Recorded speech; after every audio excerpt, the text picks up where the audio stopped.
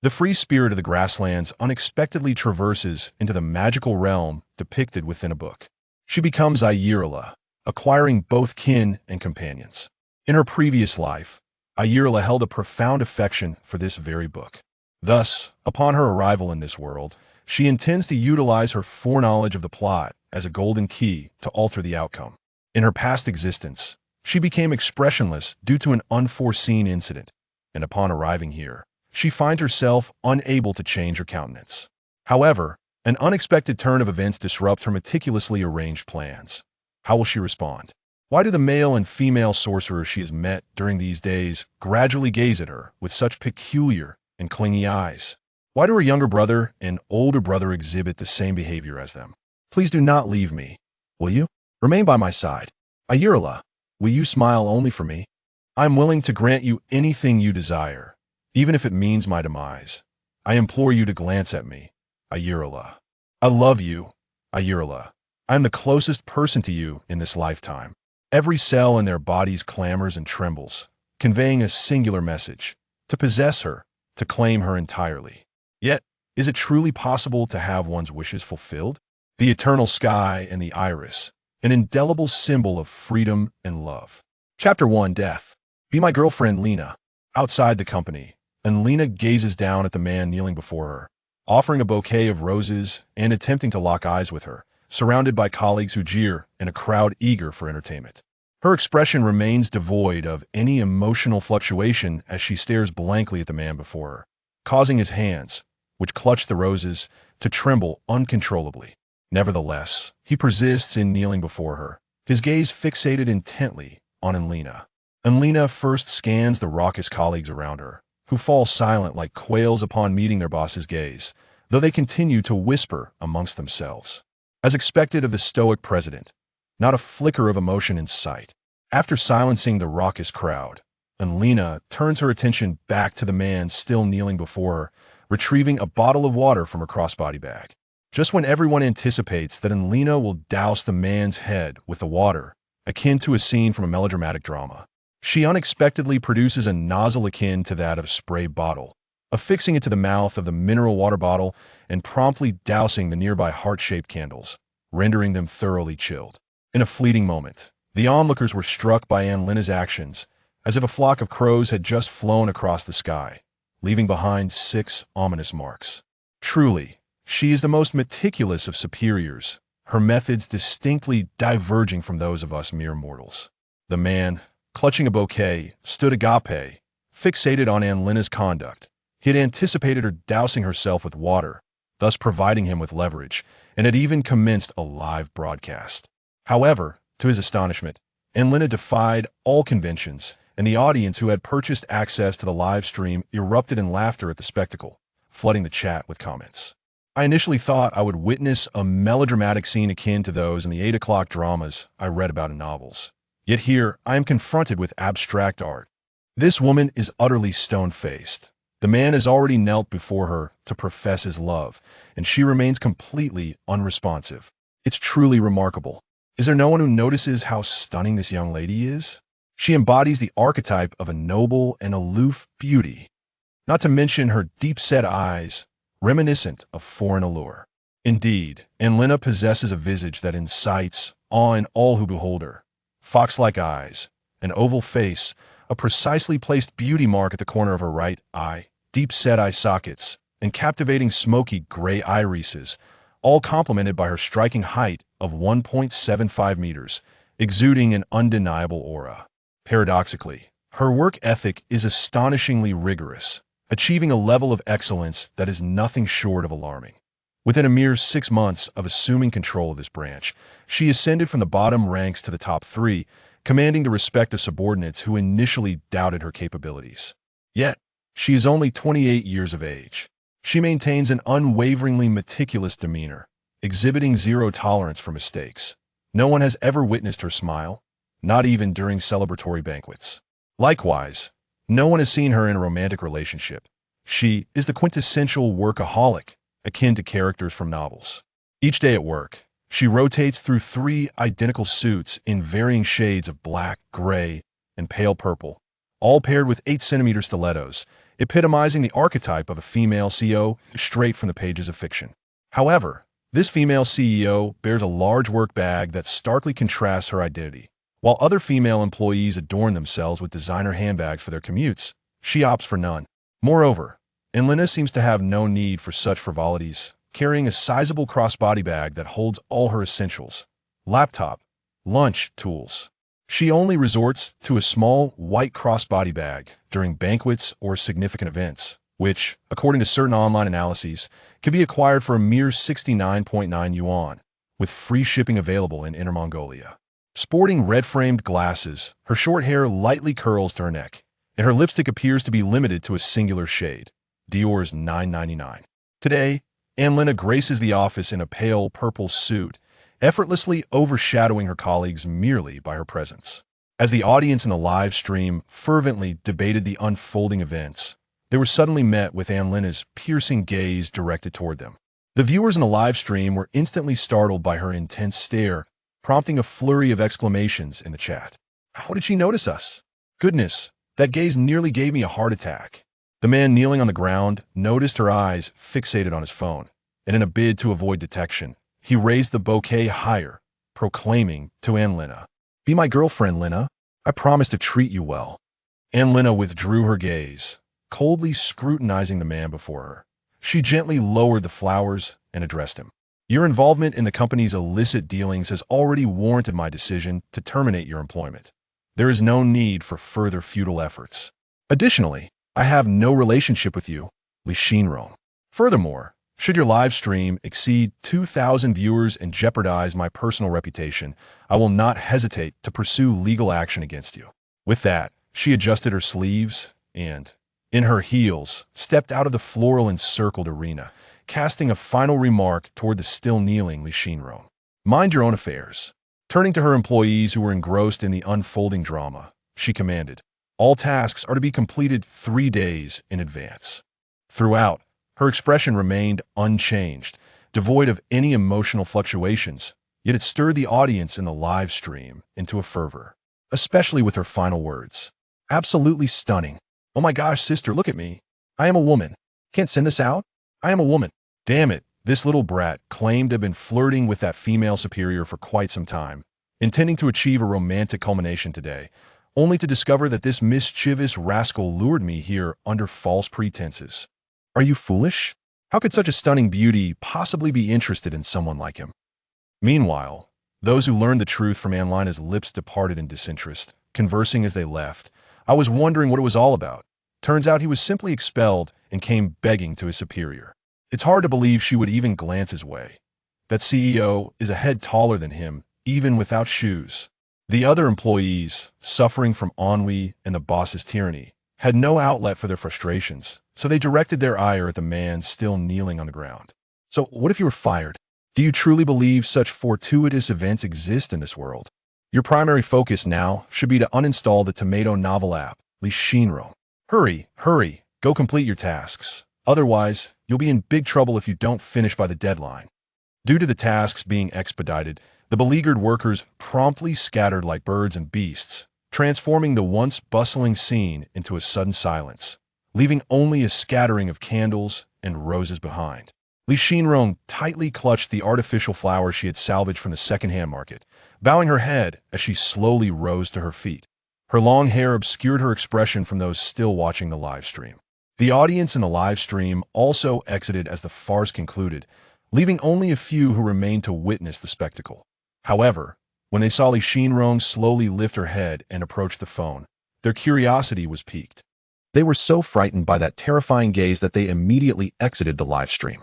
The look was so chilling that it sent shivers down their spines, simultaneously evoking an unsettling feeling within their hearts. At that moment, Enlina was driving her car along the road, gazing at the sunset's radiant glow on the horizon. Yet she couldn't help but feel a sudden headache. She hadn't anticipated that he would confess his feelings to her so abruptly today. Though she was acutely aware that it was intentional, the unfamiliarity of the experience momentarily threw her into a state of panic. However, it was merely a fleeting moment. She promptly cast aside that thought and meandered her way to a quaint little restaurant. This establishment was nestled in a rather obscure location, yet it offered a serene ambience, rarely disturbed by passers-by. It was precisely this tranquility that drew her in, prompting her to frequent this spot for dinner after work each evening, where she would also attend to any remaining tasks. And Lena never imposed overtime on her employees. Deadlines were comfortably lenient, with a 3-day advance notice being quite standard. As the listless proprietress of the small restaurant caught sight of the Volkswagen slowly approaching her eatery, she immediately straightened up and promptly served a meticulously prepared meal, each dish and bowl of rice, on the designated table. Just as she finished setting the table, and Lena pushed the door open. Upon noticing that her usual seat was already set with dinner, she nodded slightly to the proprietress in gratitude. "Thank you," she said. The proprietress, beaming, replied, "Oh, no need for thanks. You've been dining here for so long. I already know what you like." This restaurant was an unassuming local establishment, and due to its remote location, it rarely attracted patrons. Interestingly, both the owner and his wife were quite young, resulting in a decor that was far from old-fashioned. Instead, it exuded a modern flair. And Lena had been a regular here for nearly 6 months, almost always consuming the same dishes: a bowl of seaweed and egg drop soup, a bowl of rice, and beef stir-fried with asparagus, occasionally indulging in their specialty roasted lamb leg. Thus, the proprietress had become familiar with her, recognizing that although Lena often wore a stoic expression, she was inherently gentle and polite. Although they had never witnessed her smile, they had certainly seen her tenderly feeding the kittens with cat treats. After taking her seat, Lena commenced her dinner as usual, while the owners fell into a comfortable silence.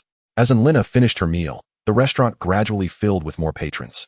However, due to her unique position, the atmosphere remained tranquil despite the slight increase in diners. Once the proprietress cleared the table, Lena gently caressed the silver necklace adorned with an iris flower that hung from her neck, then opened her laptop on the table to begin tackling her work. Though she was clad in a meticulously tailored suit, the crossbody bag she carried was spacious enough to accommodate an entire laptop. After completing her tasks, Lena stretched her neck and glanced at the clock hanging on the wall. It was already 9 p.m., and the restaurant was nearly empty. The owners had begun cleaning up and mopping the floor.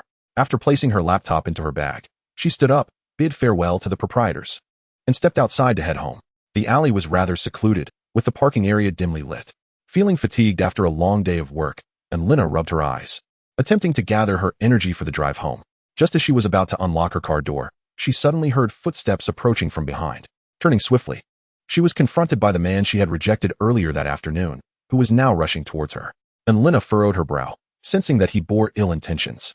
She began to retreat slowly, searching for a suitable escape route, yet her large bag, which usually provided her convenience, now hindered her movements significantly. As the man drew closer, she caught a glint of silver beneath the dim light, a knife.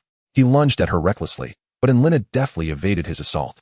However, it seemed that Li Xinrong was determined not to relent until she was dead. Wearing high heels, Lena swiftly kicked them off and prepared to defend herself. The man named Li Xinrong, wielding the knife with wild abandon, screamed, "You wretched woman! You embarrassed me in front of everyone and cost me my job. You deserve to die." At that moment, the alley was eerily quiet, devoid of any passers-by, and the dim lighting concealed the commotion from the busy owners inside. Lena's agility was remarkable. Even amidst his frenzied attacks, she remained unscathed and managed to land several strikes of her own. However, in the heat of the struggle, her glasses were knocked off, clouding her vision in the dim light, forcing her to rely on instinct to anticipate his movements. Just as Lena was focused, Li Xinrong suddenly aimed to stab her bag with the knife. A jolt of panic coursed through her, and she instinctively clutched her bag tightly, knowing that it contained vital company documents. The loss would be a considerable inconvenience, and it also housed the skull of a rare specimen that must not be harmed. Yet, in her desperate attempt to protect it, she inadvertently lowered her guard, granting him an opportunity. In an instant, she felt a chill at her abdomen and looked down to see a knife protruding from her stomach, crimson blood trickling down her attire and pooling on the ground. Nevertheless, Lena gritted her teeth and struck down Li Xinrong's hand, determined to wrest the knife from his grip. What she hadn't anticipated was that he had another knife concealed at his waist. In the blink of an eye, Li Xinrong swiftly drew the second knife and plunged it into her chest. Lena's body froze, and she weakly released her grip on the knife embedded in her abdomen, leaning against her car as her breathing grew labored, before collapsing onto the ground. As Li Xinrong withdrew the knife from her heart, he was startled by distant commotion. He dropped the knife in shock and fled in terror. At that moment, Lena was oblivious to the unfolding chaos. She felt disoriented, surrounded by noise, shouts for ambulances, and cries of murder. She seemed to glimpse the silhouette of the restaurant's owners.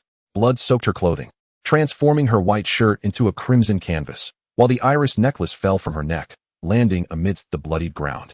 In her final moments, Lena widened her eyes, gazing up at the starless night sky, a faint smile gracing her lips. So this is how I die. I wonder if the birds in the sky will feast upon my corpse. I must seek out a Bujin image. Let my body be interred within the embrace of the earth and sky. Chapter 3. Reincarnation? Rebirth?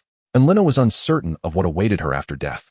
All she knew was that she once sat by a bonfire, nestled in Image's embrace, watching the steam rise from a kettle on the stove as he recounted tales of mortality.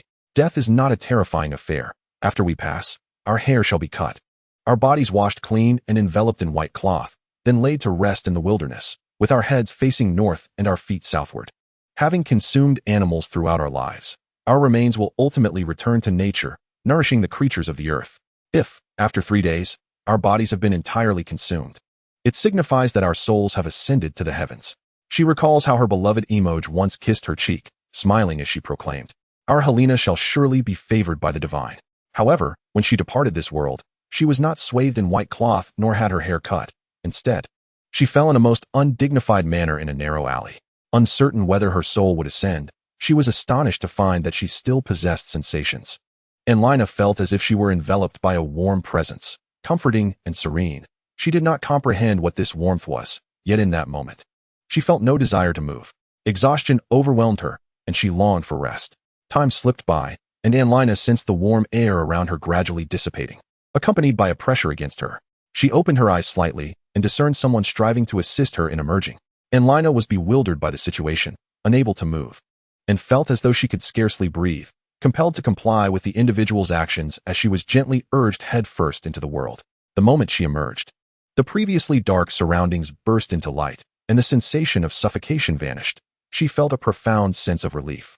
Just as she attempted to inhale deeply, a sound akin to a baby's cry resonated from her throat. What was happening? And Lena was engulfed in confusion.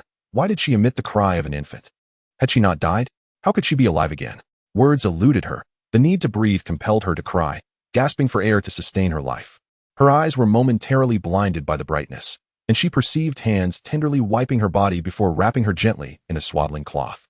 As she regained her breath, her cries gradually subsided, yet confusion clouded her mind. Where was she? How had she suddenly become an infant? Could it be that she had been reborn? Panic coursed through her momentarily, but she quickly regained her composure and began to analyze her surroundings. Though her eyes remained closed, her ears attentively captured every sound around her. She heard another child wailing, the sound far more resonant than her own cries, followed by a chorus of congratulations. Straining to discern the language, she realized it was neither Mandarin nor a dialect, nor any minority language, but rather pure English. Moreover, it was distinctly not American English. Having interacted with clients from various countries in her previous life, she recognized the clear accent of British English. During her university years, she had achieved a perfect score in her language proficiency exams and, through her work with international clients, had honed her English skills. Thus, after listening closely, she concluded that the voices belonged to individuals from England. She overheard snippets of conversation. "Ah, congratulations, Mr. Roland. Your wife has given birth to a pair of twins. It has been ages since I last assisted with twins, and what a joy it is to have a brother and sister. Truly, congratulations, Mr. Roland. May I hold them? Mr. Roland? Is it truly all right? Of course, my dear, just be careful." And Lena then felt herself gently cradled in a man's arms, who tenderly cooed at her. "Hello, my little angel, I am your father." It dawned on her that this man, named Roland, was indeed her father, and a wave of bewilderment washed over her. She recalled Emoji's words from her previous life, that she would find happiness after death and be reborn into a good family. Yet, this rebirth felt extraordinarily distant. The accent was unmistakably British. It appeared that her mother had given birth to twins, with Lena being the elder sibling, and she sensed the presence of her younger brother.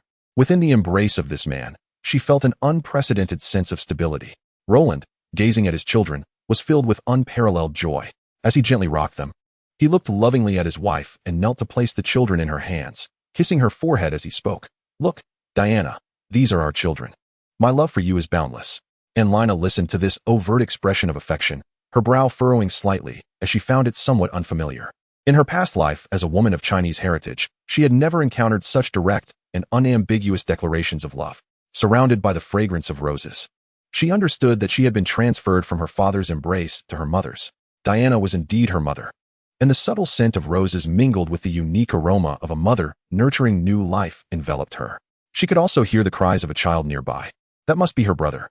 While nestled in her mother's arms, and Lena adjusted to the brightness around her, Once her eyes adapted, she slowly opened them, gradually making out the features of the woman holding her.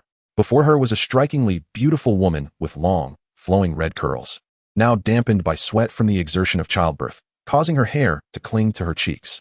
Her eyes were a vivid blue, reminiscent of the deep sea, and she possessed the alluring shape of a fox's gaze. As Diana cradled her 2 children, she suddenly noticed her daughter on the left had opened her eyes. Her astonishment prompted her to call out to her husband, exclaiming, "Look, Roland, our daughter is awake." Upon hearing his wife's exclamation, Roland hurried to see their daughter, and Lina then beheld her father, with his smoky gray eyes, deep-set gaze, and curly black hair. After observing her parents, and Lina could only think, a match made in heaven. The couple gazed in wonder at their newborn daughter, as Diana playfully interacted with the child, saying, "Look, Roland, our daughter's eyes are just like yours, though her hair is red, like mine." Roland, gently touching his daughter, declared, "Baby, I am your father, do you see? I am your father, and this is your mother." And Lina, now transformed into a child, made an effort to smile in response, though it was but a fleeting gesture. However, this moment was enough to bring joy to the couple. Chapter 4, Brother in Name. At this moment, her gaze fell upon her lifelong younger brother beside her. Judging by his physique, he appeared to be remarkably healthy, currently closing his eyes and sucking on his fingers, with a tuft of red hair indicating that the twins had inherited their mother's hair color. She had arrived in England, and, based on their demeanor, her parents seemed to belong to the middle class, as she had gleaned from their conversation that her mother had been in the hospital for a month in preparation for childbirth. Considering her past life as a member of the British working class, it was evident that affording a single hospital room for a month suggested a status above that of mere laborers. To her astonishment, she had been murdered in a narrow alley, only to be reborn in a foreign land, though she had not caught a glimpse of her beloved Abuj and Emoj during the reincarnation process. Simultaneously, Lina deduced from the wall calendar and the nurse's words that her birth date was November 28th. And what astonished her even further was the realization that it was now 1979. Not only had she reincarnated abroad, but the year had also advanced. Shouldn't reincarnation occur after one's demise? Why had she arrived prematurely? She found the circumstances of her rebirth exceedingly peculiar, with numerous enigmas surrounding the time, location, and her own transformation. Yet, at this moment, Lina had no clues or means to unravel the mystery, and could only wait patiently for her growth to seek answers. In England, based on Lina's observations, there was typically no custom of confinement after childbirth. Thus, she spent merely a week in the hospital before being wrapped in swaddling clothes and taken home. During that week, Lina was either cradled in her mother or father's arms or lying beside her twin brother. Her brother opened his eyes on the 3rd day, his blue eyes having been inherited from their mother. Despite being born less than a week ago, he was remarkably lively, while Lina was regarded with intrigue by the medical staff, for the little girl was exceedingly quiet, making minimal movements aside from feeding and diaper changes, lying expressionlessly in her crib. In stark contrast, her brother was a whirlwind of activity, beyond the control of their parents. However, the first time Lina felt annoyed by her brother's boisterousness, she impatiently swatted at him, only to find that this single gesture rendered him instantly quiet. From that point on, whenever he became raucous, a gentle tap from her would restore his silence, a method that seemed to work exclusively for Lina. Though her brother became quiet, he would cling to her each time they slept, much to Lina's exasperation. She repeatedly reminded herself, "Children are innocent, they know nothing." It was not until a week later that their parents each held one of them and took them home. Lina observed as her parents settled into the carriage, realizing that, being so young, she could see nothing of the outside world. She noted that the carriage was remarkably quiet and smooth, even more so than an automobile, which would jolt over obstacles. In less than half an hour, they arrived at their destination, a comforting and pleasant experience devoid of any adverse effects. As Diana carried her out of the carriage, Lina heard her mother cheerfully speaking to someone in front of them. "Oh, Saren, are you here to welcome us? Look, this is your little brother and sister." Saren, evidently a masculine name, seemed to be her older brother. As Diana lowered Lina, she caught sight of a boy around 4 or 5 years old, with black hair, ashen gray eyes, and a cherubic face, gazing back at her. This was her brother Saren. Being an infant, she could only glance at him before being lifted once more and carried into the house. Lina observed her surroundings, which resembled the opulent European villas described in books. Upon entering, they were greeted by a splendid garden, complete with a fountain, swings, and a variety of flowers, with a grand 4-story house standing at its center. Estimating from the distance her mother walked, it seemed to be around 50 meters from the entrance to the living room, suggesting a considerable economic standing for her new family. Following her line of sight, they entered the living room, which was adorned with warm decor. featuring intricately patterned European vases and finely crafted furniture. And Lina did not take in the entirety of the first floor, as she was soon carried upstairs. In one of the rooms on the second floor, Lina surveyed her surroundings, quickly confirming that it was designated for her and her twin brother. The room was cheerfully decorated in soft blues and yellows, filled with toys and various items conducive to children's play, and at its center stood a massive double bed, ample enough for an adult to lie sprawled across, now accommodating 2 small children. The bed was surrounded by wooden railings to prevent any falls. Lina caught the scent of wood, which, judging by its texture and grain, was likely ebony, coated in a light blue paint that emitted a faint sweet aroma. At that moment, Lina was gently placed on the bed beside her brother. With her eyes wide open, she noticed her brother Saren leaning over a stool, curiously observing her and their sibling. Diana lovingly stroked Saren's head, saying, "Our little Saren is now a big brother. You must take good care of your brother and sister." Saren had known a month prior that their mother was going to the hospital to give birth, anticipating either a brother or sister. To his surprise, he now had both. However, his attention was primarily focused on his sister, as his brother appeared remarkably robust, and in contrast, Saren perceived his sister as quite delicate. In truth, Lina was healthy, merely appearing smaller next to her more robust brother. Saren slowly reached out his hand to touch his sister's cheek, and Lina instinctively recoiled, not wanting to be touched, but then raised her hand to grasp her brother's outstretched middle finger. This was the first thing she had held since her birth. In that instant, the bond of blood stirred within her, creating a connection that resonated between the 2 siblings. Saren gazed in awe at his sister, who held onto his finger, transforming his initial surprise into boundless joy. He turned to their mother, exclaiming, "Mama, my sister is holding my hand." Diana smiled warmly at the scene. "It appears that our little sister is quite fond of her brother." Saren turned his head with excitement and said to the radiant Lina before him, "I promise to protect you well, my sister." With that thought in mind, Saren turned to his mother and inquired, "Mom, what shall we name our sister?" Diana had yet to bestow a name upon the newborn, as naming 2 twins was indeed a challenging task. It seemed that today would not yield a name for the little one, and Lina gradually released her grip on Saren's middle finger, letting out a languid yawn before slowly closing her eyes. How did she become such a tiny infant? Was she truly this weary? Upon witnessing his sister drift into slumber, Saren quietly settled beside her crib, motionless as he gazed at Lina. Their brother, Saren, cast but a fleeting glance, yet he was remarkably considerate, sensing his sister's need for rest and lying quietly in bed. Thus, 3 days passed, and at last, Lina's name was decided upon. On that day, their father joyfully lifted each of them high in his arms, beaming as he proclaimed, "Sister, we shall name you Elira Cardinal. You embody the essence of the hunting and wise angel. Brother, we shall name you Adonis Cardinal, a child blessed by the divine." It appeared that their family bore the surname Cardinal, which was quite melodious, and Lina found her name to be lovely as well. Thus, a soul from another realm found its place in this unfamiliar world, adorned with a name and surrounded by family.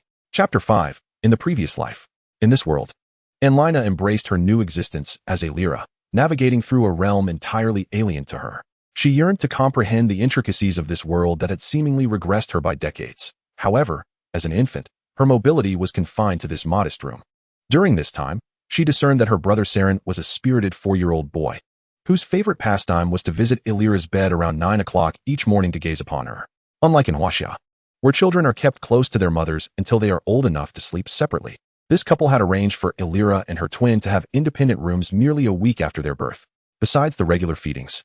Their mother Diana spent only a fraction of her time with the twins, while Saren, despite being only 4 and unable to reach the crib, took on the role of caretaker.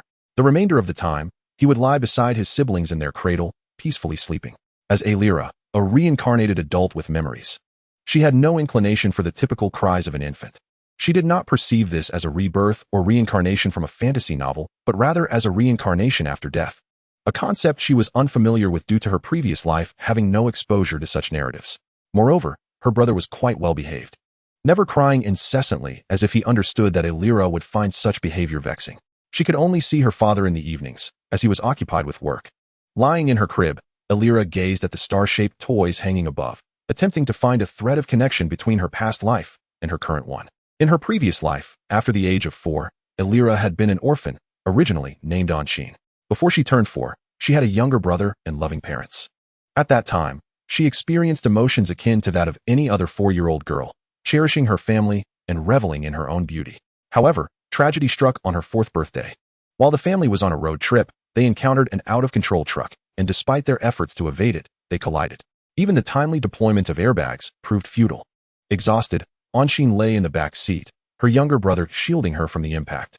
When she regained consciousness amidst the pain, she found her vision obscured by blood, revealing her parents, head tilted, eyes closed, and covered in blood, alongside her brother, unrecognizable and bloodied in her arms. From that moment on, she was unable to smile.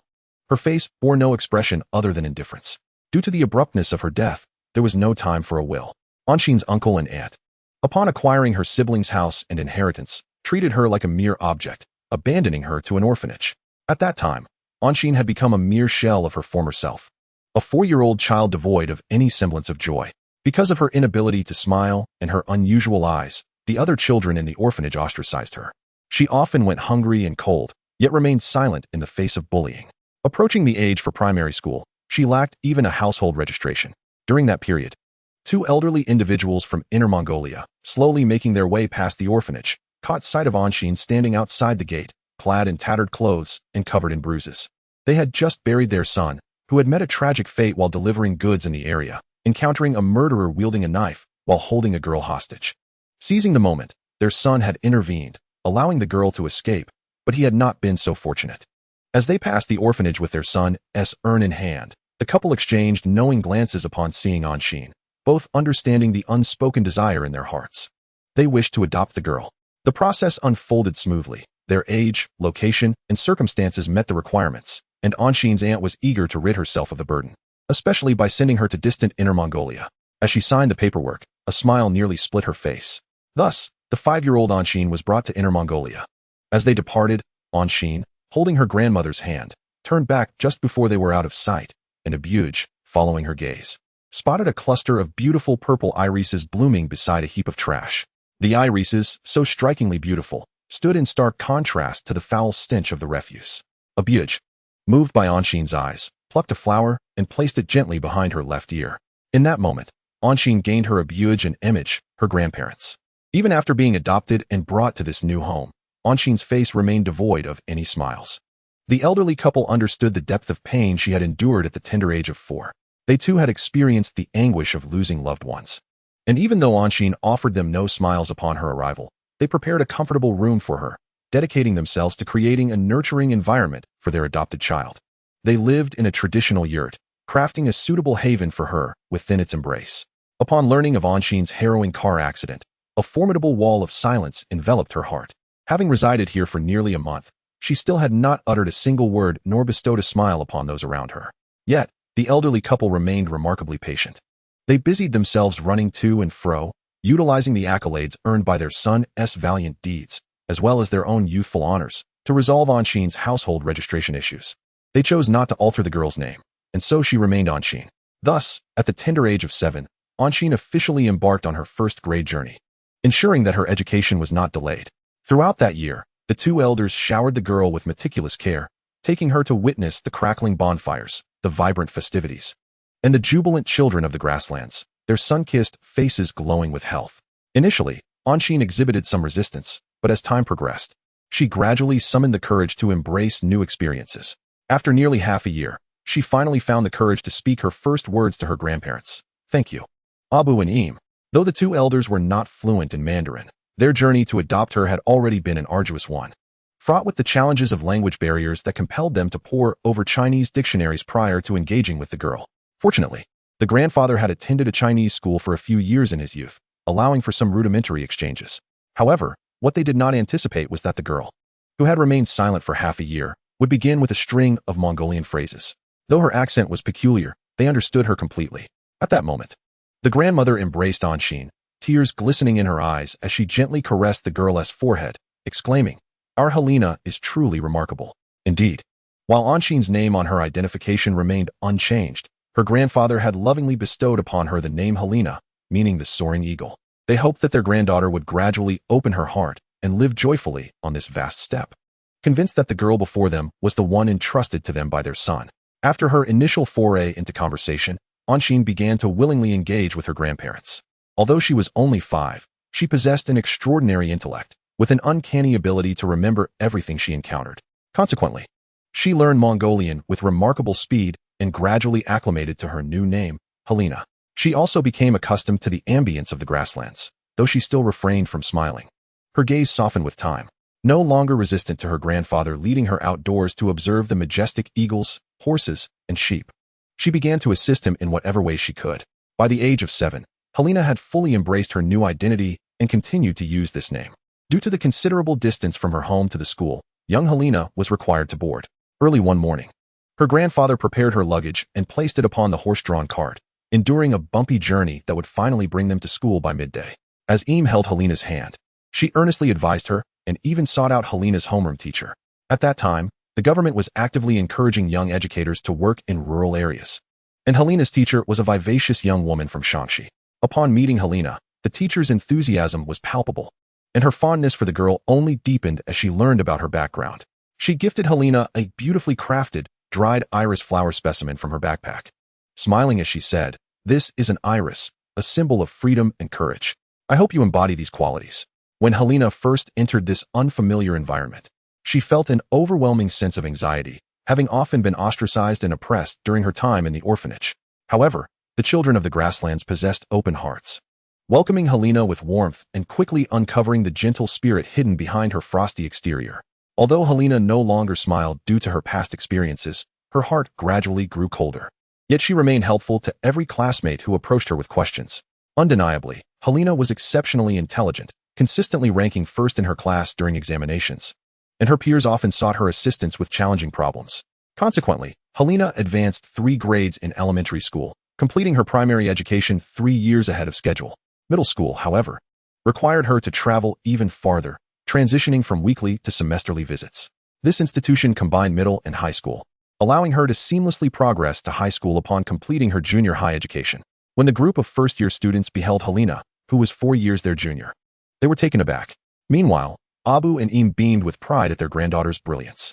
Each evening, Abu would light a cigarette and stroll about, proudly speaking of Helena, while Eam would prepare a lavish feast upon her return, sometimes even bringing a sheep to celebrate her achievements. Occasionally, overwhelmed by longing, they would bring assorted gifts to visit their granddaughter, if only for a brief moment. As Helena thrived academically, even skipping grades, she maintained her position among the top 3 students. Although she continued to wear a stoic expression at school, her classmates recognized the gentle nature of the girl who had advanced through the ranks. Only in the presence of her grandparents did she occasionally allow a smile to grace her lips. Ultimately, during the college entrance examination, she became the sole student from her small village to gain admission to university, and a prestigious 211 university at that, all at the tender age of 15. When the courier arrived on horseback, swiftly delivering the acceptance letter to Abu and Eam, Helena gazed at her grandfather, tears streaming down her cheeks as she tenderly caressed the letter, repeatedly affirming, "Good." In that moment, Helena's restless heart found a true sense of peace, settling within the vast expanse of the grasslands, under the watchful gaze of the eternal sky. She was to embark on her journey to university, aware that she might only return home once every 6 months. Initially, she contemplated enrolling in a local university to care for her aging grandparents. But Abu and Eam resolutely discouraged her, insisting that she pursue her passion instead. That institution was renowned for its sprawling fields of irises blooming in a myriad of colors during the summer, Helena's favorite flower. She cherished the iris for its representation of freedom, echoing her own name as it soared freely in the sky. Before her departure, Eam gifted Helena a silver amulet, a necklace adorned with an intricately carved purple iris. As the train prepared to depart, Eam kissed her forehead and gently urged, "Go, child. The eternal sky will bless you with safety always." Thus, Helena left the place she had called home for over a decade, venturing into the unknown. Her Mandarin remained intact, though she chose to use her name Anshin in this new setting, unwilling to forget her parents and younger brother. She pursued a degree in finance, aspiring to secure a high-paying job to repay her beloved Abu and Eam. Helena studied diligently, and despite the educational disparities between Inner Mongolia and the mainland, she persevered, determined to excel in her studies. However, Helena possessed an indomitable spirit, dedicating herself to her studies and immersing in the library daily, which allowed her to maintain an exceptionally stellar academic record throughout her 4 years of university. She even published several papers and successfully secured the qualification for a combined bachelor's and master's degree. On that fateful day, just as Helena was about to call a bug and Emoj to share her joyous news, she was struck by the devastating revelation of their simultaneous demise due to an unfortunate accident. A bug and Emoj had no relatives save for Helena, yet they were kind-hearted elders, prompting the neighbors to spontaneously gather to mourn their passing. Helena, who rarely smiled, fell into an even deeper silence. With a heavy heart, she quietly shaved the elders' hair, wrapped their bodies in white cloth, and laid them beneath the vast sky, awaiting the eagles and other birds to come and peck at their remains. 3 days later, their bodies were entirely consumed, their souls having departed to a better existence, all the while offering a final blessing upon their granddaughter. Still engulfed in silence, she visited the police station to change her name from Anshine to Anlina on her identification card. She had yet to earn any money or bring her grandparents to the city to enjoy a life of comfort. In the ensuing days, Anlina became frenzied in her pursuit of wealth, disregarding the whispers and jests of others who called her a relentless worker or a cold-hearted figure. She amassed a considerable fortune but remained frugal to an extreme, her earnings drawing the attention of her uncle and aunt, who seemed to emerge from the shadows, eager for a share of her success. After detaining her uncle and aunt, Anlina shut the door behind her, leaning against it as she slowly slid down to the floor. Closing her eyes, tears streamed down her cheeks, her hand clutching tightly the iris flower amulet given to her by Emoj. Exhausted, she had once believed that death would allow her to reunite with her grandparents in the heavens, only to find herself reborn in the last century of England. At this moment, she was neither Anshine nor Helena, but rather Arilla, an angel of hunting and wisdom. Drawing herself from her reverie, she gazed up at the delicately adorned pink ceiling, recalling how Emoj had once gently rocked her, saying, "Our Helena is undoubtedly a fortunate child blessed by the heavens, destined to be reborn into a good family." What had she said? Oh, it came back to her. At that time, she had been utterly enchanted by the great literary works of various worlds, particularly Harry Potter. After Emoj finished speaking, she had looked dreamily at the distant hearth and declared, "Then I wish to be reborn into the world of Harry Potter." Emoj, unaware of what Harry Potter was, nonetheless smiled as she stroked Helena's hair, affirming, "Indeed, our Helena will surely be reborn into the world of Harry Potter. After all, our Helena is protected by the heavens."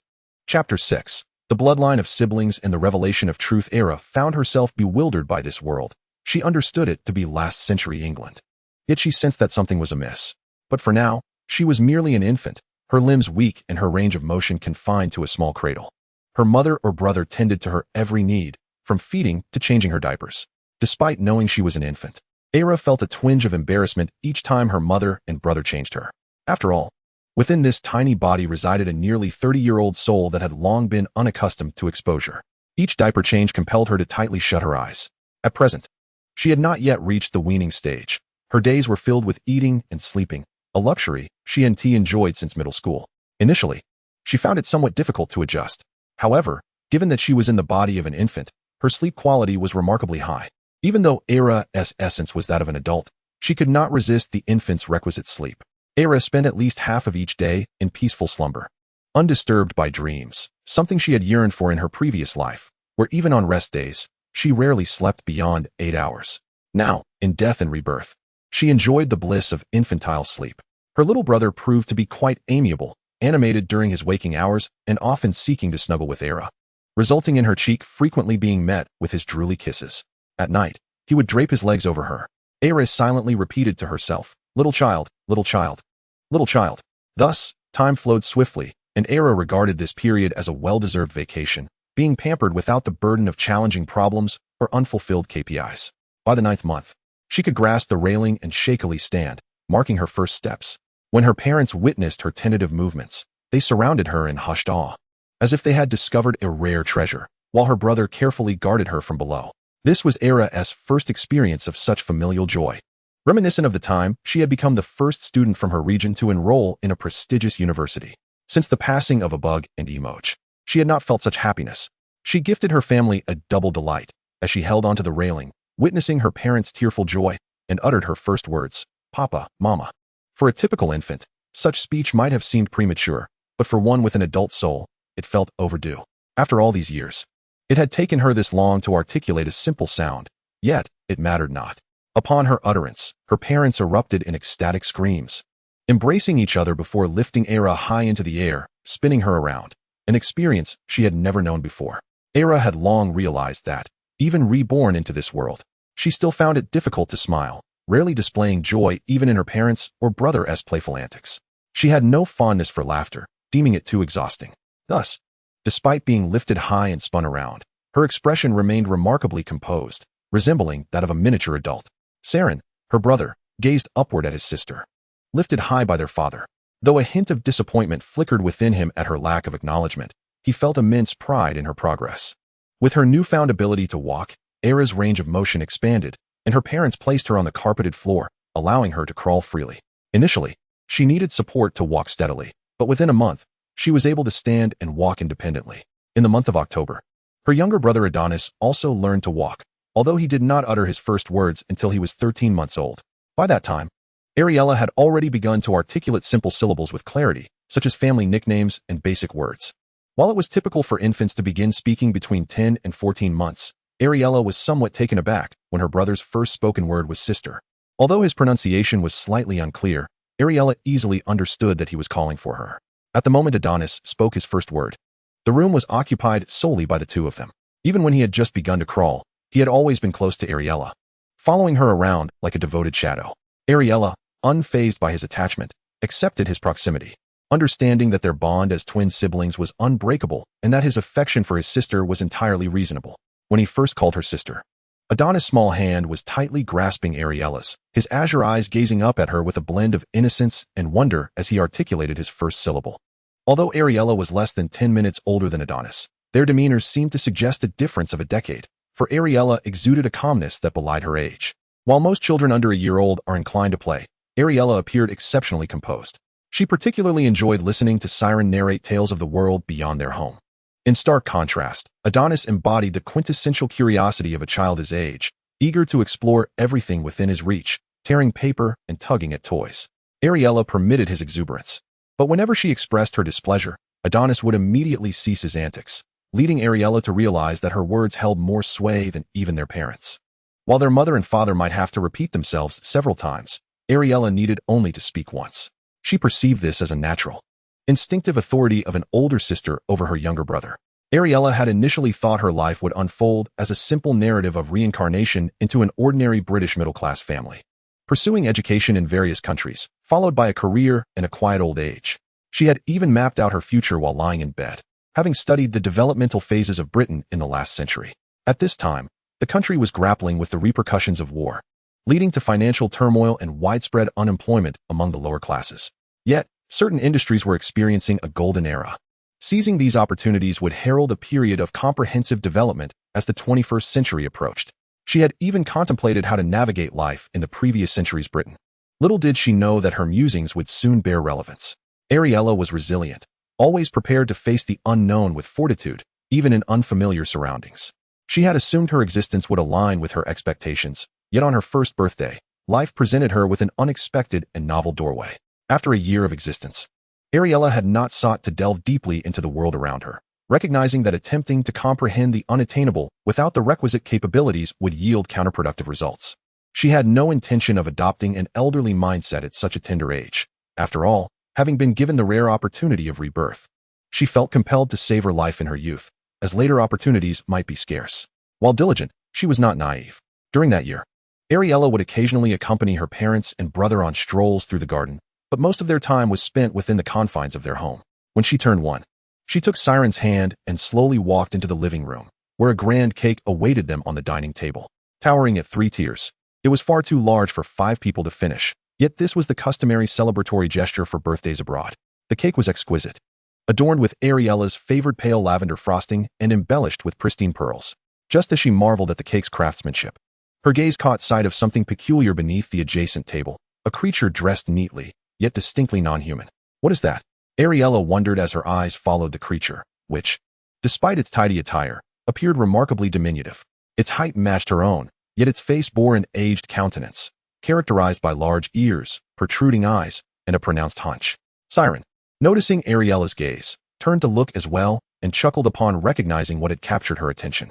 He then gently placed Arilla in her high chair, adjusting her dress as he spoke. This is our house elf, Nono. He was responsible for this cake.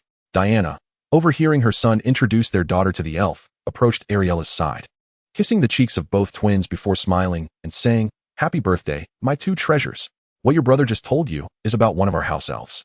We have several others, and when you grow up, you can meet them too." Adonis, equally curious, gazed at the house elf and, upon hearing Diana's words, raised his hand and babbled excitedly, "No, no, no, no." At that moment, Arilla remained silent, for even her typically composed demeanor could not suppress the whirlwind of astonishment surging within her. The others dismissed her surprise, attributing it to a child's awe at encountering such an unusual being for the first time. However, Arilla was engulfed in a tempest of thoughts, recognizing the term house elf as familiar. Was this not the designation for the elves in Harry Potter? House elves, having once waged a war against wizards a century prior, were now bound by a generational servitude agreement, their submissive nature ingrained in their very essence, akin to the eunuchs of the Qing dynasty. Wealthy wizards often acquired a few, as house elves were not prone to betraying their masters and possessed remarkable agility, except for Dobby.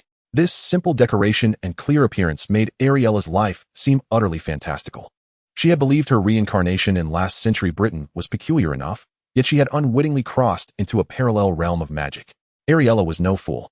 She could not witness the existence of house elves and remain in disbelief, for the familiar names, appearances, and histories unequivocally indicated that she had entered a magical world. She would not allow herself to ignore such blatant evidence. The protection promised by the Amag had truly favored her. Yet, she pondered, why her? In a world teeming with countless souls, why had she been chosen? Did she possess extraordinary abilities? Was she truly exceptional? The questions swirled in her mind, leaving her perplexed and confounded. She instinctively touched her chest, and only after a long while did she realize that she had died and been reborn as an infant. The Iris's necklace she used to fidget with during times of anxiety was no longer there. A sense of panic washed over Ara. Yet she knew she had to conceal such feelings, as they were far too unbecoming for a one-year-old child. At that moment, Ara gazed at her parents singing a birthday song, while simultaneously attending to her babbling brother, her mind racing with thoughts. Since this was a magical realm, all her previous plans crafted in dreams were rendered obsolete. After all, her parents could afford to keep house elves, and not just one, indicating they belonged to a wealthy pureblood family. Thus, it seemed improbable that they had any connections to the human world. And her parents were certainly not among the 28 sacred families.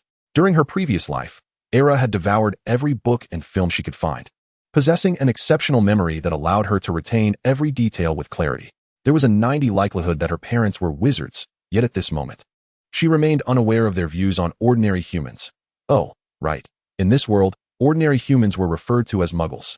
She was also oblivious to whether her parents were purebloods, half-bloods, or muggle-born wizards. Based on the timeline she was familiar with, she found herself at the onset of the narrative surrounding Harry Potter. She would enroll in the same year as Harry, although she was born a year earlier. However, the school required students to be 11 years old for admission. Thus, her enrollment would coincide with Harry's. She held an 80% certainty that she would be sorted into Ravenclaw, based on her previous life's consistent performance and her results from online tests, as well as her classmates' assessments. Her long-standing record of excellent grades and a disciplined demeanor made her a perfect fit for Ravenclaw. In the fleeting moments of her birthday celebration, Ara had already organized her goals for the coming years, the books she intended to read, and the matters she needed to attend to.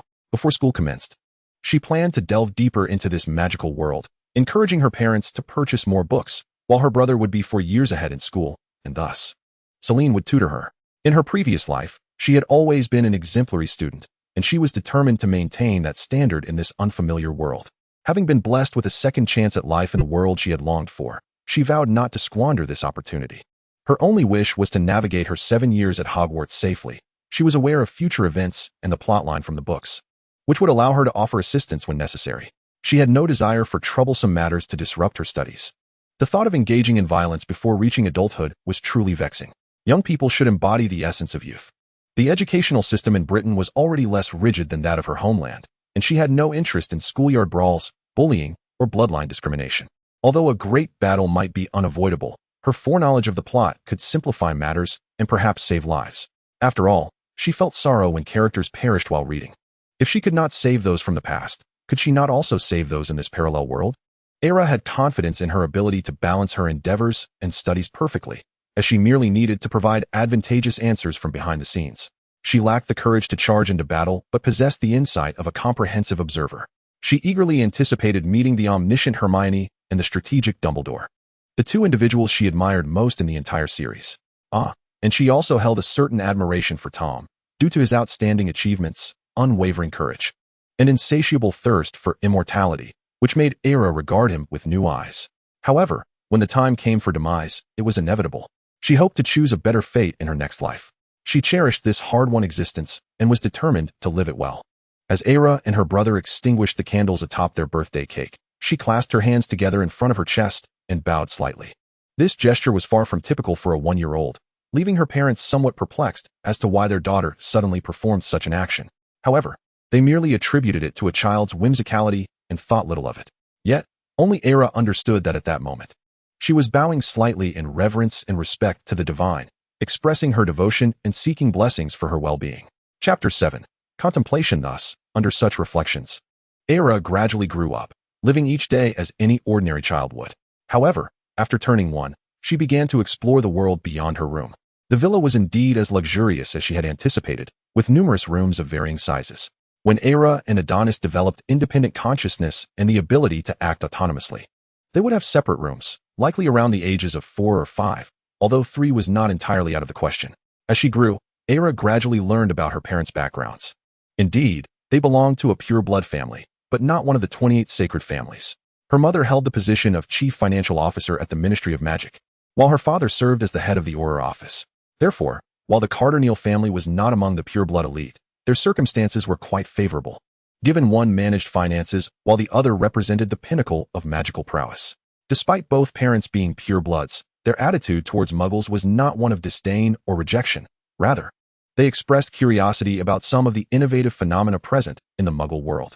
They actively encouraged their children to appreciate the advancements that the wizarding world lacked.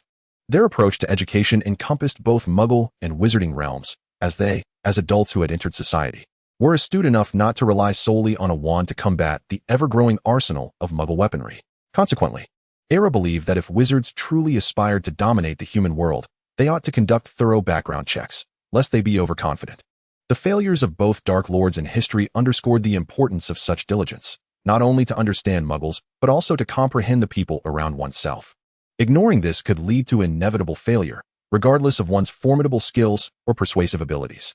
Overall, it was a remarkably friendly and harmonious family, allowing Arilla to thrive in such an environment. The twins began sleeping in separate rooms at 5 years old. Initially, Arilla had intended to have her own room by the age of 3, but her brother was evidently unwilling.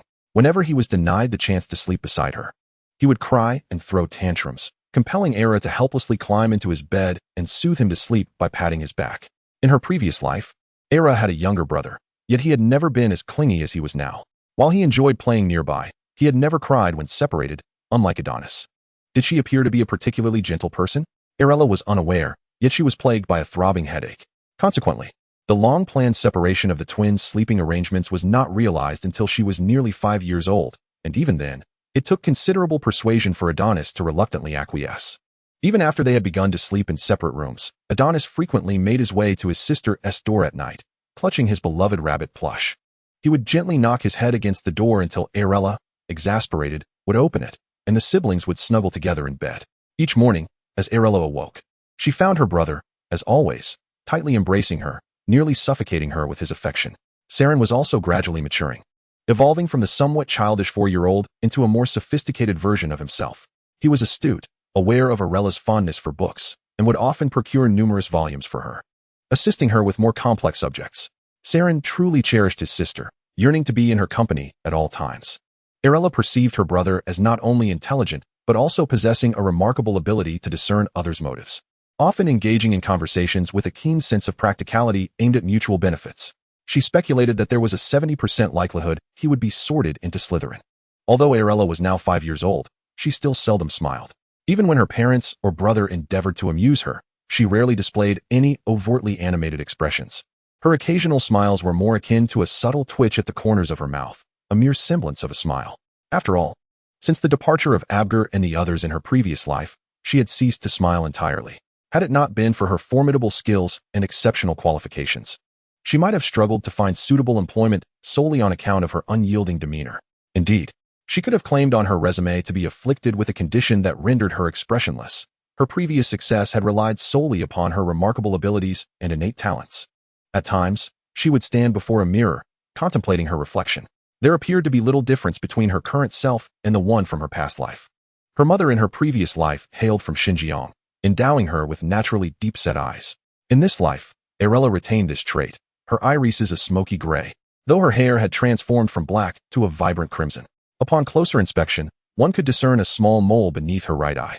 Her eyes resembled those of a fox, a trait she had evidently inherited from her mother. leading Arilla to deduce that her beauty in this life would not fall short of expectations. However, such considerations seemed trivial. Her brother, aside from the color of his irises, bore a striking resemblance to her. It seemed a mere wig could transform him into Arilla. The only distinguishing marks were their moles, one on her right and the other on his left. Arilla's room was adorned in her preferred shade of lavender, with a fresh bouquet of irises arranged daily by the house elf at her bedside. She had expressed her preferences to her parents at the tender age of 3, ensuring that her living space reflected her tastes. Throughout both lives, her admiration for irises remained steadfast, aside from black and white attire. The sole splash of color in her wardrobe was a delicate lavender. In essence, her heart yearned for freedom and eternity. Yet, as a young girl, it was only fitting that she also donned brighter garments. In addition to her purple dresses, Arilla owned a variety of colorful skirts. Having long since abandoned skirts, she now wore them daily as a child, and they appeared to be custom-made. Knowing her daughter's fondness for irises, Diana often had beautiful, complementary irises embroidered along the hems of her skirts. Arilla had what she desired, and as she matured, her thirst for knowledge expanded correspondingly. By the time Arilla turned 7, Saren was approaching his 11th birthday, preparing for his journey to Hogwarts. As Arilla matured, she began to exhibit the same poise and wisdom that characterized her previous life. Her hair had grown to her waist. However, she felt that her long hair was a hindrance, and she contemplated a haircut before her entrance into school. Adonis remained unchanged, still shorter than Arilla and as attached to her as ever. Wherever she was, he was sure to follow, and their parents had no concerns for their twins, especially with Saren looking after them. Their daughter was a rare embodiment of composure. Her parents had never encountered such a serene young girl at the tender age of 7. They felt as though they had won the proverbial lottery in having such a delightful and obedient daughter. On the morning of July 1st, as the family gathered for breakfast, Arilla had subtly transformed the meal, having adapted the traditional fare to suit her refined tastes. Having spent years gnawing on bones and sipping salty milk tea from bowls in her past life, the sudden transition to a more affluent lifestyle was jarring. The elegant but unappetizing foreign cuisine left Arilla feeling that her academic pursuits could wait. Satisfying her hunger and enjoying her meals took precedence. Drawing from her past experiences, she pinned a few recipes and instructed the house elf responsible for the kitchen to prepare breakfast, lunch, and dinner according to her specifications.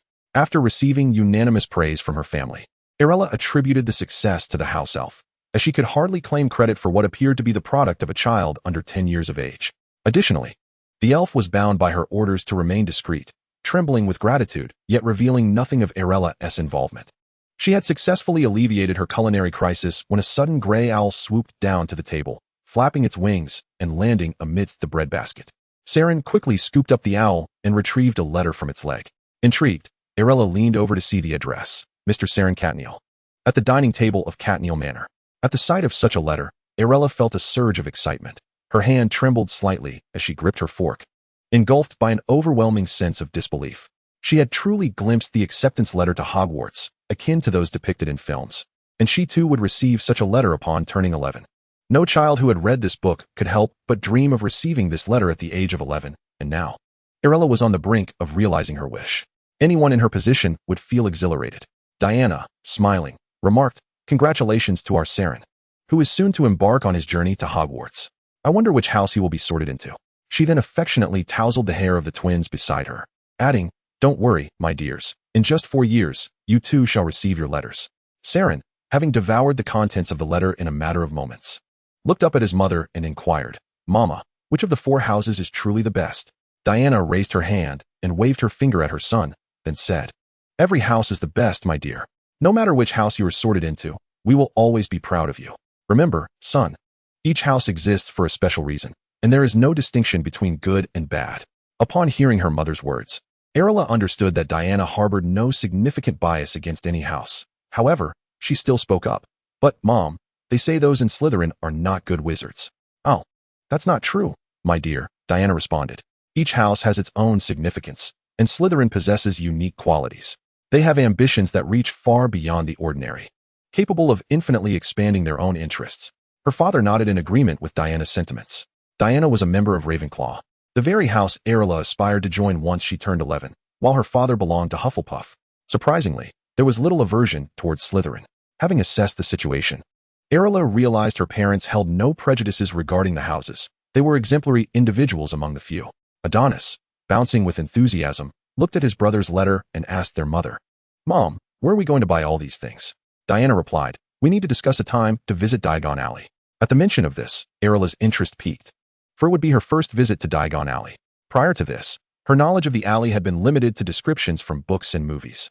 She was eager to experience the magic for herself in just a few days, to meet Ollivander from the pages of her books, visit Gringotts, the goblin-run bank, and purchase books from Flourish and Blots. All of this was unknown terrain that she had never encountered in her past life.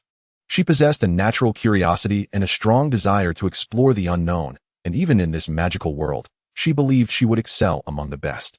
If a soul reincarnated with over 20 years of memories found themselves outperformed by an 11-year-old, Arilla mused that she would have to bring forth those professors who had bestowed upon her straight A's and academic scholarships for a stern discussion. Nevertheless, she knew such a scenario was unlikely, as those old professors were still young at this point. Chapter 8. Saren's wand. Given that both parents worked in the Ministry of Magic and held significant positions, they rarely had free time. It was only after they managed to carve out a moment together that they finally set a date to visit Diagon Alley, but that wouldn't be until a month later. In mid-August, Diana and Roland freed up their schedules to take the family to Diagon Alley to procure supplies for their eldest. This time, they opted for the fireplace. As both children were already 7 years old and no longer required the cumbersome carriage ride, they simply grabbed a handful of flue powder and set off.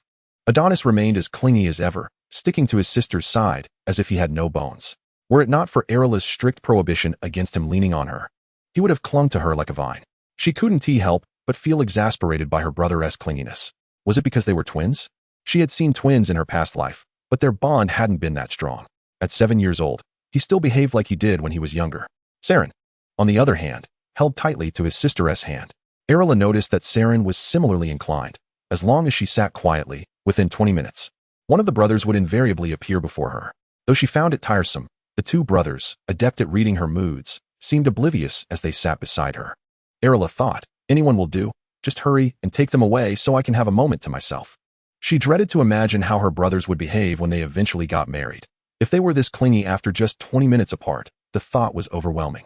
Had the fireplace not limited passage to one person at a time, she was certain both brothers would have attempted to cling to her as they traveled. Arilla was the first to grab the flue powder and stepped into the fireplace, stating the address of the leaky cauldron. In a flash of green flames, she vanished from sight. The other two brothers, upon witnessing Arilla's disappearance, hurriedly followed suit, eager to try this new experience for the first time. Once Arilla felt the painless green flames dissipate, she found herself in the leaky cauldron, just as described in the books. Adult wizards clad in robes lounged at small tables, sipping drinks amid the chaos, yet the atmosphere remained perpetually neutral. Behind the bar stood a scruffy-looking man, diligently wiping down a glass with a greasy cloth. The surroundings left much to be desired. Before she could fully take in her surroundings, she felt a tug on her hand. Without looking, she knew it was either Saren or Adonis. She did not turn to see, merely clasping the hand of her visitor. "Sister, this is my first time here," Adonis exclaimed. Arilla could only think, who isn't here for the first time? Just then, her other hand was grasped by Saren, creating a charming tableau of one girl flanked by her two brothers, which drew the attention of several wizards nearby. They had never encountered such a friendly and loving family, especially one that had welcomed 3 children at once. Perhaps only the Weasley family could rival them in numbers, but even they didn't share such a close bond. Diana and Roland soon made their appearance, greeting the pub owner before leading their 2 sons by the hand, with Arilla nestled in the middle. They approached the wall beside the rubbish bin, where Arilla watched her father produce his wand and tap it against the wall in the sequence outlined in the book. To her amazement, the previously closed wall swung open, revealing a passageway wide enough for 3 or 4 people to traverse, leading into a scene that could only be described as bustling with life. An array of peculiar flying objects and wizards adorned in eccentric attire filled the street, and the cacophony of sounds overwhelmed the senses of the 3 children. Arilla could hardly contain her excitement. She inhaled deeply and followed her parents into the alley she had fantasized about countless times. Their first stop was, of course, Gringotts, where Arilla was thrilled to finally meet the goblins as depicted in the books. Indeed, they were exactly as described. When the goblin responsible for handling the funds learned they were at the Caterneal vault, his face lit up with a sycophantic smile upon confirming the key's authenticity. After all, the Caternials were significant figures within the ministry, and their wealth could not be underestimated. Arilla soon experienced a ride that felt akin to a roller coaster. No, even more exhilarating. But truthfully, she didn't feel particularly affected by it. In her previous life, she often galloped across the vast grasslands alongside a buge, driving away fierce packs of wolves. The winds of the prairie, at that time, were far more biting than they are now. Yet, under such exhilarating circumstances, Arilla did not feel fear. However, her two brothers, clearly terrified, clutched the railing with one hand, while the other protectively shielded Arilla in the middle. By the end of it, her attire remained unruffled, save for a few disheveled strands of fringe. After Adonis helped her out of the vehicle, he glanced at her before inquiring, "Sister, are you not afraid?" She regarded her younger brother, whose face was alight with curiosity, and, with an expressionless demeanor, replied, "I am fine." She then turned her gaze to the fairy before her, who was inserting a key handed by her father into a lock, her long nails gliding deftly over it. Subsequently, an array of locks began to open in an orderly fashion, and while Arilla observed the intricate movements of those locks, she attempted to discern their pattern. Ultimately, she concluded that the sequence was chaotic. Seemingly, this was a precaution by the fairy to thwart any would-be thieves from deciphering the mechanism. Thus, she could never have anticipated that such a sophisticated system would fail to deter Chilo. The most secure bank had suffered the most intense theft. As the grand doors swung open, revealing a treasure trove within, Arilla conducted a rough estimation and realized that the wealth contained therein was not solely from her father's generation, but rather accumulated over many generations. The riches inside were such that even if her generation consisted of 3 idle children, squandering their inheritance on extravagance, it would still be insufficient to exhaust it all. Saluin possessed his own bag, which had been enchanted by Diana to expand, allowing it to hold a considerable amount of items. Arilla greatly appreciated this magic, for it enabled her to easily stow away hefty tomes and cumbersome containers without the burden of weight. No longer would she have to toil daily, as in her past life, carrying such burdens with great effort.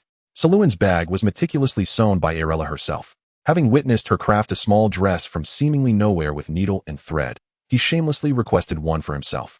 Arilla's sewing skills had been honed in her previous life, where children of the prairie were often rugged, and clothing could easily be torn during vigorous activity, her garments being no exception.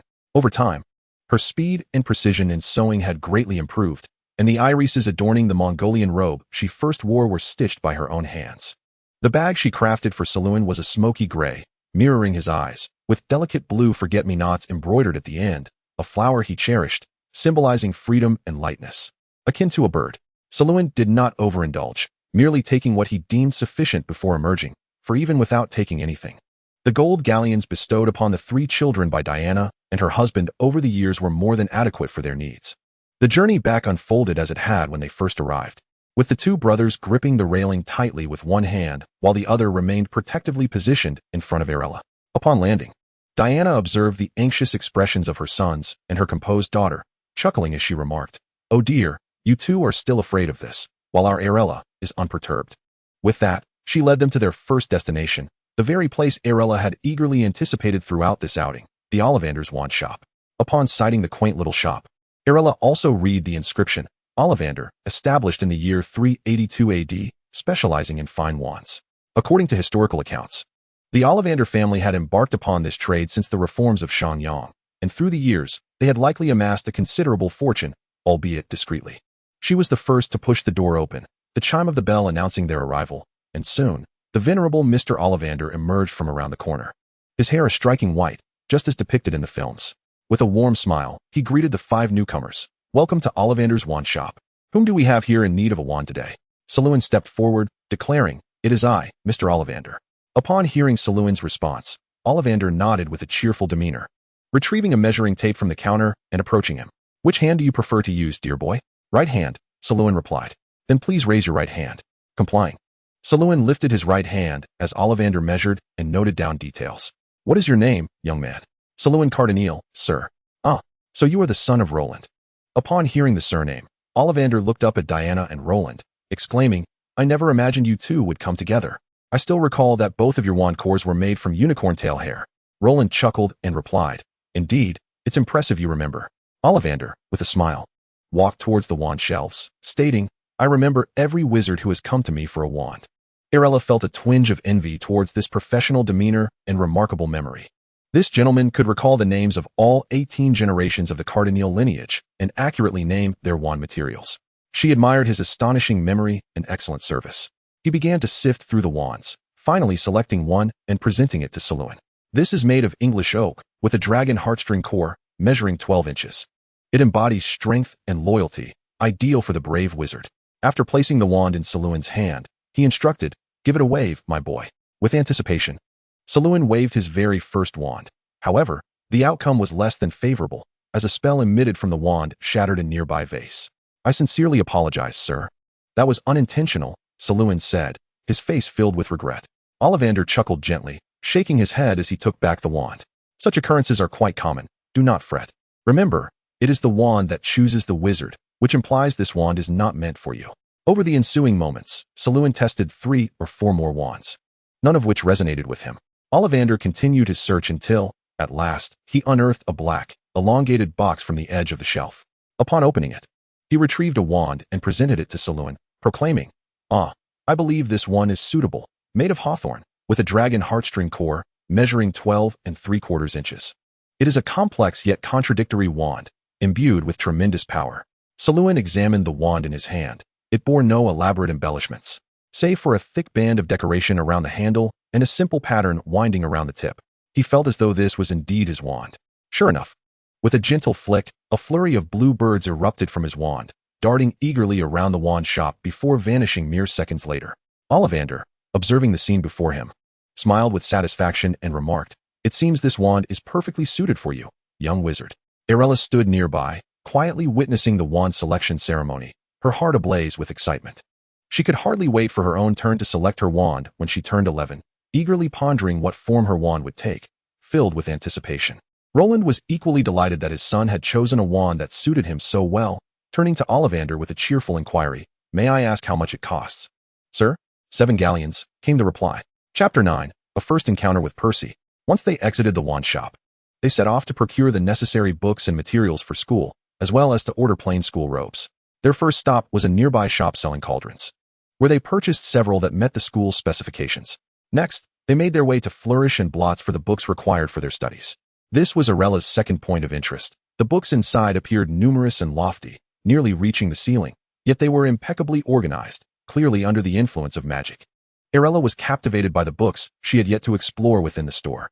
While Salon busied himself selecting books from his list, she began to wander around the shop. Initially wishing to be alone, she found her younger brother, Adonis, trailing closely behind her like a shadow, unable to shake him off. She grasped her brother's hand to prevent him from getting lost, especially amidst the throngs of children bustling about to buy their school supplies. When Arilla finally reached an area of her interest, she halted. She was fascinated by the alchemy of this world, a truly wondrous discipline that promised the ability to transmute one's desires, as long as one possessed sufficient power. In her previous life, this concept had been immensely popular in novels. Though she had been too occupied to read extensively, she would occasionally indulge in short stories to unwind. Out of 10 such tales, 9 revolved around alchemy, often straying from their original premise of extending human life or crafting essential tools to outlandish notions of resurrecting the dead or annihilating worlds. However, while such possibilities remained mere fantasies in that realm, here they were tangible realities. Her fascination with this subject was profound. Adonis, noticing his sister engrossed in a book, settled quietly beside her, picking up a tome and pretending to read. Yet, his interest in books was fleeting. It wasn't long before his head began to droop, and ultimately, he resorted to pulling a nearby stool over to rest his head upon the book, dozing off. Arilla observed her brother's antics with a shake of her head, pondering which house he would be sorted into, speculating that with his demeanor, he might not fare well in whichever house he ended up. Arilla paid little heed to him, turning her attention back to the pages before her, oblivious to the presence of others around her. It was only when she sensed a need for another book that she lifted her gaze and placed her current book back on the shelf. After searching for some time, she discovered that the volume she sought was perched high above her reach. At 8 years old, her height was insufficient to grasp it. Frustrated and annoyed, she closed her eyes momentarily, recalling her former height of 1.75 meters, wondering why she could not reach it now. She decided to descend to find her parents or Salon for assistance. Just then, she felt a gentle tap on her arm and turned to see a boy holding the very book she desired, gazing at her. He, too, bore a crown of red hair, albeit a shade of orange-red compared to her bright crimson locks. Slim in stature, he had a sprinkling of freckles adorning his face and those familiar light blue eyes. In an instant, Arilla recognized him as a member of the Weasley family, noting that his build resembled that of her brother. He was likely either a newcomer to school or had just completed his first year. Based on the timeline, the only child of comparable age from the Weasley household was Percy Weasley. Recalling the book's portrayal of him, she remembered him as a clever individual who preferred discretion, more akin to a serpent among lions. Yet he returned out of love during the Great War. As Percy observed the girl lost in thought, He extended the book toward her, pulling Arilla from her reverie. Realizing she had been daydreaming, she quickly took the book from his hands and, regaining her composure, uttered a hasty, "Thank you." Percy had actually been standing by her side for quite some time, sharing her interest in this subject. He had already resolved to take alchemy as an elective in his later years. He noted that the girl's passion for books far surpassed his own. While others would glance up when they sensed someone approaching, she remained entirely absorbed. The shared red hair drew Percy's attention further. Upon noticing her struggle to reach the book, he instinctively lifted his arm to retrieve it for her, handing it to the stranger before him. He recognized the wariness in her eyes and took in her features. Her eyes were strikingly beautiful, with an unusual shape and a rare smoky gray hue. When she expressed her gratitude, Percy simply shook his head and replied, "No need to thank me." After receiving his response, Arilla did not linger, promptly rousing her slumbering brother Adonis and preparing to descend. According to her calculations, Salon must have finished purchasing his books, and it was time to acquire the remaining supplies. Having selected her desired books and spent sufficient time in the shop, she was ready to leave. Percy noticed the girl leading her brother downstairs and checked his own list, confirming that he, too, had acquired all the books he needed for his second year. Thus, he followed her down. Arilla sensed Percy trailing behind, but did not react, assuming he had completed his book shopping as well. Adonis, however, glanced back at Percy before tightening his grip on Arilla's hand. Upon reaching the ground floor, Arilla spotted her parents engaged in conversation with a warm and friendly middle-aged couple. The matching red hair led her to deduce that these must be Mr. and Mrs. Weasley. Sure enough, when Diana caught sight of them, she waved her hand enthusiastically, calling out, "Come, dear, say hello to Uncle Arthur and Annie Molly." Arilla, holding Adonis's hand, approached and politely bowed her head to the Weasley couple. "It's a pleasure to meet you, Uncle Arthur, Annie Molly." Adonis, mimicking his counterpart, greeted the Weasley couple, who responded with warm smiles at the sight of the two 8-year-old children before them. Arthur, an employee at the Ministry of Magic's Muggle Artifact Office, had long heard tales of the delightful twins born to Diana and Roland and had eagerly anticipated this encounter. After all, they too were parents to a pair of troublesome twins. Molly gazed affectionately at her daughter, Era, who was holding Adonis's hand. "Ah, so this is your Era and Adonis," she remarked, a hint of exasperation in her voice. "They appear so well-behaved, unlike my two. What a headache." The mention of her own children stirred a sense of frustration within Molly, prompting Percy, sensing his mother's emotional shift, to gently pat her back and reassure her, "It's all right, Mom, they'll be more sensible as they grow up." Molly grasped her child's hand and, with a beaming smile, introduced, "Let me present to you, darling, our third son, Percy Weasley, who is a year older than your brother." Percy nodded in acknowledgement, replying, "I know, Mom, I saw them upstairs just now." Diana turned her attention to her daughter, who nodded and raised the book in her hand, saying, "I couldn't reach it earlier. It was Percy who helped me." Upon hearing this, Adonis immediately looked at her, asking, "Why didn't you call me for help?" Era glanced at her younger brother, who was slightly shorter than her, and remained silent, yet her expression conveyed much. After all, boys tend to develop at a slower pace than girls before the age of 10, entering a rapid growth phase only after turning 11. Adonis, observing his sister and then glancing at Percy, who towered over him, clenched his fists, determined to grow taller. At that moment, Celine returned from paying, placing his and Era's books into a bag before politely greeting the Weasley couple. Percy felt elated to learn the name of the girl before him. He could already tell she was quite intelligent, which would prove advantageous for future collaborations at Hogwarts. Diana, keen to avoid unnecessary chatter as they still had to select pets and attend to various other matters, exchanged pleasantries with the Weasley couple before saying, "We must take our leave now. Please look after Percy when he arrives at school." Molly patted her chest, assuring them that Percy would be attentive, and hurriedly ushered him home after confirming their book purchases. After all, they had merely come to buy books, and with the rest of their children at home, they could only imagine the chaos that had unfolded in their absence. Percy clutched the book in his hand, suddenly curious about which house Era would be sorted into at school. Following their book shopping, they proceeded to order plain school robes. Thanks to magic, 3 perfectly fitted robes were ready in less than half an hour. The final task was to purchase a pet, as Hogwarts permitted students to bring one, with owls being the most popular choice for their convenience in delivering messages. However, Era doubted Celine would choose an owl, considering the abundance of them in the Olery at school. Upon entering the pet shop and surveying the chaotic sounds of cats, dogs, and various reptiles, Era quickly stepped back outside, finding the cacophony overwhelming. She stood outside, waiting for Celine to finish his selection. Adonis, noticing his sister's exit, joined her, standing beside Era. Era, puzzled, asked, "Don't you want to see the pets inside?" Adonis wrapped his arms around her, shaking his head resolutely. "No, I want to stay with you." Arilla, accustomed to his affection, allowed him to hold onto her arm while she perused a thin book with her free hand. The pet selection process was not overly lengthy. Within approximately 20 minutes, the family emerged. Upon noticing their return, Arilla closed her book and turned her gaze to the cage her brother was carrying, surprised to see that he had chosen a snake. Moreover, it appeared to be a venomous one, typical of a magical pet shop, brimming with all sorts of creatures. Celine approached Arilla, lifting the cage slightly in her direction, and introduced, "This is a blue water coral snake. I think it looks beautiful, so I decided to make it my pet. Though it's venomous, the toxin has been extracted, so there is no need for concern." Arilla examined the snake within the cage, which flicked its long tongue. Its overall hue was a smoky gray, with subtle blue stripes along its sides and a vibrant red head, exposing a hint of its red underbelly, a sight that suggested a ferocious creature. Yet, in the magical realm, wizards had used spells to extract its venom, transforming what would be a fearsome snake in the Muggle world into a mere pet. Although it appeared somewhat dangerous, without its toxin, it was harmless. Arilla nodded and inquired, "Have you named it?" Celine nodded, playfully teasing the snake inside the cage with a twig as he replied, "I just named it Rue Rue. I'm not very good at naming. Perhaps you could come up with something better?" Rue Rue? Arilla frowned at the name. Could such a formidable snake truly bear such an endearing name? Nevertheless, she shook her head, responding, "If you like it, that's all that matters. I'm not great at naming either." Arilla was also curious about what her pet would be like, recalling the previous life of Arslan. Had it not been for that experience, she might not have wished to bring a pet to Hogwarts, as she was not particularly adept at caring for one.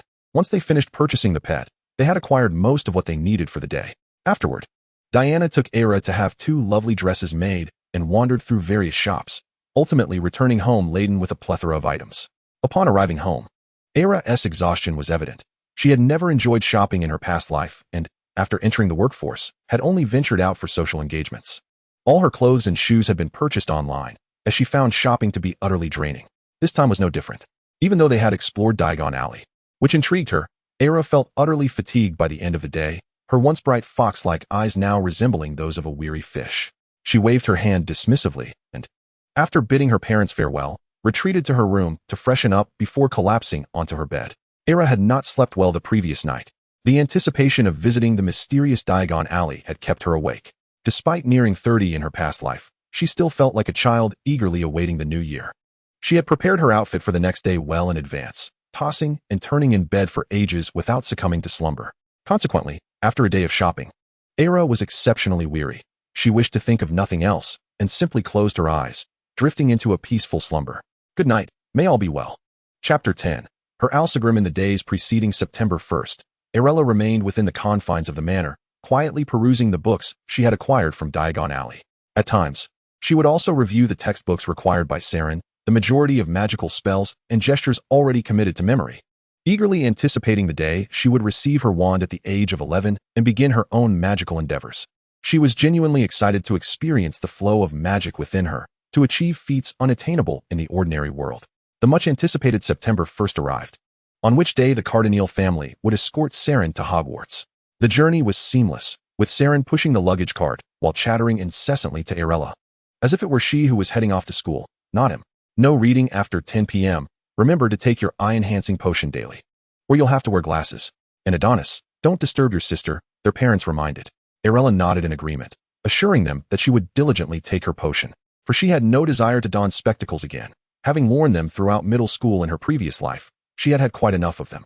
The pivotal reason for her demise in her last life had been the glasses being knocked off, rendering her unable to see and leading to her untimely fate. In this life, she was determined to avoid such a predicament. As they approached the barrier between platforms 9 and 10, a peculiar sight awaited them. Yet the surrounding crowd seemed blissfully unaware. "It's a Muggle-repelling charm," Roland remarked, patting his son's shoulder. "Go on, son." Saren nodded then, with a vigorous push of the luggage cart, dashed forward and vanished into the wall. Following him, the couple guided Arilla and Adonis through the barrier. To be honest, Arilla had expected to feel a collision with the wall, but upon stepping through, she encountered no obstruction, only a veil of darkness. Once the darkness faded, a new brightness emerged. Arilla beheld a steam-belching red train, surrounded by fellow wizards, much like Saren, bidding farewell to their parents with various parcels in hand. With some time remaining before boarding, Diana and Roland reminded their son to focus on his studies, to which he readily agreed. Just before departing, he reluctantly clasped Arilla's hand, and she allowed him to hold it until the moment they were about to board, when Saren turned to her and asked, Don't you have anything to say to me, Arilla? The sound of his voice seemed to snap her back to reality, shifting her gaze to her brother. She uttered 4 words under his expectant gaze. Stay safe. Saren sighed at her response, then released her hand to embrace her tightly. Just before boarding, he pressed a kiss to her left cheek, a gesture meant solely for her, unshared with anyone else. Today, Adonis was unusually well-behaved, as he had often protested when seeing Saren embrace Arilla in the past. Although a flicker of displeasure crossed his features, it was overshadowed by a sense of joy. With his brother gone, his sister was now exclusively his. At this moment, Arilla had grown accustomed to such unexpected displays of affection, though she inwardly lamented the uncomfortably ambiguous nature of the gesture. Having spent over 20 years rooted in her Chinese heritage, she found such a kiss, akin to that of lovers, quite overwhelming. While she understood the need to adapt to local customs, she wished to limit her acceptance of them. In her childhood, when she was powerless, she had endured Saren and Adonis' playful pecks on her cheeks, but as she matured and found her voice, she had been able to curb this unwelcome habit. Even her parents were not exempt. Yet, Saren and Adonis still seized opportunities to steal a kiss, which she often countered with playful swats. However, today, she chose not to resist. After all, her brother was off to school, and their next reunion would not be until Christmas. As the train let out its final whistle, Saren reluctantly bid farewell to his family and boarded the express to Hogwarts, waving with lingering fondness as he found a seat by the window. For Arilla, Saren's departure did not alter her life significantly. It merely meant the absence of a brother who was often too talkative by her side. With Saren gone, Adonis's presence became more pronounced than usual. Saren would send a letter home each week, detailing life at school and inquiring about the family. Though his inquiries often centered on Arilla, occasionally he would dispatch 2 letters, one specifically addressed to her. Arilla learned that her brother had been sorted into Slytherin, a conclusion she had anticipated, affirming her belief in her own intuition. As the last Sunday of October approached, the UK officially transitioned into wintertime. The weather turned progressively colder, with snowflakes cascading down, and sunny days became a rarity, often replaced by rain and sleet. Consequently, Arilla ceased her outdoor reading sessions in the garden and instead retreated to the cozy confines of her small room, warmed by a crackling fireplace. She relished this atmosphere, with the dreary, rain-soaked world outside juxtaposed against the brightness of her indoor haven, where she sat in a chair, surrounded by her favorite drinks and biscuits, engrossed in an intriguing book. This, to Arilla, was pure bliss. Adonis? His presence was negligible, barely more than the air around her. At that moment, a sudden cacophony erupted outside the window. Both siblings turned their gaze to discover a bird that had fallen onto the balcony. Adonis was the first to rise, approaching the window to investigate, while Arilla leisurely donned a shawl and made her way over. Peering down, she was startled to find a sea eagle, albeit in a state of near demise. The sight of the injured creature stirred memories of her Alcigrim. Without hesitation, she opened the window and cradled the ailing eagle in her arms, disregarding the blood and dirt that marred its feathers. Adonis frowned at the sight of his sister holding the filthy bird, feeling it was his duty to intervene and shield her from contamination. Let me hold it, sister, he offered. Arilla shook her head, spreading a blue cloth on the ground to lay the eagle upon it. The creature was indeed on the brink of death, exuding signs of severe injury. Unfazed by the grime, Arilla knelt beside it, diligently cleaning its wounds and the dirt that clung to its body with a cloth dampened in warm water. Adonis remained at her side, only moving to fetch a fresh cloth when she called for it. It seemed the sea eagle had been wandering for quite some time. Nearly an hour passed as Arilla worked to cleanse it, revealing its tattered feathers and ghastly wounds. Observing the battered bird, Adonis remarked, "It has suffered grave injuries, sister." Arilla knelt on the ground, contemplating for a moment, before snapping her fingers to summon her house elf. Once the house elf appeared, Arilla addressed it directly. "Do you possess healing magic?" The house elf named Lily nodded in response to her inquiry, for her healing abilities were the most exceptional among the house elves of the Cardinal Manor. Arilla recalled the unique strengths of each house elf in her estate. She waved her hand, gesturing towards Lily, and inquired, "Can you mend the wounds upon it?"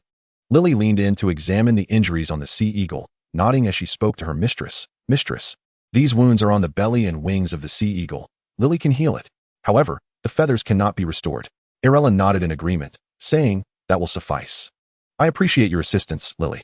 Lily, filled with trepidation, responded, "It is no trouble at all. Fulfilling my mistress's wishes is an honor for Lily."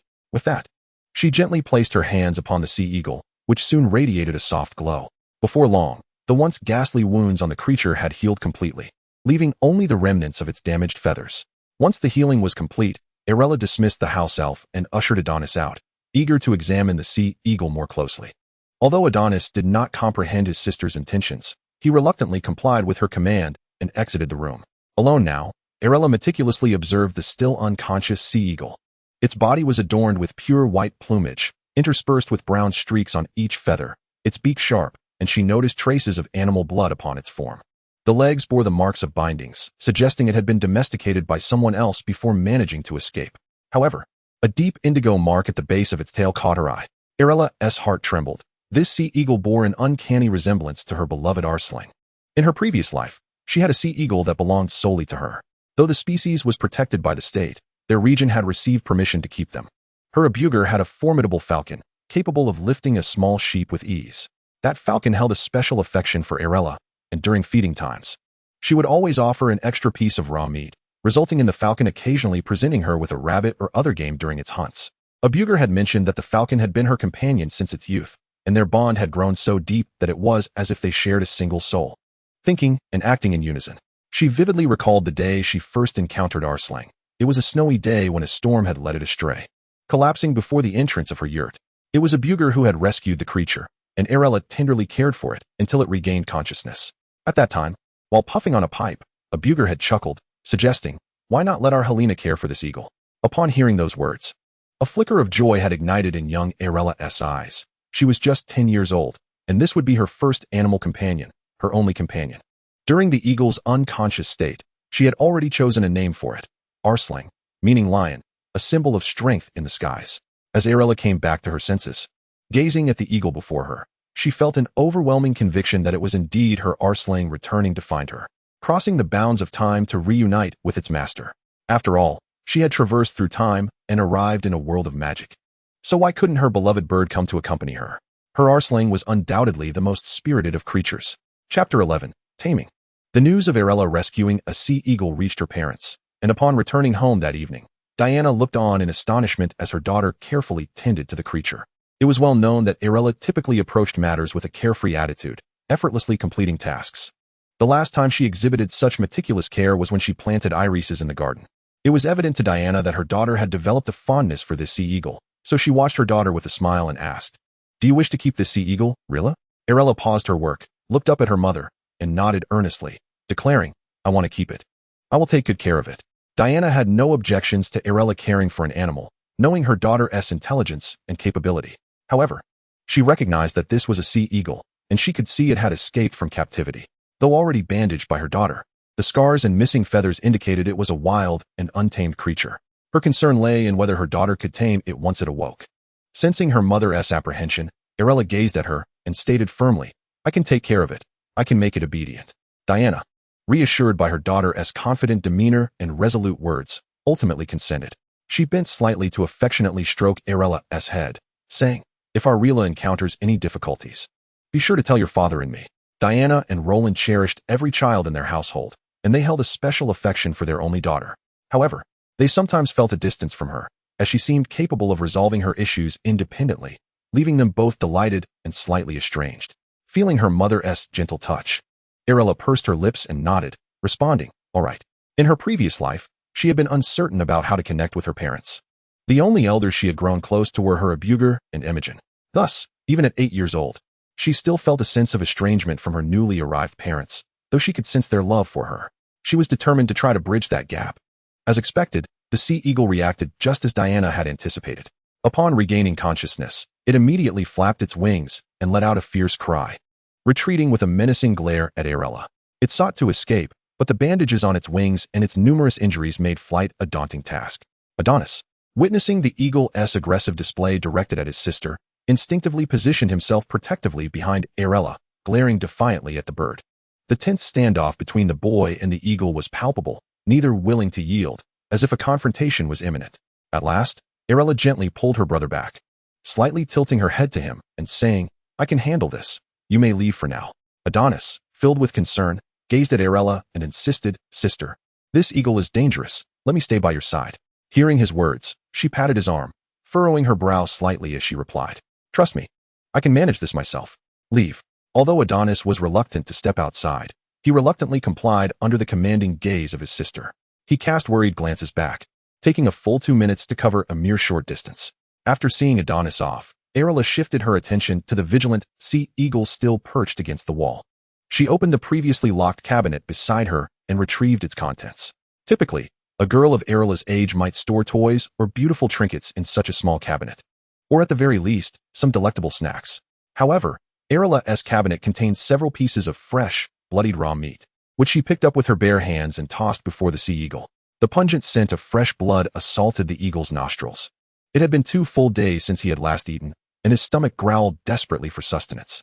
Yet, despite his ravenous hunger, he did not immediately devour the meat upon seeing it, but maintained a watchful eye on the girl before him. Arilla remained silent, her gaze fixed upon him, motionless as if she were a mere puppet. After approximately 30 minutes, the sea eagle cautiously took a step forward, and upon realizing that the human remained still, he slowly lowered his head. He pecked at the meat tentatively, and once assured of its safety, he voraciously tore into it, consuming the piece in less than 5 minutes. Even after finishing, he still felt a gnawing emptiness in his belly. Suddenly, he sensed something hurtling towards him. He instinctively recoiled and found another piece of raw meat had appeared before him, identical to the previous one. Looking up at the human, he saw her push the meat towards him. Remembering the earlier morsel, he hesitated for a moment before indulging once more. It was only after devouring the 5th piece that he finally felt sated. With his hunger quelled, his wariness towards the girl diminished, for he recalled that it was she who had rescued him from the strange afflictions he had endured. Unlike his previous human caretaker, who had confined him in a cage, shackled him with chains, and fed him spoiled meat wrapped in dark cloth, Arilla had provided him with sustenance. Noticing the sea eagle's wariness gradually dissipating, Arilla beckoned for him to approach. The sea eagle took his time, hesitating for quite a while before slowly making his way to her side. Although he exhibited no aggression, his gaze still reflected a lack of submission towards Arilla. However, she was not in a rush to tame him entirely. After all, such a process could not be accomplished in a day or two. In her past life, it had taken her nearly half a month to train Arsling. When Arsling first awakened, he too had regarded her with suspicion, and it took a full week for him to relax enough to rest upon her arm. Training an eagle to become a faithful companion required enduring the grueling phase of eagle endurance. If the eagle did not sleep, neither could she. One had to keep a vigilant eye on their charge. Simply put, it was a battle of endurance. The eagles of the prairie were imbued with fierce ambition, and without this method, they would never submit. Arilla had experienced such a scenario before. She and Arsling had stared each other down for an entire day and night. Arilla was not one to smile easily. When she committed to a task, she saw it through to the end. Thus, at under 10 years of age, she had resolutely refrained from seeking Abuj's assistance, remaining steadfastly beside Arsling for a full day and night until he could no longer endure and ultimately yielded to her. In this instance, Arilla intended to employ the same method. Though this sea eagle was not of the prairie kind, his escape from chains revealed his considerable ambition. After a lengthy 2 weeks, she had succeeded in fostering a semblance of closeness with him. Once everything was in place, she decreed that no one was to enter her room without her permission, not even Adonis. In the past, Adonis's playful demeanor might have granted him entry. But this was a crucial stage, and Arilla dared not let down her guard. Adonis, upon witnessing his sister's serious expression, nodded in compliance, though uncertain of her intentions. He understood the importance of obedience. Thus, Arilla placed the sea eagle upon a pre-prepared perch, the eagle puzzled as to why he was being positioned there, all the while being scrutinized by her. Eventually, he understood that he was utterly exhausted, yet Arilla remained alert and watchful. Each time the sea eagle drooped his head, yearning for sleep, Arilla would poke him with a stick, rousing him from slumber. This continued through the entirety of the night, and when morning came, Arilla refused to answer the door as others knocked, for the sea eagle had not yet been completely tamed. The day flowed by seamlessly, with Arilla hoarding provisions within her room, choosing not to venture out for meals. Though her parents and Adonis were concerned about what she might be doing inside, they recognized that Arilla was not one to act recklessly. She had her own decisions to make. Another day passed, followed by another night, and the sea eagle was nearing the brink of exhaustion. Arilla, too, was on the verge of collapse, her eyelids heavy with dark circles and her eyes bloodshot. Like the eagle, she had gone without sleep for an extended period. Despite her inner maturity, her youthful body was unable to withstand such strain. The toll of this overexertion had rendered her weary. Yet, perseverance bore fruit, and as noon approached the following day, the sea eagle could no longer withstand the fatigue. He flapped his wings, lowering his proud head as he landed on Arilla's lap. The taming had finally succeeded. At that moment, the soaring sea eagle bowed its head in submission to its master. Arilla exhaled a long, relieved breath, raising her hand, and the sea eagle obediently perched upon her wrist, where she had crafted a thick guard to accommodate its landing. Thankfully, This was merely a juvenile sea eagle. Otherwise, Arilla's slender frame might not have been able to bear its weight. With her efforts rewarded, she allowed the eagle to rest in its nest. And after 2 nights and a day without sleep, it quickly shut its eyes upon entering. Arilla settled upon a stool, releasing a contented sigh, and closed her eyes momentarily before rising slowly, her vision clouded in darkness. She had remained seated on that stool for 2 days and nights, only leaving to relieve herself twice during that time. She propped her frail body up and made her way to the washroom, where she splashed her face with cool water before changing into her clothes. With a snap of her fingers, she summoned Nono and informed father, mother, and Adonis that I shall be resting today and wish not to be disturbed. Nono, observing the slight frailty of his young mistress, nodded promptly before vanishing from sight. After issuing her orders, Arilla wearily approached her bed and collapsed onto it, closing her eyes and swiftly drifting into slumber. When she awoke again, night had fallen, and the room was enveloped in darkness. Rubbing her tired eyes, she flicked on the lamp beside her bed. The light illuminated the entire room, revealing her hawk, who had also awakened and was preening its feathers. She sat up, stretched languidly, and, after tidying her hair, descended from the bed. Donning her wrist guards, she raised her arm, and the hawk immediately soared onto it. After offering him a few morsels of meat, she opened the door and stepped outside. In the living room on the first floor, Diana and Roland were dining with Adonis when they heard a commotion from upstairs, prompting them to look up. They were greeted by the sight of Arilla, who had not been seen for 2 days, descending the stairs. Adonis sprang from his chair and hurried to the staircase, wrapping his arms around his sister in a tight embrace and pitifully asking, "Why haven't you come out for 2 days, Arilla?" Arilla gently ruffled his hair and explained to him and their parents, "I have successfully tamed the hawk." Upon hearing this, her family was taken aback, unable to fathom that such a dangerous creature had been subdued by their daughter. Moreover, she bore no visible injuries, merely appearing somewhat fatigued. Adonis led Arilla to the dining table, where their house elf had already set out her cutlery and dinner. Though her parents did not inquire about the method she employed to tame the hawk, they felt a swell of pride that their daughter had accomplished such a feat at a tender age. Adonis, with curiosity etched on his face, asked, "Sister, how did you manage to tame that hawk?" "By not allowing it to sleep," she replied succinctly, leaving Adonis somewhat perplexed, as he was unaware of the techniques used in their homeland for taming such birds. The atmosphere in England, from the Muggle realm to the magical one, exuded a sense of joyful education and free-range upbringing. Was this what they referred to as a sense of relaxation? However, Arilla found herself not embodying that relaxed demeanor. Her parents were busy individuals, often absent from the house during the day except on holidays. The concept of joyful education seemed to exist solely in the pages of books. In England, the competitive nature was not uncommon, particularly among the upper echelons, yet the sense of relaxation was indeed a rare commodity. In her previous life, Arilla had encountered British clients who would vanish for days on end, often claiming to be on holiday and complaining when she interrupted their vacations. Now, having been born into a family that was relatively more competitive than the average British household, she managed to adapt. Diana looked at her daughter and inquired, "What name have you given to the hawk, dear?" Upon hearing this question, Arilla paused momentarily, and after a few seconds of silence, she looked up at her mother and replied, "Arslan." The others were somewhat puzzled by this name, as they did not understand its meaning, yet Diana smiled and remarked, "That name sounds delightful. Myrella certainly has a knack for naming." Arilla chose not to elaborate on the name's significance, knowing it would not translate well into English. Once again, Arslan had returned to her side in this manner. Chapter 12, The Acceptance Letter. Meanwhile, at the academy, Saren received a letter from his younger sister, proclaiming her successful adoption of a hawk. At such moments, the typically distant Saren would reveal a hint of tenderness while reading Arilla's letters.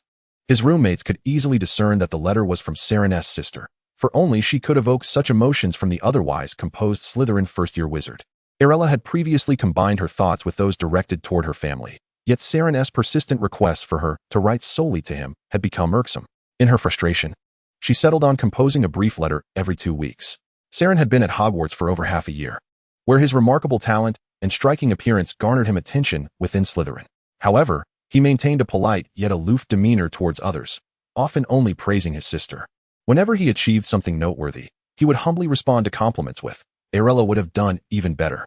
Others had grown accustomed to his frequent references to his sister, as he was the type to seek out recipes for delectable treats to send to her via their house elf, believing she would delight in them. Time passed at a leisurely pace, and Arilla smoothly navigated through her 4 years of life.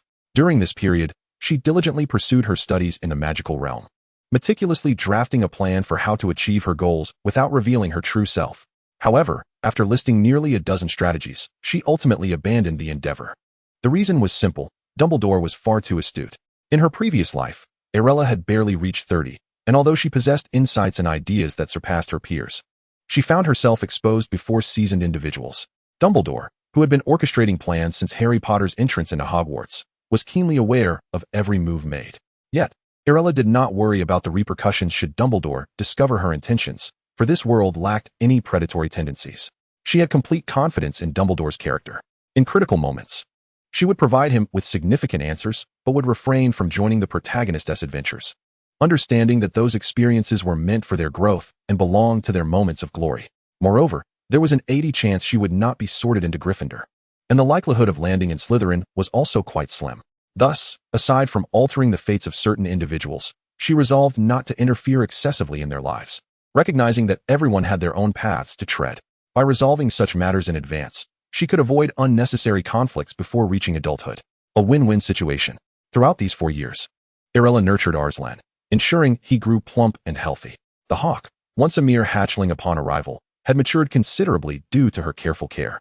During this time, she also worked on enhancing her physical fitness. While she could not achieve the robust physique she had in her previous life on the prairie, reaching 3/4 of that was commendable. After initially feeding him pre-prepared raw meat, she gradually transitioned to allowing Arslan to hunt for himself. Initially, Irera harbored some apprehension regarding the scarcity of prey in this locale, for it certainly paled in comparison to the bountiful game of the plains. Fortunately, although there were no large wolves or foxes, a variety of smaller creatures were rather common here. Squirrels, rabbits, as well as doves and sparrows all found their way onto Irera's menu for Ulcern. While sustenance was still somewhat lacking, Irera ensured that a sweet dessert followed each meal. She adapted the whistle she had once used to train her hawk, practicing with Ulcern until it became a habit for him to return instantly to perch upon her shoulder at the sound of her whistle. Each distinct note conveyed a different message. Some signaled hunting or attacking, while others indicated a return or retreat. Ulcern proved to be exceptionally intelligent. While other sea eagles required half a year to learn such commands, he mastered them in under 3 months, prompting Irera to reward him generously with treats. Adonis, benefiting from Ulcern's presence, crafted numerous comfortable yet sturdy wrist guards for his sister, ensuring that Ulcern's perches would not harm her arms. Yet, he felt a twinge of resentment, as he had initially anticipated that with his brother away at school, he would have more time to spend with Irera, only to be overshadowed by this sea eagle. The bird monopolized most of Irera's attention and displayed a distinct aversion to anyone but her. No one could approach. Whenever Adonis beheld the eagle, he clenched his fists. But recognizing it as his sister's beloved pet, he had no choice but to stifle his frustration. Over the course of 4 years, Seelan gradually matured. By the time Irera and the others entered their first year, he would be advancing to the 5th. Irera soon learned that her brother was gaining considerable attention within Slytherin for his remarkable appearance and exceptional talents. Thus, when Seelan ascended to the 5th year, he received a letter delivered by Owl, congratulating him on becoming the prefect of Slytherin. Upon opening the letter, his expression remained unchanged. After all, this accolade was well-deserved, as there was no one else in Slytherin who could rival his excellence. Throughout these 4 years, he had grown taller, his once boyish cheeks now taking on a mature semblance, and when his smoky gray eyes gazed at you, they had the power to make one's heart skip a beat. If Irera were to describe him, she would liken Seelan to the legendary stoic and aloof flower of the school, untouched by romantic pursuits and exceedingly exceptional. He was the pro-max version of other children. Yet, this seemingly unattainable figure would return home and cling to her side whenever she read. He would come over to lean against her or wrap his arms around her. Without uttering a word, he would quietly hold her, and as she closed her eyes to relax, he would ramble on about his daily experiences. Had he not been her own brother, Irera would have likely slapped him in that very moment. Irera was not particularly fond of physical contact with others, yet these two seemed to crave closeness daily. From childhood to now, she had transitioned from initial resistance to an eventual reluctant acceptance. She deemed this experience a form of desensitization training unique to her. Observing Seelan and Adonis, if Irera were to regard them as unrelated individuals of the opposite sex, the daily fervor of their affection would undoubtedly stir psychological reactions in anyone. However, what was Irera in her previous life? She had been synonymous with the solitary king, a paragon of academic excellence. She knew nothing of romance, nor did she comprehend the feelings associated with loving another. She always believed that such a time had not yet come. When the right person appeared, she would likely be willing to share her personal space with him. On July 1st, Irera and Adonis joyfully retrieved their acceptance letters to Hogwarts from the owl's legs. Irera meticulously examined her own letter. At the dining table of the Carter-Neal Manor, it read, Miss Irera Claudia Carter-Neal, Headmaster, Albus Dumbledore, Sir Merlin's first-class medal, Chief Wizard of Wisingamot, President of the International Confederation of Wizards. Dear Miss Carter-Neal, we are delighted to inform you that you have been granted the opportunity to attend Hogwarts School of Witchcraft and Wizardry. Enclosed is a list of required books and items. The term begins on September 1st, and we await your OWL by July 31st for your response.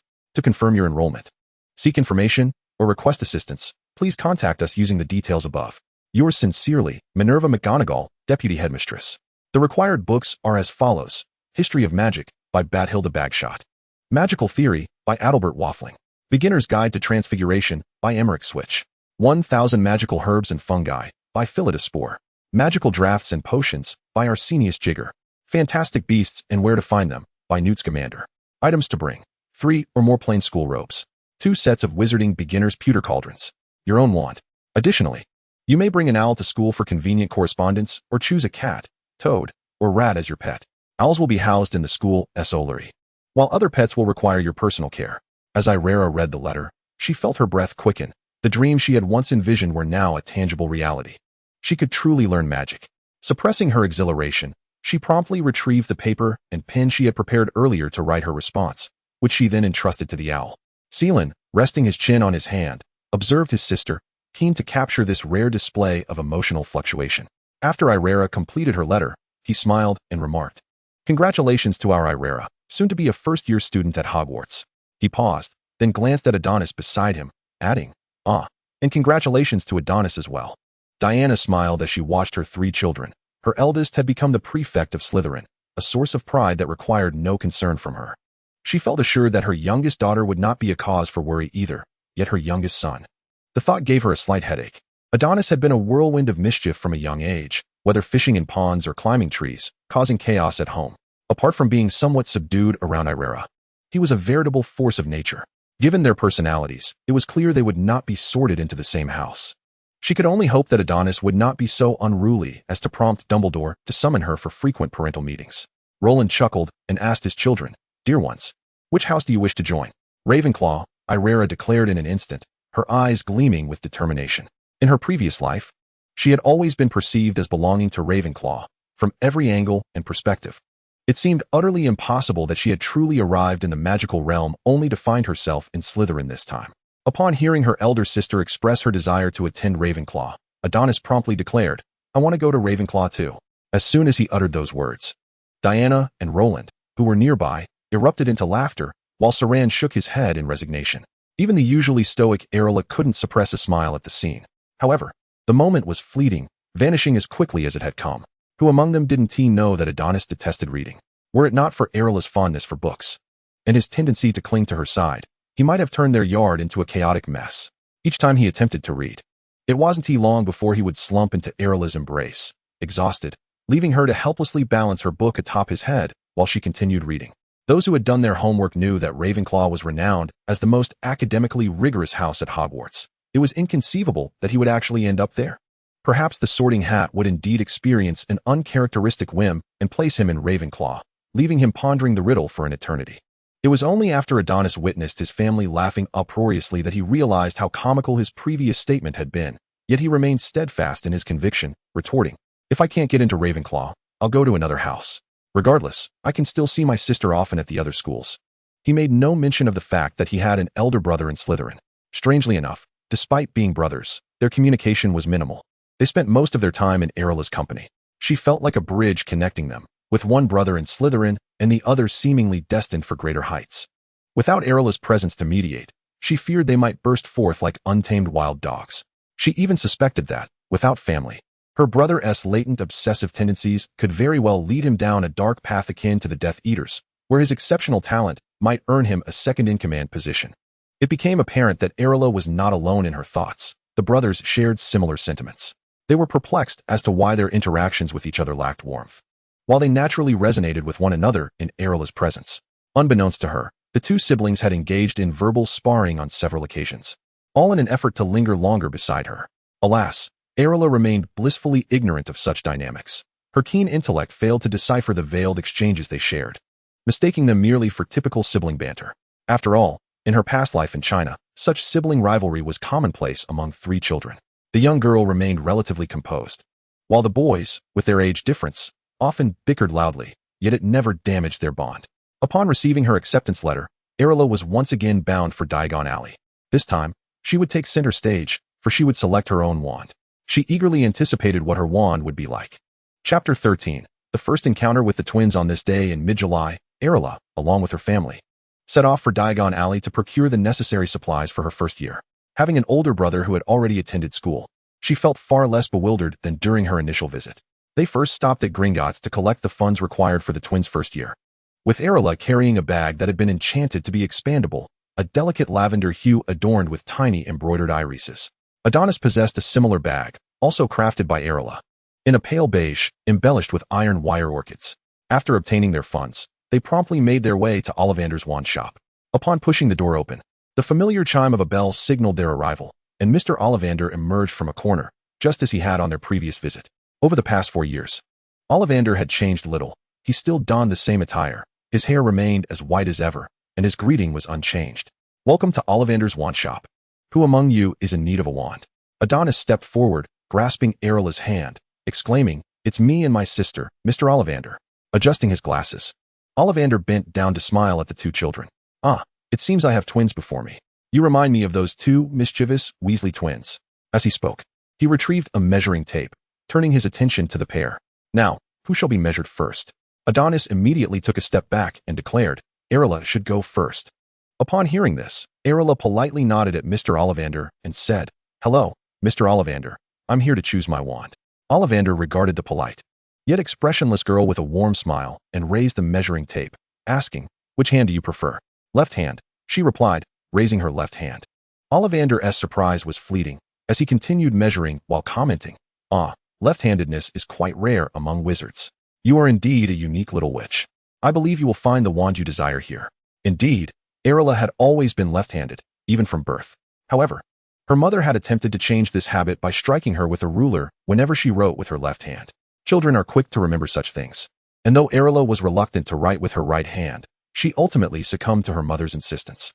After being forced to abandon her left-handed writing, she should have also modified her other left-handed habits, but her parents' untimely demise prevented that day from coming.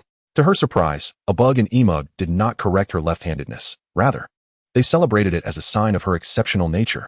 After all, it was said that left-handed individuals were more intelligent, a notion passed down from older generations. In truth, there was little difference between left-handed and right-handed individuals. It was merely the rarity of left-handedness that birthed such myths.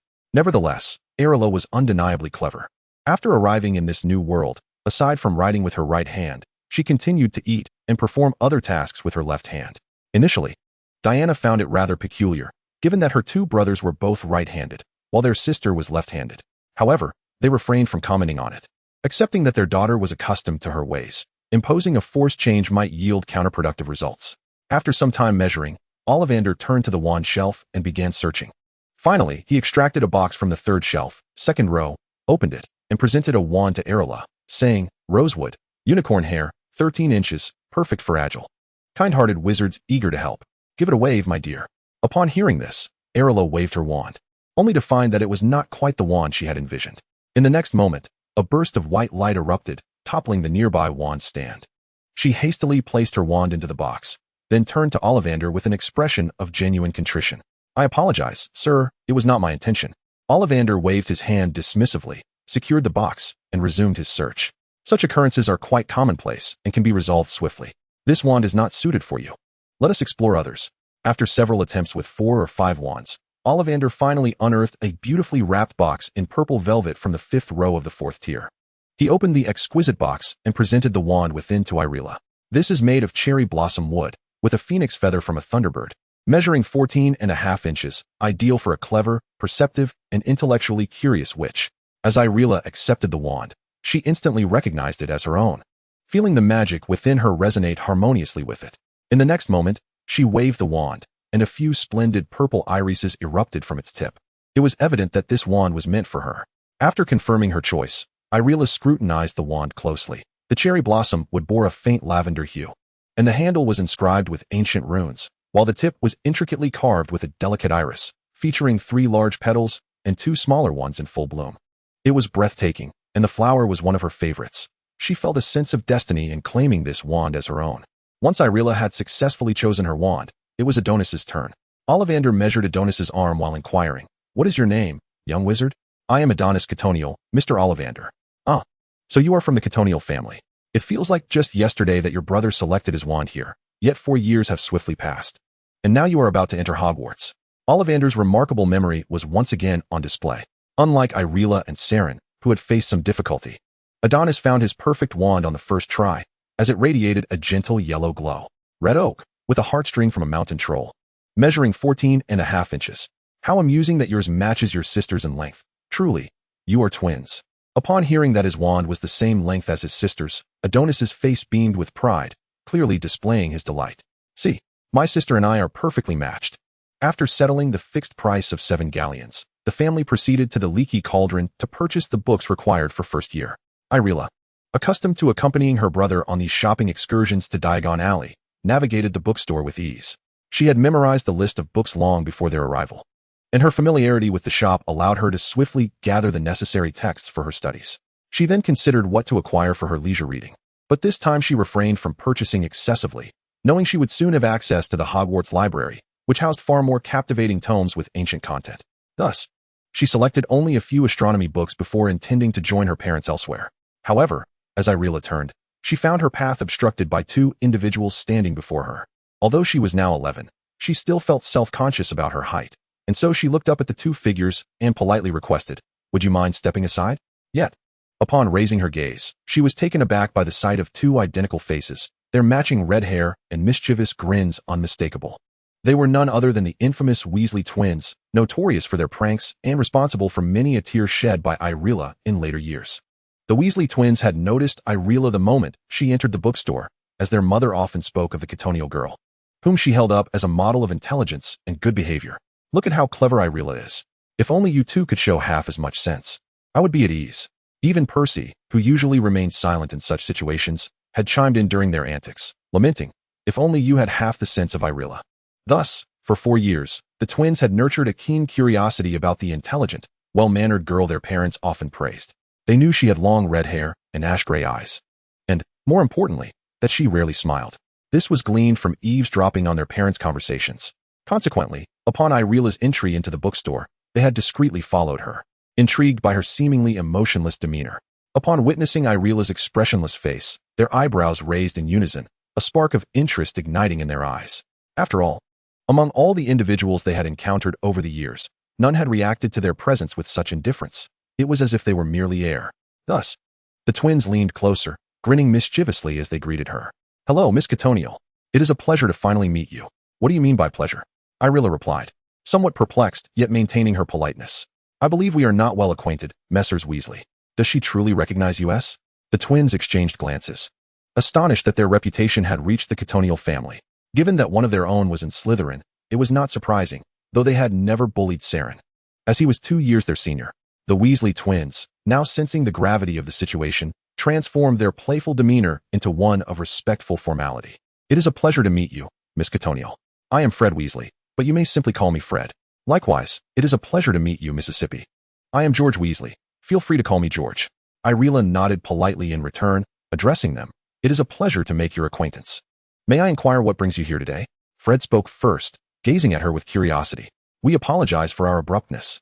We were simply intrigued by the girl our mother speaks of so often, who is said to be both clever and well-behaved." George chimed in, "Having met you today, it seems our mother was indeed correct." A glimmer of understanding flickered in Irilla's eyes. She realized that in this new life, she was still perceived as the exemplary child of another family. In her previous life, even teachers would admonish their students, exclaiming, "Why can't you be more like Helena from class 3? Just look at her. Beautiful, brilliant, obedient, and never causing trouble. Now look at yourselves." The current mischief of the Weasley twins far exceeds that of the unruly children from their previous lives. Thus it is only natural that Arilla is cited as an example. After all, she too is a twin. Upon hearing their remarks, Arilla nodded and then spoke. "Now that you are acquainted, may I inquire if there is anything else? If not, I must take my leave, as I have other matters to attend to today." This was the first time the Weasley twins encountered a young girl who showed no interest in them. After all, their playful banter typically ignited the conversational desires of others. and they believed they would never meet someone like her. Unexpectedly, Arilla emerged in their midst. The twins exchanged glances and then promptly obstructed her path. Looking at Arilla and proposing, "Let us play a game. If Miss Carter-Neal wins, we shall allow her to pass. Is that acceptable?" However, George interjected to complete the statement, adding that if they lost, a punishment must be accepted. Arilla immediately brandished her newly acquired wand, pointing the floral end at them and stated, "On the left is George, and on the right is Fred. No need to mix them up. Fred's nose is slightly higher, while George has a mole beneath his Adam's apple." The twins gazed at her in astonishment, wondering how she could possibly know they were playing a game of identifying who was the elder and who the younger brother. Furthermore, she had answered correctly and with such clarity. How could Arilla possibly confuse them? After all, the resemblance between the two brothers and their cinematic counterparts was striking. She could recognize them from the movies, let alone in the real world. They were her first pair of twins, followed closely by two others from Auron High School Host Club, who, it must be noted, were animated characters. Yet, she had discerned them in less than 3 days. Seeing the twins' bewildered expressions, Arilla felt an unexpected surge of joy. She relaxed her gaze upon the two brothers and said, "I believe it must be this game. And since I guessed correctly, may I pass?" Upon hearing her words, the twins snapped back to reality and promptly cleared a path for Arilla to proceed. As she descended the stairs, she paused, turning to address the still-dazed twins. "It was a delightful game. I am pleased to have met you. See you at school." Long after Arilla had departed, the twins slowly emerged from their state of shock. Fred elbowed George, saying, "What do you think the odds are of Carter-Neal being sorted into Gryffindor?" "Too slim, I fear. Gryffindor isn't known for its intelligence." "What a pity." The twins felt a tinge of regret, for she was the first to guess their unspoken question so swiftly and accurately. Even their mother sometimes struggled to tell them apart. Moreover, they found themselves less inclined to jest with her than with others. Although they lamented the possibility that she might not be sorted into Gryffindor, they still looked forward to encountering her at Hogwarts. After all, in such a vast place, it would be easy for the two, familiar with its layout, to meet again. The Ravenclaw and Gryffindor dormitories were not too distant from each other. Chapter 14. The Boycott. After completing her purchase at the bookstore, Adonis joined Arilla's side. "What were you doing up there, sister?" he asked. "Just purchasing a few books I need to read." Arilla found it difficult to comprehend her brother's line of questioning. What else could one do at a bookstore besides buy books? Yet, he insisted on asking her such things, and each time required her to respond. If she did not, he would tug at her sleeve, forcing her to reiterate the same topics. Once the books were secured, they proceeded to order their school robes. The school mandated 3 plain robes, devoid of any embellishments. Arilla was not particularly fond of black clothing. In her previous life, she wore a black suit solely for its practicality and stain resistance. However, she consoled herself with the thought that after the sorting ceremony, she could embroider a few delicate flowers on them. Madame Malkin's robe shop was not far from the wand shop, and soon they arrived at the clothing store, where numerous young witches and wizards stood on stools, measuring their dimensions.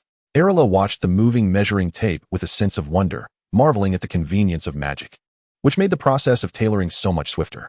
In no time, it was her and Adonis's turn to stand on the stools while the animated tape measured them. Arilla observed that the tape not only moved on its own, but seemed to possess a personality of sorts, often playfully teasing some customers.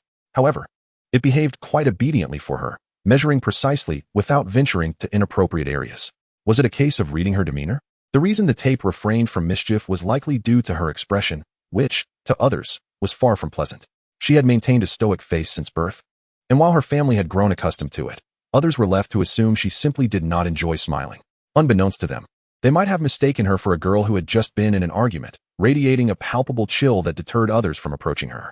The store staff, typically friendly and chatty with young wizards, treated Arilla with a decorum that bordered on aloofness. If she were to learn of their thoughts, she would merely sigh in resignation. For if she were ever to smile, it would be a sight more daunting than tears. The measuring tape, which had dallied with others, finished gathering Arilla's measurements in less than 10 minutes, and with the aid of magic, her 3 identical plain robes were tailored in under half an hour. Adonis's robe took longer, leaving Arilla to observe the other young wizards out of boredom. Bright and talkative, the Hufflepuffs and Gryffindors mingled, while another wore scars on the back of his neck, likely from scalding water. A golden-haired boy with an excessive amount of hair gel exuded an air of arrogance. Wait a moment, why does he seem so familiar? As Arilla scrutinized the crowd, she recognized a face that brought her to a halt. The platinum-haired boy, with his haughty demeanor and disdainful expression, confirmed her suspicions. Draco Malfoy, the sole heir of the Malfoy family. She had not anticipated encountering him here. Arilla had never held a favorable impression of this little antagonist while reading, though the films had significantly altered his public perception. Nonetheless, Arilla mused that like father, like son. As Lucius Malfoy's teachings were heavily rooted in pure blood supremacy, one could hardly expect a decent child to emerge from such an environment. Yet, in her past life, she had envied Draco's parents, who seemed to love him unconditionally, no matter how great the trouble he caused. He could always declare, "I'll tell my father." In the midst of all tribulations, even when his father found himself behind bars and his mother was consumed by anxiety, the only strength that young Malfoy could rely upon was his own. He remained resolutely centered around his family, steadfastly shielding them from harm. Perhaps a person's perspective only undergoes transformation after traversing a myriad of experiences. Take Regulus, for instance. In his earlier days, he might have believed that aligning with Voldemort would bestow honor upon his family. As these thoughts meandered through her mind, Adonis's school uniform was already prepared. She tidied her attire and rose from her seat, ready to venture to her next destination. However, as she passed by Draco, whether it was due to the measuring tape in his possession or the cacophony of the shop, he lost his balance and tumbled from his perch. In a reflexive motion, Arilla swiftly caught him, and they found themselves locked in a bewildered gaze. Draco, sprawled across her arm, appeared utterly dazed. Fortunately, he was not overly heavy. Otherwise, she might have struggled to support him. Draco, feeling utterly unfortunate that day, had already endured the frustration of testing several wands before discovering the one that suited him. The chaos surrounding him was anything but elegant, and the measuring tape that was meant to assess his dimensions was misbehaving at his waist. To his dismay, he was quite ticklish. Yet, in a moment of clumsiness, he lost his footing while swatting at the tape, leading to his unexpected fall. He braced himself for humiliation, only to be caught by someone. The amber blue and smoky gray eyes met, both reflecting a shared confusion in that instant. Eventually, Adonis hurried over and pulled the still-dazed Draco from Arilla's embrace, casting him a reproachful glance. "How could you not stand properly? Can't even balance on a stool?" Draco, initially bewildered, felt a surge of anger at the impolite words of the red-haired boy before him. He scowled and retorted, "What is it to you? Who do you think you are?" It is her honor to catch a Malfoy.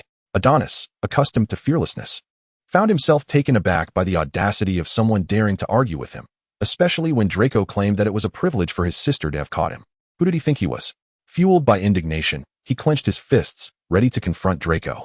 Just then, Arilla pulled him back, and he turned to her, fuming. "Sister, don't hold me back. This insolent boy spoke ill of you, and I must teach him a lesson." Draco remained stationary, arms crossed, gazing down at Adonis with an air of superiority. "Let me tell you, no one dares to bully a Malfoy. You are nothing." Arilla, exasperated, thought to herself, truly, by Merlin's two fathers, it was impossible for these two to brawl in this place. After all, the elder Malfoy and his parents worked within the Ministry of Magic, and they often crossed paths, perhaps even requiring each other's cooperation in their respective departments. If a fight broke out today, their relations would plummet to an icy abyss. She felt somewhat speechless, yet being well-versed in the unfolding narrative, she knew Draco's sharp tongue too well.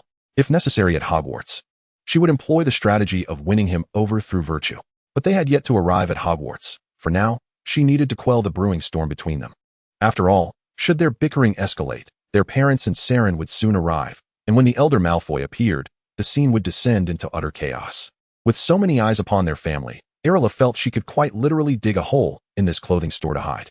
Thus, she grasped her brother's arm and addressed Adonis. "It's all right. Let us refrain from fighting here. We have matters to resolve." To Arilla, Draco's barbs were utterly ineffectual.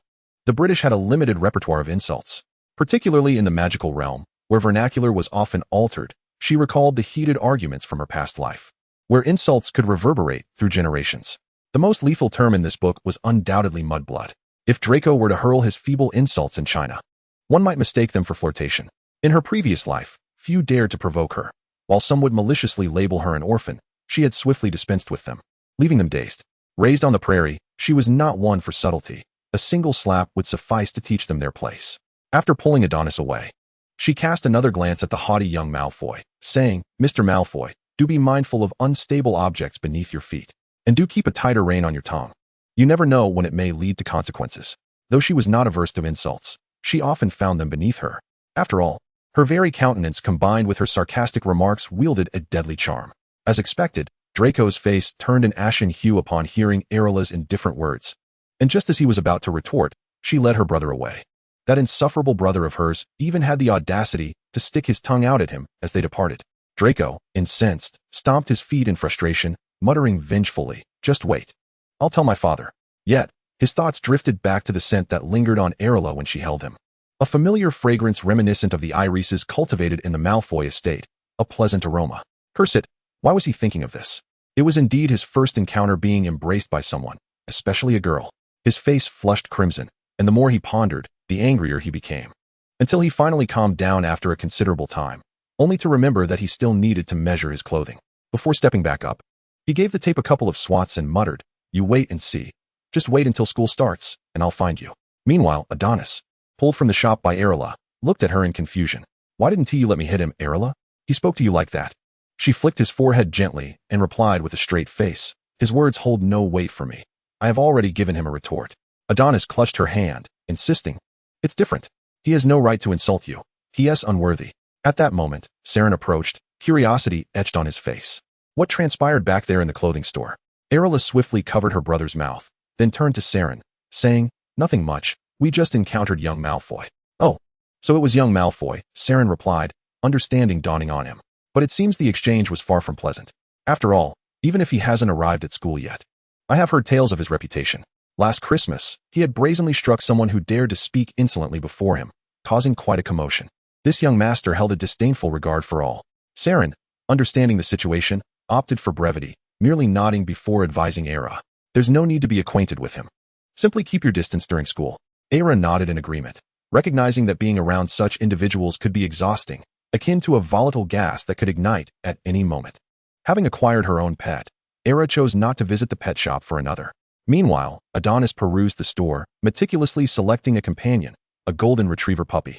Aira observed the little creature nestled in her brother's arms, panting with its tongue out and wide, innocent eyes, and refrained from commenting. After all, the puppy was rather adorable, and if Adonis liked it, that sufficed. Adonis beamed at Aira, his small canine teeth gleaming in a charmingly mischievous manner, mirroring the puppy's own sharp little canines. With enthusiasm, Adonis presented the puppy to Aira, exclaiming, "Would you like to hold him, sister?" In her previous life, Aira had a fondness for animals and would often treat them with care after work, feeding them delightful tidbits. Thus, she nodded and accepted the puppy, gently stroking its fluffy coat.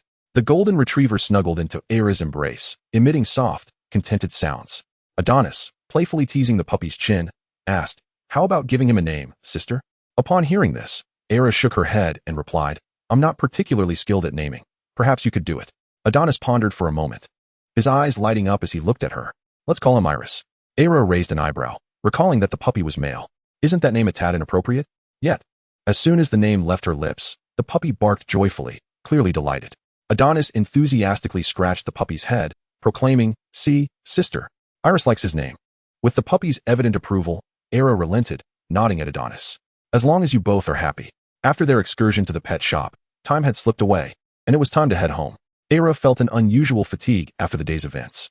After bidding them good night, she dragged her weary body to her bedroom, organizing the books and various items she had purchased. After a swift wash and changing into her pajamas, she collapsed onto the bed. Moonlight filtered through the sheer curtains, casting a gentle glow over her room, ruffling the neatly arranged schedule on her desk. Chapter 15, Short Hair. After acquiring her books, Aira diligently read through the first-grade textbooks from cover to cover, her remarkable memory from her previous life still intact. She had thoroughly absorbed the material, having read it multiple times, and even successfully tested some spells. The simpler incantations were easily cast on the first attempt, while others required only 3 or 4 attempts. While studying, she had also researched wand movements for those spells online, retaining the information vividly, which proved beneficial during her practice. Shatter. This spell was not typically taught in the first grade, and her initial attempt naturally failed. It was only after several tries that she managed to break a vase before her. Following the incident, she felt a peculiar emptiness, as if her magical energy had been excessively depleted. Indeed, each grade had its designated curriculum, and attempting to learn advanced spells prematurely could lead to exhaustion of one's magical reserves. It seemed that the notion of a first-year student effortlessly wielding the 3 dark curses lacked a sound basis in common sense. Now was the time to practice, as the essence of her wand had yet to manifest, allowing her to practice freely outside. Once school commenced, casting spells openly would become a rarity until she turned 17. Since the golden retriever named Iris joined their household, each of the 3 had their distinct companion. However, akin to animal instincts, Iris and Arson were not particularly fond of the snake named Rue, often reacting with flapping wings or frantic hissing whenever they crossed paths. Rue would raise its body and hiss back at them, Each of the three pets possessed unique characteristics, creating a delightful trio of contrasts.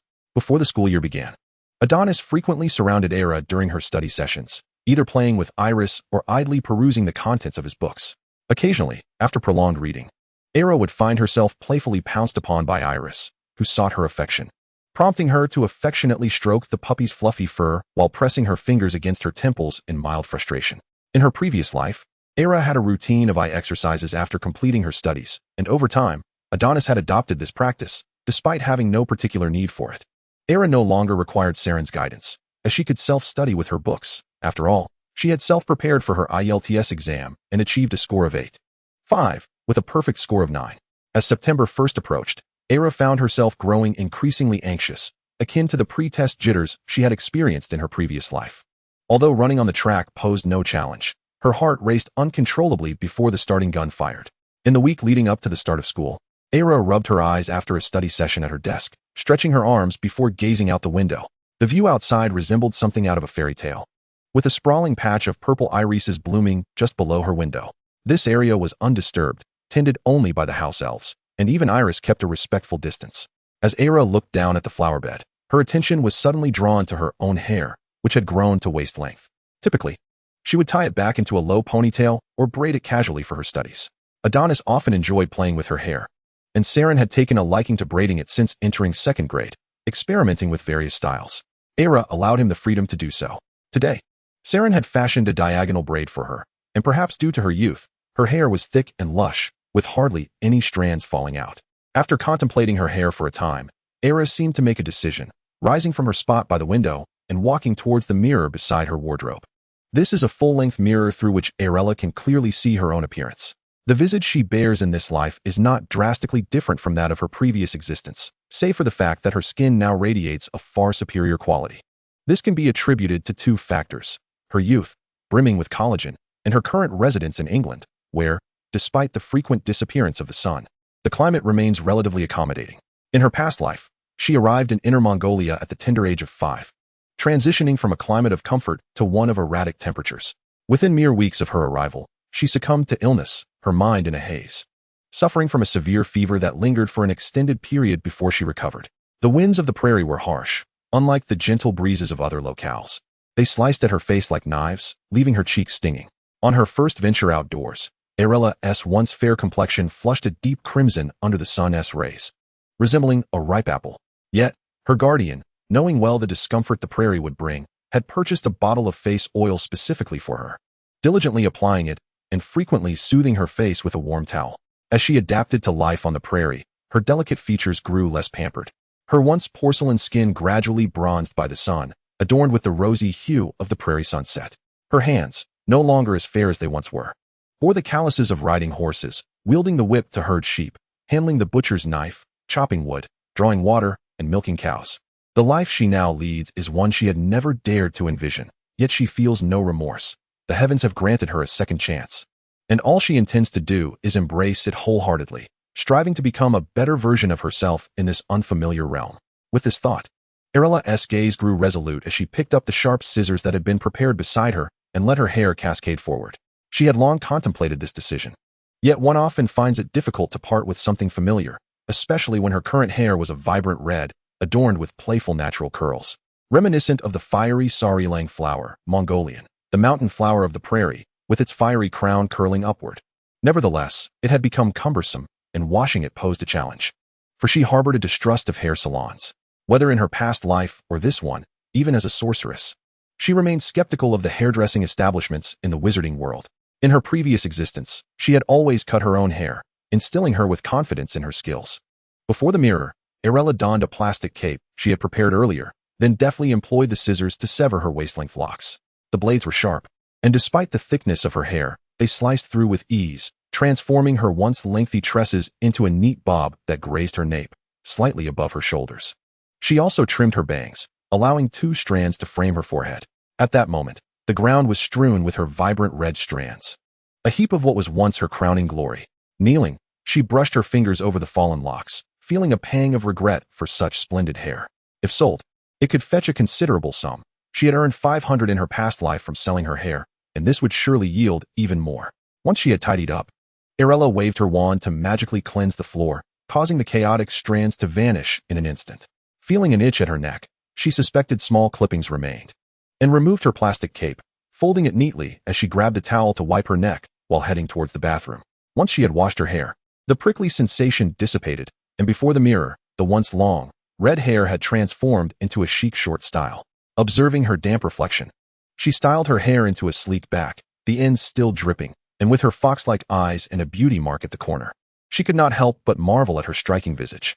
She possessed a keen self-awareness, after all, for Arilla had a mature sense of aesthetics. Her short, slightly wavy red hair was impeccably cut, saving her the expense of dyeing it. After using her wand to dry her hair, she emerged from the room to find Arsling, her hawk, gazing at her in astonishment. She gently caressed the head of her feathered companion. In her past life, she had only cut her hair short after Arsling had been tragically slain by a wolf while protecting her. He had never seen her with short hair until now. Once again standing before the mirror, Arilla scrutinized her reflection. Since the age of 7, she had seldom donned skirts, her wardrobe predominantly consisting of pastel trousers and shirts. Aside from the occasional matching outfit with her mother during holidays, she typically opted for trousers paired with shirts, as she found them more practical and sweat-absorbent. Most of her shirts were in shades of white, gray, or pale purple, often featuring a small iris emblem on the chest or patterns on the cuffs. All custom-made by Diana for her daughter. At that moment, she wore a light purple shirt paired with loose-fitting wide-leg trousers. Her fiery long hair now transformed into a sleek bob, rendering her even more aloof and unapproachable. When dinner time arrived that evening, Arilla naturally accepted her family's astonished reactions to her new hairstyle. Diana sprang to her feet, gazing at her daughter in disbelief, exclaiming, "My dear, did you cut this yourself?" Arilla nodded, prompting Diana to envelop her in a warm embrace, showering her with kisses on the cheeks. "Goodness, my girl not only excels academically, but is also so skilled. This haircut is far superior to that of any stylist. How is it that you are so beautiful?" Arilla mused that her mother resembled an ENFP, as she always radiated energy when showering her with compliments.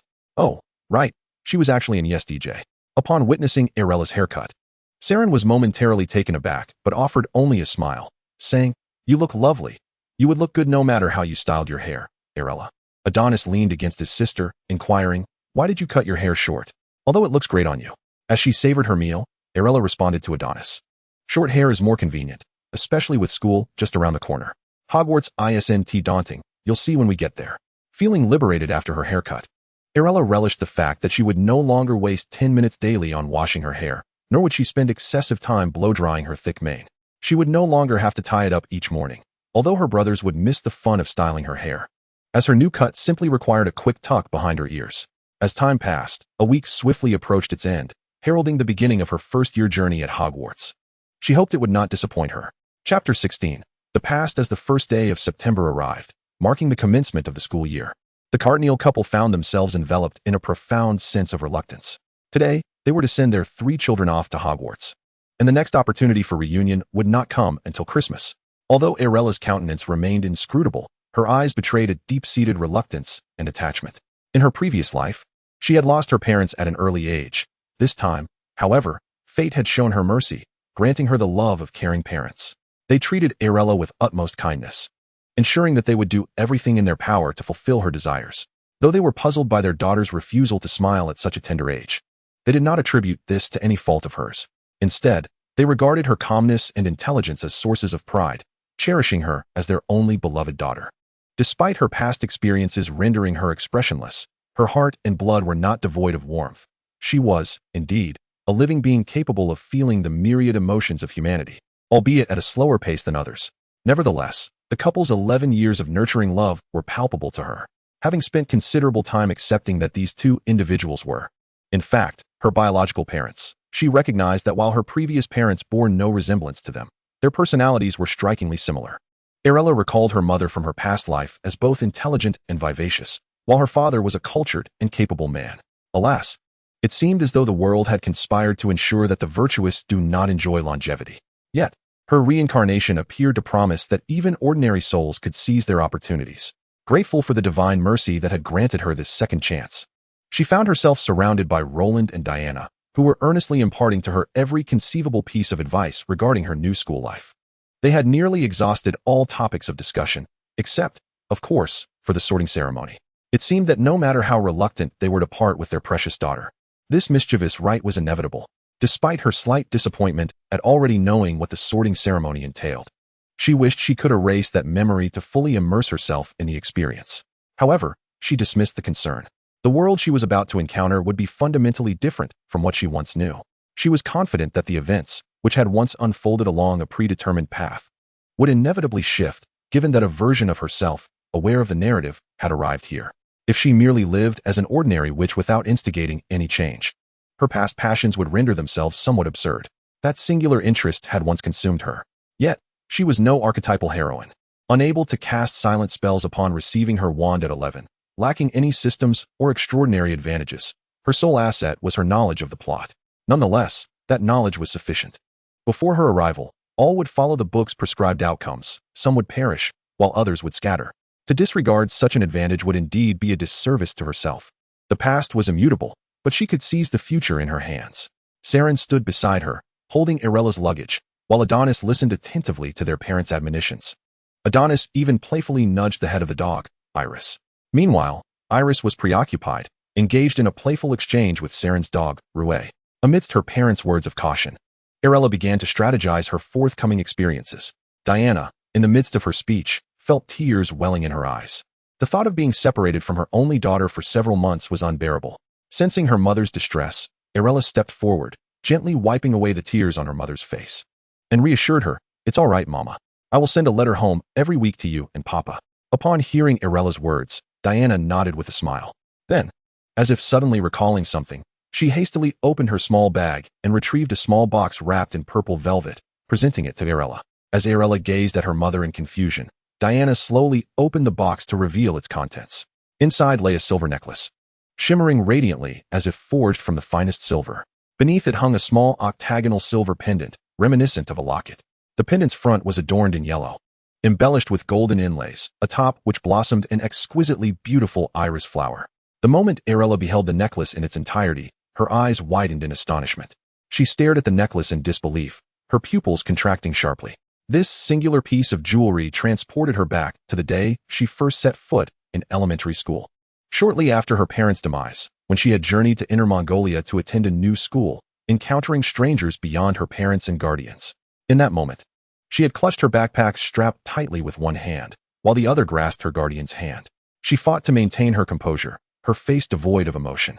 Yet the slight tremor in her hands revealed her genuine feelings of anxiety, fear, and trepidation.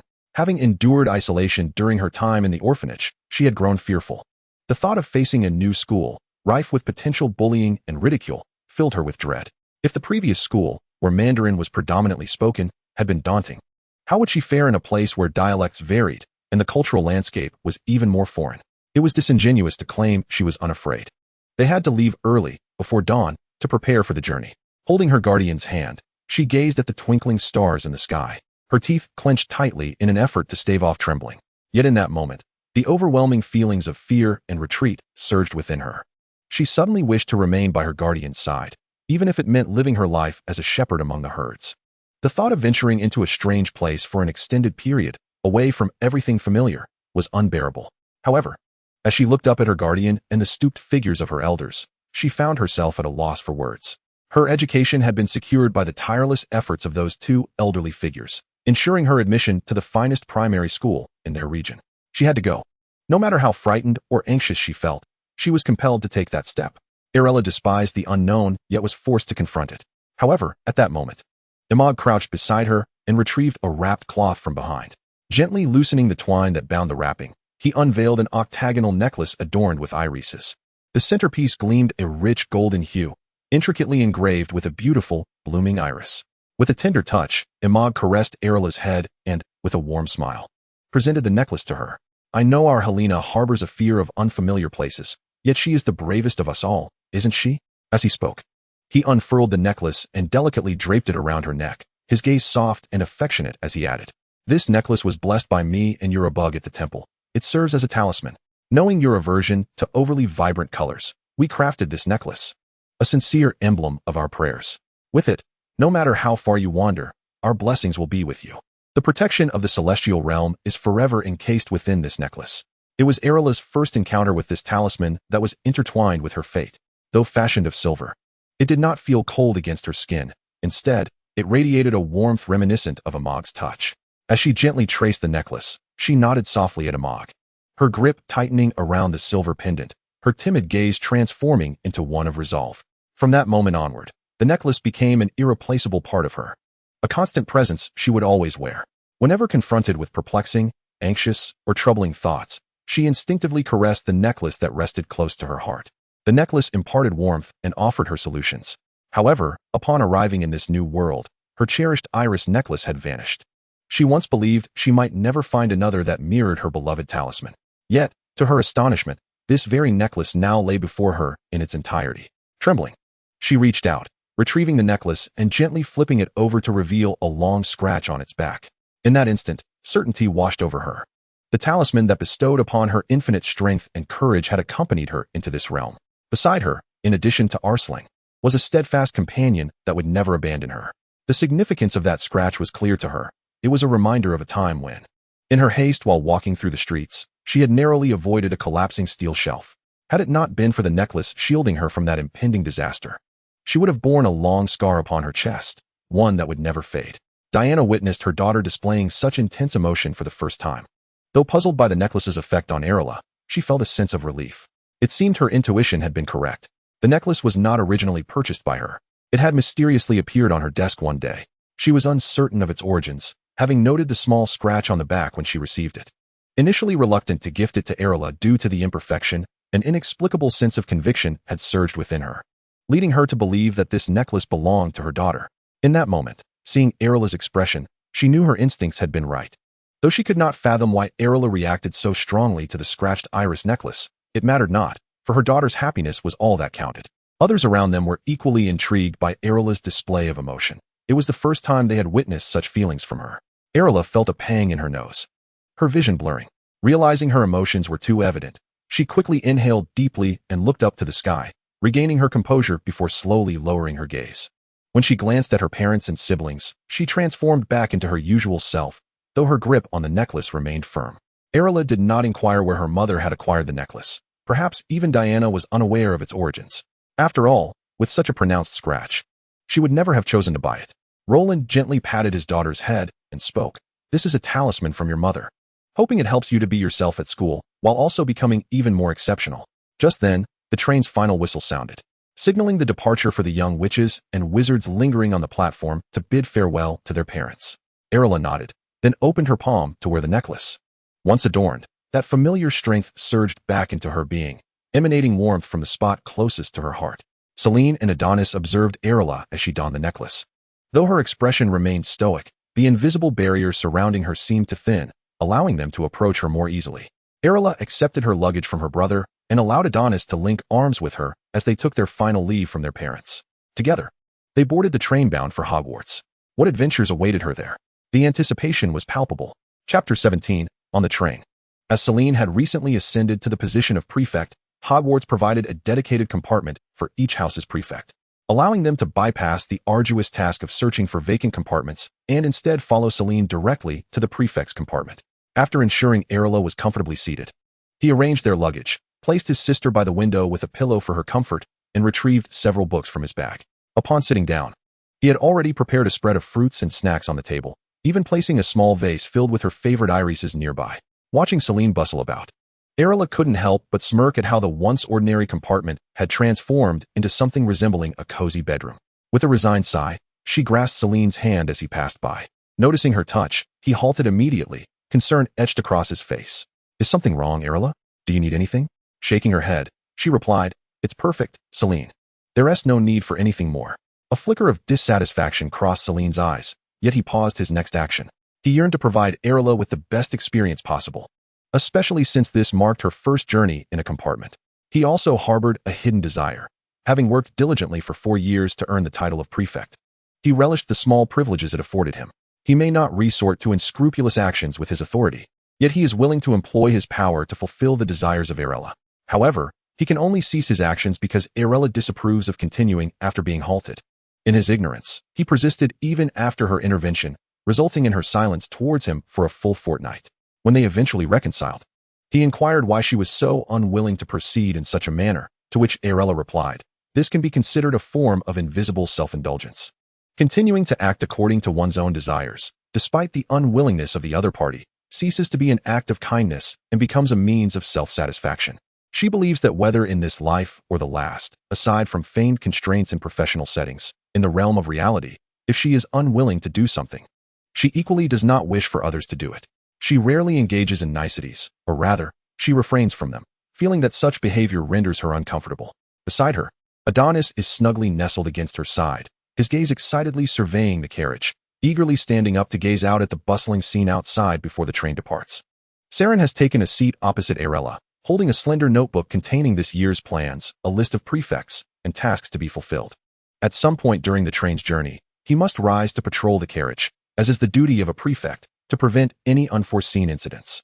Arilla, however, has no inclination to read at present. After all, the material she is meant to review is already ingrained in her memory.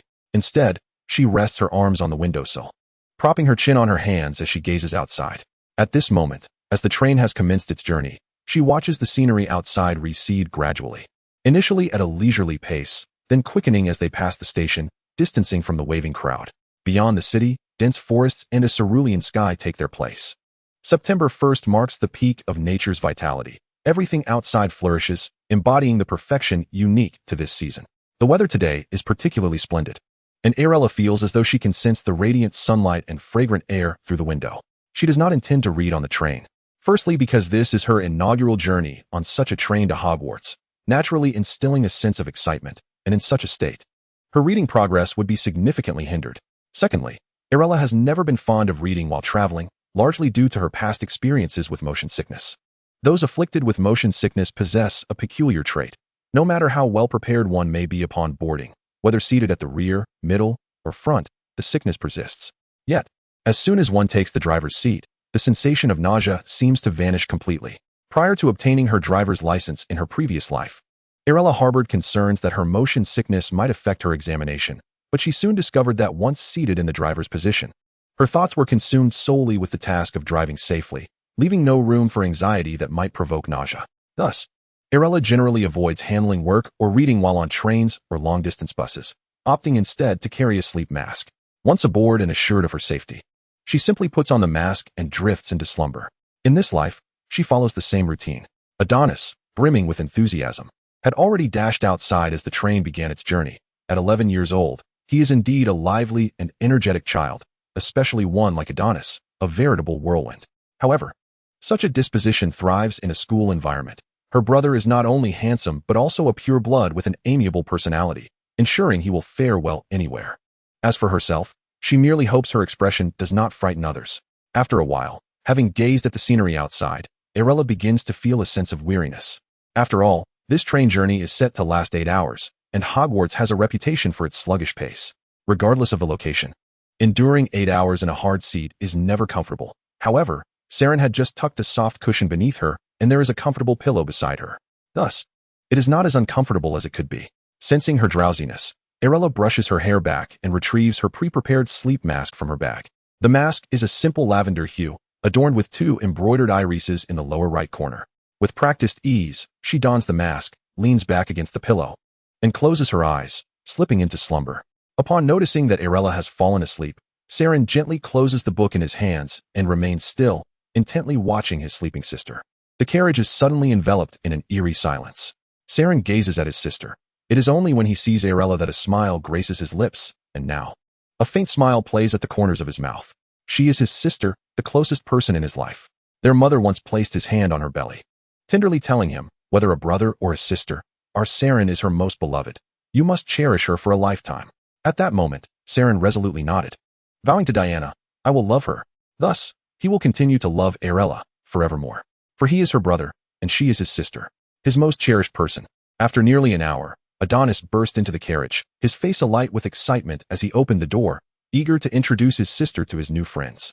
However, Saren swiftly cast a silencing charm, and upon catching sight of the sleeping Arilla, Adonis nodded at Saren and quietly retreated. Once outside, the silencing spell dissipated, and upon realizing he could speak again, he turned to his newly acquainted friends with an apologetic expression. Sorry, Harry, Ron, my sister is asleep. We can only meet again during the sorting. Harry and Ron nodded in understanding. All right, we won't disturb your sister. Adonis had spotted the two of them amidst his fervent exploration of the carriage, drawn in by the sight of their table laden with an array of snacks. He had casually sat beside Ron, swiftly befriending the renowned Harry Potter and the youngest Weasley. One was the legendary protagonist he had heard tales of since childhood, and the other was Ron, the Weasley heir. Adonis quickly became chummy with them. Mid-discussion, he eagerly insisted on bringing them to see his sister, chattering away about how happy Arilla would be to see Harry, assuring them that all she would do is smile. Harry, perplexed, furrowed his brow. Why would she smile upon seeing me? Is it true that she rarely smiles? After bidding farewell to his friends, Adonis gently opened the carriage door and took a seat beside his sister, leaning against Arilla and closing his eyes as well. Saren, observing that the two were comfortably resting, quietly rose and took his wand to maintain order. When Arilla awoke, the sky outside the car window had already succumbed to darkness, and a gentle glow illuminated the interior of the carriage. The outside world was cloaked in obscurity, with only the stars above twinkling clearly. She gradually sat up, stretching her slightly numb arms from where she had leaned during her slumber, and returned her eye mask to its pouch. Upon noticing her awakening, Saren, seated opposite Arilla, set aside his book and spoke to her gently. Awake? If so, refresh yourself and change into your school uniform in the changing room. We shall be arriving shortly. At that moment, Adonis, hearing Saren's voice, drowsily opened his eyes and stretched widely, leaning toward his sister. Arilla, maintaining a stoic expression, gently pushed his head away and stood up, patting his face to rouse him fully. We need to change into our robes. We are almost there. At her words, Adonis instantly perked up and eagerly followed Arilla to the adjacent changing room, where he quickly donned his attire. Upon emerging, he could hardly contain his excitement as he leaned close to Arilla and exclaimed, Arilla, do you know who I met today? I met Harry Potter. Hearing the name tumble from Adonis's lips, Arilla turned to him with raised brows. You met Harry Potter? Adonis nodded enthusiastically, recounting their encounter along with Ron, and even mentioning the little girl who had come looking for a toad. That girl is Hermione, he added with a grin. She fixed Harry's glasses right away. She looks really smart, just like you. Arilla gazed at her exuberant brother, surprised that he had already encountered the trio while still in the carriage. She hadn't even considered seeking them out yet, as the term had not officially begun, and being a first year, there was little of great significance. Nevertheless, Adonis's acquaintance with them could prove beneficial for her future interactions, especially since making friends with her appearance often posed a challenge. Nodding, Arilla replied, It's good to make more friends. At her praise, Adonis beamed like a golden retriever, affirming, Okay, Arilla, I will definitely make more friends. As they conversed, the train gradually approached its destination, eventually coming to a gentle halt. Once the train was steady, the three stood up and adjusted their clothing before disembarking together. Just before stepping off, Arilla took a deep breath, touched the iris flower pendant at her chest, and walked purposefully toward the exit. Everything would inevitably unfold as she envisioned. Chapter 18. A little commotion before the sorting upon alighting. The station was filled with a cacophony of voices. Upper-class wizards who had already been sorted mingled with first years, wide-eyed and brimming with anticipation for Hogwarts and the impending sorting ceremony. The first-year students, without exception, were agog with dreams of Hogwarts and clustered in small groups, exchanging idle chatter. Surely, they had already made numerous acquaintances on the train. The first years were required to traverse the Black Lake by boat to reach Hogwarts, while second years and above had a separate passage. Thus, Saren could not accompany Arilla and Adonis, but was obliged to take the separate route. This was an unalterable rule, even for a prefect like Saren. Reluctantly, he grasped Arilla's hand, cautioning her about potential perils along the way, advising her not to wander her gaze, to avoid falling into the lake, and to watch her step. Arilla nodded in resignation, unable to fathom why her brother appeared so anxious, as if she were about to confront Voldemort at that very moment. Just as Saren was about to utter more words, a robust male voice echoed from afar. First years, gather here. The call was repeated several times, and Arilla and Adonis turned to see an exceptionally large giant, brandishing a small lantern, beckoning to the crowd. It appeared that the half-giant Hagrid was indeed present. Arilla released Saren's hand, calmly stating, I will go ahead with Adonis now. Saren, hearing Arilla's words, could only nod, watching as the two departed together. For the first time, he wished the boat journey would proceed swiftly. He was uncertain why he felt such concern. After all, this was an experience every first-year student must undergo, one he had also faced, and it was hardly dangerous. Yet, he longed to spend more time with Arilla. With a sigh of resignation, Saren lowered his gaze, and when he looked up, the amiable brother who had appeared before Arilla vanished, replaced by the seriousness and gravity of a prefect. As Saren had taken longer than anticipated, by the time they arrived, the first years had already gathered. After counting heads, Hagrid waved his massive hand and announced, Everyone, for to a boat. please board in an orderly fashion." Arilla hardly had time to register the command before Adonis tugged her hand and dashed toward the nearest boat. He climbed aboard first and, with a flourish, turned to extend his hand toward Arilla, declaring, "Come on, sister." Arilla blinked at his antics, reluctantly acquiescing to her brother's exuberance. Grasping his hand, she lifted the hem of her robe and boarded the boat, taking a seat beside Adonis. She observed her brother's radiant smile, which even the darkness could not overshadow, and involuntarily closed her eyes again. Such a vibrant aura of life. She dared not open her eyes, hoping it was merely an illusion. Not long after they settled, she sensed footsteps nearby. Raising her gaze, she spotted two unfamiliar girls leaning together, looking at Arilla. However, their expressions did not convey the typical curiosity of strangers. Rather, there was a hint of trepidation. Arilla remained unperturbed, having encountered such looks far too often in her past life. Meanwhile, Adonis, noticing the two girls, called out cheerfully, "Hello. Are you also first years boarding the boat?" Initially hesitant due to Arilla's expressionless demeanor, the girls relaxed upon seeing Adonis's cheerful greeting. Thankfully, one of them, a girl with curly black hair, stepped forward, gathering her courage to address Adonis. "May we share a boat? The other boats are full." Adonis nodded eagerly at her request and replied, "Of course. Come aboard." The two girls exhaled in relief upon hearing those words, then assisted each other as they boarded the boat. Shortly after they settled in, Hagrid initiated the journey, and the previously tranquil vessel began to sway gently across the dark lake, heading towards Hogwarts. The dark-haired girl, who had just inquired earlier, cast a glance at Adonis across from her, summoning her courage to speak. "Hello, it's a pleasure to meet you. My name is Elvira Emery, and this is my friend Inesca Rowe. Thank you for allowing us to board." Adonis waved his hand dismissively and smiled at them. "It's nothing. I am equally delighted to meet you both. I am Adonis Cartner, and this is my sister, Arilla Cartner," he added quickly, noticing the girls' expressions. "Although my sister doesn't smile much, she is very kind-hearted." The two young witches exchanged skeptical glances towards Arilla, locking eyes with her momentarily before she nodded in acknowledgement. However, in that fleeting moment of eye contact, they felt an unexpected chill run through their bodies. "Emery, Rowe, is this what they call a family filter?" Nevertheless, it was undeniable that the two siblings bore a striking resemblance, appearing as if they could be twins. After all, it seemed that Adonis could easily don a wig and pass for the exact image of the witch. Moreover, Arilla was undeniably beautiful, her expressionless face still radiating elegance. At that moment, Arilla observed the two young girls seated across from her. The black-haired girl, who had just mustered her courage, possessed lovely brown eyes that exuded a gentle warmth. Perhaps she belonged to Hufflepuff. The other girl, more reticent, had waist-length hair and striking light blue eyes. She could very well belong to Slytherin or possibly Ravenclaw. After all, making judgments about houses based solely on appearances could be rather inaccurate, especially when they were just getting acquainted. Adonis, brimming with excitement, leaned closer to his sister and chattered animatedly about the news he had gleaned from his friends regarding Hogwarts. He spoke of a sorting ceremony that involved defeating a dragon, of the potions professor renowned for his severity, advising them to never err in his class, and of tales that suggested failure in the sorting process could lead to expulsion, along with a notification sent throughout the entire school. Arilla interjected, "Where on earth did you hear such nonsense?" Yet, one thing was certainly true. The potions professor was indeed the most stringent and biased. This Slytherin head, Professor Snape, seemingly wore a perpetual scowl, even towards his own house's students. However, when it came to awarding points to Slytherin, he was remarkably generous, often adding 20 points daily. In contrast, he showed no mercy to other houses, seizing every opportunity to deduct points, leaving the young witches lamenting their plight.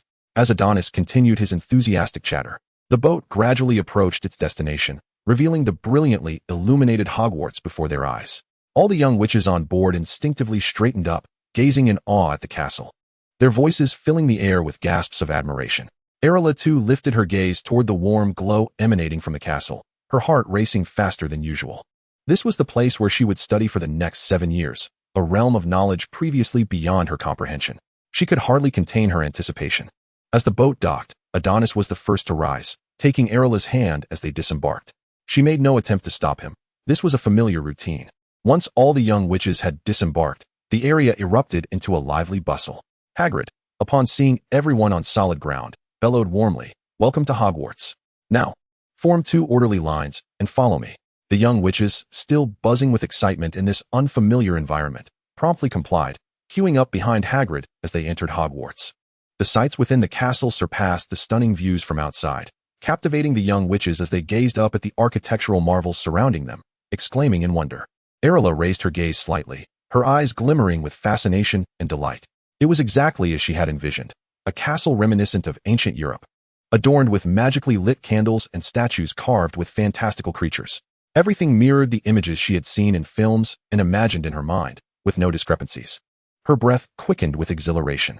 Despite having lived over 30 years across 2 lifetimes and possessing a calmness beyond her years, the prospect of finally confronting the place she had dreamt of as a youth stirred uncontainable excitement within her. Following Hagrid's lead, the young witches arrived at the entrance of the Great Hall. He turned with a beaming smile, addressing them. Next, professors will guide you through the sorting ceremony. I hope each of you finds your desired house. With that, he strode off, lantern in hand. Arilla watched his retreating figure, noting it matched her imagination, a man clad in oversized black attire, sporting a thick black beard and unkempt hair. Hagrid had a fondness for small creatures, and she would surely encounter him again. The next face she would meet would belong to Professor Minerva McGonagall, the Transfiguration professor at Hogwarts. Yet, she had not forgotten the thrilling moment preceding the sorting ceremony, the confrontation between Potter and that boy from the Malfoy family. She had already spotted Malfoy as soon as she settled in, his platinum hair slicked back with gel, a glaringly conspicuous sight. He appeared to be eyeing the surroundings for something amusing. Thus, Arilla grasped Adonis's hand, declining to seek out her newly acquainted friend's brother, gently informing her perplexed brother. The sorting is about to begin. Although Adonis could not fathom why his sister, who had previously encouraged him to make friends on the train, now prevented him from locating his companion, he trusted Arilla implicitly. Consequently, the usually lively boy remained quietly by her side, awaiting the sorting ceremony. Just then, a commotion erupted ahead, drawing everyone's attention to a haughty boy with platinum hair perched on a higher set of stairs, looking down at a bespectacled boy. My father said the illustrious Harry Potter is starting this year. I presume you must be Harry Potter. As this declaration echoed, the previously tranquil atmosphere burst into a frenzy of excitement, with the young witches moving forward, eager to catch a glimpse of Harry Potter. After all, everyone knew of Harry Potter, the boy who had vanquished the Dark Lord, a figure so renowned that many had grown up hearing tales of his exploits. At this very moment, Malfoy, standing before the steps, spoke again. I am Malfoy, Draco Malfoy. Upon hearing this, Arilla noticed little Weasley, who was positioned behind Potter, stifling a laugh, which in turn piqued Malfoy's displeasure. Arilla had often thought, while observing this scene, that a person of ordinary sensibility might find it somewhat amusing. After all, who would not find it laughable when someone, with an air of solemn pride, proclaims their name as Malfoy? However, Weasley's laughter in front of the subject was rather disrespectful. Subsequently, the familiar taunts from Malfoy regarding Weasley's hair color and attire ensued, culminating in Malfoy extending his hand and stating, I trust you understand the benefits of choosing your friends wisely. The outcome was predictable. Harry stood beside his friend from the train and declined Malfoy's invitation. This marked the first time Malfoy had been rebuffed, and Arilla watched, astonished, as Malfoy's previously pale visage flushed with color. Arilla remarked to herself, indeed, Westerners tend to blush so easily. Just as Malfoy, fuming with indignation, was about to retort, he glanced up to find Adonis and Arilla observing him with expressions of amusement from a short distance away. He instantly recognized them as the witch who had encountered him at the clothing store and the one with whom he was about to have a quarrel, one he felt unprepared for. The recollection of being rejected in front of them made his face burn with embarrassment and fury. Nearby, Arilla found it somewhat curious that Malfoy appeared even more flustered after casting a glance their way. It seemed that the young master had encountered a failure in friendship, compounded by the humiliation of being seen by someone he had clashed with before school began. She felt a sense of empathy. Had she been in Malfoy's position, she would have likely turned on her heel and donned a mask for the entire semester. Just as Malfoy was about to speak again, he felt a hand on his shoulder, and turning in anger, he found himself facing a witch wearing a tall wizarding hat and a green robe, who commanded, return to your position. Upon hearing the professor's words, Malfoy could only shoot a frustrated glare at Harry before sulkily retreating to his entourage. Arilla simply regarded the tall-hatted professor, who held a parchment scroll in her hand. It appeared this was Professor McGonagall. McGonagall, adjusting her glasses, scanned the young wizards before her, then nodded and addressed them. Welcome to Hogwarts. I am your Transfiguration professor. You may call me Professor McGonagall. I will now lead you to the Great Hall for the sorting ceremony. Please form 2 lines and follow me. Once the young wizards arranged themselves, she turned and made her way toward the Great Hall, its doors now ajar. Arilla caught a glimpse of the lively scene within and instinctively clenched her fists, biting her lip. The sorting was imminent, and she fervently hoped to be placed in her desired house. Chapter 19, The Sorting Results. Upon entering, Arilla beheld the entirety of the Great Hall. Candles floated enchantingly above, casting a warm glow, while 4 long tables adorned with house banners were set within the vast chamber, each occupied by young wizards eagerly craning their necks to catch a glimpse of the new arrivals, their eyes glinting with a hint of schadenfreude. The surrounding columns were intricately carved, and the vaulted ceiling boasted beautiful paintings. Arilla overheard a little girl whispering to her companion, "These candles are levitated by magic. I read about it in a brief history of Hogwarts." Instinctively turning her head at the familiar words, she locked eyes with the girl, who had just raised her gaze. The girl, with her fluffy curls, petite face, and faint freckles, had slightly prominent front teeth, but Arilla knew she would blossom into a beautiful young woman. This was Hermione Granger, the sole female in the famed Gryffindor trio, and one of the individuals Arilla had longed to meet. Hermione, momentarily taken aback by the girl's beauty, her fiery short hair, striking eyes, and ash-gray pupils, wondered why she appeared so displeased. Had something happened? This was Hermione's second impression of the girl before her. Then, she watched as the girl nodded and spoke. "You are correct. And the Great Hall ceiling is predominantly enchanted to resemble the sky and stars, enhancing our interest and experience while learning magic." Arilla maintained a stoic expression while observing Hermione, though her hands, hidden behind her back, betrayed a hint of nervousness. This was her first time engaging in such a lengthy conversation with someone outside her family. Yet Hermione was truly her favorite female character from her readings. Knowing that their encounters would be rare after her placement in Ravenclaw, she felt a strong desire to connect. Upon hearing the girl's words, Hermione's eyes sparkled. She had met many people on the train and engaged in numerous conversations, all of whom showed little interest in such topics. Yet, she never anticipated that this seemingly aloof girl would possess such knowledge. In that instant, her initial apprehension toward the girl's unexpressive demeanor dissipated considerably. For Hermione believed that a book lover could never be unapproachable. She eagerly approached Arilla, her face alight with excitement. "I can't believe you read too. Hello, I'm Hermione Granger. May we get acquainted?" she said, extending her hand. Hermione, too, felt a tinge of nervousness. Although the girl had just spoken to her, her expression was somewhat intimidating. Arilla glanced down at Hermione's outstretched hand, tightened her own behind her back, then released it, nonchalantly stepping forward to grasp Hermione's hand. "It's a pleasure to meet you. I am Arilla Cardinale. May I call you Hermione?" This was Arilla's first inclination to address a stranger by name.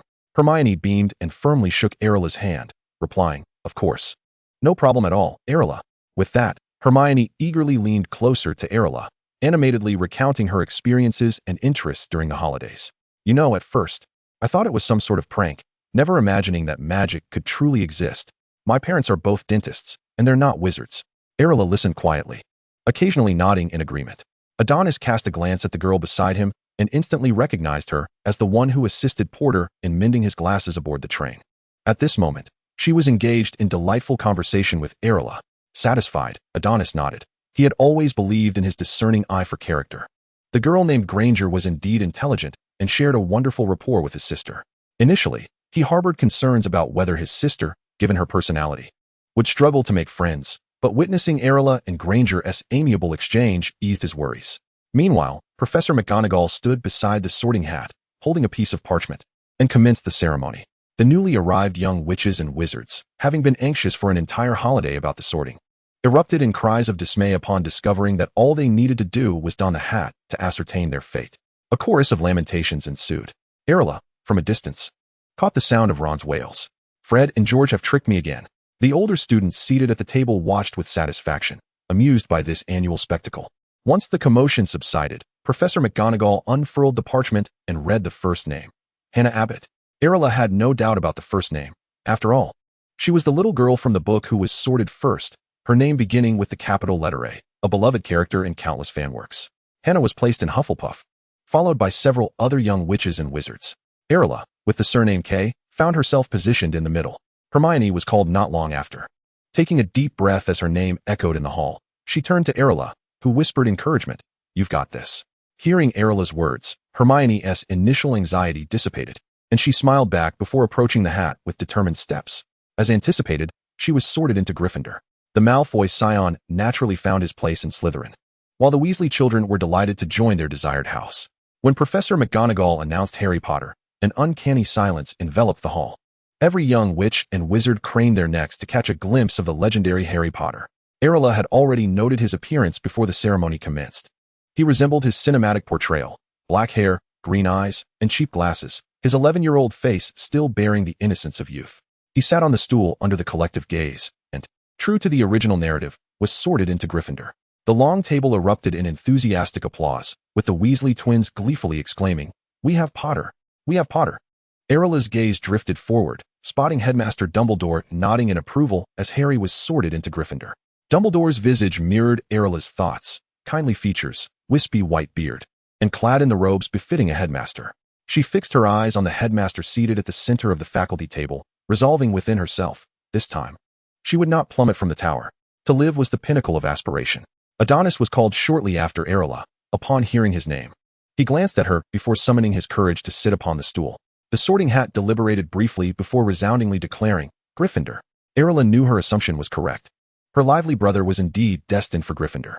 Upon hearing his house declaration, Adonis beamed with joy, leaping from the stool and waving at Arilla before happily taking his seat at the Gryffindor table, situated next to Harry and Ron.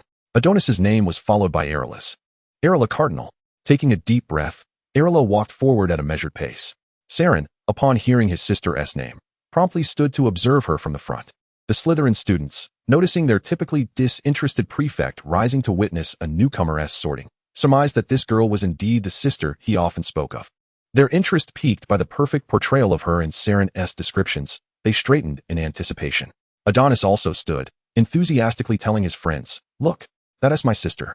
As Arilla's appearance became clear to the assembly, a momentary hush fell over the hall. She was strikingly beautiful, eliciting a collective first impression of admiration.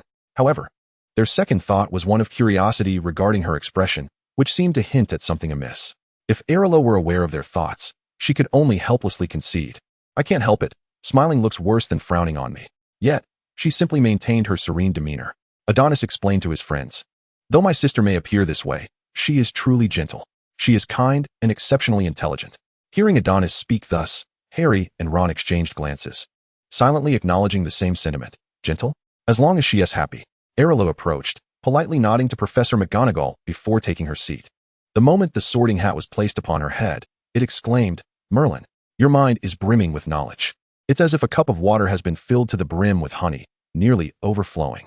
Arilla nodded, for her mind contained not only the knowledge acquired here, but also the wisdom from her past life, thus far exceeding that of her peers. After a definitive pause, the Sorting Hat proclaimed, "I believe I know to which house you belong, or rather, that you are inherently suited for this house. Therefore, you belong to Ravenclaw." As the words left the Sorting Hat's mouth, the Ravenclaw table erupted into a fervent applause. They were thrilled to welcome a beautiful girl into their ranks. Even though Arilla's expression did not convey the same enthusiasm, nevertheless, courtesy prevailed. On the Gryffindor side, Adonis, though a tad disheartened by his sister's placement in Ravenclaw, immediately joined in the cheers and applause.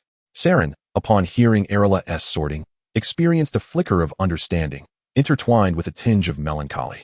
For he had ardently hoped she would be sorted into Slytherin.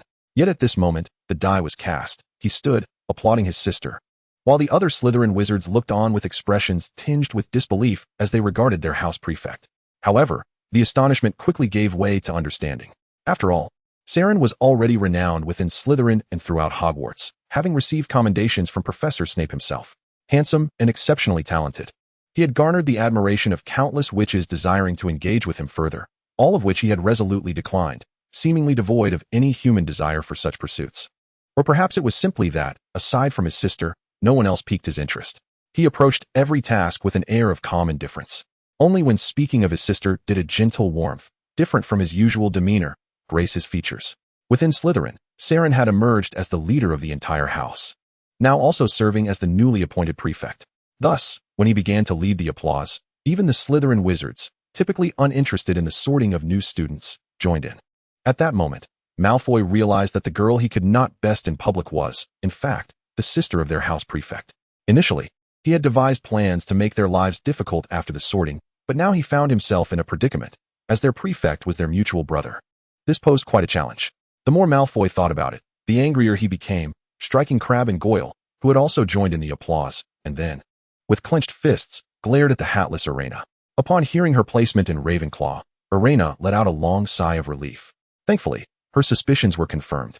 She had indeed been sorted into Ravenclaw. After removing the hat, she politely nodded to Professor McGonagall and proceeded towards the blue banners. Tomorrow, the unadorned robe she wore would proudly display the Ravenclaw crest on her chest, her tie would change to blue, and she would don a blue scarf. She took her seat at the Ravenclaw table, yet no one approached her immediately for conversation. Those interested in speaking with her hesitated, uncertain of her expression, not knowing whether she exuded happiness or sadness. They understood that some individuals might simply not be inclined to smile, and they were empathetic. However, the challenge lay in the fact that Irena's expression appeared quite aggressive. Had her round face and almond-shaped eyes borne such a countenance, they might have felt more inclined to engage. But instead, it was her striking fox-like eyes and fiery red hair that lent her an air of formidable intensity. When her gaze fell upon them, they felt as though she could see right through them, making them want to confess all their misdeeds from 11 years prior. Truly, honesty would be met with leniency, while resistance would invite severity. Nevertheless, Irena did not dwell on this. After all, she had experienced similar situations at the onset of her previous schooling, where her expression deterred others from befriending her.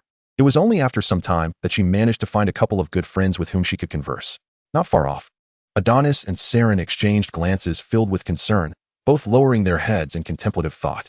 It seemed the time had come to enlighten their peers about their sisters, or rather, their sister's disposition. She simply did not love to smile, yet she possessed a gentle heart. At the beginning of the school year, they had worried about Irena, concerned she might struggle to make friends or face bullying, hence their desire to be in the same house with her. Alas, fate had placed them in 3 different houses, and they would have to adapt. However, should anyone dare to bully Irena, they better brace themselves. Despite Adonis's typically carefree demeanor and his ability to get along with everyone, should anyone dare to cross his sister, he would transform from a golden-haired boy into a ferocious beast. Saren, needless to say, could subtly orchestrate countless obstacles for anyone who dared to offend her. They could expect nothing less than a world of trouble. At that moment, Harry and Ron, following Adonis's gaze, turned their attention to Irena, observing the red-haired girl who sat quietly at the Ravenclaw table like a solitary leaf drifting down. Unlike others who quickly made friends upon sitting down, she remained still, as if she were the only person in the universe. At this juncture, Ron leaned over and whispered to Harry, "Adonis's sister is stunning." Harry nodded vigorously at this remark, convinced it was a sentiment shared by all the young wizards at Hogwarts. After all, the silence that enveloped the hall upon Irena's entrance spoke volumes about her striking presence. Even the usually boisterous Weasley twins fell momentarily silent, taken aback by her radiance. Surely, they had not anticipated that Irena, clad in her school robes, would shine even more brilliantly than before. The sorting ceremony continued. Just as Irena had surmised, the girl with long black hair was sorted into Hufflepuff, while the girl with pale blue eyes found her place in Slytherin. Approximately 20 minutes later, the lengthy ceremony finally drew to a close. The hall erupted in a cacophony of chatter until Professor McGonagall rapped her glass to restore silence. Once quiet enveloped the hall, Dumbledore rose to address all the young wizards. "Welcome to Hogwarts. Here, we embrace our first-year students, as well as welcome back our returning students to continue their studies. Within these walls, you will learn the intricacies of magic and forge lasting friendships. I hope each of you finds what you seek during your time at Hogwarts." Before the feast commenced, he continued, "I must share a few important points. There is a curfew each night, and students are forbidden from roaming the corridors after hours. Mr. Filch will patrol the hallways, and those caught will face severe consequences. Additionally, students must not enter the Forbidden Forest without permission, and if you value your lives, do not venture into the room at the end of the corridor on the right side of the 3rd floor. That is all I shall say, but I will conclude with 4 words: fool, crybaby, scum, twist." With a flourish of his hand, the previously empty tables were suddenly adorned with a splendid array of delectable dishes, causing the young wizards' eyes to sparkle as they eagerly picked up their forks and knives, ready to savor their first meal at Hogwarts. Irena glanced at the spread before her: roasted chicken, lamb, an assortment of beans, borscht, and pumpkin juice, ordinary fare. While it was not particularly to her taste, it was certainly not inedible. As she selected items of interest, she lifted her gaze to observe the professors seated at the head table. She recognized Dumbledore and Professor McGonagall, while Hagrid sat at the far end. To Dumbledore's left was a man in dark robes, his beady eyes cast toward Gryffindor, with an unkempt appearance that left no doubt he was Severus Snape, the head of Slytherin House. Beside him sat the diminutive Professor Flitwick, the head of Ravenclaw. Nearby were the heads of Hufflepuff, as well as the professors of divination, Muggle studies, and astronomy. Oh, how could she have forgotten the most important detail?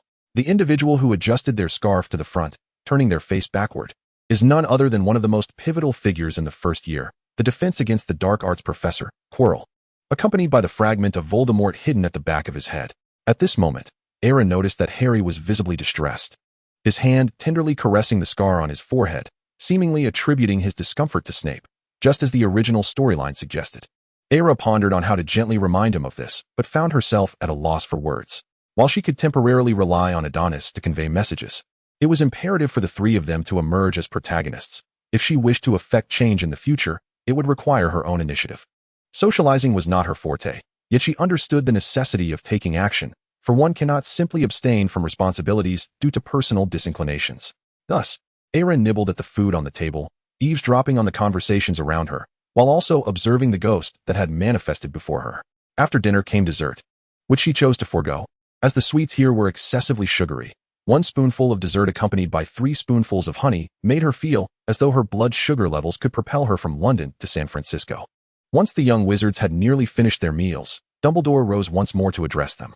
All right, now, first-year students, please follow your prefect to your dormitory. Good night. May you have sweet dreams. Following Dumbledore's announcement, the prefects of each house sprang into action. Saren, the prefect of Slytherin, promptly stood to maintain order. The Ravenclaw prefect, a composed 5th-year witch, efficiently gathered the first-year students in a remarkably short span of time. After tallying their numbers, she led them towards the exit, speaking to the first years as they walked. Welcome to Ravenclaw. I am your prefect, Rowena Sonnies. Should you have any inquiries, feel free to approach me.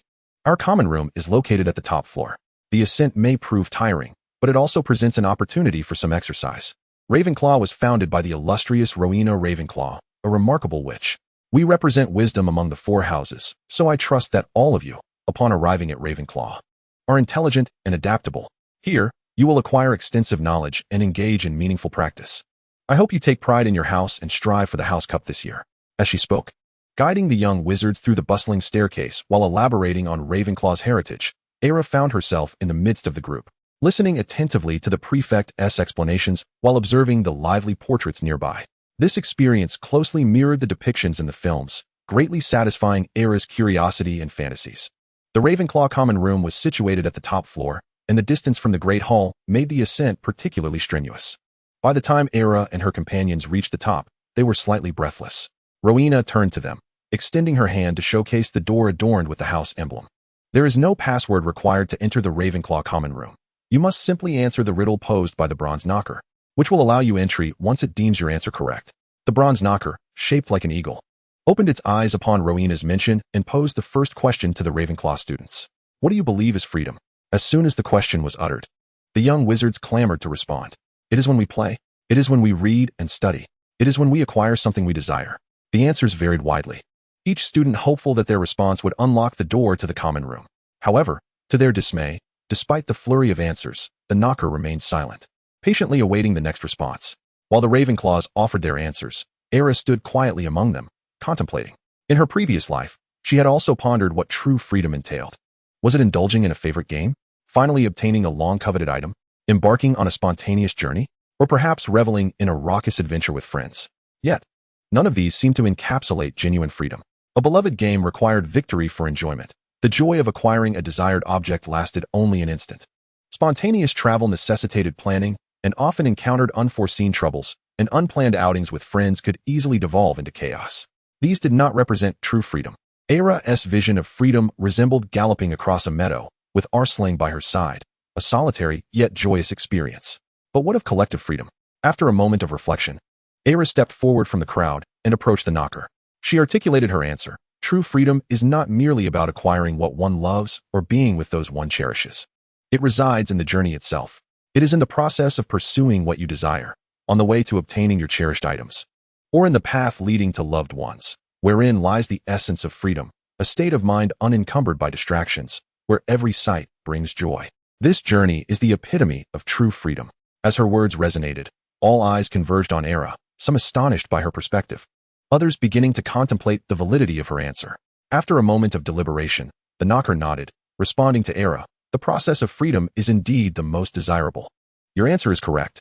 With that, the previously sealed door swung open, revealing the common room within. As the door opened, the attention of everyone shifted back to Arilla, their expressions filled with amazement and admiration.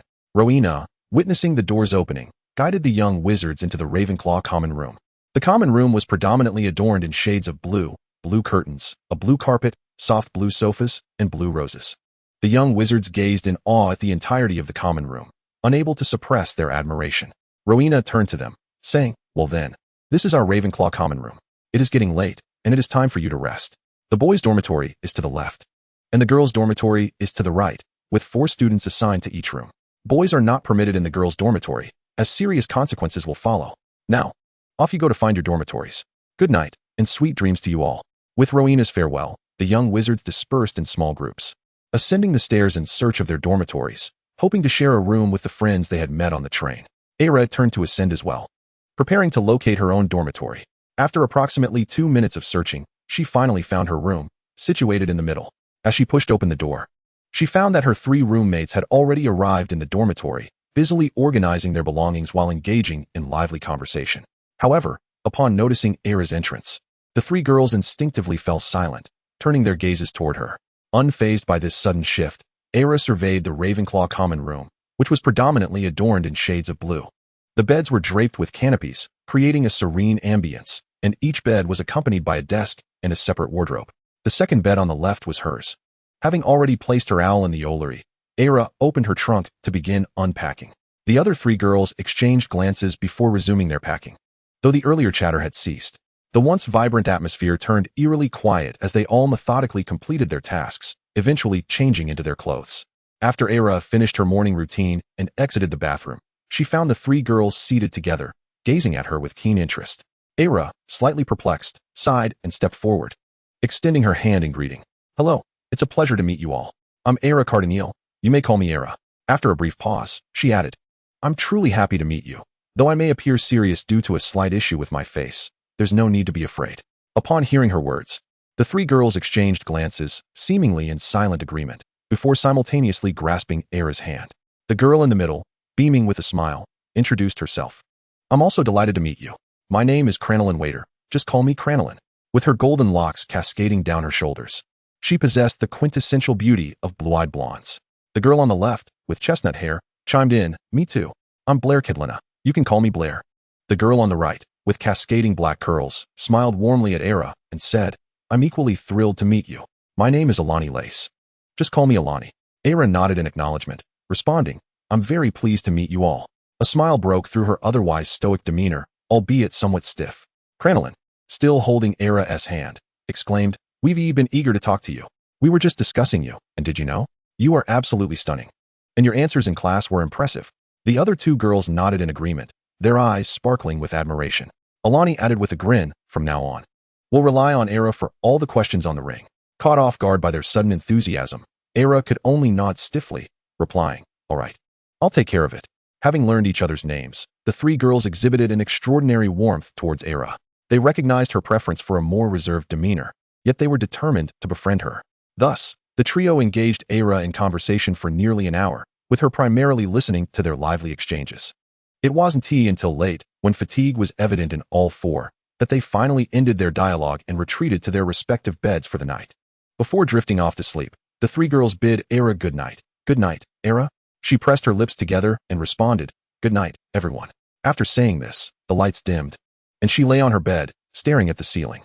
Before arriving at Ravenclaw, Arilla had been apprehensive about forming friendships, fearing that the majority of the wizards here might prioritize knowledge over companionship.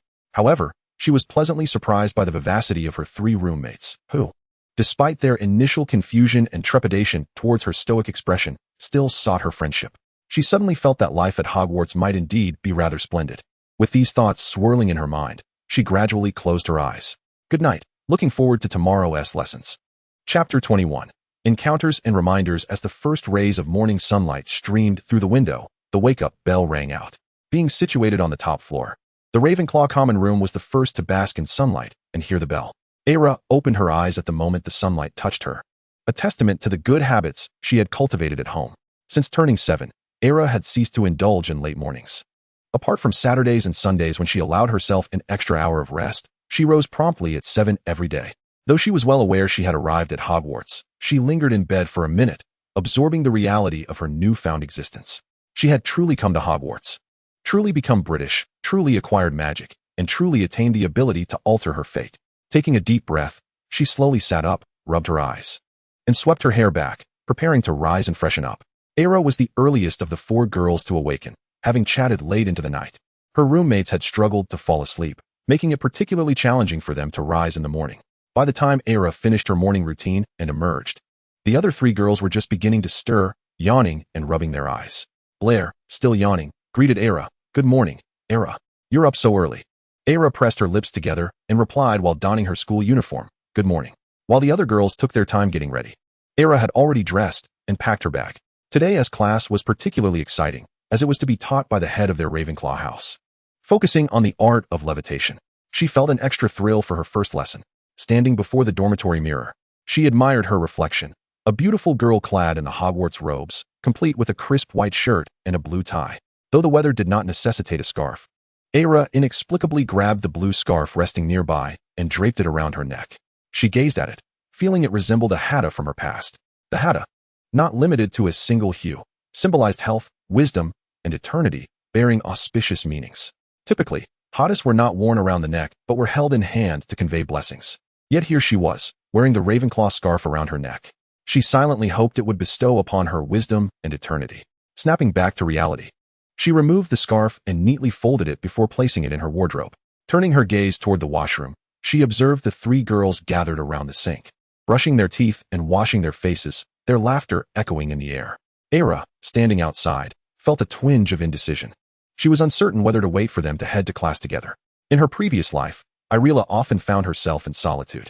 Aside from forming a few friendships during her school days, she transitioned into the world beyond academia as a lone figure. Throughout the passing years, she seemed to have forgotten how to express friendship and what it truly entailed. However, the poignant display of camaraderie exhibited by three girls yesterday stirred within her a recollection of the essence of friendship. As she pondered these thoughts, the trio emerged from the restroom, bustling with energy, and upon spotting Arilla standing before the mirror, they exclaimed, "Just a moment, Arilla, I'll be right with you." After hearing these words, Arilla solidified her resolve, lifting her gaze to the three flustered girls, and gently replied, "No rush, I'll wait for you." Before the age of 11, she had known the warmth of family love, which taught her the meaning of kinship. After that age, she swiftly acquired friends who rekindled her understanding of what friendship could be. It was as though a wayward bird in the sky had finally found a branch to perch upon. Once the girls had composed themselves, the four of them set off together towards the auditorium. Given that Ravenclaw's common room resided on a higher floor, there was a reasonable distance to cover, necessitating a brisk pace. They hurried out the door, eager to reach their destination, where they would dine before rushing off to class. In their haste, they held hands to avoid falling behind, yet when Blair attempted to grasp Arilla's hand, she hesitated momentarily. Just as she was about to speak, Arilla took the initiative to clasp her hand, looking at her and saying, "Let us go." Her expression remained unchanged, yet there was a discernible hint of tenderness, and even the guarded gaze from the previous day had softened considerably. Blair squeezed Arilla's hand tightly and smiled. "All right, let us go." Upon arriving at the auditorium, they found wizards already engaged in their meals, some first-year students buzzing with excitement, while others were upperclassmen preparing for their preliminary wizarding examinations. Each individual was engrossed in their own pursuits. After locating a spot at the Ravenclaw long table, they settled down. The breakfast at Hogwarts was unremarkable, merely warm pumpkin juice or milk, alongside eggs and vegetables. While not particularly special, it was a well-balanced meal. As Arilla was enjoying her breakfast, she suddenly sensed someone sitting beside her, yet she did not lift her head. The familiar scent of heather wafted through the air, a fragrance unique to her brother, Saren, confirming his presence beside her. Saren, concerned about missing his sister, had arrived at the table early, but he was so early that the house elves had yet to lay out the breakfast.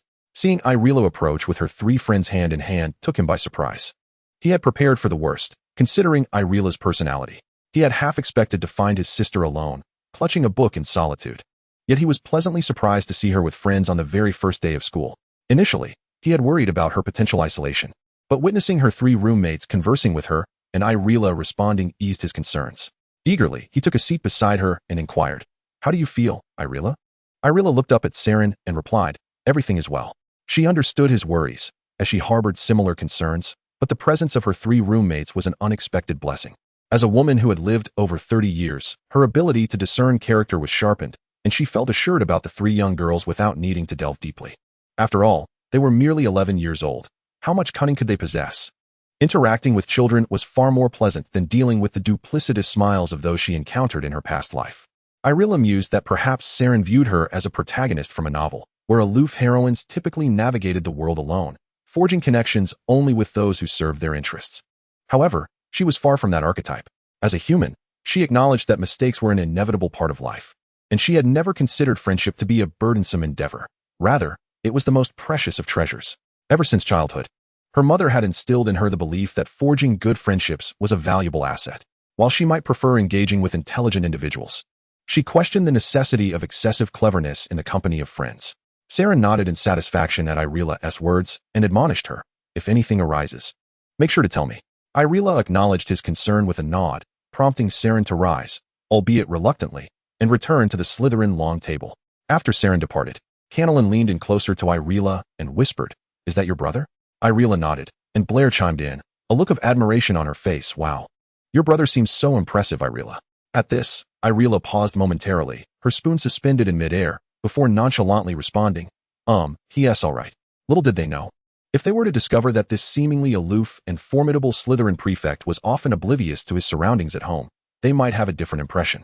After finishing their meal, Arilla stood up, ready to accompany her 3 roommates to class. Just as they were about to exit the auditorium, the 4 girls noticed a whirlwind of crimson racing towards them. Arilla, accustomed to such occurrences, instinctively extended her arms to embrace the vibrant rush. Once the whirlwind came to a halt in her embrace, they recognized it was her brother, Adonis, who bore a striking resemblance to her with his own fiery red hair. They appeared to be twins. As Arilla effortlessly caught Adonis in her arms, she turned to see Harry and Ron approaching. This surprised her, logically. They should have been late to Professor McGonagall's class, but thanks to Adonis's arrival, they were on time. Adonis, having spent an entire night without seeing Arilla, was eager to reunite.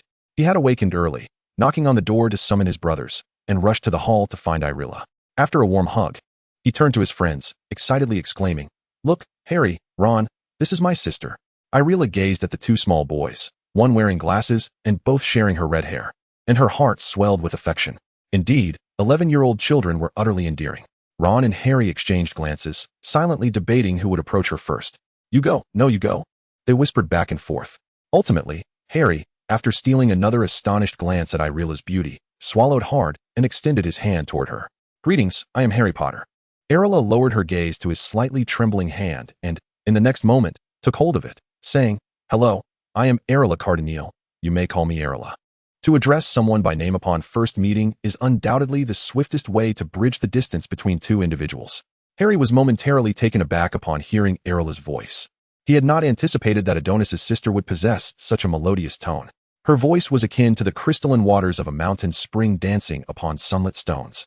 An impression that formed in his mind despite having never heard it before. His ears involuntarily flushed with a hint of crimson. Ron, witnessing Harry's introduction, extended his hand towards Arilla, declaring, "Hello, I am Ron Weasley. You may call me Ron." Arilla grasped Ron's hand as well, gently stating, "I am familiar with you and your 3 brothers. It is a pleasure to meet you, Ron. Just call me Arilla." Although pleased, her expression remained inscrutable. Why did she know his brothers? He vaguely recalled Percy mentioning Arilla after a visit to Diagon Alley a few years prior, and his 2 other brothers had also referenced her since their visit this year. His curiosity about this girl was piqued, as today marked his thorough introduction to her. Ron, equally puzzled, nodded and replied, "All right, Arilla." She nodded in response, releasing Ron's hand, and as he withdrew his own, he caught a whiff of a fragrant aroma. He raised the hand that had just held Arilla's, as if it were imbued with a refreshing essence reminiscent of iris blossoms. Arilla addressed the 3 of them. "It is getting late. We must head to class. Adonis, do not misbehave during lessons." With that, she turned to Harry and added, "I suggest you pay attention to the teacher adorned in a turban. Do not mistake your true adversary." Harry felt a flicker of confusion upon hearing her words. Yet he nodded, for Adonis had remarked that his sister was quite astute, and the words of an intelligent person surely carried some wisdom. Finally, Arilla turned to Ron, saying, "You play wizard's chess remarkably well. There is significant room for improvement." Ron's eyes widened slightly in surprise. How did she know of his fondness for wizard's chess? And that he excelled at it? Did the Ravenclaw wizards possess some form of foresight? He wished to inquire, but, upon observing Arilla's demeanor, refrained from speaking, merely nodding in agreement with his friend. After imparting her reminders, Arilla departed the great hall with her 3 roommates, leaving Harry and Ron standing in contemplation. As Arilla walked, she listened to Blair and her companions recounting Harry Potter's miraculous survival, her mind racing with thoughts. For now, she could only offer this brief warning. Yet it was already sufficient. Chapter 22. The first lesson the inaugural class was taught by Professor Flitwick, who coincidentally was also the head of Ravenclaw House. Ravenclaw shared its class schedule with Hufflepuff, and due to the time spent in the Great Hall, The four of them arrived at the classroom to find many students already seated. After finding suitable places and settling in, approximately 10 minutes passed before the remaining young wizards trickled into the classroom and took their seats. As soon as the young wizards settled, they eagerly began discussing the content of their first lesson. Since this was their initial class, they had all prepared in advance, and even those who hadn't studied had a general understanding. Arilla had memorized the lesson's content long before, so she knew precisely what was to be taught without even opening her book. 5 minutes later, the time for class officially commenced. The young wizards beheld a diminutive figure with a white beard suddenly appear before them, who then struggled to climb a staircase formed from stacked books, finally reaching the podium. As he steadied himself, he wobbled precariously, nearly toppling over, which caused a quill on the lectern to fall. This comical display elicited suppressed laughter from the young wizards, lightening the previously tense atmosphere. Arilla observed Professor Flitwick, understanding that despite his age, he retained a certain whimsical charm. He merely recognized the tension among the young wizards and sought to alleviate it. It is important to note that, while he was a dwarf, he was also the head of Ravenclaw and had once been the champion of the school's dueling club in his youth, a figure deserving of respect. Once he regained his balance, the first lesson for the young wizards officially began. Flitwick stood atop the books, waved his wand, and an immaculate feather, reminiscent of a swan, appeared before them. With a warm smile, he addressed the young wizards. "Welcome to my class. You may call me Professor Flitwick. Today, our first lesson will be how to make this feather levitate. I will teach you a spell, and you must practice it until you can successfully levitate the feather before you." He raised his wand and instructed the young wizards, "Repeat after me, Wingardium Leviosa." Arilla recalled this incantation vividly, both from her past and present. She remembered the technique and intonation with clarity. She had previously practiced the spell at home, using a maple leaf as her subject, and after several attempts, it had finally fluttered into the air. She practiced a few more times until she could control its movement with ease. Thus, the first lesson in levitation posed no challenge for Arilla. After Professor Flitwick explained the spell, its applications, and techniques, it was time for the young wizards to try it themselves. The classroom buzzed with the sounds of incantations, some reciting in varied tones and rhythms, though their techniques remained awkward, while others executed the movements correctly but lacked expression.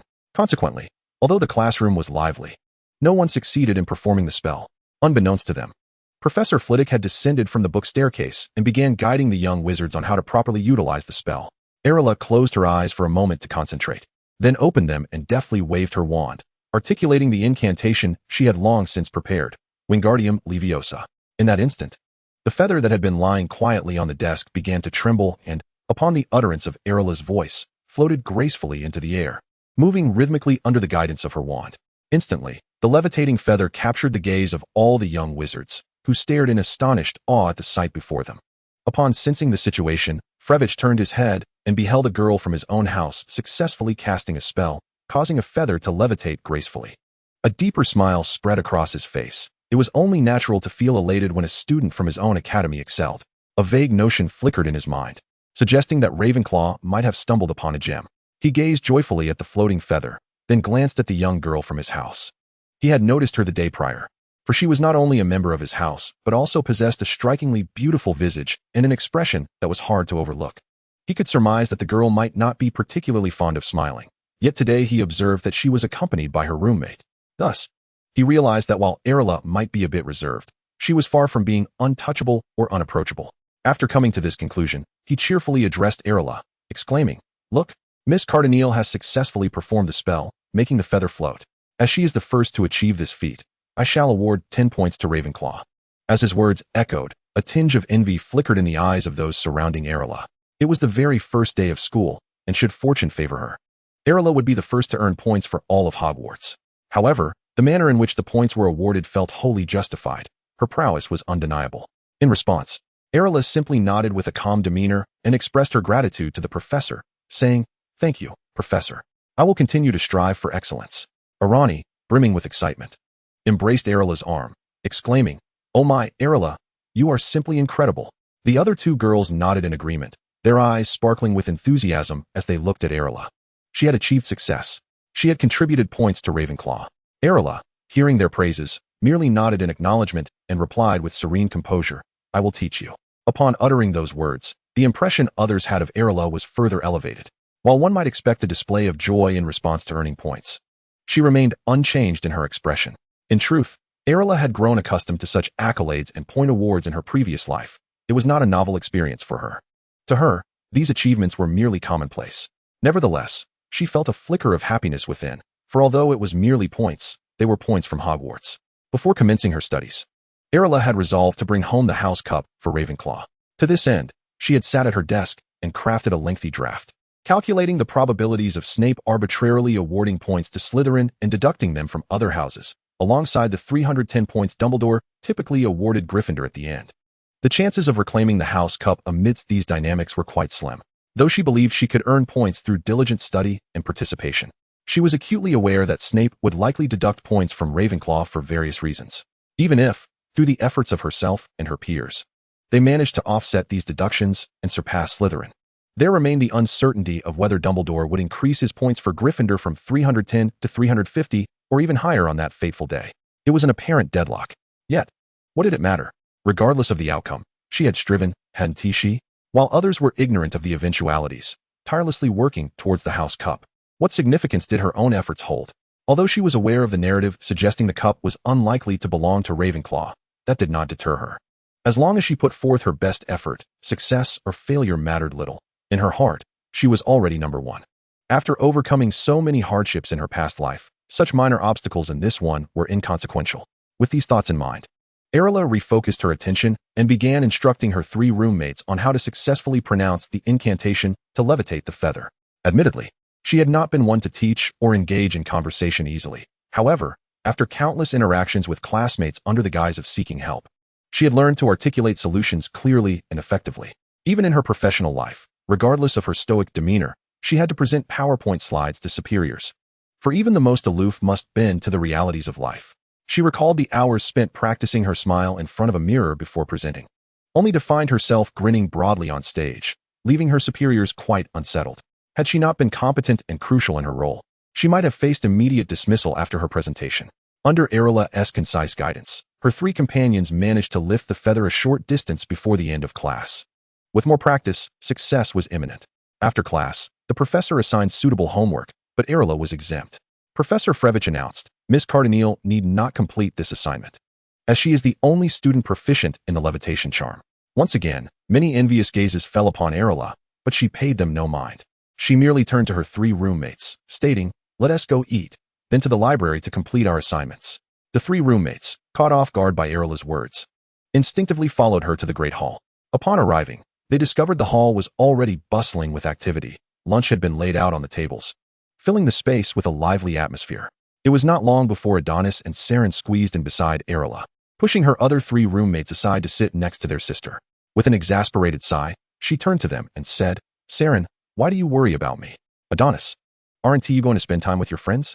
Saren found himself momentarily at a loss for words. He typically visited Arilla out of concern, though it seemed that she was well. He could hardly admit that he simply wished to see her. Such a declaration would carry too many implications. Arilla, in fact, felt a slight annoyance at being viewed through the lens of concern, as though, to others, she were merely a girl in need of protection. It was as if being a girl inherently implied a lack of capability compared to boys, reminiscent of their earlier encounter at the train station. She understood that Saren was worried for her, having repeated the same advice multiple times. Yet she was no different from anyone else, aside from her additional memories. She was simply an ordinary young witch, just an ordinary girl. Such admonitions left Irera feeling as though she might indeed err, despite her unwavering knowledge of her own meticulousness.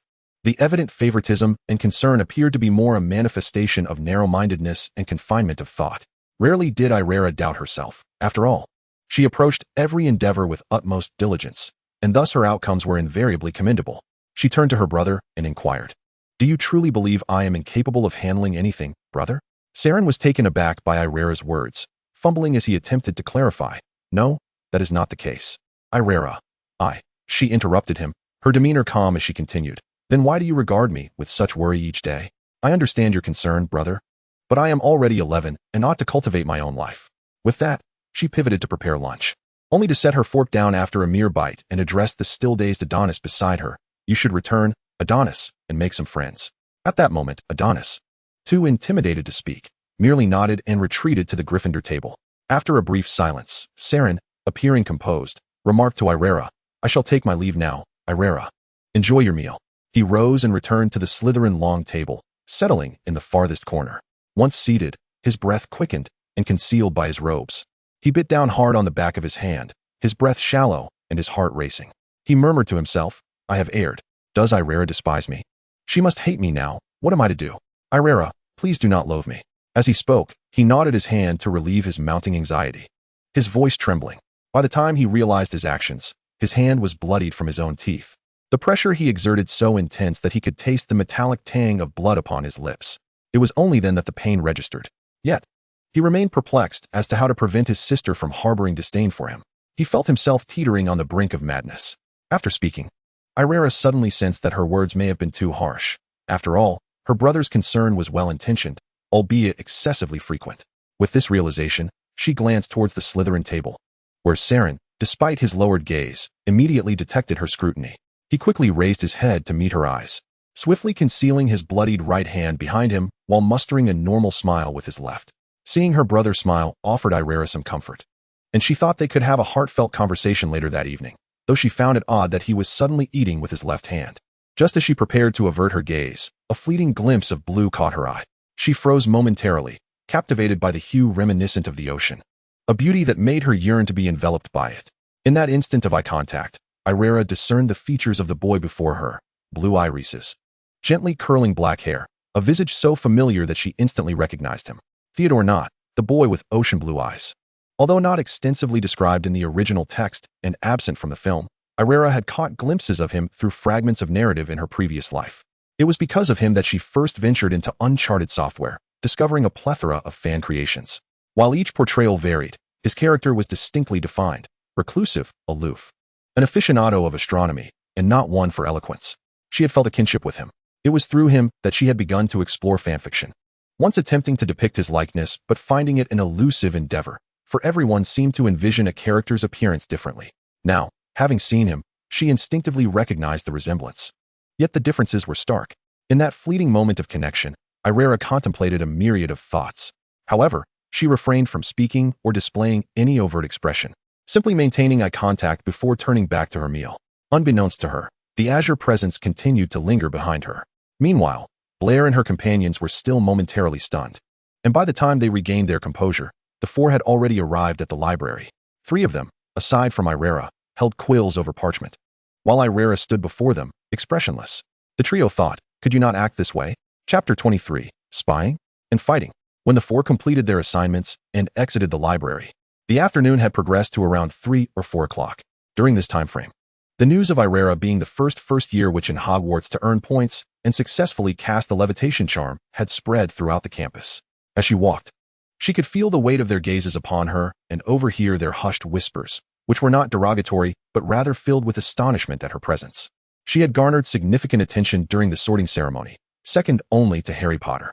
Initially, they were taken aback by her beauty and composed demeanor, but now they recognized her as an intelligent witch with tangible accomplishments. As Irera and her friends strolled along, a young Ravenclaw girl suddenly appeared before them, her eyes sparkling as she gazed at Irera. Startled by the unexpected arrival, Irera stood transfixed as the blonde-haired, blue-eyed girl, undeterred by Irera's expression, cheerfully extended her hand and introduced herself. Hello, may I get to know you? My name is Althea Graddell. You can call me Al or Yaya. Irera, momentarily at a loss for words, slowly reached out to shake the girl's hand and replied, Hello, I am Irera. The girl let out a jubilant cheer and smiled brightly at Irera. I've been wanting to meet you. I noticed you during the sorting ceremony. You are so beautiful. Irera, taken aback by the girl's sudden enthusiasm, could only blink in response and stammer, thank you.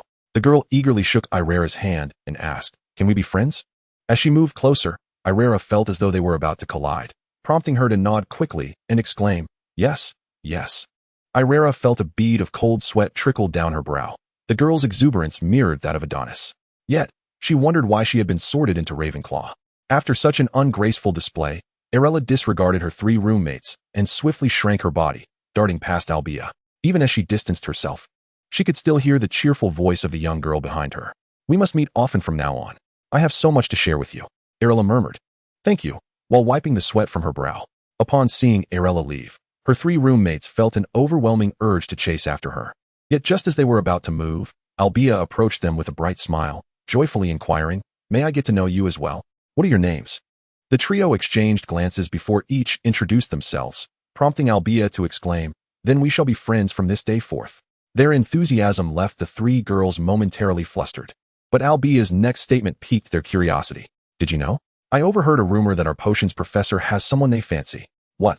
Such news was completely foreign to them. In an instant, they forgot their plans to visit the library, leaning in closely to Albia to hear her gossip. Their voices lowering conspiratorially, as if engaged in some clandestine affair. It wasn't until they reached a deserted area that Arilla finally exhaled deeply, slowing her pace. Only then did she realize her palms were clammy with sweat. Though she approached friendship with enthusiasm, the warmth of Albia's exuberance left her somewhat bewildered. At that moment, Arilla found herself in an empty corridor, serene and evidently seldom traversed. It was a fortunate discovery on her first day at Hogwarts. She had yet to explore the castle in detail. Thus, she slowed her steps, quietly traversing the corridor adorned with exquisite floral sculptures and morning glories winding around stone pillars. She felt immensely fortunate to have stumbled upon such a tranquil haven, aside from the library, where she could engage in her studies. After surveying the area for a while and calculating the time, she decided to head back. Just as she lifted her foot to depart, she suddenly heard a noise behind her. With an acute awareness of subtle sounds, she swiftly turned her head, quickly deducing the source of the noise. It resembled the sound of something being knocked, and as the corridor featured several small rooms, she approached one and knocked. The sound emanating from the wooden door matched the noise she had just heard. Arilla squinted slightly, then cautiously approached the origin of the sound before abruptly pushing open the ajar door. What she beheld was a scene she would never forget. Unfortunately, it was not a breathtakingly beautiful sight. She found a Slytherin boy of her age changing clothes. Her eyes widened in shock, and she hastily turned away, her ears burning crimson. She yearned to flee, but the thought of leaving without an apology felt discourteous. Thus, gripping the doorknob tightly, she stammered awkwardly to the person inside. I am so sorry, I didn't mean to intrude. I'll leave at once. After uttering her apology, she hurriedly exited, ensuring the door was firmly closed behind her. Meanwhile, the Slytherin boy, watching her retreating figure, couldn't help but smile with amusement. He leisurely removed his shirt stained with pink potion and donned a clean white one. After adjusting his school robe, he slowly approached the door and opened it, relishing the emptiness of the corridor with a cheerful demeanor. He felt justified in having heard the sounds from beyond the slightly ajar door while preparing to clean up. It turned out that the esteemed Miss Cardinal, who had garnered much attention during the sorting ceremony, had impressively scored points on her very first class, maintaining her composure even in the face of honor. Who would have thought she could be shy? Leaning against the doorframe, he smiled, his golden eyes twinkling with amusement. Until next time, Miss Cardinal. Initially hesitant to engage, he now perceived today's encounter as a sign from Merlin. Perhaps fortune was soon to smile upon him. Contemplating by the doorframe, an idea struck him, and a smile graced his lips as he softly uttered, "Ah, I shall see you soon, Miss Fox." He recalled the many times their eyes had met. Her ash-gray orbs reminiscent of a fiery red fox he had encountered in his childhood, graceful and beautiful, yet composed. Yet, when faced with certain situations, even she might show signs of fluster. Meanwhile, Arilla remained oblivious to the boy's thoughts, feeling as though she might burst into a run at any moment. Once she had put considerable distance between herself and the incident, she paused to catch her breath, reflecting on how unexpectedly eventful her day had been. It felt as though a mere day had unfolded into an entire month of excitement. First, she had attended her first class at Hogwarts. Then she seemed to have an argument with her brother, though it was uncertain whether it was an argument or not, followed by the encounter with a girl resembling a Gryffindor, but actually a delightful little Ravenclaw. Just when she sought a moment of quietude, she inadvertently witnessed someone changing. Damn it! Irritated, she tousled her hair with her hands and endeavored to calm herself. After cutting her hair short, Arilla finally understood why boys often slicked their hair back. It not only tidied their appearance, but also served to soothe her nerves. Taking a deep breath, she gathered her books and returned to the Ravenclaw common room.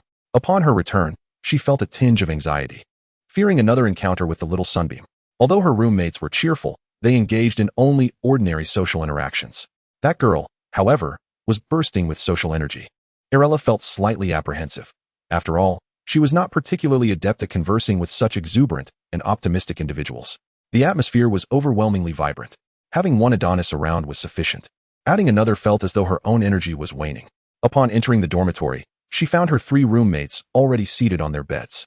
Since it was the first day of classes, the young witches only needed to attend morning lessons, leaving the afternoon free for activities and homework.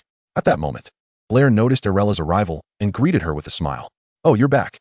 Arilla placed her books on the table and replied, "Yes." Alani chimed in, echoing Arilla's sentiment. "Today, when that girl approached us, we were quite taken aback. You must understand that after your departure, she had been bouncing around, chatting animatedly with us. Albelia continued. Illoria is privy to an abundance of information. I often feel as though she is aware of every bit of gossip circulating within Hogwarts, regardless of its veracity. Listening to their conversation, Illoria tightened her grip on the book in her hands once more. The earlier scene had been excessively awkward for someone like her. Albelia was a delightful little witch, yet she longed to vanish into the ground. Taking several deep breaths to calm her racing heart, she finally directed her focus back to the pages before her. However, at that moment, her mind, which had just begun to settle, was abruptly flooded with memories of that earlier encounter.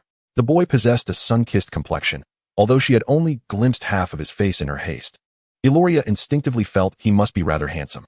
With this thought, the feather quill in her hand nearly snapped under her grip, and she furrowed her brow, closing her eyes in frustration, lamenting how her composure had been so thoroughly disrupted today. After pinching her palms several times, she shifted her gaze back to her book. There was no point in dwelling on it. They were unlikely to meet again, and she ought to dismiss this incident from her mind.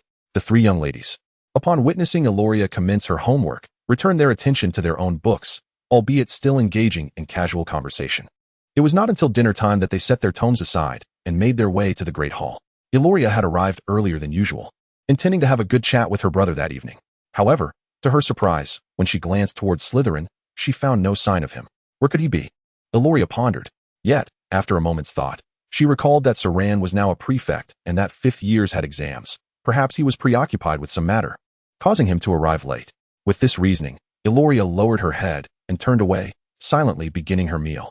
Yet she found herself unable to shake off her thoughts. Had she perhaps been too harsh in her words? It seemed a conversation was indeed necessary. Unbeknownst to Illoria, as she shifted her focus back to Ravenclaw, a rather unfriendly gaze was fixed upon her. It was none other than Draco Malfoy's glare. He sat there, furrowing his brow, gripping his knife and fork tightly as he stared intently at Illoria's back. Had she been observant, she might have noticed that his usually immaculate hair was disheveled, his clothes dusty, and bruises marred his face. Fuming, Draco recalled the events that had just transpired. He had initially intended to create some mischief for Illoria upon her arrival, but he had not anticipated that the insufferable Carthneal boy would witness his actions.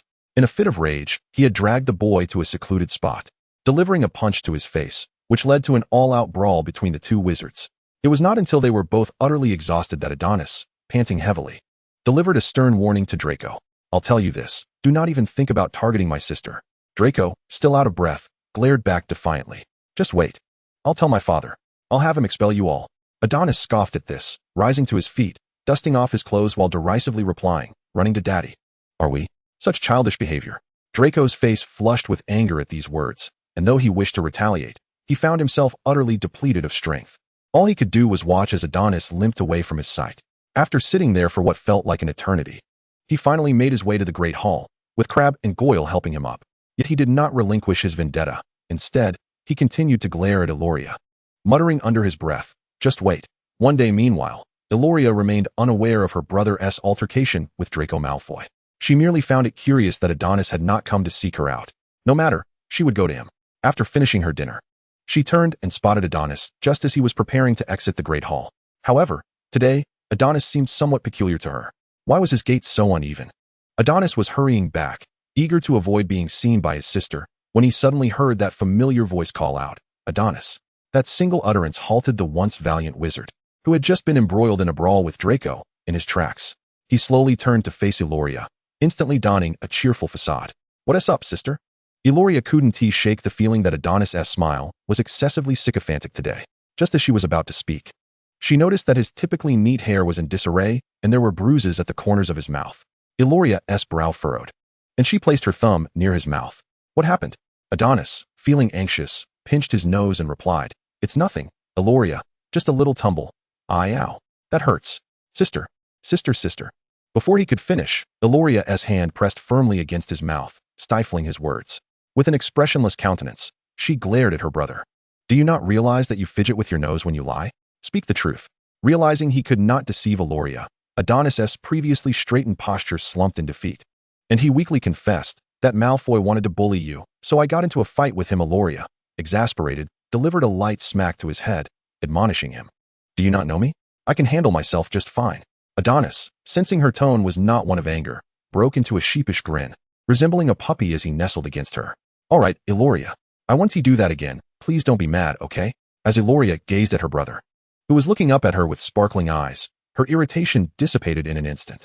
She first glanced over at Draco, who was seated at the table, and noted his disheveled hair and unkempt posture. Simultaneously, it seemed Draco had sensed Eloria's gaze, and their eyes locked in a fierce exchange, revealing the palpable fury simmering within him. If looks could kill, Eloria felt she would have perished countless times under the weight of Draco's glare. Turning back to Adonis, she cautioned, next time, do not take such risks. If a professor catches you, points will be deducted. He cannot bully me, so rest assured. With that, she pinched his nose, maintaining an expressionless demeanor as she added, however, disobedient children do deserve a reprimand. Adonis clung to her tighter. Arilla sighed, then grasped Adonis's hair, pulling him away from her embrace. As she examined the bruise at the corner of his mouth, she pried his lips apart to check for any signs of internal bleeding. Adonis, in a daze, allowed his sister to inspect him, feeling her hand glide over his face, his lips brushing against her palm repeatedly. The fragrant scent of irises emanated from her hand, and he felt as though all his pain had dissipated. After her examination, Arilla fixed her gaze on Adonis and remarked, "It's just minor injuries. Head to the infirmary and let Madame Pomfrey bandage you up. Do try not to be so impulsive next time." Adonis merely nodded vacantly, following his sister as they exited the grand hall. The moment her hand left him, he felt an unexpected pang of sadness. He relished the comfort his sister provided, drawn to her fragrant presence. After all, she was his sister. Chapter 24. Sarcasm and Reconciliation. In the days that followed, Arilla continued to attend her classes as usual, consistently delivering the most satisfactory assignments. She was the fastest and most efficient among all the witches. Each lesson, the professors looked on with satisfaction, nodding at her results and rewarding her with extra points. Even Snape, though his expression remained impassive, could not hide his approval of the perfection with which Arilla crafted her potions, evident in his actions and the points awarded to Ravenclaw.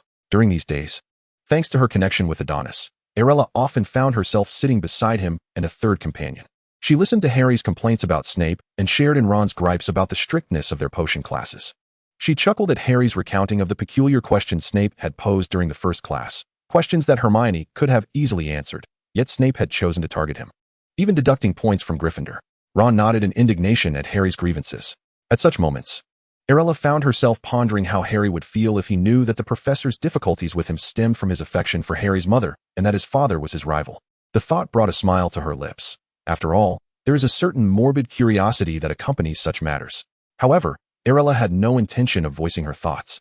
For every situation harbors a butterfly effect. Her presence in this world was already a loophole in the fabric of reality. She aimed to seize this opportunity and carefully mend all imperfections and regrets. Should she act too boldly, the butterfly effect might usher forth elements that had never existed in this narrative, leading to complications beyond her control. Even with her foresight into the story, she was aware that the unknown could still leave her feeling overwhelmed. In those days, Arilla also formed a strong study partnership with Hermione, who was delighted to discover that the girl she met during the sorting ceremony possessed such keen intellect and a sharp mind. Consequently, whenever they had assignments to complete, Arilla and Hermione would gather to discuss their class notes and the material they had organized. With the wisdom of a 30-something soul, Arilla easily assisted Hermione in overcoming challenges, while simultaneously marveling at Hermione's brilliance. Hermione grasped spells with remarkable speed and produced exceptional essays, rarely making mistakes. Had Arilla not possessed her previous memories and mature insights, she might have struggled in certain areas. Hermione, upon receiving constructive feedback, joyfully accepted it, thrilled to have found a kindred spirit in a friend. However, their roommates exchanged glances, unsure of how to respond. Their roommate was one of the most intelligent witches at Hogwarts, and the speed at which they completed their assignments far surpassed that of others, leading to frequent corrections and guidance from the pair. Thus, a scene unfolded in the library's corner. 3 Ravenclaw witches and 3 Gryffindor witches, their expressions devoid of emotion, leaning over their desks as they meticulously inscribed their parchment with quills. Opposite them, a red-haired girl and a brown-haired girl huddled closely, whispering about knowledge yet to be taught. Although Arilla was privy to some of Professor Snape's secrets, she felt a twinge of nervousness during class. After all, potion-making prioritized practical skills over theoretical knowledge, requiring the brewing of a potion in each session. The intricacies of potion-making bore a striking resemblance to chemical processes from her past life, demanding precision and accuracy to create a flawless concoction. As Snape entered, the once lively atmosphere among the students fell silent. They cautiously raised their gazes to meet the imposing figure of Snape, clad in his black robes. He surveyed the room before locking eyes with Arilla. perhaps the only witch who met his gaze without flinching. Her ash-gray eyes held steady, devoid of any visible emotion. Their eyes met for a fleeting second before Snape turned his attention to the class, employing his deep voice to introduce himself and outline the day's lesson. Arilla, in contrast to her peers, felt no innate fear of Snape. Though her physical form was that of an 11-year-old witch, her essence was that of a woman in her 30s. In truth, their age difference was not as vast as it seemed. In her previous life, she had been likened to a gender-swapped version of Snape by a girl who shared a fondness for Harry Potter, often described as unapproachable and so aloof that she needed no air conditioning in summer. However, Arilla found this characterization to be somewhat inaccurate. Everyone is unique. There are no gender-swapped versions or exact replicas. She had no romantic attachments, had never joined a cult, did not suppress students in class, nor had she engaged in physical altercations in her youth. Likewise, Snape had not endured the loss of both parents, had not gazed upon the beauty of the prairie, had not faced employment difficulties due to gender, nor had he been fatally stabbed for spurning someone's affections. Thus, the only remarkable similarities between them lay in their personalities and acerbic wit. Beyond that, they were distinct. Arilla held a deep admiration for Snape, recognizing his exceptional talent and frighteningly high intelligence, albeit paired with a low emotional quotient. She recalled the fervent discussions surrounding whether Snape was a victim of bullying or a perpetrator of violence during his school years. At times, she found this debate perplexing. Why would anyone think he had been bullied? Was the spell he invented, the Bat Bogey Hex, intended for mundane tasks such as hanging laundry or chopping vegetables? Could someone capable of crafting spells and improving potions truly be a pitiful victim? Some were drawn to him precisely because he embodied a blend of light and darkness. They admired both his wickedness and his emotional depth. Undeniably, one must acknowledge his transgressions, accept his imperfections, and find harmony with him. It is this complex yet ineffable character that constitutes his true allure. Arilla recalled the articles from her previous life that depicted Snape as an innocent white lotus, and she felt her lips twitch uncontrollably. If Snape were to discover that someone had portrayed him as an unassuming flower, untouched by the mire of the world, he would likely be enraged enough to rise from his grave. In today's lesson, the first potion they concocted was the Scabbers potion, and as Arilla had anticipated, he called upon her to answer a question right away. Why did she feel this way? It was simply intuition. She had mastered this material thoroughly and answered with clarity. After she spoke, Snape fixed his gaze upon her, and after what felt like an eternity, he finally uttered, "It seems Ravenclaw has produced a clever young lady." However, such praise from his lips sounded almost sardonic, as if it were laden with irony. Arilla thought to herself, were it not for my role as a student, I would truly wish to speak up. Next came the practical application, and Arilla soon heard Snape's venomous remarks. "My dear lady, are you so cautious in grinding the venomous fangs for fear they might spring to life and bite you? Sir, is your flame so fervent that you intend to brew a potion on the spot?" The young wizards, addressed by him, flushed crimson, their hands trembling. Arilla mused. It is remarkable that in a land where insults are so meager, he can conjure such a plethora of barbed words. Almost every young wizard present fell victim to his indiscriminate barrage, save for Arilla and her partner, Blair. Her method was textbook exemplary, and thankfully, she was not a true 11-year-old wizard. The others had performed admirably, yet there remained a discernible gap when compared to someone truly adept. Snape, a perfectionist, desired all young wizards to achieve a standard comparable to that of a manual. Had she genuinely been 11, her work might not have been so flawless. Snape observed Arilla's precise technique and her seamless collaboration with Blair as they crafted the potion, his thoughts a jumble of unspoken words. He could only glance at her before turning away to attend to other matters. Arilla's group was the first to complete the potion, producing a Scabbers potion of impeccable hue. Snape scrutinized it from various angles, but found no fault. He then cast a sidelong glance at Arilla before raising the potion towards the still busy young wizards, declaring, "Miss Cardinale's potion is the most accurate and completed in the shortest span. When you all can achieve such speed and quality, I shall exempt you from your assignments. Therefore, this evening's 3-inch task is waived for Miss Cardinale's group." Instantly, envious gazes converged upon Cardinale and Blair, the latter astonished to find herself free from potion homework. Her smile blooming radiantly. As Snape tucked the potion into his robe, he stole a glance at Arilla, who remained fixed in her gaze upon him, her expression inscrutable. Yet, Snape sensed an unsettling familiarity in her eyes, as if she possessed knowledge of his secrets. A sudden emptiness enveloped his heart, and he found himself smiling awkwardly before slowly addressing Arilla, 5 points to Ravenclaw. With that, he retreated to the podium, leaving Blair and the other young wizards in astonishment. As the bell finally rang, and Snape departed the classroom, all the first-year Ravenclaws flocked to Arilla. Althea, her eyes sparkling, exclaimed, "By Merlin's socks, Arilla, You must know that Professor Snape has never awarded points to any wizard other than Slytherin. You actually got him to add points. You're simply incredible. Arilla felt a deep sense of satisfaction. Although the other Ravenclaws had lost 10 points, earning points from him was a significant breakthrough. In the days that followed, Arilla became a figure of great renown. Initially, the young wizards regarded her as simply intelligent, but after she secured points from Snape for Ravenclaw in class, she became emblematic of the brightest mind at Hogwarts. It was noteworthy that even Hermione Granger from Gryffindor had never managed to have points awarded by Snape. Eventually, Hogwarts came to recognize Ravenclaw as home to an exceptionally astute young lady, stoic in demeanor, yet perceived as kind by her roommates. With the emergence of such a clever witch from Ravenclaw, Flitwick felt as though his smile might split his face, for Snape had often praised Sarah Lynn in his presence. Now, Ravenclaw had Arilla, a sign of fortuitous times ahead. From that moment on, the perception of Arilla shifted. She was no longer merely a pretty girl with a stoic countenance, but the highly intelligent and capable witch to whom one could turn for solutions. Yet, Arilla found herself burdened with her own thoughts. She had intended to have a heart-to-heart with Sarah Lynn the following day, but had been unable to find him for several days. Each time she spotted him, he would glance at her and swiftly walk away. Confusion enveloped her. She could no longer remain idle. She had to talk to her brother. Thus, she made her way towards the Slytherin dormitory. Perhaps fate had decreed that they would resolve their misunderstandings today. Halfway there, she encountered Sarah Lynn, who was emerging with a book in hand. As usual, upon seeing Arilla, he attempted to turn and flee, but she called out to him. Sarah Lynn, if you leave now, we may never meet again. This was news that struck Sarah Lynn like a thunderbolt.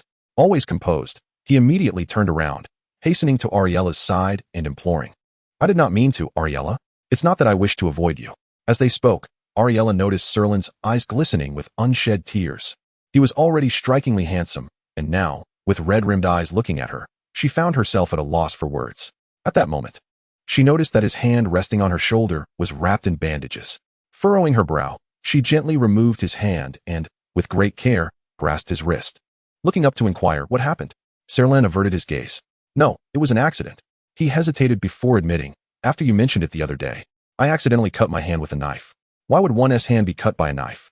Just as Era found herself perplexed by this inquiry, Saren unexpectedly produced a wooden carving of an iris from his pocket, carefully presenting it before her as he spoke.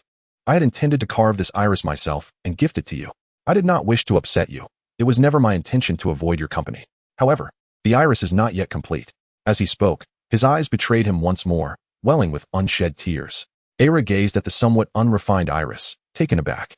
Her brother was indeed remarkable, yet when it came to intricate tasks such as sewing or carving, these proved to be formidable challenges for him. She had not anticipated that amidst the busyness of 5th grade, he would find the time to carve an iris for her. She extended her hand and took the iris from Saren, solemnly cradling it in her palms as she said, I am not angry with you. I simply wish for you not to treat me as a child. I am already 11 years old, and you need not worry so much about me, dear brother. Upon hearing Era's assurance that she was not upset, a radiant smile blossomed on Saren's face, and he responded with joy. All right, my Era has grown up. Brother can rest easy as long as Era is not displeased with him. Era gently wiped away the tears that lingered at the corners of Saren's eyes, softly replying, Amichum. In the next moment, Saren enveloped Era in a warm embrace, burying his head against her shoulder, remaining silent.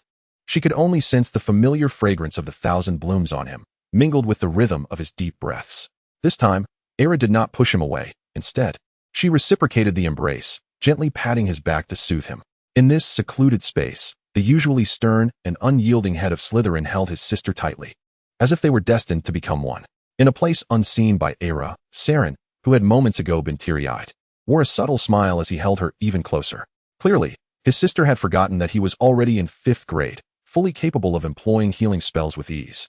Chapter 25, perhaps a meeting? After her exchange with Saren, Era's days resumed their normal rhythm. She attended classes, visited the library with her roommates to complete assignments, and sat alongside Hermione to discuss new topics. Occasionally, she would greet Harry and Ron when their paths crossed. Since their last conversation, Saren and Adonis no longer frequented her side daily. Sometimes they would visit every 3 days, while other times they would simply approach her when they happened to meet. Era found this distance just right. After all, this was school, not home. Meanwhile, she diligently earned points for Ravenclaw, where most of the little witches exhibited little inclination for adventure, making them the most disciplined cohort in all of Hogwarts. Thus, aside from Snape's occasional critiques in class that deducted points from Ravenclaw, they were seldom reprimanded by professors elsewhere, resulting in minimal point losses. Indeed, their strict adherence to rules had ensured that, even under Snape's favoritism towards Slytherin, Ravenclaw South's second place was never significantly lagging behind, but rather only a few points apart. With Era's involvement, the balance was restored against Snape's relentless awarding of points to Slytherin, even as it curtailed the deductions from Ravenclaw. In potions class, she remained meticulous, committing no errors. Whenever Snape exhibited her potion to the class, he would invariably award Ravenclaw 5 points. Over time, this became a habit, as Snape would instinctively declare 5 points to Ravenclaw upon picking up Era's potion bottle, regardless of how many points he deducted from other Ravenclaw witches. He consistently added a few back for Era. The other witches began with astonishment, gradually evolving to indifference, for Era was undeniably exceptional. The potions she brewed were not only the best in the class, but also produced at remarkable speed. Thus, her point gains were well-deserved. Even the typically disdainful Slytherin witches acknowledged the brilliance of Miss Cardinal from Ravenclaw. Meanwhile, the upper-year Slytherin witches had begun to contemplate the idea of courting Era's favor, albeit fleetingly. For who among them was unaware that their head, Saren, was Era's brother, a veritable doting sibling? Prior to her arrival, they had all known of his exceedingly talented sister, and upon Era's entrance, her display of intelligence swelled his pride. Saren, usually reticent in conversation, could wax eloquent about his sister, and since Era's arrival at Hogwarts, his temperament had visibly softened.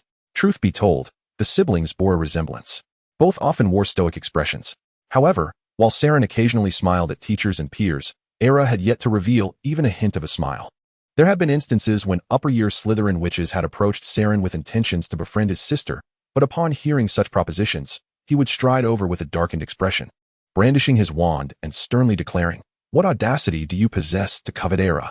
It was known that his ascension to head was backed by remarkable skill and innate talent. Although the Cardinal family did not belong to the pure-blood elite, the previous generation of Cardinal couples held considerable sway within the Ministry of Magic. Hence, it was wise to avoid provoking him. After this incident, the aspirations to befriend Era faded into obscurity, and the first witch to broach the subject endured a month of misfortune. During this time, Era remained blissfully unaware of the happenings in Slytherin, simply continuing her daily routine.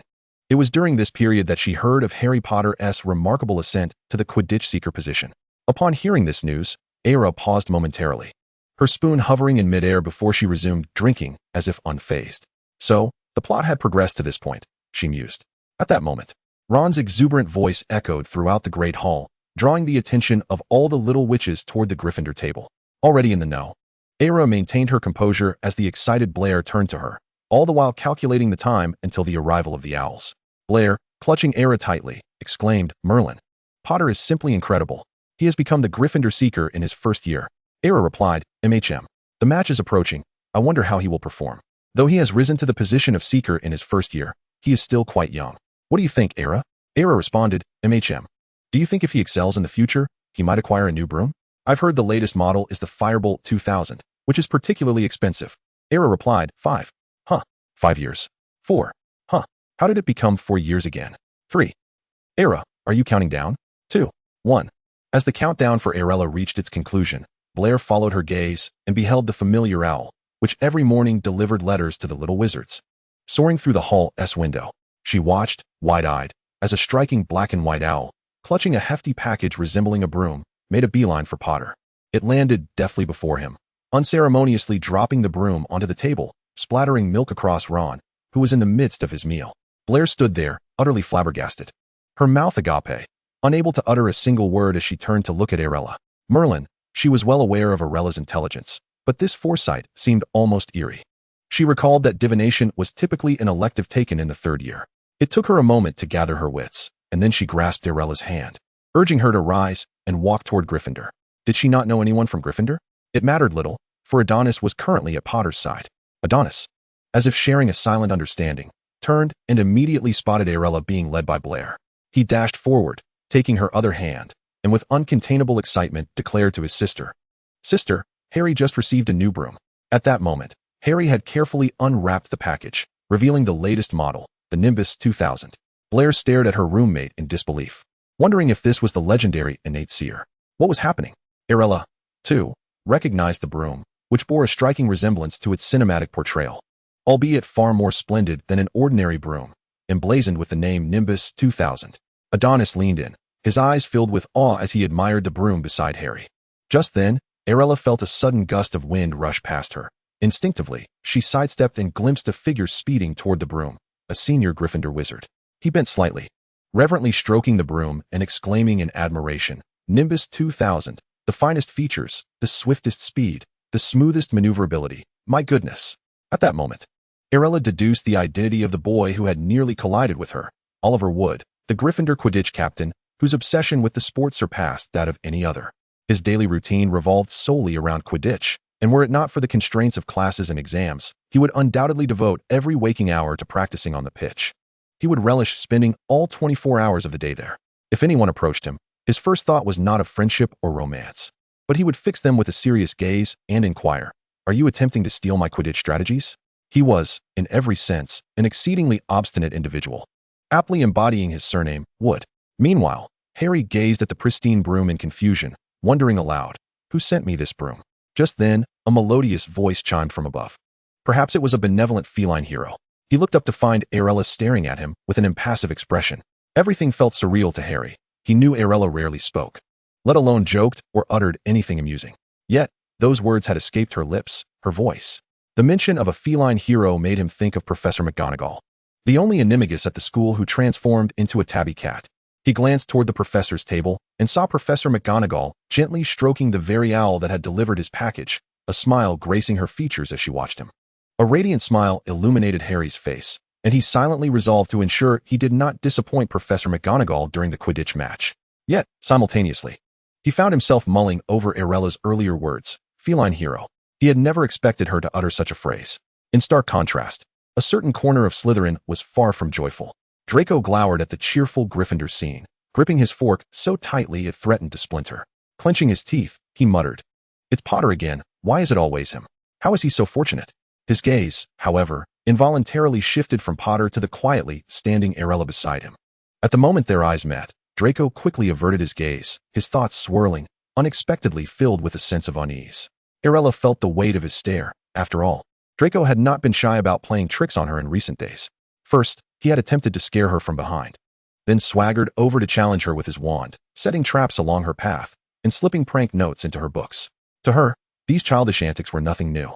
After all, the innate malice and kindness in children are often evenly balanced. Their development hinges upon their upbringing. In Arilla's mature perception, Draco presented himself as an exceedingly mischievous little boy, his schemes utterly ineffective against her. When he sought to intimidate her, she effortlessly retaliated. For her countenance was far more effective than any mask. If he wished to duel with wands, they seemed to have forgotten the title of Hogwarts' most brilliant witch. As for his traps along her path, they were destined to backfire. Consequently, Draco's incessant desire for revenge against Arilla had consistently met with failure, leaving him humiliated time and again. He instinctively thought to shout, "I'll tell my father," but recalled Adonis's words.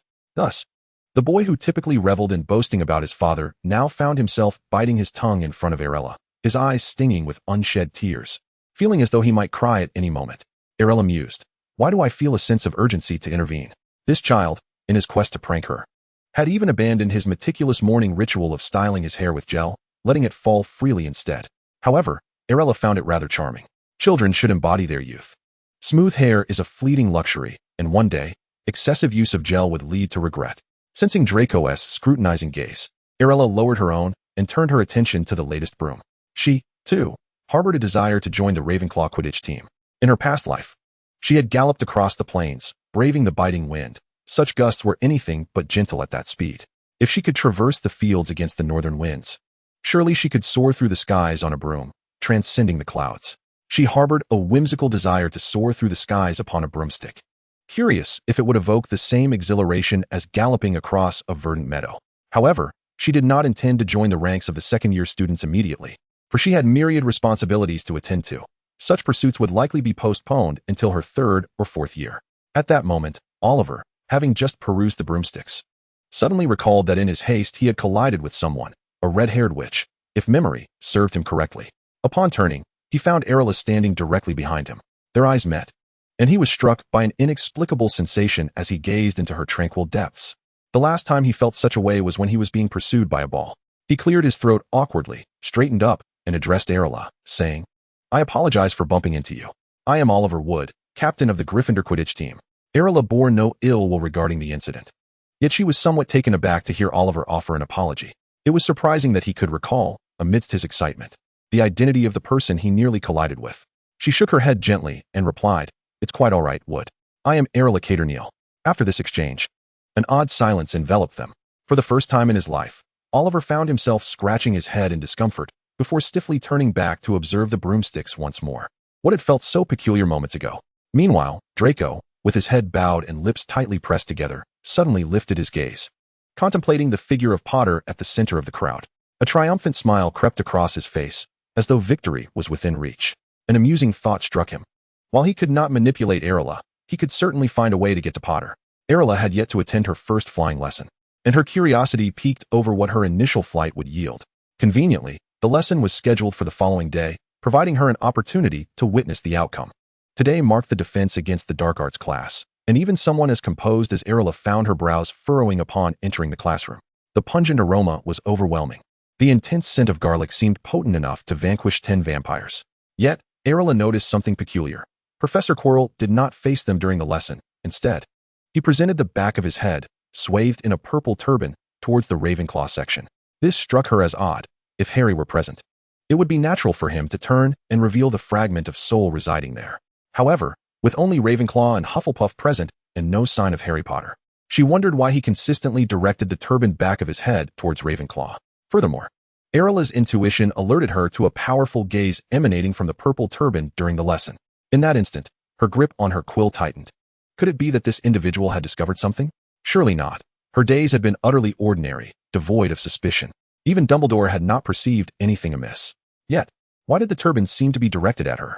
Since her classes began, Quirrell had been awarding points to her and Ravenclaw with notable frequency.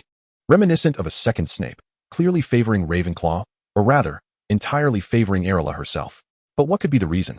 Was it merely for answering questions correctly? Surely he would not be so diligent in awarding points for that. What had transpired in the interim? She yearned to delve deeper, but now was not the opportune moment. An inexplicable sense of connection lingered, yet the nature of it eluded her comprehension, as if events were unfolding just beyond her grasp. It was not that she was unwilling to investigate. Rather, she was powerless to do so. As a mere first-year witch, how could she confront a professor with a fragment of the Dark Lord's soul residing in his mind? She might as well be courting death. Engaging in reckless challenges against a formidable adversary without a fighting chance was decidedly irrational and foolish. However, with the protagonist's aura, there was no fear. This was called bravery. But clearly, Arilla possessed no such aura. She valued her life too dearly. After all, this was her second chance at life, and to perish at such a tender age would be a lamentable waste. Thus, she resolved to avoid Quirrell whenever possible, ensuring that they never found themselves alone together. In today's class, aside from answering questions, she averted her gaze from his turbaned head and promptly exited as soon as the lesson concluded, her 3 roommates nearly struggling to keep pace.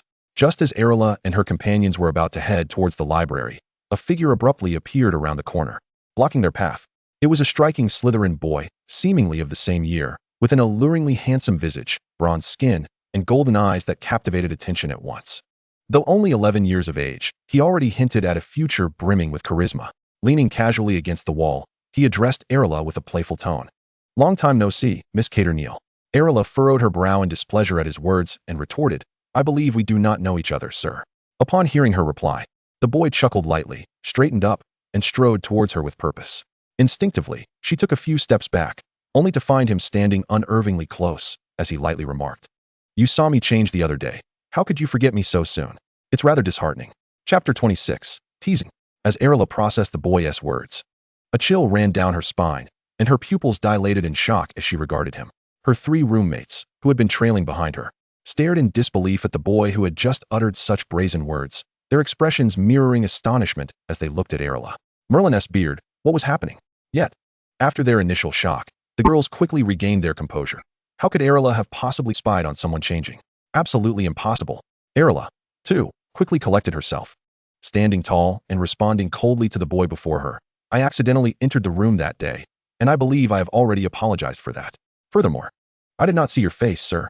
The Slytherin boy did not retreat at her words. Instead, he smiled and leaned closer, his voice softening as he gazed at Arilla. "Is that so? However, I still have a few matters I wish to discuss with Miss Caterneal." She kept her icy demeanor as she asked, "What do you wish to discuss?" The boy remained silent, his gaze shifting to the three girls behind Arilla. Understanding flickered in her eyes, and she turned to her three still shocked companions, saying, "You should head to the library first. I will join you shortly once I resolve this matter." The three individuals, upon hearing Arilla's words, could only turn away with a hint of disappointment, for they had hoped to linger longer and absorb more gossip. This was information even Albion was unaware of. They could have exchanged it amongst themselves. Once Arilla had watched her three roommates vanish from sight, she turned around, furrowing her brow at the unexpectedly close proximity, and quickly took several steps back to maintain a safe distance before she spoke. "May I inquire about your business?" As the male wizard noticed Arilla's retreat, a flicker of disappointment crossed his gaze. He then straightened up, extending his hand towards her. "Allow me to introduce myself, Miss Cattermole. My name is Blaze Zabini, and if you so wish, you may simply call me Blaze." Arilla regarded the hand extended before her. Adhering to the principle of not rebuffing a friendly gesture, she swiftly shook it and then released it, reiterating her earlier inquiry. "Pleasure to meet you. What brings you here, Mr. Zabini?" At the moment their hands met, Blaze's smile widened, his eyes gleaming with satisfaction. He withdrew his hand and, with a beaming expression, addressed her. "I did indeed have a matter to attend to, but it has since been resolved." Amidst Arilla's bemused expression, he raised the very hand she had just touched and, with a playful grin, declared, "Being graced by Miss Cattermole's handshake is indeed a significant event." Arilla retorted, "Are you jesting with me?" Her aura immediately shifted, her previously impassive demeanor now sharpened by a piercing gaze directed at Blaze. Yet, the young man appeared oblivious to the tension, still smiling as he held up his hand before her. Perhaps he sensed it, but chose to disregard it. Just as Blaze was about to speak again, Arilla swiftly drew her wand and cast a leg-locking charm at his legs. Unprepared, Blaze felt his legs snap together, and unable to maintain his balance, he collapsed to the ground with a thud. Only then did he lower the hand he had held aloft and gently brace himself against the ground. Arilla looked down at him from her elevated position, her breath quickening slightly. It seemed she had yet to acclimate to certain aspects of life here.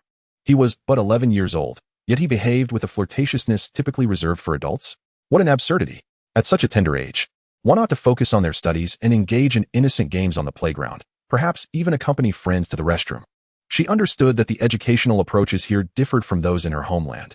Children at 11 in her culture were often still naive about matters of the heart, while here in England, youth were already forming romantic attachments and developing notions of love at an early age. Though she found it unsettling, she did not endeavor to change it. After all, it was their way of life. She had previously thought that romance was not her concern. Let them indulge in sweet nothings, as it hardly pertained to her.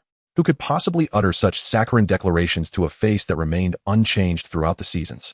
Yet, she had not anticipated encountering such a situation less than a month into the term. Why was someone speaking to her in such a manner so soon? Arilla felt as though she had not practiced enough on her exams. At that moment, Blaze knelt awkwardly on the ground, his legs straining to part slightly for balance. His once pristine robe now dusted with grime. He strained to rise, but Arilla would not grant him that opportunity. She stepped forward, pressing a hand firmly on his shoulder, forcing him back down to his knees once more. As Blaze realized he could not rise, he lifted his head, his striking eyes fixed on Arilla, and with a pitiful tone, he implored, "Must you insist that I remain in this position, Arilla?" Arilla tightened her grip on her wand, looking down at him with an unwavering gaze. "I believe we have not yet reached such a level of familiarity, Mr. Zabini. We are not friends. Yet you utter such words, which is both impolite and abrupt." Blaze, captivated by Arilla's serious demeanor, felt a surge of excitement within him. He had noticed her during the sorting ceremony. This beautiful girl who commanded attention. That moment of changing robes felt like a stroke of luck. He was aware of his own striking looks. His mother had once told him that physical appearance was the first passport in life. Indeed, he had inherited her stunning features, drawing the admiration of the young witches in Slytherin from the very first day of school. He had never shied away from engaging with fellow wizards, effortlessly conversing with everyone. Logically, they should not have crossed paths, yet he found himself thinking of her in the stillness of the night, the impassive, intelligent Ravenclaw girl, the cherished daughter of the Cattermole family. He had orchestrated several chance encounters before, but each time their eyes met, her gaze would coolly avert, never lingering on him. Despite her apparent disinterest, he could not help but be intrigued. He yearned to see the expression on the face of the typically composed and brilliant Miss Cattermole when confronted with someone like him. He was quite pleased with this encounter. Although her expression remained largely unchanged, her swift, urgent incantations spoke volumes about her flustered heart. He tilted his head back, smiling at Arilla. "Doesn't Miss Cattermole find this amusing?" Arilla chose to ignore him, her tone cold as she continued. "Have you completed your essay, Mr. Zabini? Have you reviewed the material for tomorrow's class?" Is your potions cauldron clean? Blaze, hearing her inquiries, finally lost his carefree demeanor, his expression transforming into one of mock exasperation. He gazed up at her, saying, "Truly, you are one of the brightest among Ravenclaw, if you can still recall the assignments." Arilla narrowed her eyes at his face. Truth be told, he was indeed quite handsome. For a fleeting moment, she had felt captivated upon first seeing him, but had she not possessed a mature disposition, perhaps she would have blushed. Yet now, Blaze's demeanor reminded her of a child playing in the mud, presenting her with a clay rose while grinning and asking if he could marry her someday, words devoid of meaning. Their physical ages matched, which only fueled her irritation. She slowly leaned in closer, gently pressing the tip of her wand against his neck, eliciting a slight sting that sent shivers down Blaze's spine. Holding her wand to his throat, she softly instructed him, "Let this be the last time, Mr. Zabini. Next time, it won't merely be a simple leg-locking charm. It could lead to utter disarray." At that moment, their faces were in such close proximity that a sudden leap from Blaze would seem to bring him in contact with Arilla's forehead. Her crimson locks cascaded naturally down, brushing against his face, provoking a delightful itch. The heady fragrance of iris enveloped him entirely, and he could only perceive his own reflection in her ash-gray eyes. Upon finishing her words, she promptly rose, stowing her wand within her sleeve, and turned to leave with a graceful stride. To release him? Such fanciful thinking. Perhaps he could seek the assistance of others when he encountered them. Blaze remained on his knees, watching Arilla disappear around the corner until she vanished from sight. He gently touched the small indentation on the lower left side of his neck, a mark left by her wand, his bronze skin revealing no trace of redness. Only a slight dent. Memories of her fragrance, the gentle caress of her red hair on his face, her elongated ash-gray eyes, and the closeness of their encounter flooded his mind. A surge of exhilaration coursed through him, igniting every vein with fervor. His smile widened dramatically. After a brief moment, he laboriously retrieved his wand from his sleeve and, with trembling hands, cast the countercharm upon himself. Steadying himself against the wall, he stood, his legs still numb and his robes dusted, yet the thrill in his gaze intensified. He continued to fixate on the direction Arilla had taken, his left hand resting on the spot where her wand had grazed him, grinning as he murmured, "We shall meet again, Miss Fox." Meanwhile, Arilla was walking in a flustered state towards the library. The words he had spoken echoed incessantly in her mind. It was the first time in both her past life and this one that she had encountered such ambiguous sentiments, devoid of any boundaries. As if a mere quarter of an hour could bridge the gap between them. In her previous life, she seldom received declarations of affection. For who would wish to spend a lifetime with someone resembling a stoic? Who would embrace a woman whose face bore no expression during hand-holding or kissing moments? The last confession had come from Li Shinrong, who, in a moment of desperation, had sought an escape. He had been overly confident, believing that a nearly 30-year-old female executive without a partner was simply unacceptable. A perfect woman, he reasoned, would not avoid childbirth, neglect household duties, or disregard the care of in-laws. Moreover, which man would desire to see a woman devoid of emotion at his side? Thus, his flamboyant declaration had stemmed from the misguided belief that he was bestowing upon Arilla the gift of companionship, assuming it would render her life complete. One could only conclude that humanity is a tapestry of contrasts. Some are remarkably perfect, while others are flawed, requiring careful discernment. In Arilla's eyes, such sentiments appeared frivolous, yet succeeded in unsettling her heart. After all, one must possess certain attributes to utter such words. Zabini's handsome visage was undeniably striking. Had a mere shopping bag from Walmart conveyed the same sentiments, her reaction would have been far less forgiving. She was, in fact, rather discerning when it came to appearances. With her head bowed, she hastened her steps, muttering under her breath, "Next time, let us not meet again." Such behavior is exceedingly impolite. She aimed to mentally convince herself otherwise. It doesn't matter. After all, Slytherin and Ravenclaw rarely cross paths, even during classes. We certainly won't meet again. As she engaged in this self-affirmation, she failed to notice the shifting path before her. Although her head was lowered, she seemed oblivious to the world around her.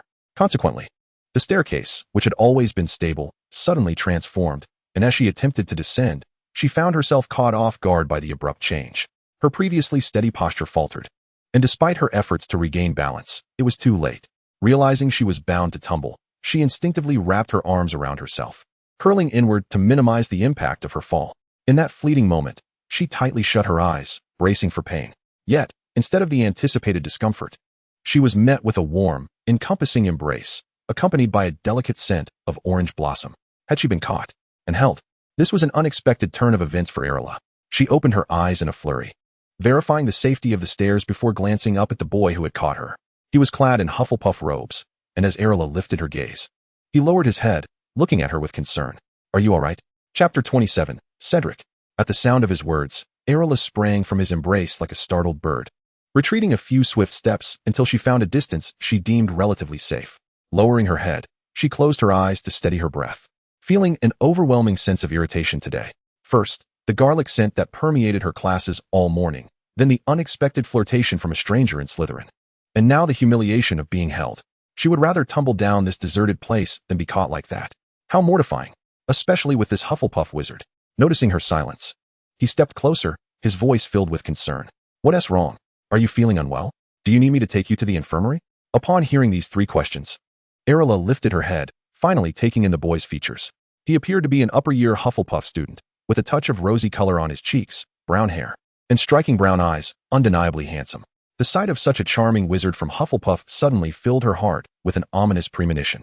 Could it be that he was the one she had been imagining? Shaking her head vigorously to dispel the thought, she composed herself and replied, I'm fine. Thank you for your concern. I truly appreciate your catching me just now. The boy responded promptly, I'm glad to hear that. No need to thank me. It's the least I could do. By the way, are you sure you don't need to see the infirmary? You look a bit unwell. Arilla sighed, realizing that her expression had indeed conveyed her exasperation with the world, compounded by the recent events. Taking a deep breath, she endeavored to restore her composure and looked up at him, saying, No, I'm perfectly fine. Thank you. The boy nodded. And as he gazed at Arilla's red hair, his face lit up with recognition. Are you Miss Carter from Ravenclaw? Arilla was taken aback. How does he know me? She bit her lip, scrutinizing the boy before her, and nodded, inquiring, Yes, but how do you know me? Upon receiving a positive affirmation, the wizard replied with a smile. Miss Caternil of Ravenclaw, your remarkable intellect has spread throughout Hogwarts. Even Professor Flitwick speaks of you in glowing terms during our lessons, and you possess quite a distinctive charm. Arilla responded, My distinguishing feature is my lack of laughter. I assent it. Well, I suppose that could indeed be considered a trait. The wizard, clearly delighted, extended his hand in introduction. It is a pleasure to meet you, Miss Caternil. My name is Cedric Diggory, a third-year Hufflepuff. If it pleases you, may we become acquainted? You can simply call me Cedric. Arilla remarked, I had my suspicions about that. At that moment, she stood on a staircase higher than Cedric, thus looking down upon him. He was no longer the small first-year wizard. As a third year, he had grown both in stature and appearance. As she gazed down at his strikingly handsome face, she felt a jolt of emotion within her. She had to admit, she was somewhat of a superficial person. In her previous life, whether reading or watching films, she had felt profound sorrow at the sight of him dying in the Triwizard Tournament, taken by a mere incantation. She had always shunned tragedy, believing her own life to be tragic enough without seeking out more sorrow. Yet, she had subjected herself to the later Harry Potter books, reading them over and over, and watching the films repeatedly, each time witnessing their deaths. Each occasion left her feeling an overwhelming sense of helplessness, as she realized she could not reach through the screen or the pages to save them. Each reread was a painful reminder of their fates, knowing the outcome in advance. The most handsome wizard of Hufflepuff, the most spirited youth, had met his end beside that cold grave, with a mere phrase, eliminate the nuisance. The more she pondered, the more her disdain for Voldemort grew. Now, as Arilla looked upon the living boy smiling at her, she felt as though she could see the lifeless form of him lying beside the grave, hauntingly unblinking. Why on earth did her nose feel a twinge of sadness? Gently sniffing, she extended her hand to shake Cedric's. It is a pleasure to meet you, Cedric. I am Arilla Caternil. You may call me Arilla. Delighted to meet you, Cedric, or should I say, finally meeting you, Cedric. I have known of you for longer than you might realize. At the moment Cedric grasped Arilla's hand, his smile grew even brighter as he cheerfully said, Yesterday, my roommate performed a divination reading and predicted that I would be quite fortunate today. It seems his divination lessons are paying off. Unsure how to respond, Arilla merely nodded. Indeed, he seems to be excelling in his studies. Cedric took a step closer and inquired, Are you heading to the library? She nodded, and Cedric's smile widened further. What a coincidence. I happen to be heading there as well. May we go together? Coincidence? Arilla felt perplexed. If he was able to catch up with her, it indicated they were traveling in opposite directions. Was there another library?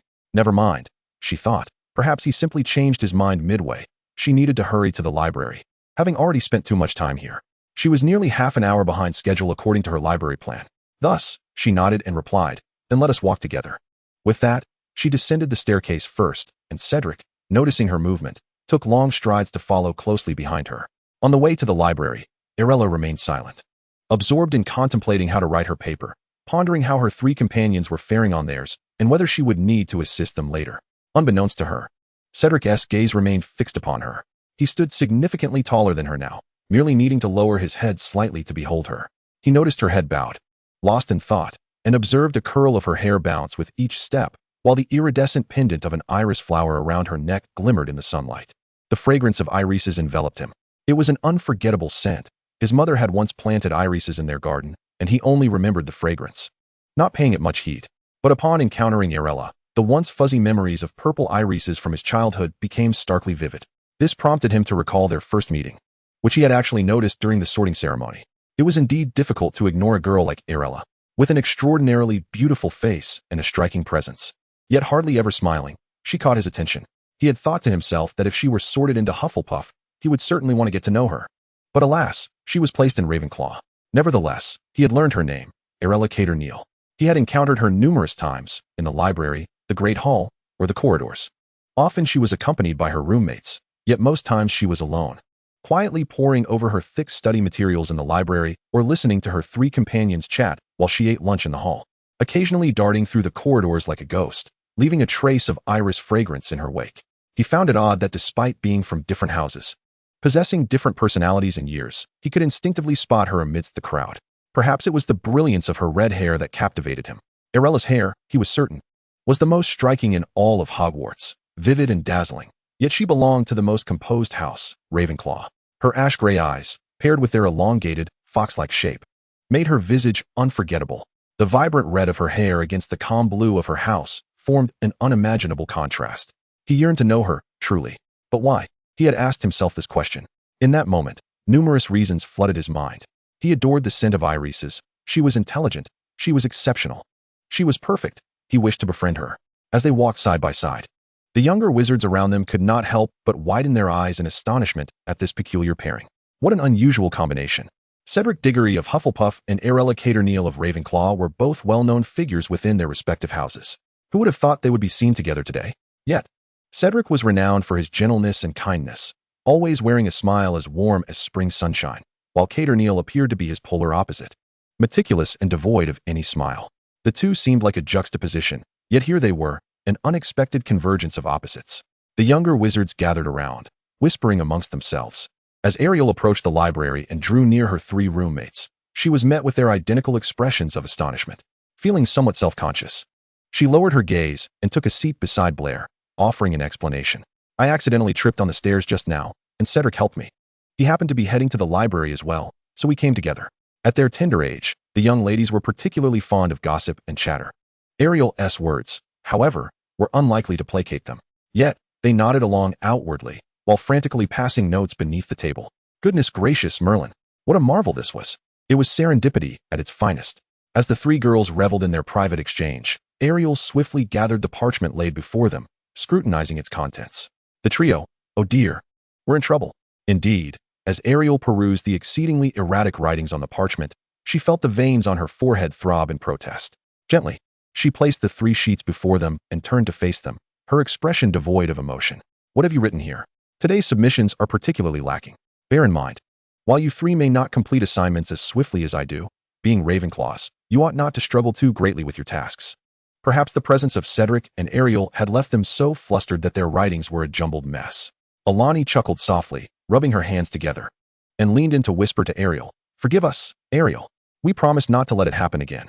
Please let us off the hook this time." She tugged gently at Ariel's sleeve, batting her beautiful eyes, while the other two girls mimicked her actions. Ariel sighed in resignation, retrieving the parchment once more and addressing them. "I shall identify the issues for you, and then you may rewrite them yourselves." The three girls exchanged grins, having spent considerable time with Ariel. They understood that despite her perpetually stern demeanor, her heart was the kindest and softest of all. Gazing at the trio before her, she sighed again, then lowered her head to resume her corrections on the parchment with her quill. Meanwhile, Cedric sat opposite Ariel, idly observing her as she diligently inscribed her thoughts upon the parchment. The other three girls alternated their glances between Ariel and Cedric, feeling as though they could hardly contain their excitement. What a novel occurrence this was, for them to be witnesses to such a spectacle. Chapter 28, The Flying Lesson. The sight of the two walking side by side merely stirred a ripple of mild intrigue within Hogwarts. After all, Cedric was quick to discern matters that Ariel remained oblivious to, and he promptly quelled the burgeoning rumors before they could reach her ears.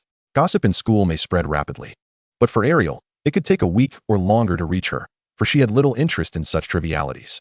However, Adonis and Saren, upon hearing of the incident, swiftly cornered Ariel during lunch, scrutinizing her with wide eyes, leaving her utterly bewildered. "What is going on with you today?" Saren inquired, his mind racing at the thought of his sister walking alongside a stranger from Hufflepuff.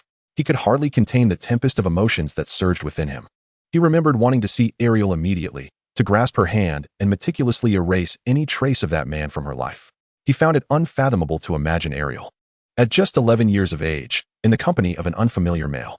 Yet, when he beheld the puzzled expression on Ariel's face, his once racing heart settled into calmness. He realized he had overreacted. He knew his sister well enough to understand that she likely regarded this encounter as nothing more than a simple social interaction. He had frightened himself for no reason. Meanwhile, young Adonis, unable to conceal his emotions, hurriedly addressed Ariel. "Ariel, what is going on with you and Diggory from Hufflepuff? Everyone's saying you're walking together." Ariel, feeling an inexplicable irritation rise within her, replied, "Me? It was merely a normal social interaction. What on earth are you thinking?" Adonis, chastened by her response, quickly regained his composure, chuckling sheepishly as he clung to his sister's arm. "So what if I was a bit overzealous? I'm just concerned about you, after all. You know you want to be angry with me." Ariel waved her hand dismissively at her two brothers and said, "There's no need to worry. I know what I'm doing. Now let us go eat." She dared not entertain the thought of revealing to them the remarks Zabini had made to her. She could only imagine the expressions they would wear. For now, Ariel was apprehensive about casting a glance in the direction of Slytherin, fearing that in the next moment, he might saunter over nonchalantly.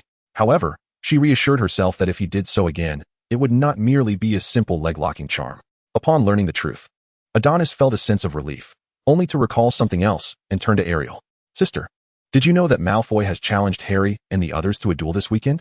It appeared that Malfoy had thrown down the gauntlet, and soon they would encounter the three-headed dog, leading to the discovery of some secrets. Ariel had no intention of dissuading them from their nighttime escapades, for it might very well be a part of Dumbledore's plan. After all, being discovered held little consequence. They wouldn't lose points. It was a pivotal moment in the unfolding narrative. Ariel nodded in acknowledgement and asked Adonis, "Are you planning to go?" Adonis, catching the glimmer of mischief in Ariel's expression, suppressed the words he had intended to say. "Sister, I'd like to watch too," and instead, with a servile grin, shook his head vigorously. "No, sister, I want to go." Ariel cast him a knowing glance and replied, "You'd better not. If you're caught, you can expect a letter from Mother full of her reprimands." The mere mention of those words evoked memories for Adonis of their home life. He had always been the most mischievous, often creating chaos that left the house in disarray, with their house elf scurrying behind him in a futile effort to tidy up. In those moments, only Ariel, with her exasperated demeanor, or their mother, Diana, returning home in a foul mood, could rein him in. In his childhood, Adonis often found his ears tugged by Diana, who would simultaneously shout loudly. Reflecting on this, he shuddered, suppressing his desire to stealthily accompany them on their adventures, and obediently nodded in agreement. At that moment, Arilla seemed to recall something and addressed Adonis.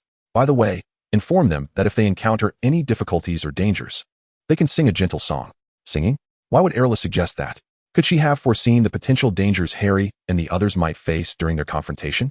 Adonis was perplexed, yet he adhered firmly to his sister's words, nodding in affirmation as he replied to Arilla, "All right, I understand, sister." Consequently, when Harry and Ron heard Adonis mention that his sister advised them to sing in times of peril, they were utterly bewildered. Why would singing be of any help in a dangerous situation? Nonetheless, Harry had already begun to place his trust in Arilla. After all, she was the one who had revealed the identity of the person who gifted him the flying broomstick, and she was also aware of Ron's exceptional prowess in wizard's chess. He nodded in agreement, assuring Adonis, "All right, I understand, Adonis. I will heed your sister's advice." Ron, on the other hand, turned to Harry with a look of incredulity. Just as he was about to voice his thoughts, he suddenly recalled Arilla's few cryptic remarks that hinted at some divinatory ability, and thus, he reluctantly closed his mouth. After responding, Harry glanced towards the Ravenclaw table and fortuitously locked eyes with Arilla. Their gazes collided across the bustling crowd, one pair of emerald eyes filled with curiosity for the owner of the smoky gray irises, while the other remained inscrutable, as if nothing in the world could stir her emotions. When Arilla noticed Harry gazing at her, she gently nodded, then lowered her head to focus intently on the object in her hands. However, upon receiving her nod, Harry felt an inexplicable quickening of his heartbeat, prompting him to swiftly avert his gaze and press his hand against his chest, where his heart had just accelerated for a fleeting moment at the sight of Arilla. Yet that brief instant was enough to send the boy into a whirlwind of thoughts. He was uncertain why Arilla elicited such feelings in him. All he knew was that his cheeks felt slightly flushed. He shook his head, casting aside those peculiar thoughts, and began to concentrate on discussing strategies with Ron for their impending duel with Malfoy that evening. Today, Arilla was scheduled for her first flying lesson, and she was eager to rush to the practice field. Upon arriving, the brooms were neatly arranged according to the number of students, and the young witches and wizards took their places beside the brooms. Just as they settled, Madame Hooch swiftly navigated through the crowd, standing at the front with her hands on her hips to address them. "Welcome to your flying lesson. This is your first class, and I hope there will be no mishaps." After all, the incident of Neville falling from his broom in the previous lesson had already circulated throughout Hogwarts. Madame Hooch certainly did not wish for another Neville to occur in her class. Once she saw the students were ready, she extended her hand towards them. "Now, extend your left hand over your broom and say up." The young witches and wizards followed suit, the air filled with a chorus of up. Arilla placed her left hand on her broom and, like the others, uttered the command, up. However, despite her usual success with tasks requiring just a single attempt, Arilla found herself struggling in this instance. She had already called out up 3 times, yet the broom remained stubbornly grounded. While others had at least managed to lift theirs off the ground, but hers lay motionless. Frustration welled within her. She was not accustomed to being patient, as she typically completed tasks swiftly and efficiently. She had plans for entertainment, but also aimed to maximize productivity within her limited time to indulge freely in leisure. As some young witches and wizards managed to grasp their brooms, Arilla's anxiety intensified. She fixed her gaze on the broom before her, as if her stare could bore a hole through it, and unconsciously, the surrounding temperature seemed to drop. Alani, who had just succeeded in lifting her broom, turned to share her joy with her roommate, only to feel the sudden chill in the air. Turning her head, she caught sight of Arilla, her expression fierce as she fixated on the broom lying on the ground. Alani rubbed her arms and subtly edged away. Finally, perhaps it was Arilla's intense gaze or her aura that instilled fear in the broom, but when she called out up for the 5th time, the broom quivered and abruptly flew into her hands. Satisfied, she nodded and gripped the broom tightly, directing her attention to Madame Hooch. Madame Hooch took a deep breath and addressed the young witches and wizards. "Now, you need to mount your brooms and gradually rise into the air. But remember not to ascend too high." The students nodded, swinging their legs over the flying brooms. Arilla glanced down at the single pole of the broom, her mind wandering to peculiar thoughts. If it was merely a wooden stick supporting her, would it not be somewhat uncomfortable to soar through the skies? Shaking her head, she dismissed the strange notion and mounted the broom. However, the moment she did, she realized that if she could think of such things, so could the others. The broom had a footrest at the back to help stabilize one's posture, making it more than just a bare wooden rod. It felt as though an invisible cushion was beneath her, ensuring comfort. It seemed this was a standard feature of all flying brooms, especially given that the school's broom was not particularly new. As it was their first flying lesson, the students were not permitted to soar too high, and perhaps they were also incapable of doing so, as they wobbled precariously on their brooms, teetering as if they might fall off at any moment. Indeed, a few actually did tumble down. Madame Hooch stood below, arms outstretched, ready to catch the students as they fell from the modest height. Arilla, however, quickly adapted. Though she too initially struggled to maintain her balance, she soon found her rhythm. In her previous life, when she first began to learn horseback riding on the vast grasslands, it took her a considerable amount of effort to maintain her balance. Eventually, she not only mastered the art of balance, but also engaged in other activities while atop the horse, such as throwing objects and shooting arrows. Although she was currently perched upon a broomstick rather than a horse, the challenge of balance remained quite similar. However, while one activity took place on solid ground, the other was high above the earth. At this moment, Arilla was grateful that she did not suffer from acrophobia. After all, the distance to the ground was merely 3 or 4 meters, hardly a height that would result in injury from a fall. The young witches were only permitted to fly at this altitude for their initial flight experience, gradually ascending as they became more proficient, allowing them to soar freely through the skies. During this lesson, apart from the initial struggle to mount her broom, Arilla relied solely on her own efforts to explore and discover the art of flying.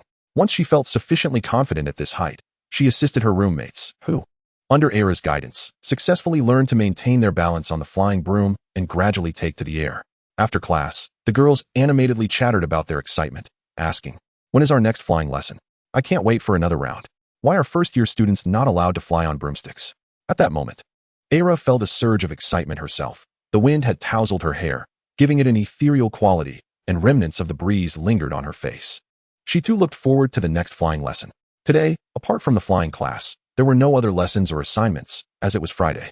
The young witches had the freedom to either read in the library, play outside, or seek out delicious treats in the hall. Arilla, as was her custom, finished her lunch and headed to the library, while Blair and the others stayed behind to work on a project together. As she settled into a quiet corner of the library with a book, she suddenly sensed someone sitting beside her and caught a whiff of the familiar scent of orange blossoms. It was Cedric. She looked up to see him seated next to her, a stack of assignments before him, indicating he had just finished class. Upon noticing Arilla's gaze, he turned to her with an apologetic expression and said, "I'm sorry, Arilla. I've caused you some trouble lately, and I apologize."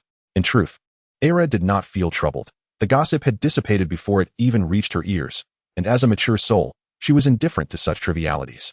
She shook her head and reassured Cedric, "It's quite all right, Cedric. I'm fine, so there's no need to worry or apologize." Cedric nodded in acknowledgement, though a hint of regret lingered on his face as he remarked, "I'm not quite sure why they are so interested." Arilla replied with an air of seriousness, "It's because of your prominence in Hufflepuff and indeed Hogwarts as a whole. Many are acquainted with me as well, since I often tutor Ravenclaw witches, leading them to find our pairing rather curious, like an upgraded version of Brains and Brawn." Cedric chuckled at Arilla's straightforward reply and responded, "Indeed. They might find it peculiar that we are together." Arilla then inquired, "Are you here to work on your assignments?" Upon receiving a positive affirmation, she continued, "Very well. I shall not disturb you. I have my own tasks to attend to." Even now, the remnants of her previous life's relentless work ethic lingered, causing her to refer to her essays and assignments as work.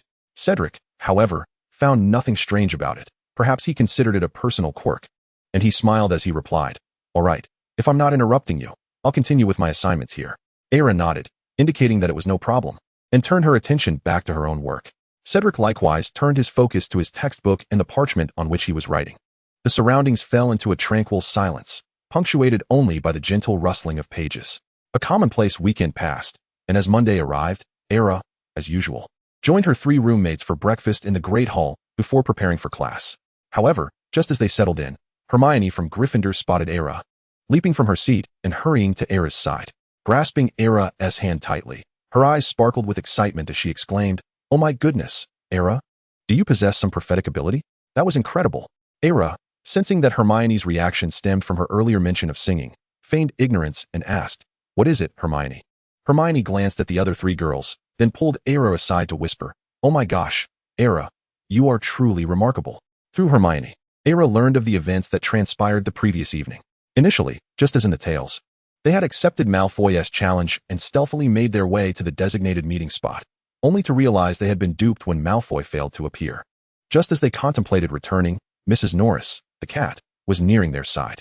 In a panic, they fled into a small room, but as they prepared to leave, they turned to find a monstrous creature with 3 dog heads blocking their path. In their frenzy, they struggled to escape, but the more they panicked, the less they achieved. In desperation, Harry recalled Arilla's advice about singing a soothing song in times of danger. Thus, he called out to Hermione, "Sing something." With no other options, Hermione scrambled to remember a lullaby sung by her mother and began to sing to the 3-headed dog. Miraculously, upon hearing her voice, the creature ceased its ruckus, gradually settling down and closing its eyes. Seizing the moment, Ron and Harry opened the door they had hastily locked and pulled Hermione along, racing back to their dormitory. Once they reached the dormitory, panting and breathless, they paused to catch their breath until Harry finally exclaimed with excitement, "Arilla is truly incredible. It's as if she can foresee our dangers." At that moment, Hermione realized that Arilla had given them a hint long before they faced the 3-headed dog, and she marveled at Arilla's uncanny ability to know that the creature would calm down at the sound of a song. At that moment, she grasped Arilla's hand tightly, her face reflecting lingering fear as she said, "Thank goodness for your reminder. Otherwise, we might not have escaped that room." Arilla gently patted Hermione's hand and replied, "As long as you are safe." In truth, even without her prompt, Hermione and the others would have managed to get out. But Arilla's suggestion made their efforts far more effective. They would intuitively understand, without Hagrid's guidance, that the 3-headed dog could be soothed by singing. After all, the time for the next pivotal plot point was approaching. The Quidditch match was about to commence. Just as Hermione was about to say something, while still holding Arilla's hand, Harry and Ron entered the Great Hall and immediately spotted the 2 of them at the Ravenclaw table. Upon catching sight of them, their eyes widened in astonishment, and they hurriedly rushed over. They skidded to a halt in front of Arilla, with Ron exclaiming excitedly, "Oh my goodness, you are simply amazing, Arilla. How do you know everything?" Ever since that incident, Harry and Ron had come to trust Arilla immensely, perceiving her as a sort of oracle, privy to all knowledge. She regarded the two young wizards, noticing their adoring gazes, and simply replied, "As long as you are safe." She was aware that her knowledge of the plot would eventually come to light, perhaps through her own admission to Dumbledore or others. For there is no secret that remains hidden forever. However, that moment was not yet. For Harry and his friends, their third year was the most joyful time. And once they reached the fourth year, matters would surely grow more serious. By then, they would be older, and certain revelations would be more palatable. It would be inappropriate for Arilla to declare before Harry Potter, "That person is not dead and possesses 7 Horcruxes. You are one of them, and you must die. Yet you can be revived." Such a statement would undoubtedly shatter any 11-year-old child who heard it.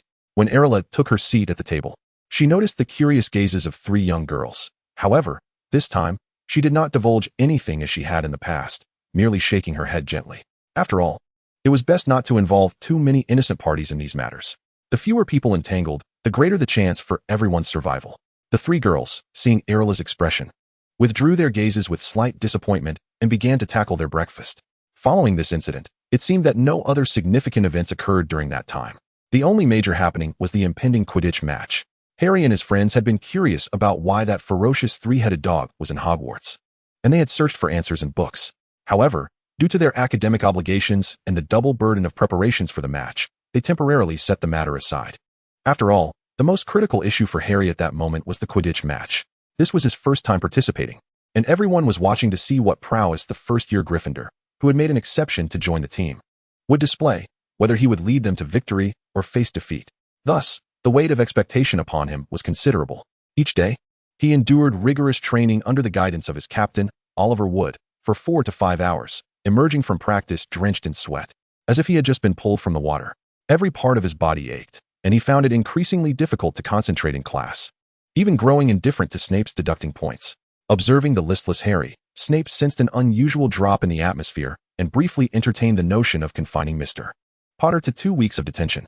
However, recalling Professor McGonagall's words, he ultimately closed his eyes and, maintaining a stoic expression, announced, "Mr. Potter is not paying attention in class." 5 points from Gryffindor. Harry replied, "Oh." With no plot lines to pursue, Arilla continued her daily routine of attending classes with her roommates, visiting the library, or engaging in other activities. In her leisure time, she enjoyed listening to the conversations of her 3 roommates after completing her homework or taking solitary strolls in the empty corridors. However, she no longer felt the urge to open any noisy doors out of curiosity. Technically, Arilla had no significant role to play. She was not a member of the Ravenclaw Quidditch team, having merely observed their matches for a few days. Yet beneath this calm surface, a question, or perhaps a wager, quietly emerged in everyone's minds. Would Arilla ever smile? Could anyone make her laugh? This had become a popular topic of discussion ever since Arilla gained notoriety for her point-earning performance in Snape's class. They had never witnessed Arilla smile, as she seemed as unyielding as a millennium-old iceberg, devoid of any emotional fluctuation. They had once inquired of her brother or sister, but received a similarly curt response. "Why are you discussing my sister, brother, like this? Is she someone you can talk about? Who spread these rumors? What is wrong with my sister, brother, not loving to laugh? What do you gain from her smiling?" The crowd remarked, "No wonder they share the same womb." Their words are equally biting. Upon learning of this, Saren hurried to cut off the rumor at its source.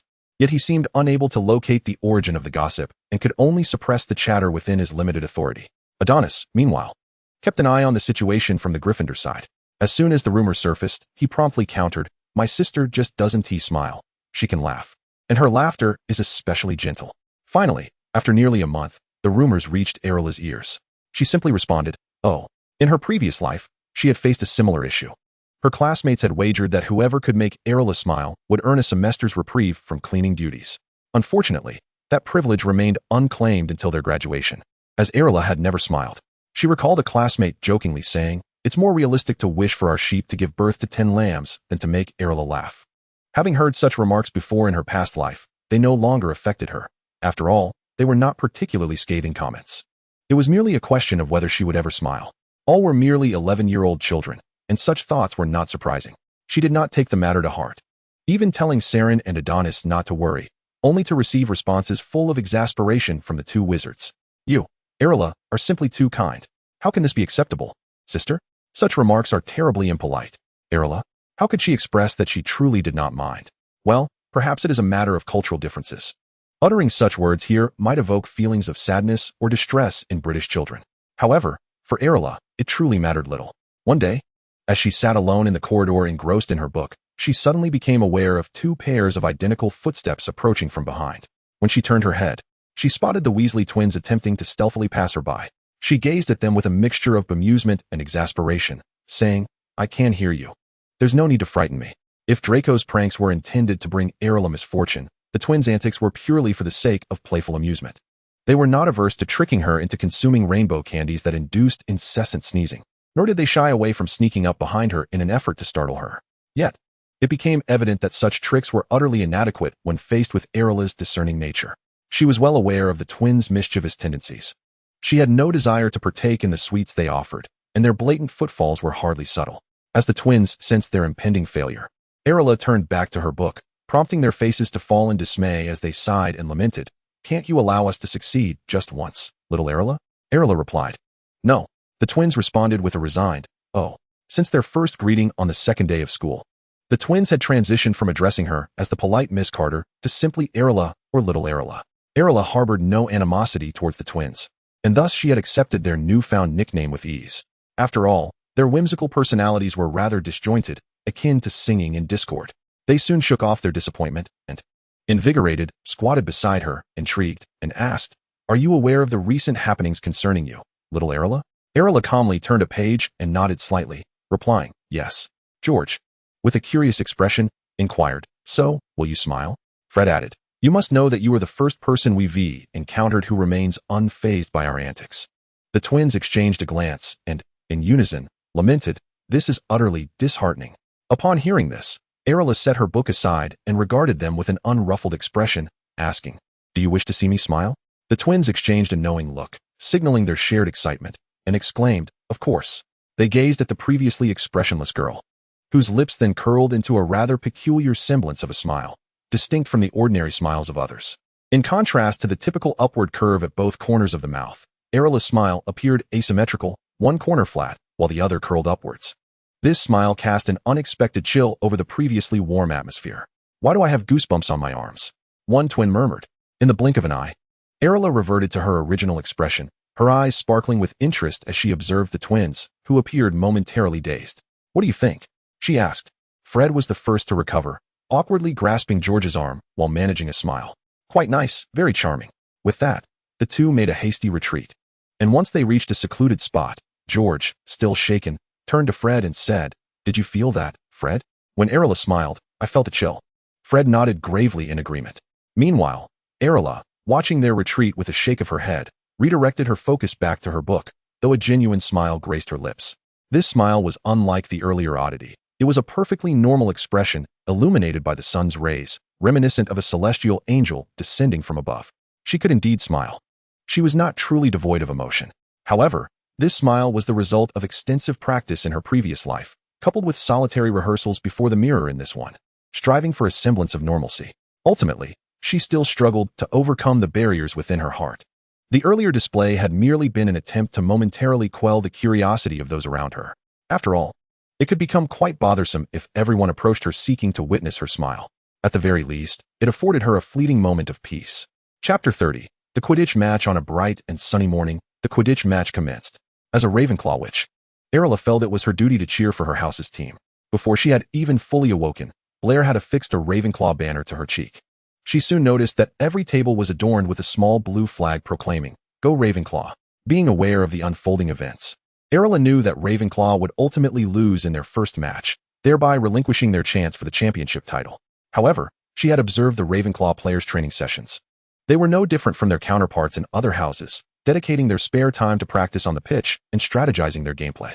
Perhaps the Ravenclaw team boasted the most intelligent young witches and wizards, excelling in intellect compared to the other three houses, yet they clearly lagged in physical prowess.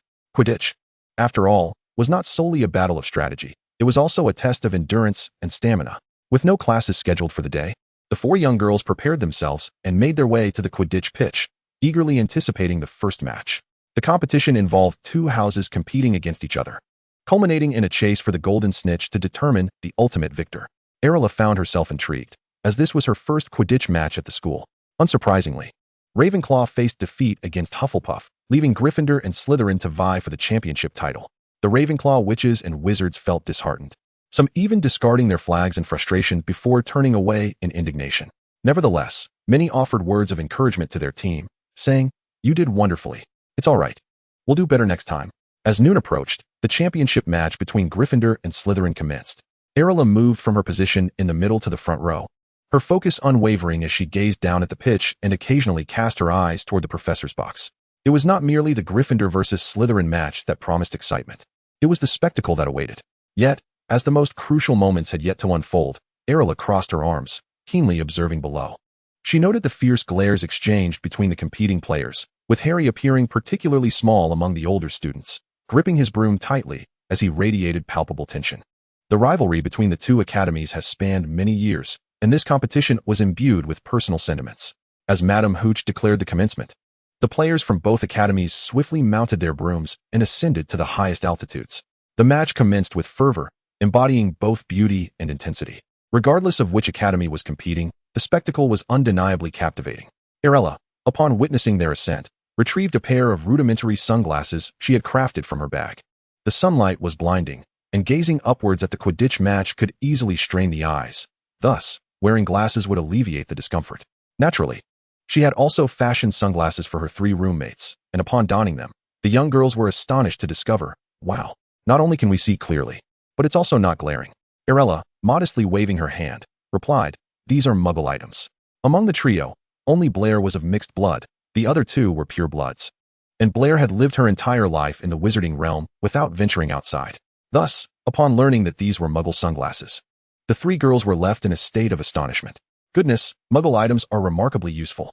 Meanwhile, the match in the sky progressed towards a fever pitch. Oliver Wood was struck by an opponent's ball and plummeted to the ground, creating a deep crater upon impact. The sound resonated throughout the field, and the thud of his fall elicited a grimace from those who heard it. Arilla noted the loudness of his landing. He appeared physically robust, and his head seemed quite sturdy. Yet, the crux of the matter was yet to unfold. At this moment, Harry was on the field, deftly evading the balls hurled at him while remaining vigilant for the moment the golden snitch would be released. The seekers from both academies were the most agile and perceptive members of their respective teams, capable of detecting the snitch at the very instant it appeared. Harry, having practiced for less than 6 months and being younger than his counterparts, felt the weight of immense pressure. With their captain incapacitated by dubious tactics from the opposing team, his nerves heightened, and he felt beads of sweat accumulating in his palms. Suddenly, he spotted a glimmer of gold darting towards the Slytherin side. After days of rigorous training, the moment he caught sight of that flash, he instinctively soared upwards. The Slytherin seeker followed suit. Indeed, the object was the golden snitch. Immediately, the seekers from both academies sprang into action, pursuing the elusive snitch across the field. Though Harry had only practiced for a brief period, his skills far surpassed those of his peers, and with the latest model of broomstick, he soon distanced himself from the Slytherin seeker.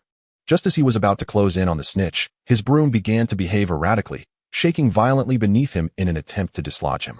He struggled to maintain his balance, fighting to keep the uncontrollable broom in check.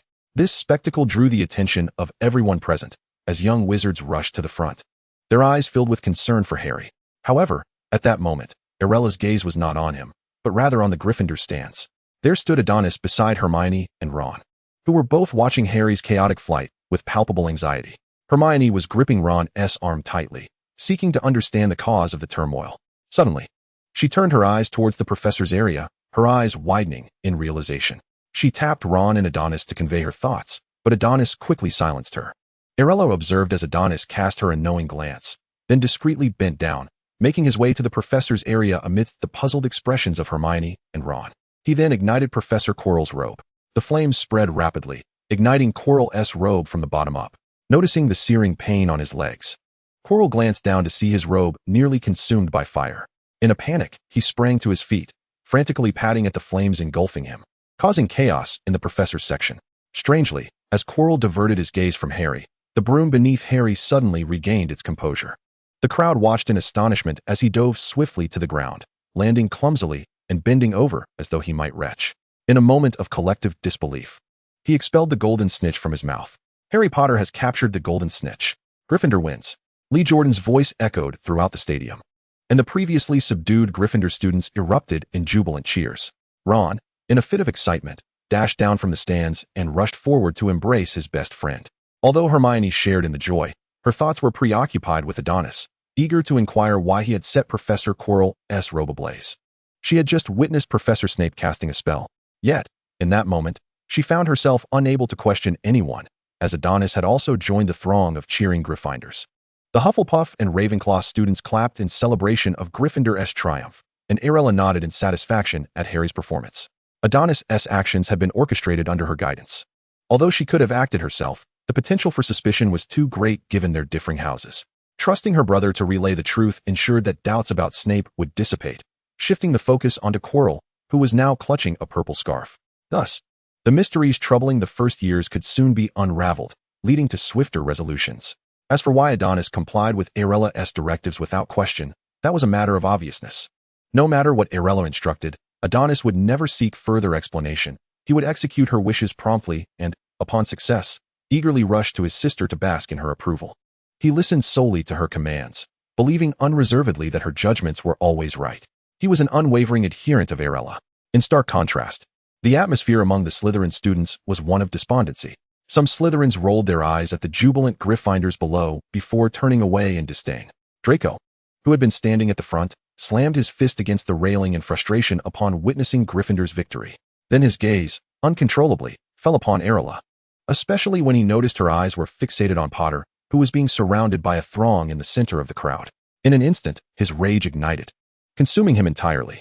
Since the beginning of the school year, he had been meticulously plotting against Arilla, yet she had never spared him a second glance. Instead, it was Potter who garnered her attention. Despite having nothing remarkable to offer, Arilla always found a reason to engage with him, to speak. What right did Potter have? If Arilla were to discover the thoughts that occupied this boy's mind, she would undoubtedly be left utterly speechless. Their interactions had been limited to mere exchanges of a few words, and her willingness to converse with him stemmed solely from his status as the protagonist of the tale, the one destined to save the world and all wizards. Otherwise, what inclination would she have to cultivate a friendship across houses? He was to save the world. Yet that endeavor would inevitably lead to the demise of many. Her presence was meant to minimize casualties, striving for a resolution that culminated in a happy ending. A flawless conclusion devoid of harm. Moreover, who would willingly spare a glance for a child who constantly brought chaos into their lives? At that moment, Draco remained oblivious, consumed by anger that only intensified with each thought. Despite his relentless efforts to retaliate against Arilla, he found them utterly futile, evoking a profound sense of heartache. Frustrated, he kicked Crabbe and Goyle beside him and angrily wrapped his cloak tighter around himself before striding away. Meanwhile, in the heart of the crowd, Harry instinctively lifted his gaze to Arilla. Following a series of significant events in recent days, all prompted by Arilla's reminders, he seemed to have unconsciously begun to view her as a beacon during moments of confusion. Whenever he encountered perplexing dilemmas, it appeared that seeking out Arilla would yield perfect resolutions. Each time, he received the most reasonable, flawless, and accurate answers. Consequently, he found himself increasingly drawn to her, his gaze lingering longer and longer. When their eyes finally met, this time, she did not merely glance away, but instead gently raised her hand and applauded, mouthing the words, "Congratulations." A breeze swept through, tousling the strands of her hair, and despite the distance between them, he comprehended her message. In that moment, his heart, which had raced with the thrill of victory, settled before quickening once more at her words. Chapter 31, Blue. After the conclusion of the Quidditch match, it seemed as though nothing had truly changed. Arilla continued her daily routine of attending classes, completing assignments in the library, or engaging in light-hearted activities with her roommates, such as knitting scarves or playing games. Each day, she visited the Ollery at the appointed hour to see her beloved Arceling. As an eagle, Arceling had become a dominant presence in the Ollery. The once boisterous owls had grown unusually docile since his arrival.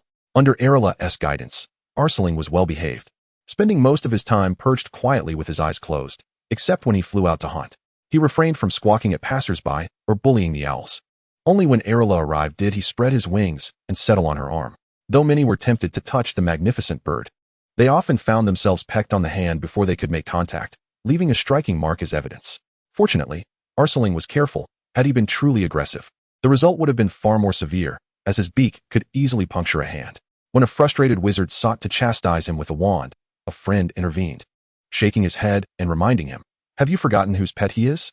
The angered wizard soon recalled that this sea eagle belonged to the brightest witch of Ravenclaw, who not only stood alone but also had an older brother in Slytherin and a younger brother in Gryffindor. Moreover, She was recognized by the Ravenclaw head as the most brilliant wizard, exceptional and unparalleled. With this realization, he begrudgingly tucked his wand away, nursing his hand while grimacing as he made his way to the infirmary. It was clear he could not afford to provoke her. It appeared that life had not undergone any significant transformation. Arilla's existence remained unchanged, though she had acquired a few familiar faces. Cedric often sat across from her in the library, as if the third-year curriculum closely mirrored that of the first year. Since hearing Adonis' explanation, Ron and Hermione's trust in Arilla had soared, coupled with a newfound admiration for her abilities. As for Harry, it was needless to say. After discovering that his stability on the broom was due to Arilla's timely warning to Adonis to incinerate Professor Quirrell's robes, his green eyes sparkled with newfound insight. Adonis, reveling in the moment, proclaimed, "See, my sister is that remarkable," to which Harry nodded in agreement, affirming, "Indeed, she truly is impressive." Following the Quidditch incident, the trio's suspicions shifted away from Professor Snape, who had consistently deducted points from Harry and Ron during class. However, after the match, they found themselves questioning why Quirrell was the one at fault. If Arilla's assertions held any truth, then Snape had actually aided Harry that fateful day. Despite his apparent disdain for Harry, why would he choose to assist him? It seemed improbable that he would want anything other than to see Harry tumble from his broom. Yet the evidence was undeniable. The very professor who had been so harsh with them had, in fact, come to Harry's aid during the Quidditch match, while the seemingly timid Quirrell was the true culprit. Thus, when they returned to Snape's potions class, they could not help but regard him with an odd sense of suspicion. Snape, caught in the midst of their scrutinizing gazes, found himself momentarily at a loss, even forgetting to assign points. However, Hermione gleaned an invaluable lesson from these events. One should never attempt to discern another's character based on appearances and behavior.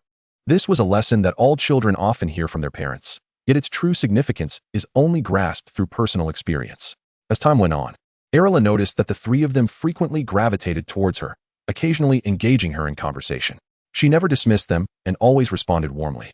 Oh, and there was also Zabini, who had not been seen since his punishment. Arilla had encountered him a few times, as they were all part of the same school. Despite being in different houses, the school was small enough that they were bound to cross paths eventually. Every time their eyes inadvertently met, Ara instinctively clenched her fists before nonchalantly turning her head away. However, if her gaze lingered just a moment longer, she would notice that the smile adorning Zabini's face had not faltered in the slightest, growing ever more radiant, akin to a triumphant general basking in victory. Apart from this, her routine of sending a letter to her parents each week rendered her days ordinary and slow-paced. Counting the days on her fingers, she realized that Halloween was fast approaching, and with it, the impending event. Yet, tranquil days were often swiftly disrupted, and recently Ara found herself plagued by incessant headaches. Her troubles did not stem from academic subjects or textbooks, but rather from her younger brother, Adonis. Even before the school year commenced, she was aware that her brother was never one to be underestimated, and upon hearing that he had been sorted into Gryffindor, she could not help but sigh inwardly, feeling a twinge of sympathy for Professor McGonagall. As it turned out, her apprehensions were well-founded. Within the first week of school, Adonis had already befriended the Weasley twins, who were 2 years his senior. Even without Adonis's involvement, the twins were already renowned for their ingenious mischief, managing to concoct an array of delightful candies despite limited funds. However, with Adonis joining their ranks, they thrived like fish in water. His vivacious spirit and plethora of eccentric ideas only fueled their antics. At home, his curiosity often led him to dismantle various items, exploring whether he could amalgamate them into something new, albeit under the watchful eyes of their parents and without any like-minded companions. Now at Hogwarts, far from parental supervision, and with Saren and Ara in different houses, he felt utterly liberated. Within a week, he had seamlessly integrated himself with the twins, who, unlike him, were not as financially constrained. Thus, he generously funded their experiments, setting the stage for a grand adventure in mischief. Consequently, Gryffindor transformed from a duo of pranksters into a trio, with Adonis, the small first-year wizard, rising to infamy for his mischievous exploits even before Halloween. Almost everyone instinctively associated the most notorious troublemakers in Gryffindor with these three, while his siblings garnered attention for their remarkable talents and abilities at Hogwarts. Adonis became known for his pranks and peculiar inventions. This, too, was a form of notoriety, albeit of a different kind. In truth, Ara was the only one oblivious to this unfolding saga. Saren, as the head of Slytherin, was naturally privy to the news much sooner than others, especially since Percy was the head of Gryffindor. Thus, he had already learned from Percy about the mischief Adonis was getting into with the Weasley twins. However, he adopted a nonchalant attitude, as it was not his house that was being implicated. As long as Adonis did not resort to violence or get caught by professors for violating school rules, it was of no concern to him. Nonetheless, for appearance's sake, he assured Percy that he would discipline Adonis upon encountering him, although he had no intention of doing so. It was not until Professor McGonagall personally informed Era that she became aware of the situation, just as she was about to head to the library after class. McGonagall called her over. Once the room was emptied of students, the exasperated professor said, "Miss Catonial, I believe you might need to rein in your brother, Mr. Adonis. He has been causing considerable trouble while associating with those Weasley boys." What exactly has Adonis done to warrant such a plea from Professor McGonagall? Era wondered, realizing that Adonis had skillfully concealed his mischief from her, and she had never paid much attention to such matters. It was only now that she discovered he had been running amok with the Weasley twins, racking up points lost nearly every day. As she looked at Professor McGonagall, her fists tightened. This was Hogwarts, after all, in England, where professors could not resort to corporal punishment or any other punitive measures against students, let alone call their parents. In her homeland, a teacher might subject a student to a public reprimand, summon their parents, and then have them face further consequences at home. Era nodded calmly, then replied to McGonagall, "Understood. Thank you for informing me, Professor. I will speak to him." After finishing her conversation with the professor, she swiftly turned and headed outside. She needed to drop off her belongings in the dormitory before personally investigating what her mischievous brother had been up to lately. Her 3 roommates had already left after Era finished speaking, so she hurriedly traversed the corridor, clutching her books. In her haste, her hair billowed behind her. However, as the saying goes, the more one rushes, the more prone one is to error. Era, preoccupied with thoughts of confronting Adonis, forgot that she could have simply placed her books in her bag without returning to the dormitory. She also overlooked the possibility of colliding with an unfamiliar person while keeping her head down. As she hurriedly walked, books in hand and head lowered, she contemplated how to articulate her grievances. The more she thought about it, the more irate she became. By Merlin, she would tell their mother. Just as Era was lost in her thoughts, having rounded a corner and prepared to continue on her way, a delicate aroma of white tea wafted past her. Startled, she lifted her head to find herself alarmingly close to a Slytherin wizard. Their proximity was striking. Ordinarily, this moment would have unfolded like a scene from a romance drama. With books scattering to the floor, apologies exchanged, and their hands brushing against each other, igniting a spark of sweetness in their gaze. Yet, reality diverged sharply from this romantic ideal. The books remained securely in Era's grasp, and there was no sweet embrace with the Slytherin wizard. With quick reflexes, she managed to halt her momentum just in time, resulting in only a gentle bump of foreheads, with no other collisions. She then retreated several steps, steadying herself against the wall. However, in her haste to avoid a mishap, she twisted her ankle, causing a fleeting grimace of pain to cross her face. Yet, in the next moment, she composed herself, feigning normalcy as she stood still. It was only then that she raised her gaze to clearly discern the identity of the wizard before her. But upon doing so, Era nearly froze in her tracks. Those blue eyes, that familiar uniform, and the slightly tousled black hair, all the features unmistakably belonged to the one person she recognized, Theodore Nott. Since the last time their eyes met, there had been no further intersection between them, and she had assumed it would remain that way. Although Arilla had been somewhat intrigued by this person in her past life, she understood clearly how 2 individuals, both characterized by their indifference, could ever truly connect. It was akin to 2 mute individuals who would never express a grand comedic performance. She had thought that she and he would never cross paths again, yet unexpectedly, here they were, face to face once more. He stood before Arilla, his gaze fixed intently upon her, silent yet compelling, as if those cerulean eyes could draw one into their depths. Feeling a sharp pain radiating from her ankle, she resolved to conclude this encounter swiftly. She lifted her gaze to meet Theodore's blue eyes and spoke, "I apologize. I was not paying attention." As she looked into his azure gaze, a memory of the cobalt sky from her previous life flashed through her mind.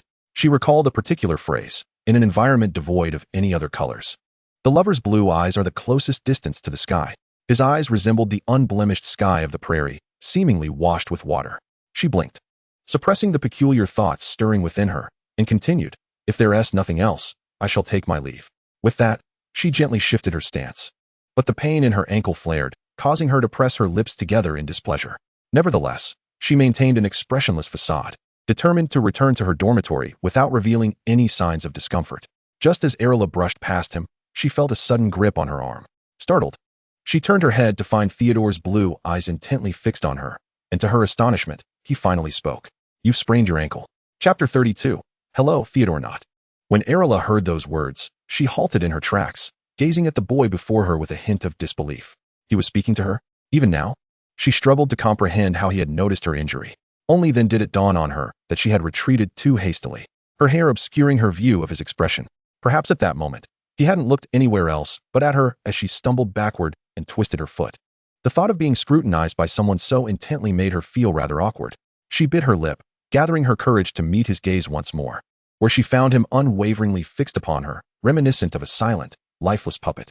After much contemplation, she finally nodded and replied, "Yes, I've sprained my ankle, so I need to go to the infirmary." Upon hearing Arilla speak, Theodore seemed to spring to life like a puppet activated by a switch. "I'll accompany you," he stated, and fell silent again, his gaze still locked onto her. His eyes were undeniably beautiful, the blue akin to the crystalline waves of water, inviting one to glimpse the coolness of moonlight within. Arilla considered for a moment and ultimately decided against burdening him further. "No, thank you. I can manage on my own," she replied. However, upon hearing her words, he persisted, "No, I must accompany you. I really can go by myself. Thank you for your kindness. That's not an option. I will go with you." He resembled a wind-up toy, responding to her words as if bound by an unyielding directive. Arilla's patience waned, her ankle still throbbing painfully. Standing still was becoming increasingly untenable. The injury to her bone would not simply mend itself. The infirmary was not far, but with the pain persisting, even walking would require considerable effort. As she observed Theodore, who continued to stare at her intently, a wave of inexplicable emotion surged within her, not infatuation, but a tinge of irritation. Having already been riled by Adonis earlier, now she had collided with someone and sprained her ankle, all while reminding herself that the semester had not yet concluded. Were it not for the fact that she was in England, Arilla might have sought a fortune-teller to unveil her fate, pondering whether Hogwarts was truly a realm for her foreign soul. In her frustration, she blurted out, "How do you plan to accompany me?" At that moment, Theodore hesitated slightly, and Arilla noticed his hand still gripping her arm, unmoved. Arilla thought to herself, "This boy certainly possesses tenacity." But almost instantly, he looked at her and declared, "I'll carry you." That was unexpected. Arilla frowned at Theodore, bewildered by how he could utter such a phrase to a stranger whose name he did not even know. Was the sense of responsibility among the English so pronounced? However, she suspected that if she nodded in agreement, he might genuinely attempt to carry her, given that they were of similar ages, with Theodore being slightly taller and sturdier than she. Just as she contemplated refusing and retracting her arm from his grasp, Theodore spoke again, "Because your foot hurts. I will carry you, it will be easier." His statement, though ordinary, was delivered in a stuttering manner, as if he were grappling to articulate his thoughts. Arilla regarded him with a mix of curiosity and confusion. Was this version of Theodore truly a stutterer? Yet, his earlier words had flowed so smoothly. At that moment, she noticed his grip on her arm tremble slightly, and his eyelids, usually unblinking, began to flutter. Upon closer inspection, she could see a faint blush creeping up his neck. This only added to her bewilderment. This was far too melodramatic, yet such melodrama occurring in her life felt rather inappropriate. Shaking her head, she placed her hand over Theodore's that held her arm, gently sliding it down as she said, "There's no need to trouble yourself. I can walk back alone. I have other matters to attend to." This scenario did not suit her. After speaking, she quickly freed her left hand, appearing to walk normally as she advanced, not glancing back at Theodore. She had sprained her ankle before, but those instances usually resolved themselves within a few minutes. Clearly, this time, it was a serious injury. Halfway through her journey, she felt the pain intensifying to the point of losing control over her expression. Just then, she heard the faint sound of footsteps behind her, and she turned to see Theodore trailing closely behind at a moderate distance. As he caught sight of Arilla turning her head, he instinctively felt the urge to do the same. Yet, for reasons unbeknownst to him, he remained rooted in place, gazing at her intently. Arilla, perplexed, found herself questioning the situation for what felt like the umpteenth time that day. Through gritted teeth, she confronted him. "Why are you following me?" "I'm concerned about you," he replied. Arilla felt a mix of anger and incredulity. How could someone she had just met, whose name she didn't even know, possibly be worried about her? Did he think this was some sort of drama? Would trailing after her alleviate her suffering? What kind of miraculous remedy was that? Observing Theodore still standing behind her and feeling the persistent ache in her ankle, she pondered for a while before finally asking, "Could you come over and help me?" After all, he would continue to follow her. Why not take advantage of the situation? It would be foolish to turn down free assistance. Upon hearing Arilla's request, Theodore promptly received the mental command and swiftly approached her side, standing rigidly with an expression of inquiry in his eyes. Arilla sighed in exasperation at his motionless stance and said, "Could you lift your hand to support me?" At that, Theodore immediately obeyed, raising his hand. Arilla glanced at him, and then at his hand before tentatively placing her own hand on his arm, gradually shifting her weight toward him. Arilla was uncertain about her own thoughts, but at the moment her hand made contact with Theodore's arm, a waft of iris perfume enveloped him, rendering him even more rigid. It wasn't he until she uttered, "Let us go," that his foggy mind briefly returned to his body, and he began walking toward the infirmary, step by step, relying on his memory. With Theodore by her side, Arilla found her stride considerably less arduous. Fortunately, the infirmary was devoid of other patients, allowing her to gradually relax and abandon her pretense of normalcy. As soon as Arilla sat on the bed, Madame Pomfrey appeared to inspect her ankle. Theodore stood silently to the side, observing her every move. After Arilla revealed her ankle, it was evident that the previously normal joint was now severely swollen, eliciting a wince from her with even the slightest touch. Madame Pomfrey gently cradled the girl's ankle and informed Arilla, "You have a dislocated bone, though it's not too serious. At least you need bone regrowth potion. This essence of withe rod can realign the bone." She produced a small vial and extracted a cotton swab, significantly larger than the usual size, dipping it into the essence before applying it evenly on the inflamed area. Afterward, she swiftly bandaged it with a white cloth and handed Arilla a bottle of a soothing potion, instructing her, "Drink this potion and lie down for 3 hours. You're quite healthy, so there's no need to stay overnight." Turning to Theodore, she added, "You, young man, keep a close watch. Should anything arise, summon me immediately." After receiving a nod from Theodore, she turned back to her supplies. A sudden silence enveloped Arilla and Theodore, the atmosphere thick with an eerie stillness. Arilla noticed him fixated on her bandaged ankle, as if trying to bore a hole through it with his gaze. Eventually, she broke the silence, saying, "There's a chair beside you. You can sit down." Upon her words, he promptly pulled the chair closer and settled beside her, resuming his scrutiny of her injured ankle. Arilla remarked, "Why do you look more like a robot the longer I watch you?" With a sigh, she continued, "Thank you for helping me today, otherwise my ankle might have been in worse shape." She was grateful that Theodore had supported her along the way, otherwise her foot might have swelled even more severely if she had attempted to walk alone. Theodore shook his head in response, saying, "It's what I should do. I accidentally bumped into you." Listening to his stiff reply, Arilla felt an unexpected wave of frustration, akin to striking a fist into cotton. However, in an effort to alleviate the awkwardness between them, she extended her hand and introduced herself. "Allow me to introduce myself. I am Arilla Catneil, a first-year student from Ravenclaw." Theodore took her outstretched hand and replied, "I am Theodore Nott, a first-year student from Slytherin."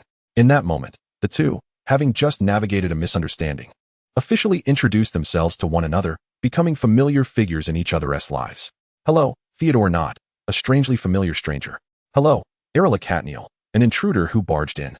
Following their introductions, silence enveloped them once more. Arilla ceased speaking and simply lay back on the bed with her eyes closed. The surroundings were eerily quiet, as if no one else existed.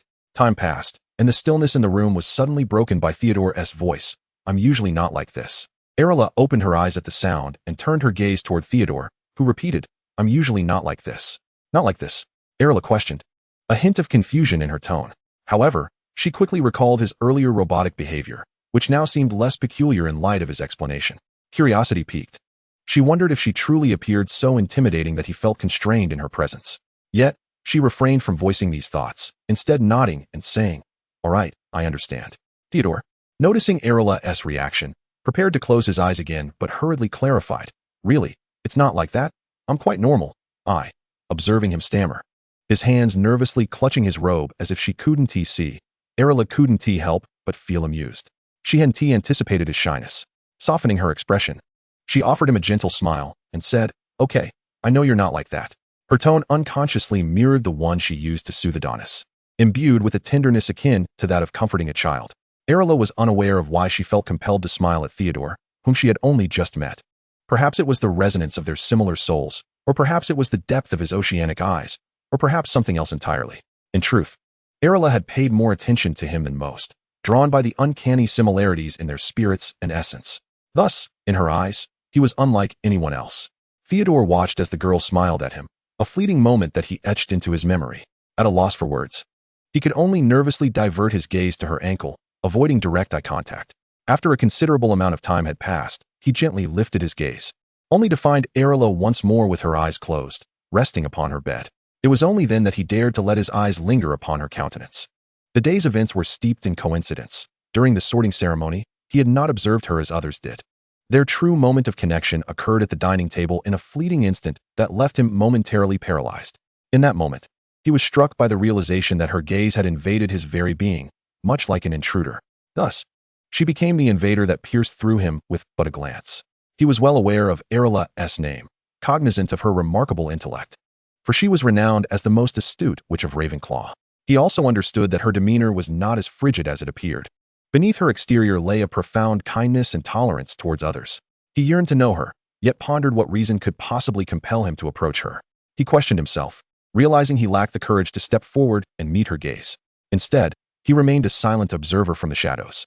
However, today, the iris flower nearly found its way into his embrace. Countless times he had envisioned their first formal meeting, whether it be during an academic exchange or while completing an assignment, or perhaps a scenario where they would never interact at all. Yet, their inaugural encounter shattered all his preconceived notions. It was far from dignified. He was merely clad in a casual school uniform, wholly unprepared. At the moment she departed, he inexplicably found the courage to grasp her hand, having noticed her ankle had twisted. When he uttered the words about carrying Arilla to the infirmary, he was taken aback by the audacity of his own proclamation. His hands and heart trembled violently. Unsurprisingly, she rejected his offer. Nevertheless, he continued to follow her quietly until she leaned on his arm to reach the infirmary. Just moments ago, she, who had never smiled at anyone, bestowed upon him a fleeting smile, rendering him momentarily entranced. Was this a reward? His azure eyes gazed quietly at her, concealing within their tranquil depths a burgeoning desire and greed. After a lengthy pause, a smile gradually emerged upon his face. This reward was one he cherished dearly. Chapter 33. Are you a dog? When Arilla opened her eyes, 3 hours had already elapsed. She flexed her ankle, and indeed, the pain had subsided. Shortly thereafter, Madame Pomfrey approached to remove the bandage, revealing that the redness and swelling had vanished. Arilla was ready for discharge. Yet, Madame Pomfrey kindly offered her a small cane, advising, "Though your injury appears healed, do take caution. You must refrain from vigorous activity for the week." Arilla nodded, accepting the cane and expressing her gratitude. "Thank you, madam. I understand." As she turned to leave, she noticed Theodore extending his arm. After a moment's hesitation, she shook her head and replied, "No, Mr. Knott, I have a cane." Just as she was about to exit, Theodore suddenly spoke. "Theodore." Arilla turned at the sound of his voice, only to hear him repeat, "Theodore, you may call me Theodore." Initially inclined to decline, she found herself unable to utter the words as she met his blue gaze, and instead nodded, "Very well, Theodore, you may call me Arilla." Upon hearing her response, a smile broke across Theodore's face, causing her to momentarily lose her bearings. She shook her head to dispel her thoughts, nodded once more, and then turned to leave, leaning on her cane. Although moving her ankle did not cause much discomfort, walking still resulted in a slight soreness. Thus, Arilla had also taken 2 bottles of soothing potion. As she approached a corner, she turned to Theodore and said, "You can leave me here. I need to find Adonis. Goodbye, and thank you for today." Hearing this, Theodore shook his head and replied, "It's no trouble, it is my duty." In contrast to their initial encounter, he now seemed to have come alive, radiating vitality. Arilla, realizing this, mentally chided herself. He was a living person, after all. What was she saying? She remained silent, nodded, and then made her way towards the Gryffindor common room with her rudimentary cane. Theodore did not advance, but stood quietly, watching Arilla as she walked away, unwilling to blink. Arilla hesitated slightly as she departed, uncertain of Adonis's whereabouts. Ever since he had begun spending time with the Weasley twins, he often neglected to return to their dormitory. Frustration bubbled within her. She discarded her study plans for the day, deciding to wait for him at the dormitory entrance. Without further thought, Arilla made her way to the Gryffindor common room, where the path was bustling with activity, as it was the afternoon free period. Many witnessed Miss Caterneal of Ravenclaw approaching the Gryffindor long table, where she settled on a nearby bench in silence, producing a book to read, seemingly awaiting someone, presumably Adonis. After all, nearly everyone at school knew that Adonis was Arilla's brother, and a twin at that. Thanks to Adonis's daily proclamations, "The smartest in Ravenclaw is my sister." Having already been in a foul mood, Arilla now sat outside the Gryffindor common room with a cold expression, causing the surrounding temperature to drop significantly. Those who passed by instinctively took a detour. Some young witches and wizards hurried off to find Adonis, eager to inform him that his sister awaited him. They harbored an unspoken suspicion. Adonis was in for trouble today. Thanks to Adonis's popularity in Gryffindor, many young wizards quickly dispersed in search of him and soon discovered him in a secluded classroom, engaged in mischief alongside the Weasley twins. They were concocting a bubblegum that would instantaneously turn one's hair a myriad of colors. A Gryffindor wizard rushed breathlessly to Adonis, exclaiming, "Adonis, your sister is waiting for you at the dormitory entrance, and she seems to be injured." The moment Adonis heard this news, he froze, dropping several items from his hands. The Weasley twins and the Gryffindor wizard watched as he dashed out the door, stumbling toward the Gryffindor dormitory. The twins exchanged glances, a sense of foreboding settling over them. Adonis was bewildered as to how he found himself in the dormitory. Upon arriving at the entrance and spotting Arilla seated upon a bench, he immediately rushed before her and knelt at her feet, his eyes filled with urgency. "Arilla, what has happened? Who has wronged you? Was it Malfoy? How did you get hurt?" Arilla, upon hearing his voice, lifted her gaze, but rather than focusing on the anxious Adonis kneeling before her, she slowly surveyed her surroundings. The area was crowded with Gryffindor students, drawn in by the spectacle and eager for gossip. However, the moment their eyes met Arilla's, they scattered like startled birds, leaving the space suddenly vacant, isolating only Arilla and Adonis. They were not afraid. They simply had little interest in the commotion. Once the corridor had cleared, Arilla lowered her gaze to the still kneeling Adonis. He looked up at her, sweat glistening on his forehead from his hurried run, his expression anxious, bearing a striking resemblance to her own features, but with a different emotion etched upon his face. Arilla gently shook her head and replied, "It is not your concern." Adonis, upon hearing this, hastily retorted, "It is my concern. You are my sister. Tell me who has bullied you." Arilla chose not to answer the question directly. Instead, she informed him, "Professor McGonagall came to see me today." The implications were clear, even without further elaboration. Though Adonis was mischievous, he was also quite intelligent, managing to balance his pranks with his studies. Otherwise, he would find himself in even more trouble for lost points. Realizing the gravity of the situation, he immediately raised 3 fingers and swore to Arilla, "I will never play pranks again. Arilla, you must believe me." Arilla looked down at the face so similar to her own, and the frustration that had been building within her suddenly found no outlet. Had she not twisted her ankle on the way, she might have scolded Adonis, but after 3 hours of resting, she had gradually calmed down. Thus, she simply stated to him, "Your behavior is exceedingly serious. You may play with the Weasley twins and engage in interesting experiments, but you must not torment others for amusement, nor cause distress to the professors." At that moment, Adonis was eager to agree to anything Arilla said, exclaiming, "All right, sister, I understand." Arilla regarded the familiar face before her. She often felt anger towards Adonis when he misbehaved, yet whenever he displayed that endearing demeanor, her ire would dissipate, allowing her to speak to him calmly. This was also because Adonis was remarkably obedient. Whatever Arilla instructed him, he would never repeat his mistakes. His compliance was so complete that Arilla felt secure in her guidance, knowing he would not cause trouble again. With that thought, her expression softened. Observant as ever, Adonis could keenly sense his sister's mood, for they were twins, sharing not only similar features, but also an unbreakable bond. Despite their contrasting personalities, they remained the closest of kin. He could intuit Arilla's emotions almost instinctively, always ready with a perfect justification to remain by her side, as he was her brother, a bond he could never sever. Once he sensed Arilla's emotional stability, he grinned widely, resembling a golden retriever, and perched himself beside her, gently applying pressure to her injured left leg as he inquired, "Arilla, why are you using a crutch?" Leaning against the wall, Arilla explained, "I was in a hurry and accidentally twisted my ankle." Upon hearing this, Adonis felt a wave of guilt wash over him. It was his mischief that had caused Arilla to rush and injure herself. It was all his fault. With this realization, his demeanor shifted to one of dejection. His energy sapped, akin to a little golden retriever whose ears droop in disappointment. Arilla sighed and, reminiscent of their home life, affectionately stroked his hair, saying, "It's not your fault. I will be more careful next time." Suddenly, Adonis seemed to recall something, lifting his head and earnestly declaring to Arilla, "I will stay by your side for the next few days. In Chinese, there's a saying about injuries taking 100 days to heal, so I must remain by you." Arilla, taken aback, wondered when he had become so knowledgeable. She playfully flicked his forehead and replied, "That is only true when there is no medicine. But I'm already feeling much better.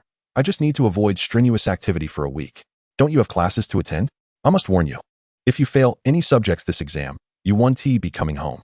At this, Adonis perked up, his resolve solidified as he replied with determination, "I will definitely pass."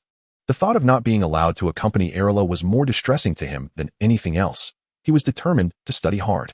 Following their conversation, Arilla allowed Adonis to assist her to the Ravenclaw common room for rest. On their way back, they encountered the Weasley twins, who looked at Adonis with concern. "Is your sister all right?" they asked. Adonis waved his hand dismissively and assured them, "She is fine. She just needs to rest. By the way, Fred and George, I will still provide you with funding but I promise I won't play pranks anymore. I've promised Arilla to focus on my studies.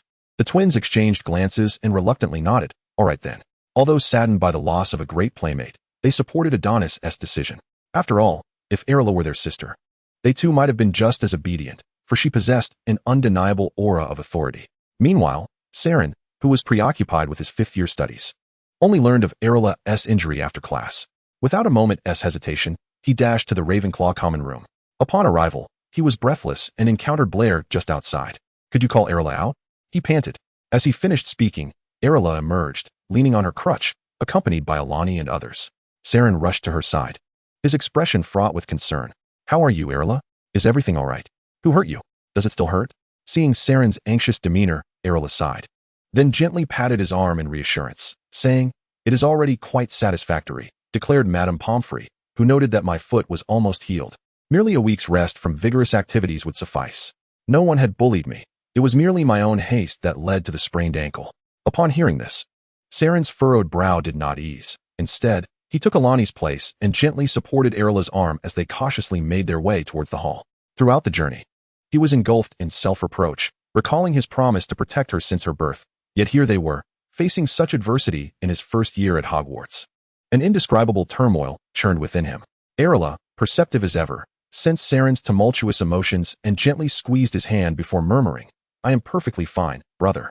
The moment those words escaped her lips, Saren, who had been on the verge of despair, seemed to be pressed by an unseen pause button, his demeanor instantly brightening as he turned to Arilla with a smile. All right, I understand, he replied. At that moment, Arilla became aware of the many eyes upon her, including Harry at the Gryffindor table, who looked on with concern, inquiring of Adonis, Is your sister all right? Adonis, his gaze fixated on Arilla, responded, She sprained her ankle. I cannot allow her to fall again. Meanwhile, Draco observed the scene of his house captain aiding Arilla to the table. Ordinarily, he would have scoffed and reveled in their misfortune, yet inexplicably, a sense of worry crept over him. Draco, startled by his own thoughts, swiftly slapped himself and attempted to calm his racing heart, whispering to himself, No worries, no worries. I should be pleased, I should be pleased. Dinner felt excruciating for Arilla, with Saren hovering around her like an overzealous house elf, drawing many curious glances her way. It's just a sprained ankle. I'm not disabled, she thought. Only after Saren escorted her to the entrance of Ravenclaw's dormitory did she turn to him and say, You need not fuss over me any longer, brother. I am quite well. Hearing her words, Saren instinctively wanted to protest, but recalled the previous incident. He clenched his fists behind her back and replied, Very well. Just be careful, Arilla. At that moment, Blair had opened the dormitory door, and after a nod from Arilla, she entered, leaving Saren with a grim expression as he returned to his own dormitory. As a Slytherin prefect, he had the privilege of a private chamber. Upon entering, he rushed to the bathroom, splashing cold water on his face in a desperate attempt to steady his emotions. Eventually, water dripped from his hair and face as he leaned against the frame, gazing into the mirror at his fractured reflection. Time seemed to stretch indefinitely until, in a sudden burst of rage, he raised his fist and shattered the mirror. The once smooth surface fractured into a web of cracks, blood staining the shards as it dripped into the sink. His blood trickled down to the floor, merging with the water flowing into the drain. His hand trembled, connecting him to his inner turmoil as he straightened and gazed at the distorted image in the broken mirror, murmuring to himself, I cannot allow Arilla to be harmed again. Simultaneously, Adonis, on his way to the library to retrieve a book before returning to his dormitory, encountered Draco leaning against the wall. See, Arilla has been injured. What can you do about it? Draco remarked, a smirk on his face. Adonis, unable to bear such words, swiftly advanced and seized Draco by the collar, pinning him against the wall, his gaze fierce as he demanded, You dare to say that again? Draco, inherently a coward, gulped at the sight of Adonis's ferocious expression. Rendered speechless, after a prolonged silence, Adonis released his grip, giving Draco a slight shove. Gasping for fresh air, Draco coughed twice, confusion flickering in his eyes. He hadn't intended to say it that way. He had meant to ask, Is her injury serious? Yet, the words that escaped him were the most familiar. As he clutched his collar, watching Adonis walk away, he spat out, Are you her dog? You do whatever she says. Hearing this, Adonis paused momentarily before turning to Draco with a steely gaze, affirming, Indeed, I am her dog. Chapter 34, Halloween Night. Draco stood frozen. Disbelief etched on his features as he stared at the red-haired boy before him. He and his sister bore an uncanny resemblance, when not smiling. They seemed to be carved from the same mold. As he regarded that familiar visage, he recalled his earlier words. Adonis, unfazed by Draco's astonishment, expressionless, gathered his book and turned to head toward the Gryffindor dormitory, leaving Draco alone in a daze, pondering his own words. Why did it feel so strange? He knew Adonis was Arilla's brother, yet there was an oddity in the air.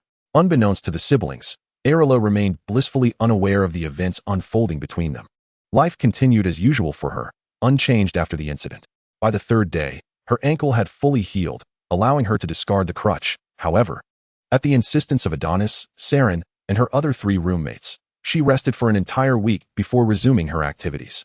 During that week, Arilla felt as if she were perched on pins and needles, treated like royalty by her roommates, Saren, and Adonis, which made her somewhat embarrassed. Even Cedric, who typically exchanged only nods with her, approached with genuine concern, asking, "Are you all right, Arilla?" Arilla, feeling awkward, waved her hand dismissively and replied, "It's just a minor injury. It's nothing serious." Although she merely sprained her ankle, it seemed as though she had garnered the attention of the entire world. Such minor injuries were commonplace for her, having grown accustomed to the roughness of the prairie winds and the frequent escapades that led to scrapes and bruises. Back then, there were no bandages, just some comfrey and ointment. Injuries were treated with a wash and a dab of Vaseline, wrapped in cloth, and they would heal in time.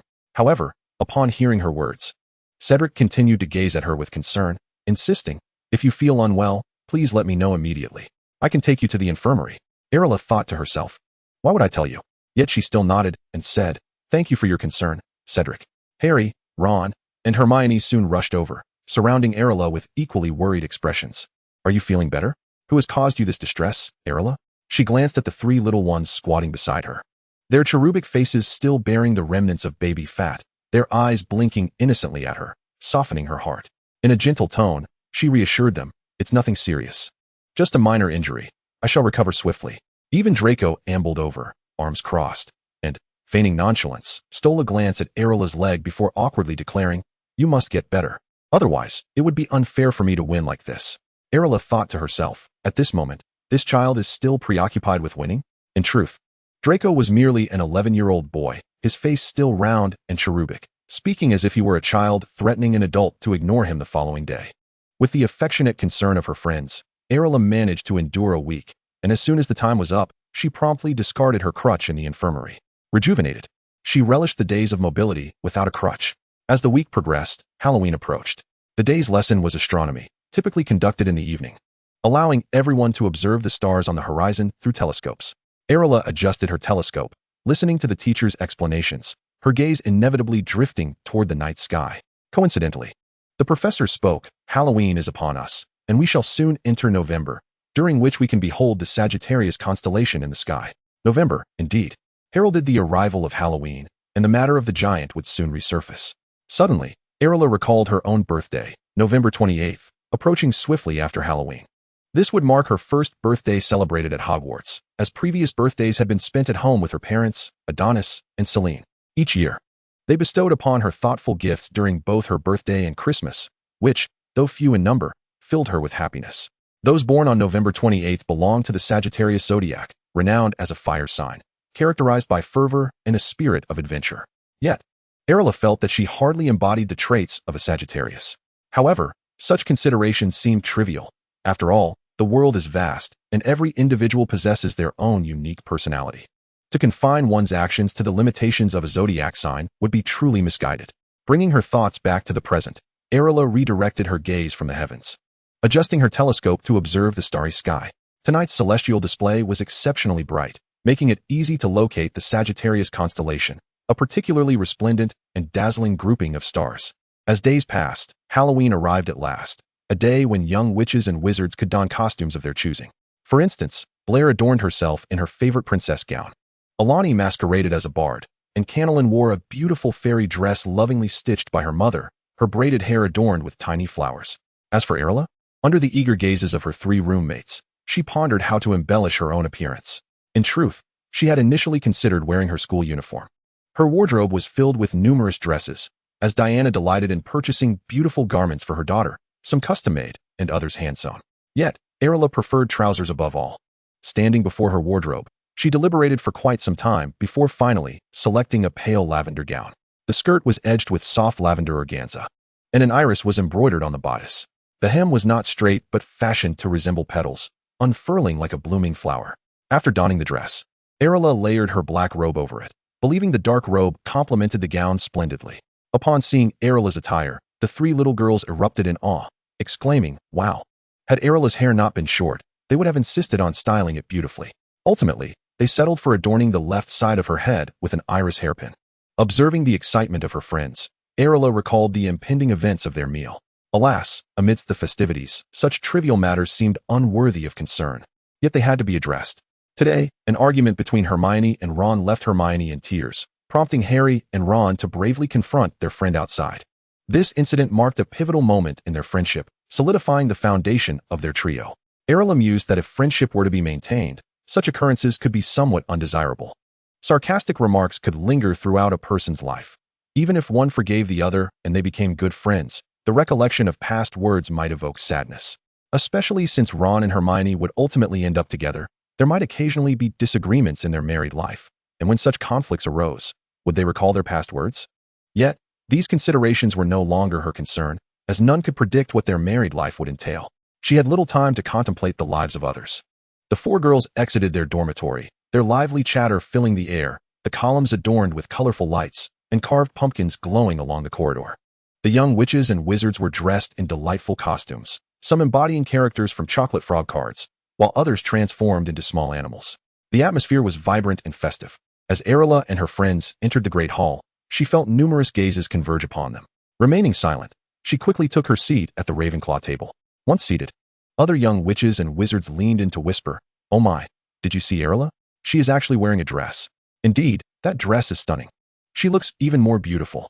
Not far away, Adonis and Celine gazed intently at their sister, their eyes brimming with love for Arilla, who they believed to be the most beautiful, exceptional person at Hogwarts. Meanwhile, Theodore quietly sat at the table, watching Arilla settle onto the Ravenclaw bench, his mind drifting back to their recent intimate encounter. His hand, resting on his knee, clenched tightly once more. However, Arilla had not forgotten the day's upcoming events. She turned her gaze toward the Gryffindor table, only to be taken aback by the sight of Hermione seated beside Ron. Her eyes widened slightly in surprise. Logically, Hermione should be hiding in the bathroom, crying due to Ron's earlier words, yet here she was, seemingly perfectly content, her face devoid of any signs of distress. Her eyes normal and unpuffy. What had transpired? Who had instigated this butterfly effect? She had neither interfered nor prevented their argument. Why, then, had events not unfolded according to the original narrative? At that moment, as Adonis noticed his sister looking in their direction, he excitedly rushed over and took a seat beside her, grinning widely. "Happy Halloween, Alira." Alira gazed at Adonis before her, and an inexplicable intuition surged within her, prompting her to inquire, "Did anything happen in class today?" Upon hearing Alira's question, Adonis immediately erupted with enthusiasm, exclaiming, "Today, Simo blew up the feather. And it even affected Harry nearby. I managed to get my feather to fly just a little later than Hermione. I even gave Ron a few tips." Alira chuckled, "So that is how it is." Though she did not intervene, her brother had sat beside Ron and Hermione today, and it was Adonis who provided the instruction, not Hermione. Consequently, Ron refrained from speaking ill of Hermione over this incident, and their relationship remained amicable. A sense of confusion washed over her. Did that imply their friendship remained intact? Would they, with their protagonist aura, continue to walk together? Would another event transpire to compensate for this? Alira felt uncertain, realizing she needed to tread carefully. She could enter the fray alone without involving Adonis. Therefore, she addressed him, "That is excellent, but you must take it more seriously next time, so you can teach others effectively." Adonis eagerly nodded, promising, "I will practice diligently before teaching anyone."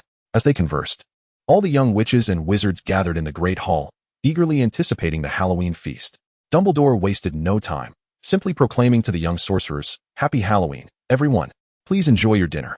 With a grand wave of his hand, the once empty tables were adorned with a cornucopia of delectable dishes. Alira selected what she could eat, pondering as she did so. Thank goodness Dumbledore did not drone on like in some places, where the announcements would include, "Let us welcome Professor Snape of Potions to address us," thanking him for his insightful speech, followed by Deputy Headmistress McGonagall.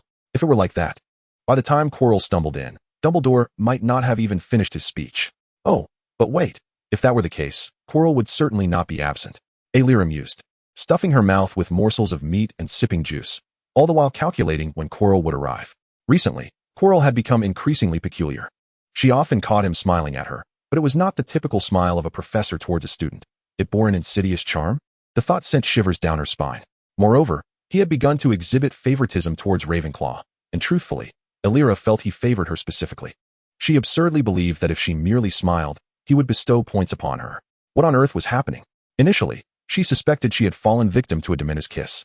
But his demeanor suggested otherwise. If he truly knew the contents of her mind, he would not be acting this way. However, should he choose to delve deeper, Alira had prepared for that possibility. Though the shielding charm was typically taught in higher years, she had procured a book on the subject prior to her schooling and studied it diligently. Now, she had achieved a success rate of 40%, with progress to be made gradually. Could it be that she shared some connection with Voldemort? Alira found herself perplexed. Just as her thoughts spiraled, the doors of the great hall swung open abruptly, jolting her upright. She turned to see Quirrell rush in, flustered, shouting, "A troll! A troll has emerged!" Strangely, he even took a moment to glance at Alira before addressing the faculty, stating, "I believe I should inform you first." With that, he collapsed onto the floor. The young sorcerers fell silent for a brief moment before erupting into screams, abandoning their food, and scattering like headless chickens. Dumbledore swiftly rose, commanding the young witches and wizards. "Everyone line up. Head students from each house will lead you back to your dormitories. Do not panic." His voice resonated powerfully, and upon hearing the headmaster's words, the students obediently formed a line, awaiting their respective head students to escort them back. Alira, however, was preoccupied, having caught a glimpse of Quirrell's eyes. The look he gave her was not the usual timid, slightly frantic gaze, but rather one imbued with a subtle amusement and even ease. Why was that? Alira felt her mind swirling in confusion. Yet, she could not delve into the truth of the matter at that moment, and quietly followed her roommates back to their dormitory. Saren immediately glanced towards Ravenclaw, only relaxing when he confirmed his sister was unharmed, before dutifully standing up.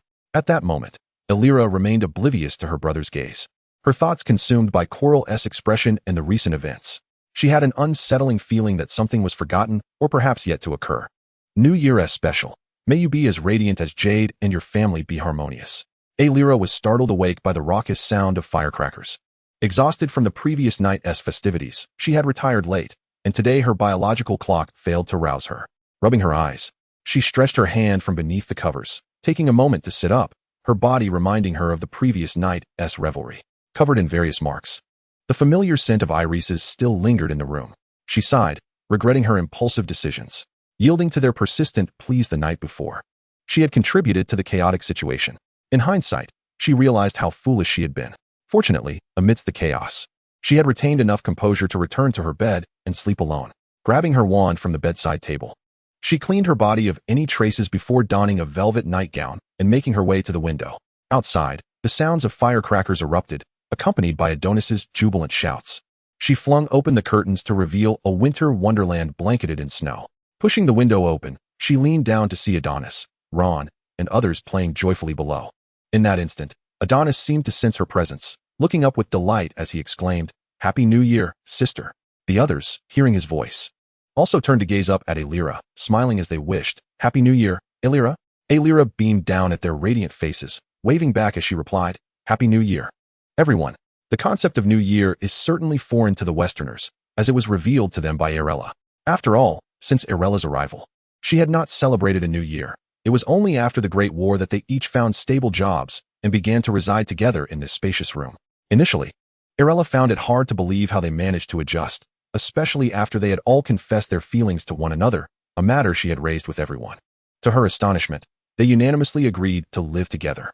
Arilla, however, was indifferent, for her heart had ample room to accommodate many. Her emotional burdens had long since dissipated, and now she devoted herself to cherishing each day of life with fervor. The notion of New Year was merely a casual mention on her part, considering the lively atmosphere created by the multitude in the room, yet she had not anticipated that her remark would ignite such keen interest among them. The more mature ones had already begun to research the customs and essentials of the Chinese Spring Festival, while others excitedly clamored about what preparations to make for the day. Just then, she heard a knock at the door. Turning around, she saw Cedric approaching, carrying today's attire, a red dress, identical in hue to her hair.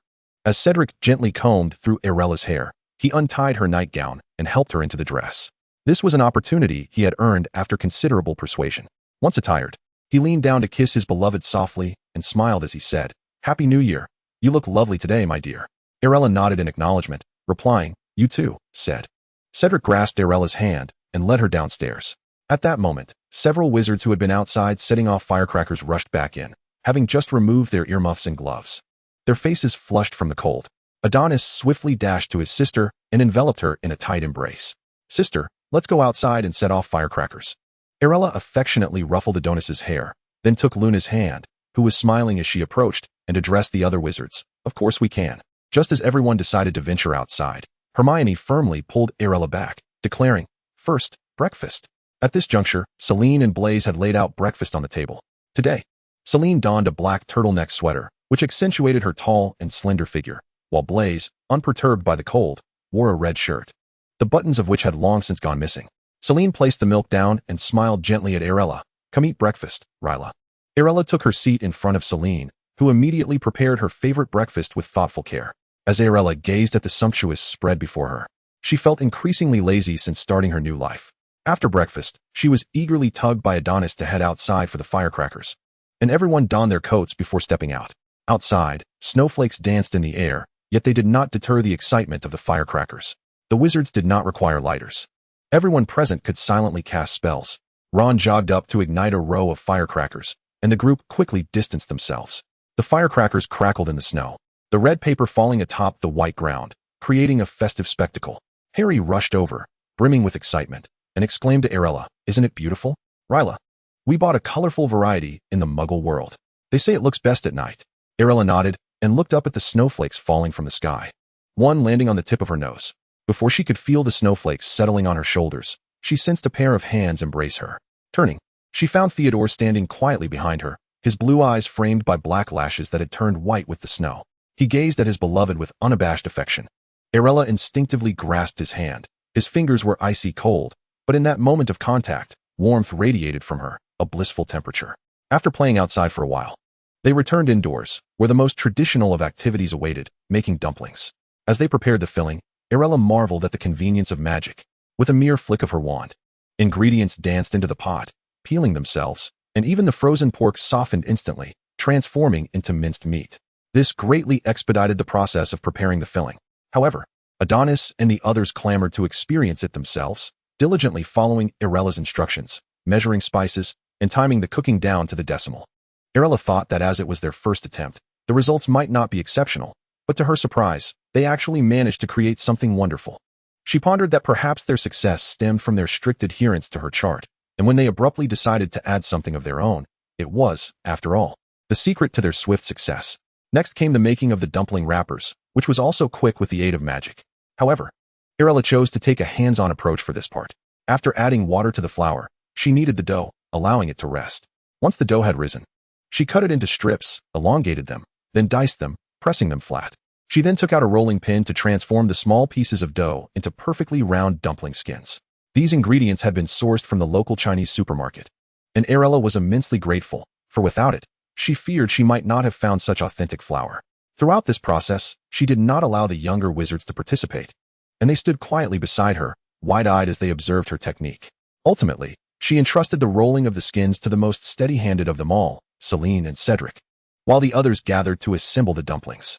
Among them, Ginny was the fastest. Having learned quickly from Arilla, she surprised everyone by her skill. However, to her astonishment, the best dumpling maker turned out to be Tom. After watching once, his first 3 attempts were oddly shaped, but he soon refined his technique. Arilla could not help but praise him. "You did splendidly, Tom." Hearing her compliment, Tom paused, looking up at her, and replied, "Of course, Miss Assassin." Arilla chuckled. "Wasn't that the plan? You still remember?" She turned her head away, bemused, and glanced at the others. Aside from Tom's section, the boys' attempts were rather lackluster. Blaise's dumplings were haphazardly shaped, prompting Arilla to step in and assist him. Yet in that moment, he seized the opportunity to plant a kiss on her cheek. Arilla teased, "You did that on purpose, didn't you?"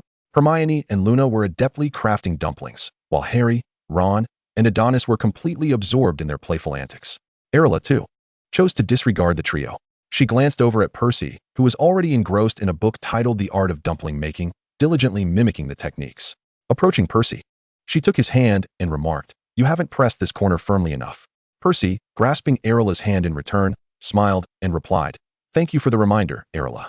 The group busily continued their dumpling making for the entire day, and winter nights always descended with alarming swiftness. By the time they completed their tasks, darkness had enveloped the sky. At that moment, a knock echoed from outside. Arilla wiped her hands dry and went to open the door, only to be greeted by two exuberantly adorned red lion dancers. The lions, from their mouths, unfurled two red couplets, accompanied by the rhythmic beating of drums from an unknown source. They circled around Arilla, only pausing after a considerable duration. Sensing a connection, Arilla opened the head of the left lion to reveal two red-haired figures, beaming at her, who exclaimed in unison, "Happy New Year, my lady." They held an assortment of red lanterns, homemade firecrackers, and various delicacies. Arilla quickly deduced who was behind the right lion. The lion shook itself vigorously before shedding its head to reveal a tousled mane. Sirius, with an air of nonchalance, tossed his hair and addressed Arilla, saying, "Happy New Year.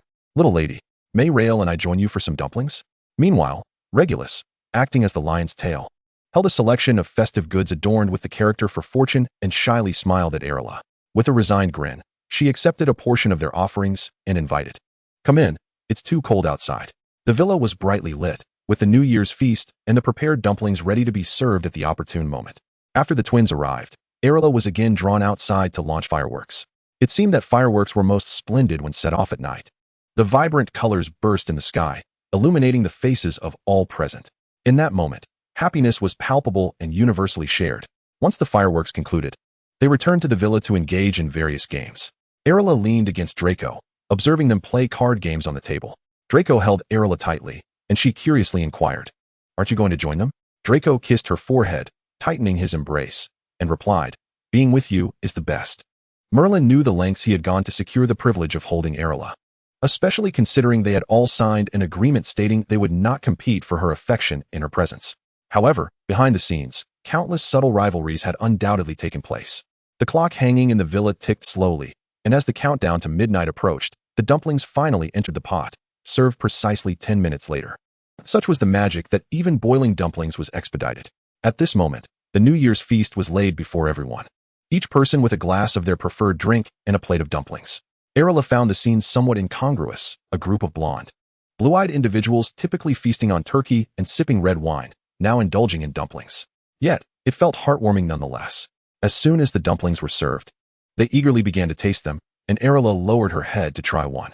Upon reaching her third dumpling, she unexpectedly felt something hard within. Realizing something, she promptly spat out the round, hard object, a silver coin. Surprised, she stared at the coin, recalling that she had never mentioned the tradition of placing coins in dumplings. Nearby, Celine, upon witnessing Arilla's discovery, exclaimed with joy, "Arilla found a coin. May the new year bring you good fortune." The others quickly joined in congratulating her. As it appeared they all knew this secret, keeping it hidden from Arilla. She was astonished that they had figured it out, especially since it seemed the coin was unique to her bowl. She picked up the silver coin and tossed it into the center of the dining table, where a bowl of soup sat. "I wish to share this good fortune with all of you," she declared to the wizards seated beside her. At that moment, the countdown began, and after 10 seconds, the new year would arrive. Everyone gazed at the swaying clock, and in unison, they began the countdown.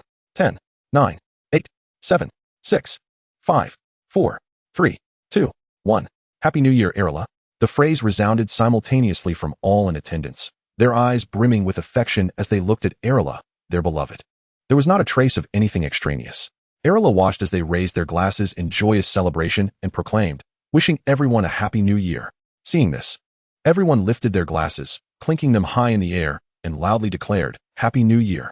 In the new year, they all aspired to be brave individuals, to become better, more radiant versions of themselves, living for their own sake and striving to become the best person in their hearts. Chapter 35. Happy Birthday. After the incident with the troll, the only topic of discussion among the group was who had released the creature, with no other events transpiring. Fortunately, the professors had swiftly contained the situation, resulting in no injuries or further complications. Following this, Arilla observed Hermione and Ron closely, discovering their relationship had flourished even more than before. Remarkably, the absence of the narrative catalyst had only strengthened their friendship, truly a blessing from Merlin. However, with Christmas past, Arilla's birthday was swiftly approaching, and the thought filled her with anticipation. After all, this was her first birthday at Hogwarts, surrounded by new friends, and she found herself yearning to see what gifts awaited her. She had always taken great care in preparing gifts for her friends on their birthdays, and in her previous life, her few friends had consistently sent their best wishes on time. Yet, as time passed, the custom of gift-giving faded. Everyone became too busy, merely exchanging greetings and transferring funds. On this day, she would turn 12, older than most of her peers. Oh, and it was not just her birthday. It was also Adonis's birthday. She certainly prepared a birthday gift for her brother, a spring-loaded gift box that, when opened, could spring forth 10 different dolls or other small trinkets. Each time a toy emerged, it would also play music that captivated Adonis's interest. On the 28th, after wrapping the box with iron blue ribbon, she placed it on the table and gazed through the window at the starry sky.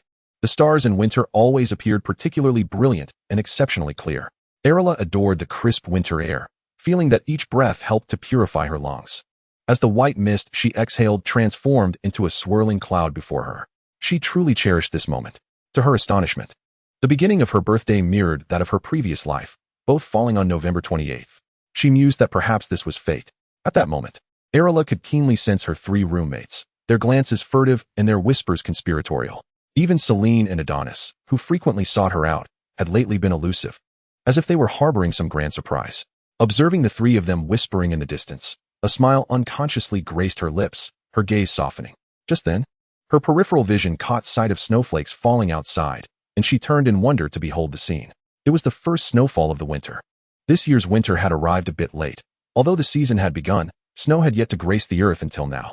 A snow-laden birthday foretells a bountiful year ahead. Sitting within the warmth of her home, resting her chin on her hand, Arilla watched the feathery snowflakes drift by, while her 3 roommates, having noticed the snow, gathered around her, their eyes wide with awe. The indoors felt like a spring haven, while outside, snow swirled in a flurry, and with friends beside her. Her birthday was just around the corner. Arilla felt an overwhelming sense of happiness that she could scarcely fathom. Early the next morning, Arilla awoke, driven by her biological clock. Coincidentally, it was Saturday, and with no classes to attend, she did not need to request a day off for her birthday. As she drew back the curtains upon waking, she was surprised to find that her 3 roommates, who typically enjoyed a lie-in on weekends, were conspicuously absent from their beds. Were they off doing something? She felt a twinge of curiosity as she slipped on her slippers, intending to freshen up in the bathroom. Upon opening the door, she was met with a cascade of colorful ribbons and the radiant smiles of the 3 girls, each cradling a gift. They chorused, "Happy birthday, Arilla." Gazing at the trio, Arilla felt a swell of emotion within her, as if something were about to overflow, her nose tinged with a bittersweet sensation. Immediately, she accepted the gifts from the 3 young girls and looked at them with gentle eyes, uttering a heartfelt, "Thank you." In that moment, Arilla was devoid of her usual aloofness. Though still not smiling, her demeanor was imbued with warmth. The girls cheered at her words and eagerly whisked Arilla into the bathroom, brimming with excitement. "Today, let us pamper you." Arilla acquiesced to their whims, allowing them to adorn her. After much deliberation, they placed an iris flower pendant around her neck, applied a light gloss to her lips, tidied her hair, and adorned it with 3 small iris hair clips. In response to Arilla's insistence on warmth, they dressed her in a sleeve-bearing dress of lake blue. The pleats of the skirt shimmered like water from afar, while the hem was embellished with an iris pattern, courtesy of Diana. Once the transformation was complete, the 3 girls gazed at Arilla with sparkling eyes and exclaimed, "My goodness, Arilla, you are absolutely stunning." At that moment, Arilla stood before the mirror, admiring her beautifully adorned self. She had never taken such care in her appearance before. At home, she rarely attended any gatherings. Even on her birthday or during Christmas, she did not dress so elaborately. This was her first experience with lip gloss, jewelry, and a new dress. She gazed at her reflection, believing herself to be beautiful. After completing Arilla's transformation, the trio joyfully led the birthday girl toward the Hufflepuff kitchen. She remembered to bring along Adonis's birthday gift, feeling it necessary to wish him well, too. However, the girls unceremoniously pulled Arilla into the Hufflepuff kitchen, where Blair skillfully scratched the painting of a pear, revealing the interior scene. There, Adonis and Celine occupied a space amidst a gathering of house elves, methodically crafting a 3-tiered cake. Arilla was taken aback. Since their arrival at school, Celine and Adonis had scarcely spoken, making it surprising to see them together in the same frame after such a long time. Upon hearing the door open, both turned in unison, their faces lighting up with delight as they greeted Arilla with, "Happy birthday, Arilla." Stepping forward, she gently embraced her brother, then looked at him and said, "Happy birthday to you too, Adonis." At that moment, cream smeared across his hands and face did not detract from the sparkle in his eyes as he gazed at his sister. He had grown to be as tall as Arilla, no longer needing to look up at her. Sharing the same birthday and nearly the same time of birth, they were undoubtedly the most in tune with one another, destined to be together. Arilla's gaze shifted to the cake, a 3-tiered confection adorned with pale purple frosting, which had already taken shape. Celine approached, playfully leaning in to give Arilla a kiss on the cheek, and this time, Arilla did not shy away. Thinking it was her birthday after all, Celine pointed at the cake, smiling as she spoke. The first layer is blueberry, the second is mango, and the third is chocolate ganache. Each is your favorite. Arilla turned to Adonis and asked, why didn't you add what you like? She recalled that her brother was particularly fond of strawberries.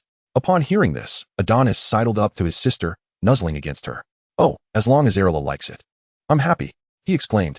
This wouldn't he do? It was their shared birthday, and it felt as though it had turned into a solo performance. She shook her head, rolling up her sleeves as she declared, let me help you. Since we cannot change the filling now, let's adorn the outside with strawberries. The brothers exchanged glances, intending to intervene, but Arilla had already begun. In unison, they started to assist her. In her previous life, Arilla had often dabbled in hobbies that piqued her interest but had little time to pursue, such as baking, crafting desserts, and even pottery. Thus, crafting such a cake was not too arduous for Arilla. On this day, the 3 children of the Cardinal family prepared a splendid cake for their birthdays. Their lunch was hastily consumed within the dining hall, during which Cedric approached, standing silently beside Arilla, a purple bag in hand, presumably a gift for her. By the time they completed the cake, it was already 5 in the afternoon. The daylight had waned considerably earlier than before, and the sun was nearing its descent. Once Saren had adorned the cake, he led Arilla and the others to a small classroom that had been prepared in advance. Adonis, halfway there, suddenly dashed ahead and entered the classroom. Her 3 roommates followed suit, entering in Adonis's wake. The moment Arilla opened the door, the signature fireworks provided by the Weasley twins erupted, with beautiful ribbons cascading down upon them. Saren gently arranged the ribbons in Ara's hair while smiling, saying, Happy birthday, Ara. Ara picked up a nearby firework and threw it at Adonis, her gaze softening as she wished, Happy birthday, Adonis. Happy birthday to me, and to you. Present at the celebration were Adonis, M, along with good friends from Gryffindor, excluding the trio of Harry, the Weasley twins, Oliver, and Percy, as well as the heads of Ravenclaw and Hufflepuff, and Cedric also joined them. In an instant, the heads of all 4 houses had gathered together. To be candid, Ara had only truly invited the head of Ravenclaw and Theodore from Slytherin. When Saren spotted the unfamiliar boy, she gently inquired in Ara's ear, Who is this, Ara? Ara replied, He helped me to the infirmary when I sprained my ankle that day. We happened to get acquainted. Saren nodded in understanding, retracting her scrutinizing gaze. Once everyone had arrived, Ara and Adonis took their seats at the front, the cake unwrapped and adorned with 12 candles. The chocolate at the forefront bore the names of Ara and Adonis. The assembled young wizards joyfully encircled them, singing the birthday song, urging them to make wishes. Adonis had already closed her eyes, hands clasped in prayer, to make her wish. Ara, seeing this, followed suit, reflecting on her own wish. She hoped that in the end, no one would perish, that she would understand the reason for her reincarnation, that everything would improve, and that she would become even more exceptional. The flickering candlelight illuminated the girl's face, revealing a gentle smile that unexpectedly graced her typically serene countenance, vanishing just as quickly when they tried to observe it closely. Yet that fleeting moment was enough to leave them entranced. After making their wishes, she opened her eyes, coincidentally meeting Adonis's gaze as they both did so, and together they blew out the candles on the cake. Following this, the crowd seemed less eager to partake of the cake and instead clamored for them to unwrap their gifts. Adonis was the first to unwrap a gift from Ara, and upon seeing it, he joyfully embraced her, exclaiming, Thank you, sister. I love it. At that moment, Ara held a wooden doll crafted in her likeness, exquisite in its detail. She looked at Adonis and replied, I love it too. Saren gifted her a rotating Iris's music box, while other friends presented their thoughtfully prepared gifts. Some were books, others earrings, or various other items, each imbued with care. After the singing concluded, everyone gathered once more to sing, and Ara gazed at the jubilant crowd. Feeling warmth in her heart, this revelry continued until nearly curfew before they dispersed. As she returned to her dormitory, she bid farewell to Saren and Adonis. Making her way to the Ravenclaw dormitory, just as Ara reached the midpoint of her journey, she unexpectedly encountered Draco standing before her, causing her to furrow her brow. Do we really have to do this on my birthday? However, Draco appeared devoid of malice. He approached quickly, seeming to want to say something but hesitating under Ara's gaze. Finally, he extended his hand, placing something into Ara's arms before hastily departing. She looked down to discover a crystal iris brooch. Was this truly a birthday gift from that little brat? Why was that? She remembered their relationship had not yet progressed to the point of gift-giving. Nevertheless, she decided to accept it, planning to return the favor on his birthday or perhaps at Christmas, intending to give him something double in value. Thus, she resolved to do so. With that thought, Ara tucked the iris brooch into her bag and resumed her journey back to the dormitory. However, what Ara failed to notice was that Draco, having rushed out in a fluster, stood at the corner, observing her reaction until she placed her gift into her bag, finally exhaling in relief. He then hummed a tune as he returned to his own dormitory. Chapter 36. Merry Christmas. Following the birthday, there were no new main quests to embark upon. Soon, the first holiday for the first-year wizards at Hogwarts would arrive. Christmas brought a full week of vacation to spend with family, marking the longest break of the year during their boarding time. Arilla had grown accustomed to this boarding experience. In her previous life, the accommodations were not nearly as comfortable as those at Hogwarts, where hot water was plentiful and dorms housed 8 students each, often waking her in the cold of night. Therefore, she expressed immense satisfaction with this arrangement. During this period, aside from her studies, she had not abandoned her curiosity about why the face beneath that purple scarf evoked such a strong sense of recognition, as if she had seen it before. Yet she was certain that she had no connection to Voldemort, having never encountered him in dreams or any other moment. Nevertheless, perhaps there was more to it. After all, everything in the world follows a certain logic, and all things can be traced back to their origins. She never believed that any issue in this world was without reason. Much like her reincarnation with memories must also have a cause. It was not as if she had suddenly found herself here without explanation. There were undoubtedly matters she did not yet understand, perhaps waiting to be resolved in the future. Although she did not comprehend why that purple scarf held her in such regard, she did not sense any immediate danger. When the soldiers come, the generals will defend. When the waters rise, the earth will protect. With this thought, she touched the iris necklace at her chest, then turned her gaze back to the herbology textbook before her. However, this time she did not delve into the contents, but instead let her thoughts drift with the snowflakes outside, wondering where they might land. As the time to return home draws near, a sense of uncertainty envelopes her thoughts regarding the well-being of her parents. Surely, Arslang must have ventured out for a hunt by now. One can only hope that the biting winds and swirling snow do not lead him astray. At this moment, Arilla catches a whiff of a familiar scent of orange blossoms, a fragrance she has grown accustomed to. For Cedric appears almost as an NPC in the library, manifesting there as if by magic whenever she occupies a seat. Initially, Selûne and Adonis expressed considerable discontent over this, suspecting him of deliberately spreading rumors. However, Arilla remains indifferent.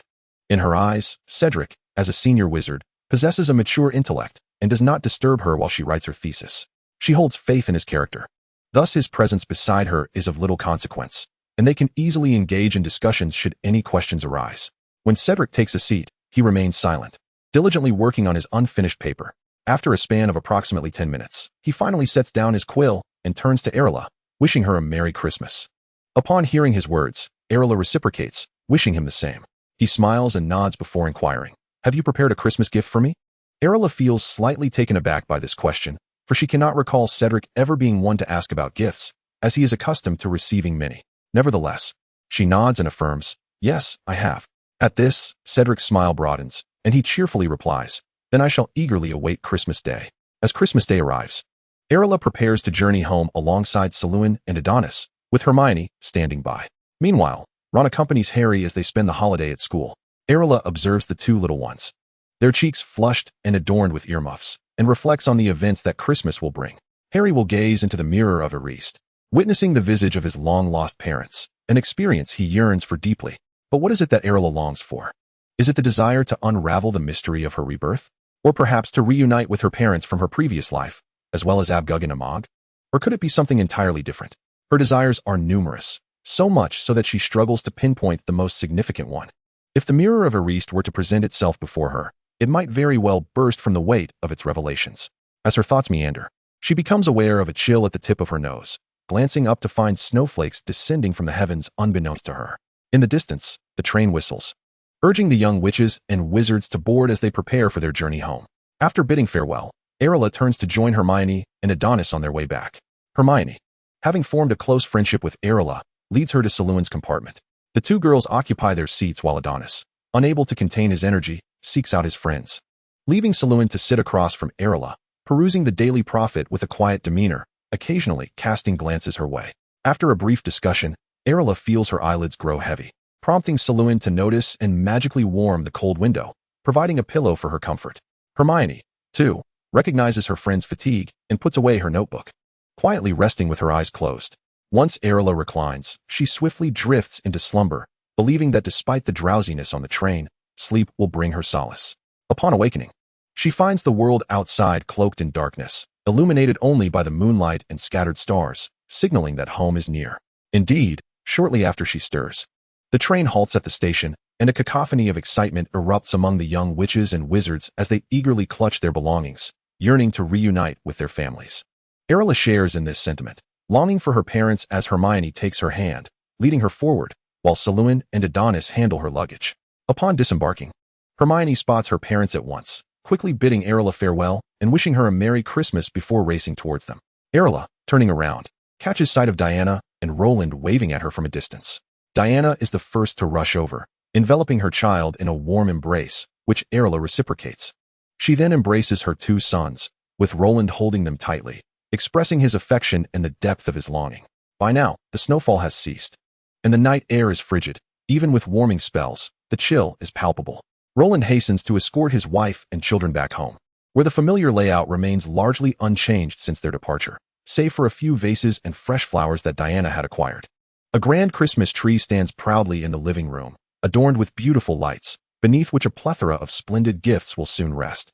Selûne approaches Arilla with a grin, assuring her, "Tomorrow, there will surely be many gifts awaiting you beneath the Christmas tree, Arilla." Arilla nods in response, her exterior calm. Yet internally, she feels a flicker of anticipation. Christmases prior had been solely family gatherings, but now, having made so many friends, she wonders what they might have prepared for her. After all, she has thoughtfully selected gifts for them based on their preferences. Observing Selûne's radiant smile directed at Arilla, Diana seems to recall something, offering a knowing smile before exchanging glances with Roland, both filled with a shared sense of joy and contentment. By the time they arrive home, the hour is late, and Diana urges her 3 children to hurry to bed, reminding them to wash up and prepare for an early rise to unwrap their presents. Arilla, having rested on the train, is not particularly fatigued and feels a thrill of excitement for Christmas. She first feeds a bit of meat to Arslang before settling at her desk, picking up her quill and boldly embarking on her post-Christmas exam preparation. This will be her first set of final exams, and she has set a modest goal for herself, to achieve the highest possible marks, denoted as O. She is confident in her abilities. Once all tasks are completed, the clock strikes midnight. Arilla stretches and yawns before returning to her bed. The following day, she rises promptly at 7, and after washing up, she descends the stairs clad in the dress Diana had prepared for her. Every Christmas, Diana selects a new outfit for her 3 children, tailored to their favorite styles and colors. This year, Arilla dons a warm coat reminiscent of a Slavic design, with a long skirt that flows gracefully. Around her waist were 4 or 5 belts supporting her attire. This time, the color was a deep brown. Yet the hem of her coat was adorned with a subtle pattern depicting irises. As Arilla descended the stairs dressed in her ensemble, she was immediately embraced tightly by Adonis, who cheerfully exclaimed, "Merry Christmas, Arilla." Arilla reciprocated the embrace, responding, "Merry Christmas, Adonis." She then turned to Saren, offering him the same festive greeting, "Merry Christmas, Saren." Saren, clad in an outfit identical to Arilla's, stood a short distance away, smiling at his sister as he said, "Merry Christmas, Rira." Once the 3 children finished their breakfast, they were eager to rush to the base of the Christmas tree to unwrap their presents. Arilla had noticed early on that the gifts under the tree were neatly divided into 3 piles, and to her surprise, she found that she had received the most gifts. She settled onto the floor, and before she sat down, Adonis thoughtfully placed a cushion for her. The first gifts she unwrapped were from her 3 roommates, a beautifully crafted doll, a delicate lavender scarf, and a pressed iris specimen, each a treasure that Arilla adored. She carefully set them aside and began to open the other gifts. The Weasley twins had gifted her a collection of jokes, inscribed with the message, "Hope you laugh more." Cedric presented her with a hairpin adorned with a harmony of lilies of the valley and irises, while Saren gifted her a necklace fashioned from purple topaz.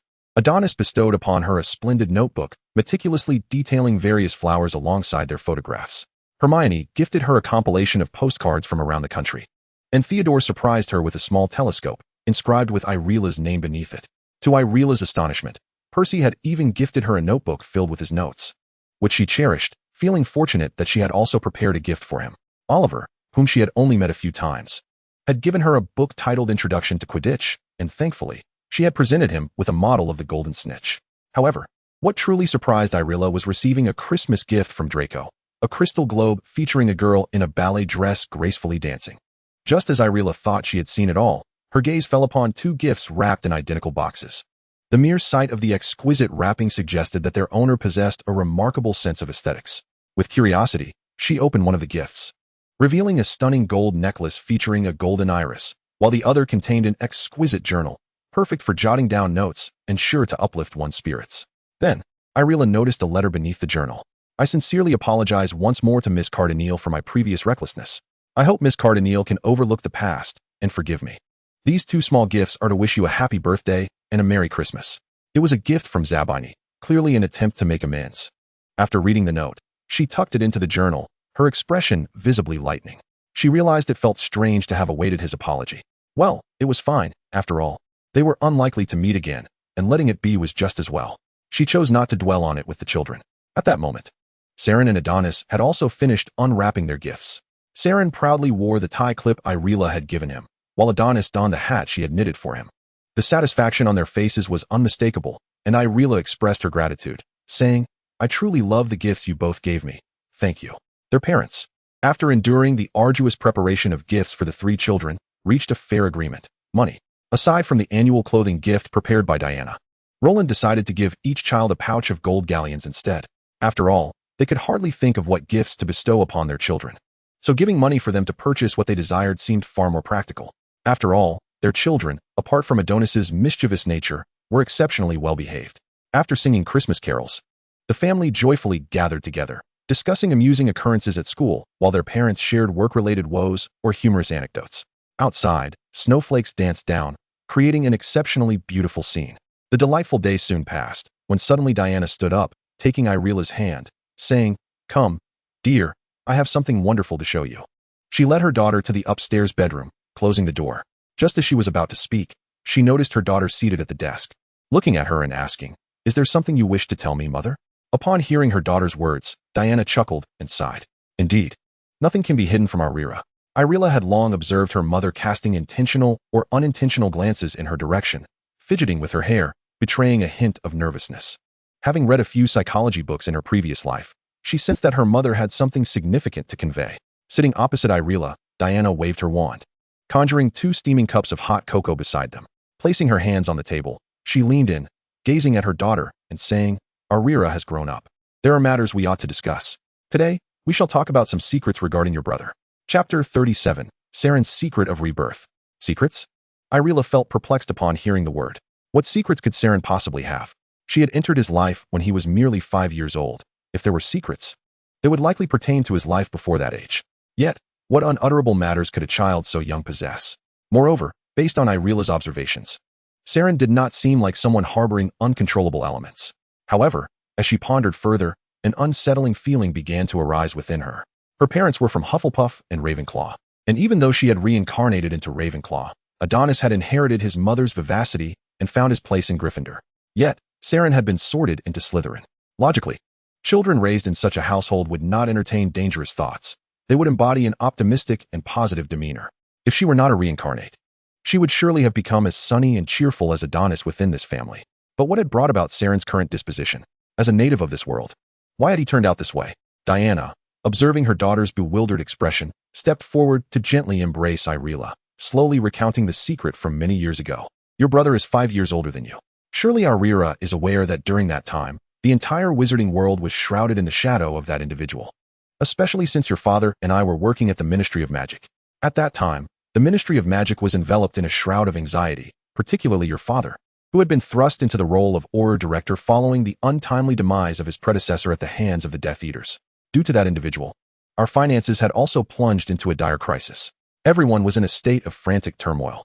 I found myself daily consumed with worry that your father might be killed while on a mission, while he, in turn, feared that that individual might come with a cadre to plunder our lives. It was amidst your mother's gentle recounting that Arilla gradually pieced together the entirety of the truth. That individual had still been alive during the year of her birth. No wonder her memories of her early childhood were marked by her parents' frequent absences, sometimes returning home late into the night. Saren, born 5 years prior, had entered the world during a time when that individual was particularly rampant, seemingly devoid of any adversaries. With the entire wizarding realm prostrating at his feet, he exhibited no fear of anyone. To him, the Ministry of Magic was merely a place ripe for destruction, regardless of the numerous wizards who fought against him. Yet, with a mere command from him, countless Death Eaters, eager to pledge their allegiance, would swarm forth to consume that institution. The couple, ensnared in the eye of the storm, spent their days preoccupied with the singular question of whether they could survive and what they would do if the Death Eaters ever breached the ministry. It was not until 2 months later that Diana discovered her pregnancy, realizing it only when she felt a wave of nausea while eating, accompanied by the sensation of her abdomen swelling. Faced with the unexpected arrival of this new life, they were filled with trepidation, for they were newlyweds. This was to be their first child. Ideally, they should have been filled with anticipation, prepared to set aside their numerous obligations to welcome the child into the world. However, under the oppressive weight of that individual's malevolence, their joy was overshadowed by anxiety. They feared for the pregnancy's viability, worried about what they would do in the later stages, and concerned about their ability to care for the child once it was born. They deliberated for nearly an entire month, during which Diana's abdomen continued to grow. Ultimately, she found herself gently caressing her burgeoning belly, almost feeling the heartbeat of the child within. A new sensation washed over her, the profound feeling of impending motherhood. She resolved to bring the child into the world. Initially, she had intended to resign from her position upon discovering her pregnancy, but the ministry was severely understaffed at the time, and the minister refused to grant her leave. It was only after the minister's repeated assurances that she consented to a reduced schedule of working 3 days a week. A talent like hers was exceedingly rare, especially under the monopoly of that individual, and he was reluctant to let her go.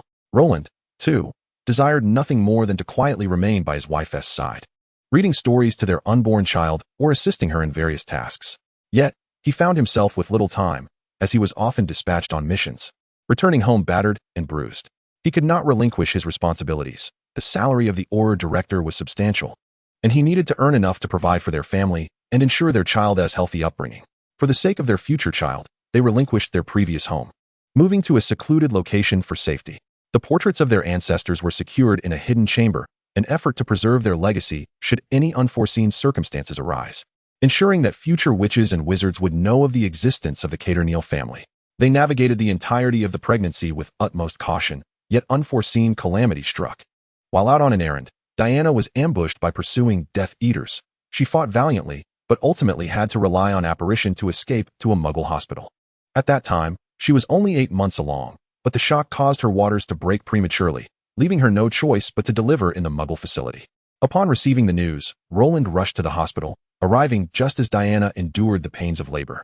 This was a Muggle hospital, where the use of pain relief magic was prohibited. As he listened to the anguished cries from within, he knelt helplessly outside the door. After what felt like an eternity, the door finally opened, and the doctor emerged with a beaming smile, exclaiming, "Congratulations, sir. Your wife has given birth to a boy, though he is quite light due to his premature arrival." Roland hurried into the delivery room, where he found his wife drenched in sweat and their tiny son, Saren, swaddled beside her. He longed to remain at Diana's side, but amidst the chaos, he managed to spare a moment to bring her home, entrusting her care to a house elf, allowing him just enough time to hold his newborn son. They later decided upon the name Saren Caternil, inspired by the stars, symbolizing purity, wisdom, and the brilliance of the soul. Because of his premature birth and Roland's relentless schedule, Saren spent much of his early days in the company of the house elf, while Diana, recovering from childbirth, took time to rest. The weight of familial responsibilities rested solely on Roland's shoulders. Both parents were devoid of child-rearing experience, as their own parents had passed away under various circumstances, leaving them uncertain about how to nurture their child. It was only when Saren reached the age of 1 and began to speak that they realized he might be developmentally delayed.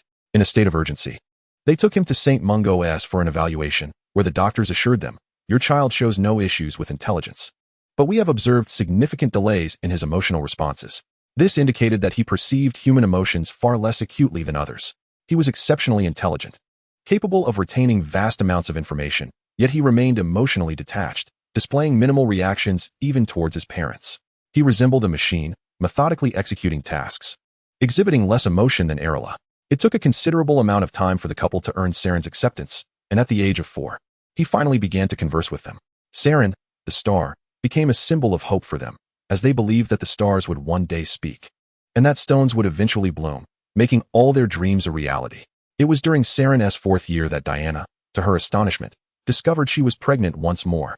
At that point, that individual was nearing his demise, as a prophecy had foretold that a child born in July would defeat him, casting a wave of optimism throughout the wizarding community. Initially, upon learning of her pregnancy, Diana felt a twinge of anxiety. One child had already left them emotionally drained. They pondered whether having another child would disrupt the delicate balance between them, potentially causing conflicts or regressing Saren's slowly emerging emotions. Yet, before they could voice their concerns, Saren seemed to sense the change within them. On that day, as they sat at the breakfast table as usual, 4-year-old Seelan jumped down from his chair and approached his mother, tenderly caressing her belly as he exclaimed, "Sister." The couple exchanged astonished glances, with Roland looking at Seelan in utter disbelief. "My dear, did you just say sister?" he inquired.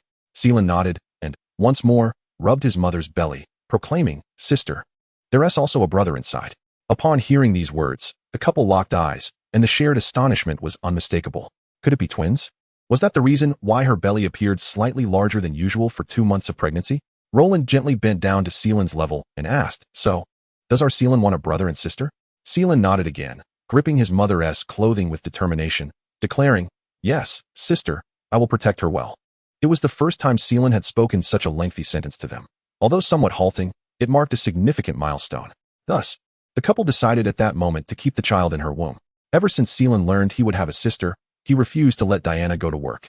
Each morning, he would touch his mother's belly and narrate stories to his sibling inside. Though his speech was not yet fluent, he diligently practiced over the months, striving for the sake of his sister. The progress that had eluded the couple for years was accomplished in just a few months. During this time, he gradually became more cheerful, even nodding obediently when his parents mentioned going to the hospital to give birth without him, showing no signs of protest. He only eagerly grasped his mother's hand, saying, "Once the time comes, you must bring her to me." Consequently, after the birth of their child, the couple hurried home. At that moment, Diana smiled at Arilla and reminisced. "When your brother saw you, he was utterly transfixed, staring at his sister as if he wished to see through you. Even your name was chosen after he pondered for quite a while, poring over the dictionary," Diana said as she held Arilla close, continuing, "Since you arrived, our home seems to have been rejuvenated. Seelan is no longer the same. He has transformed into a normal child, though still a bit reserved. He becomes especially cheerful when he is with you. Adonis is also the joy of our family, bringing much vitality to our home. Arilla, your brother anticipated your arrival even before you were born and eagerly longed to meet you. It is because of you that Seelan has found his normalcy. You are his most cherished sister." As Diana hugged her daughter tightly, she joyfully added, "Our home has grown ever more beautiful. Seelan has blossomed into a typical child. And we have you, a delightful daughter, alongside the vivacious Adonis. My dear, you are a blessing bestowed upon us by Merlin, and you are also a blessing to Seelan. You are the first and only person to whom he feels a complete affection." At that moment, Arilla realized the depth of their family's bond and the secret that had remained hidden from her. She was astonished to learn that her brother had known about the twins even before her birth. His anxiety over her injuries made sense now. He had been yearning for her existence long before she arrived. Arilla nodded, and Diana affectionately kissed her daughter's forehead, gazing into her eyes with profound sincerity as she spoke. "So, my dear, you are his second chance at life." Chapter 38, The Secret of the Mirror of Arist. After hearing Diana's revelations, Arilla fell into a profound silence, grappling with the unexpected turn of events. Her previous uncertainties and Seelan's unusual concern for her suddenly found clarity. She was, indeed, the blossoming flower he had unconsciously nurtured, the sole key to unlocking the door of human connection, a second chance in the depths of silence. After a moment of contemplation, Arilla looked up at her mother and said, "I understand, Mom. Seelan is doing just fine now." Diana smiled, kissing her daughter once more, and took her hand, saying, "All right, let us go downstairs for dinner." Suddenly recalling something, she bent slightly, placing her finger to her lips as she flashed a conspiratorial smile at Arilla, adding, "Don't tell your brother, okay?" Arilla nodded, having no intention of revealing this secret. Thus, a secret was quietly nestled within her heart, and from that moment on, she would no longer shy away from Seelan's affection. Seelan felt that this year's Christmas was truly wonderful. However, all joyful days must eventually draw to a close. After Christmas, they would return to Hogwarts. As they prepared to leave, Arilla felt a twinge of reluctance. No matter where she was, even in the splendid dormitories of Hogwarts, she would always long for home. Having spent 12 years in this place, Arilla had come to regard it as her home, though she may have struggled to adjust at first. Time can be a formidable force. After 12 years, one becomes accustomed to every blade of grass and every tree, making any change particularly poignant. On their journey to Hogwarts, it even snowed, the flakes delicately settling upon people's clothing, hair, and brows, creating a dreamlike atmosphere. The three of them donned their respective house scarves, with Adonis eagerly tugging Arilla along as they dashed through the snow. The snowflakes danced upon their hair, and he excitedly exclaimed, "Look, Arilla, we've turned white-headed." Seelan approached, gently brushing the snow from Arilla's head, smiling as he took her hand, saying, "Let us go. We don't want to miss the train." Once aboard the train, the snowfall continued outside, And while a Muggle train would struggle to operate under such conditions, in the magical world, anything was possible. Despite the heavy snowfall, the train arrived at Hogwarts on time, unimpeded. As Arilla settled into her seat, she gazed out at the swirling snowflakes, her mind preoccupied with the events awaiting her at school. The mirror of Erist must have already been moved by Dumbledore. Harry had received the invisibility cloak, and soon he would uncover the plot to steal the Philosopher's Stone, suspecting professors, utilizing the cloak to investigate, ultimately leading to the stone's acquisition. As was her custom, Arilla took a nap on the train, only removing her eye mask as they approached their destination. The young witches and wizards donned thin robes, but fortunately, the warmth charm in the magical world ensured they would not suffer from the cold. Upon entering the Great Hall, they were greeted by a magnificent Christmas tree adorned with twinkling lights, while the young witches and wizards gathered around their friends, eagerly sharing holiday gifts and recounting amusing stories. After bidding farewell to Saren and Adonis, Arilla settled beside her roommates. As the three young girls joyfully clasped her hands, they animatedly discussed the amusing events of Christmas. While Arilla listened quietly, she suddenly sensed the presence of another person nearby. Turning her head, she was astonished to find Harry sitting next to her. He wore a new pair of glasses, a gift from Arilla, identical to his previous ones, but without any signs of wear. She had chosen this present with the hope that he would embark on countless adventures in the future, believing a good pair of glasses would alleviate many obstacles. After all, she too had been nearsighted in her past life. Adonis, seated beside Harry, turned to Arilla and said, "Harry has something he wishes to tell you. So I brought him over." "Something to say? What could it possibly be?" Arilla observed Harry's eyes darting nervously, as he seemed to struggle to find the words. Witnessing this scene, Arilla's eyes flickered with understanding, and she turned to the curious Adonis beside her, saying, "You should return to your seat." Though reluctant, Adonis complied. His curiosity piqued as he stretched his neck to glimpse what Harry wanted to discuss with Arilla. Once Adonis had departed, Harry breathed a sigh of relief and quietly addressed Arilla. "I've discovered a magical mirror. Would you like to see it with me tonight?" Arilla's eyes widened in surprise at the mention of the mirror. It had not been confiscated yet. It remained until now. Her curiosity about this enchanted mirror was boundless. She yearned to glimpse what it revealed about her deepest desires. However, she replied to Harry, "I'm afraid of being caught by Mr. Filch," which would lead to points being deducted from Ravenclaw. Harry quickly reassured her, "No, it won't lead to any deductions. Trust me, I have a way for us to remain undetected." Arilla tilted her head, intrigued. "What method do you have to avoid being discovered?" Gazing into her calm, ash-gray eyes, Harry inexplicably disclosed, "I possess an invisibility cloak that can conceal 3 people. No one will notice us." "That's exactly what I was hoping to hear," she thought. Eager to see the mirror but uncertain of the path, the prospect of Harry's invisibility cloak, which would keep them hidden from professors while satisfying her curiosity, was perfect. After pretending to ponder for a couple of minutes, Arilla finally looked up and said, "All right, I will wait for you at the entrance of the Ravenclaw dormitory." Harry, delighted by her response, nodded enthusiastically. "Great." Adonis, upon seeing his friend approach the Ravenclaw area with a beaming expression, inquired about their conversation. However, Harry remained silent, lost in thought. Later that night, while the other 3 girls were fast asleep, Arilla opened her eyes, dressed quietly, and tiptoed out of the dormitory. The moment she stepped outside, she sensed his presence.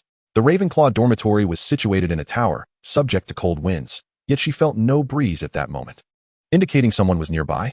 Her assumption proved correct. In the next instant, she spotted Harry's head floating in the air, eagerly beckoning her. "Come in, Arilla." Arilla nodded and cautiously crouched to slip under the invisibility cloak. As she joined him, Harry felt enveloped by a rich scent of irises, leaving him slightly dazed, nearly unable to see the path ahead. He thought he should rest well. After navigating a series of twists and turns, they finally arrived at an abandoned classroom.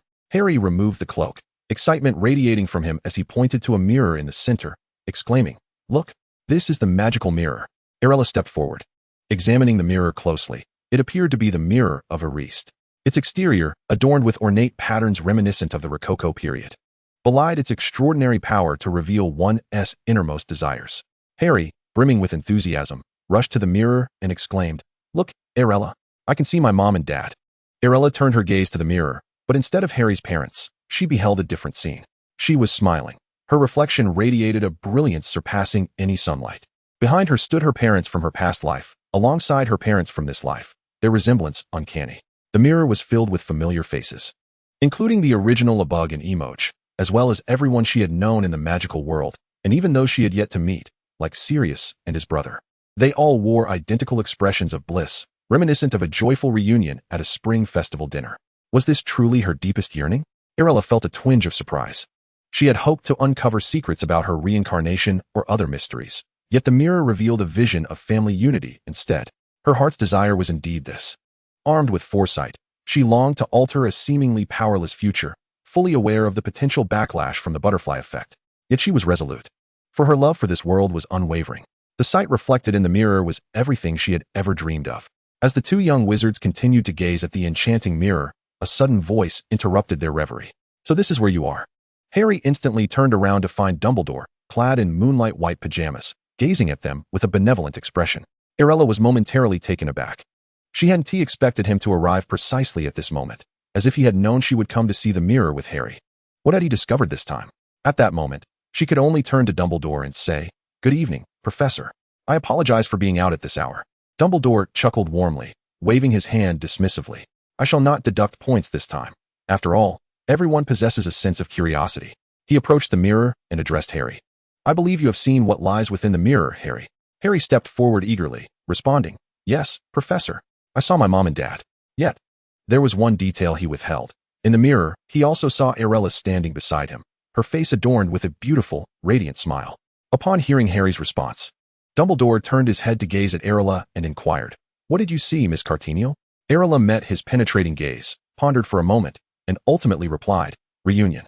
What she beheld in the mirror was the gathering of all, the quintessential happy ending for everyone. Upon hearing this word, Dumbledore did not utter a single word, but rather smiled and nodded, exclaiming, "Reunion, indeed a splendid wish." He then caressed the mirror and explained to the two young wizards. "This mirror is known as the Mirror of Ariste. It reveals the innermost desires of one's heart, your most fervent wishes." Upon hearing these words, Harry was struck with revelation. No wonder I saw my parents. Yet, he also beheld Arilla. Why did she manifest within his desires? Shaking his head to dispel this perplexing thought, he regarded Dumbledore with curiosity and asked, "So, Headmaster, what did you see in the mirror?" Arilla then looked at the headmaster, who cheerfully lied to Harry, saying, "Ah, a pair of woolen socks.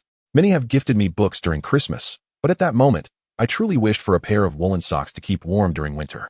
Harry felt a pang of confusion. How could the headmaster of Hogwarts harbor such a mundane desire?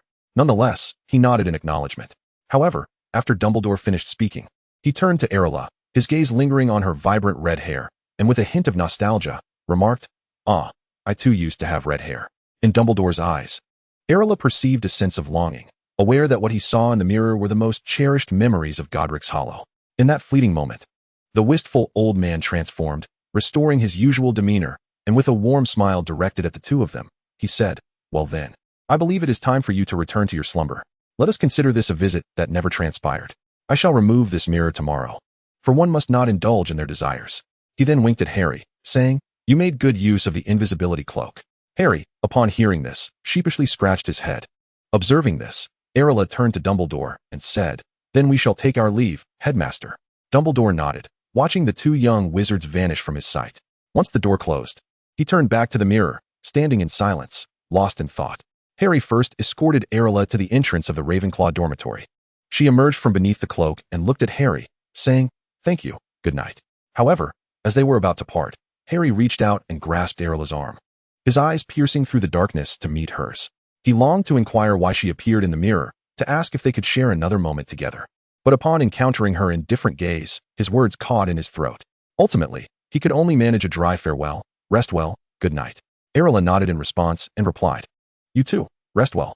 With that, she freed herself from his grasp and turned to return to the dormitory. Harry stood rooted for a couple of seconds before withdrawing his hand back under the cloak, which still held the lingering scent of iris. He wrapped the cloak tightly around himself, as if drawing strength from it. Chapter 39. Some matters after Christmas, everything began to fall into place. Days passed in a leisurely manner. Arilla knew that soon the Daily Prophet would announce a theft at Gringotts, prompting Harry to recall the three-headed dog, and subsequently, Hagrid. Next on the horizon would be the elaborate point deductions for Gryffindor. These events bore no relation to Arilla, and she would not involve herself in the unfolding future. Perhaps she might merely offer a hint when Hermione sought to uncover the identity of the Philosopher's Stone's creator. After all, she might be invited to join the inquiry. Thus, on an unremarkable day a week later, the Daily Prophet delivered news of the theft at Gringotts. Everyone, upon reading the newspaper, was intrigued by the audacity of whoever managed to steal from Gringotts, the most secure bank in the wizarding world, constructed by goblins. To extract anything from its grasp would require an exceptionally skilled wizard, and evidently, it involved a particularly precious artifact. Harry and his companions, upon reading the news of the theft, simultaneously recalled the three-headed dog confined within the chamber. They had long speculated that Hogwarts had housed such a dangerous creature, preventing anyone from approaching it, undoubtedly to guard something of great significance. Yet, what could that something be? They were left in a quandary. Consequently, armed with the invisibility cloak, Harry resolved to venture into the restricted section of the library, though danger lurked at every turn, and he saw nothing of consequence. However, he fortuitously witnessed an unfriendly exchange between Professor Snape and Professor Quirrell. The following morning, the other two young wizards, upon hearing Harry's account, fell into deep contemplation. To an ordinary observer, it would seem that Professor Snape was the villain, especially as they noted that his leg appeared to be injured.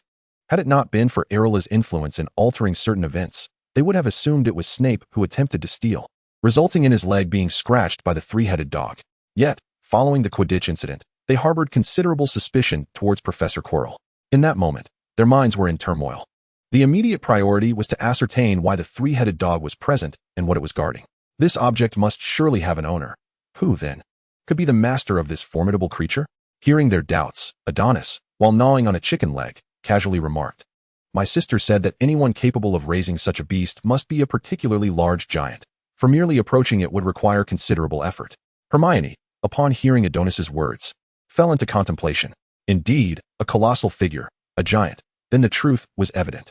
She immediately lifted her head, her eyes alight with revelation, and exclaimed to Harry and Ron, who were still lost in thought, "I have discerned who the owner of the three-headed dog is." With puzzled expressions, Harry and Ron looked at her as Hermione excitedly continued. "Adonis just said that Arilla mentioned that the owner of such a large dog must also possess an imposing stature. The only person at Hogwarts who fits that description is Hagrid." The three young wizards chorused the name in unison, their hearts racing with exhilaration, feeling as though they were on the brink of uncovering the truth. In the next moment, they promptly decided when they would venture to Hagrid's hut to investigate further. Arilla, however, remained oblivious to the happenings at the Gryffindor table, including the remark she had made to Adonis, which had merely been a casual observation during their conversation. To her surprise, Adonis still remembered. At this moment, the three young wizards, prompted by Arilla, had discovered that the three-headed dog had a penchant for music. On their way to find Hagrid, they stumbled upon an unexpected revelation. The following day, as Arilla sat down for lunch, the trio of young wizards gathered around her. Hermione, brimming with excitement, exclaimed, "Arilla, that three-headed dog is indeed Hagrid's, and beneath it lies a tremendous treasure. It is said to be crafted by Nicholas Flamel, but someone shrouded in a hood is already aware of it. So we must hasten our actions to uncover the treasures created by this individual." Arilla nodded in acknowledgement of Hermione's enthusiasm. The plot had reached a pivotal moment, and the first year was swiftly drawing to a close. At this juncture, Arilla was diligently revising all the material from her first year, striving for perfection in every exam. For Hermione to divert her focus to such inquiries during the hectic final month was indeed impressive. After Hermione finished speaking, Ron eagerly interjected, "And we also discovered that Hagrid has a..." But before he could complete his thought, Harry interrupted, casting a glance at Ron before locking eyes with Arilla and, with an air of feigned nonchalance, added, "He has a pet dog named Fong, and he looks so sweet." Ron, nudged by his brother, suddenly remembered that they couldn't disclose Hagrid's dragon egg secret to anyone, not even Arilla.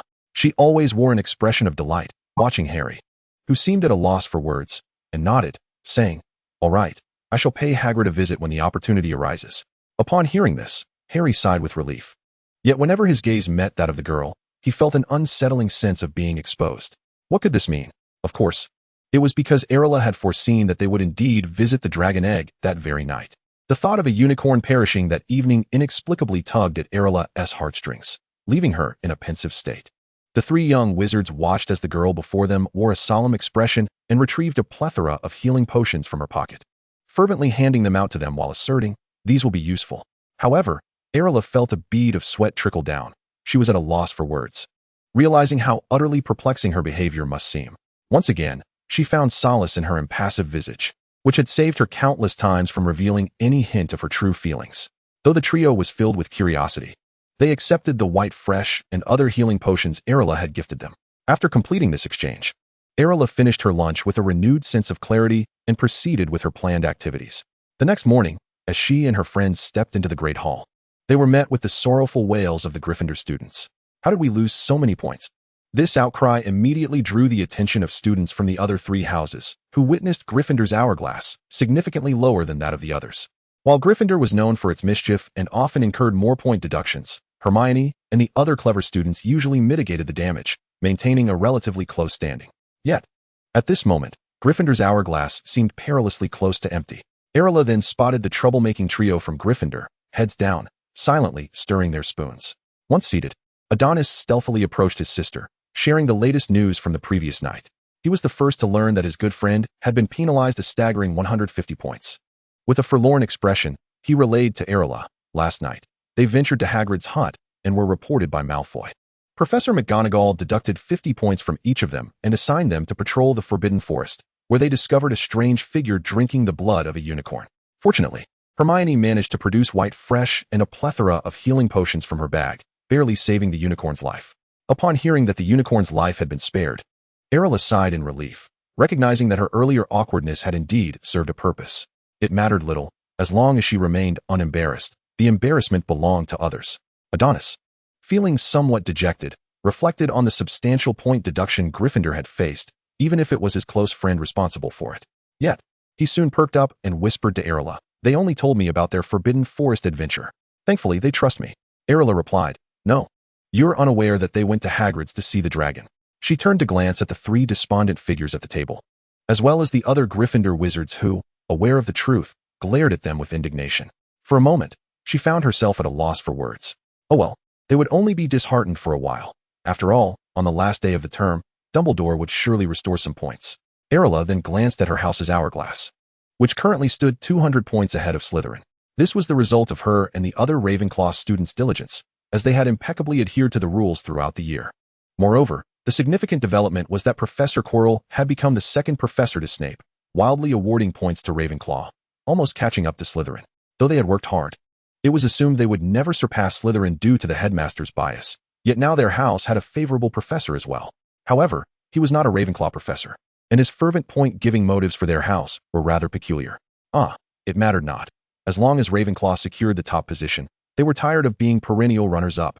After classes that day, Arilla ventured alone to the library, which was teeming with students as finals approached. After several twists and turns, she finally found a secluded spot. Though there was already someone seated there, a senior Gryffindor wizard, wearing a troubled expression, as if he were on the verge of shattering. Arilla recognized him as Percy. She understood why he was so distressed. After all, a single house had lost so many points, and the prefect was indeed bound to be crushed. Arilla had no intention of intruding upon his solitary contemplation, but just as she was about to return to her dormitory, she unexpectedly caught Percy's gaze as he lifted his head. He sighed deeply and slowly spoke, "You may sit here." Arilla initially intended to decline, yet he had already pulled the chair beside him away. She looked at him and almost instinctively took a seat. After settling down, she found herself not immediately diving into her studies, but instead glancing at the emotional state of the person beside her. At that moment, Percy had reverted to his previous demeanor, scribbling on a parchment that likely contained no pleasant words. Arilla was uncertain how to comfort him. In such a situation, remaining silent felt somewhat inappropriate. She could only dryly utter a few words. The points will be added back. Just keep pushing forward. Upon hearing this from Arilla, Percy mustered a strained spirit and glanced at the girl with a smile, saying, "Thank you for your comfort, Miss Cardinale." Arilla replied, "Why do I feel like I haven't provided the right comfort?" Uncomfortably averting her gaze, she focused on the book before her and stiffly responded, "No need to thank me." With that, she turned her attention away from him. However, at that moment, Percy's peripheral vision was entirely occupied by Arilla. The various phrases inscribed on the parchment he had just reviewed were now crossed out with a bold mark. He caught the unique scent of iris emanating from the girl, and inexplicably, his previously agitated mood began to calm. Merlin knew the turmoil he felt this morning upon discovering that his brother had ventured out with that unscathed boy and the brightest girl in Gryffindor, resulting in such a significant deduction of points. He had spent the entire morning in the library, scrutinizing the parchment that detailed ways to salvage Gryffindor's precariously dwindling points. Yet, no matter how he looked at it, success eluded him. The wizards of Gryffindor were inherently adventurous, thus almost none were the type to abide by rules. And Professor Snape particularly relished deducting points from Gryffindor. It was futile to consider balancing the points. They could easily plummet into the negatives. At that moment, he couldn't help but think of Arilla. How wonderful it would be if she were in Gryffindor. He would not only be able to see her every day, but perhaps could also temper Harry and the others' antics. Just as this thought crossed his mind, he suddenly noticed someone standing in front of him. When he lifted his head, he found it was none other than Arilla, the very person he had been contemplating. Gazing at the girl before him, he was unexpectedly enveloped by a sense of weariness. He wished for her to sit beside him, content to simply share a moment of quietude. The soft rustling of her writing on the parchment and the lingering scent of iris around her surprisingly soothed his frayed nerves. Truth be told, throughout this year, he had exchanged pleasantries with Arilla only a handful of times. They would occasionally greet each other, and beyond that, they exchanged gifts during Christmas. Oh, and of course, there were birthdays too, which were also orchestrated by Adonis. Yet, his gaze invariably gravitated towards Arilla. Each time his brother misbehaved, he found himself thinking how much better it would be if Arilla were here. He found it peculiar that he felt as though her mere presence could resolve all dilemmas. Perhaps it was his intuition, a deep-seated belief that wherever Arilla was, everything would align with the original intent. Rubbing his eyes, he inhaled the essence of the girl beside him and gradually closed his eyes. He was weary and yearned for a brief respite. Chapter 40. Miss Fox and Mr. Rabbit. With no solution in sight, Mr. Percy could only quietly doze beside Arilla for a while, before they both stood up simultaneously and exited the library, parchment in hand. Upon stepping out, his previously gentle demeanor towards Arilla turned icy the moment he saw her depart, and the parchment in his hand was crumpled beyond recognition. He strode purposefully towards the Gryffindor dormitory. It was time to confront his troublesome younger brother. Since the significant deduction of points, he had been reluctant to see him, fearing he might impulsively throw a punch when faced with Ron. However, after spending time with Arilla, he finally calmed enough to face the unavoidable reality. Yet, no amount of anger could alter the situation. At most, he could scold him, for the points had already been deducted, and all he could do was strive to earn them back. Hermione now felt as though her hair was on the verge of falling out from stress. With her final exams looming, the uncertainty of where to find information on Nicholas Flamel, and the urgent need to recover the 50 points she had lost, she was as busy as a spinning top. Today, when Arilla entered the library, she found Hermione sitting at her desk, pulling at her hair in frustration as she stared at a hefty tome. A flicker of understanding crossed Arilla's eyes as she approached and sat beside the girl. Hermione, seemingly aware of Arilla's presence, replied irritably without lifting her head. Arilla, do you know who Nicholas Flamel really is? Waiting for this very question, Arilla had already compiled all pertinent information about him within the library and had created a perfectly formatted document. Nodding, she produced a scroll of parchment from her bag and handed it to Hermione, saying, I know you're looking for him, so I've been searching as well. I happened upon his description in a brief treatise on alchemy, and Adonis also mentioned that his summary is included in the chocolate frog cards, so I recorded it all.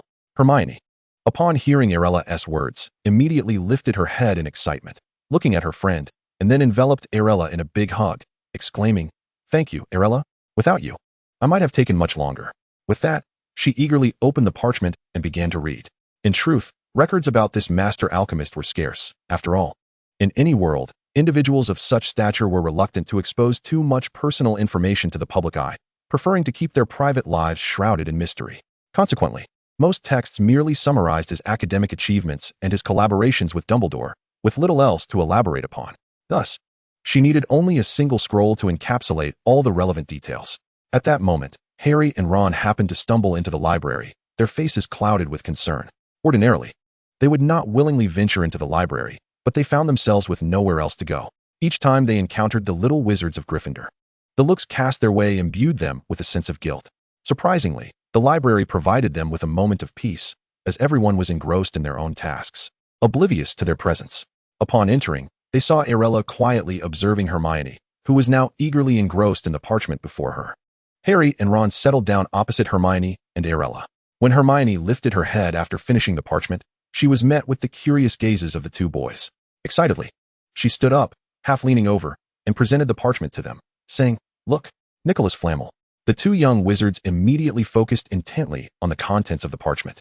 Once they had read everything, Harry pondered aloud, If this treasure is so highly esteemed, it must surely be the Philosopher's Stone. Ron nodded in agreement, adding, After all, the Philosopher's Stone can grant immortality, which must be what that person desires most. He was willing to risk a curse just to drink unicorn blood. At that moment, the three young wizards reached a unanimous conclusion. The treasure guarded by the three-headed dog was indeed the Philosopher's Stone, and the true villain sought to steal it to bring someone back to life. Arilla watched the three young wizards passionately debate beside her, satisfied. After all, They were the protagonists of the story and undeniably clever. Though Ron and Harry may not appear particularly studious, they possess the essential capabilities befitting protagonists.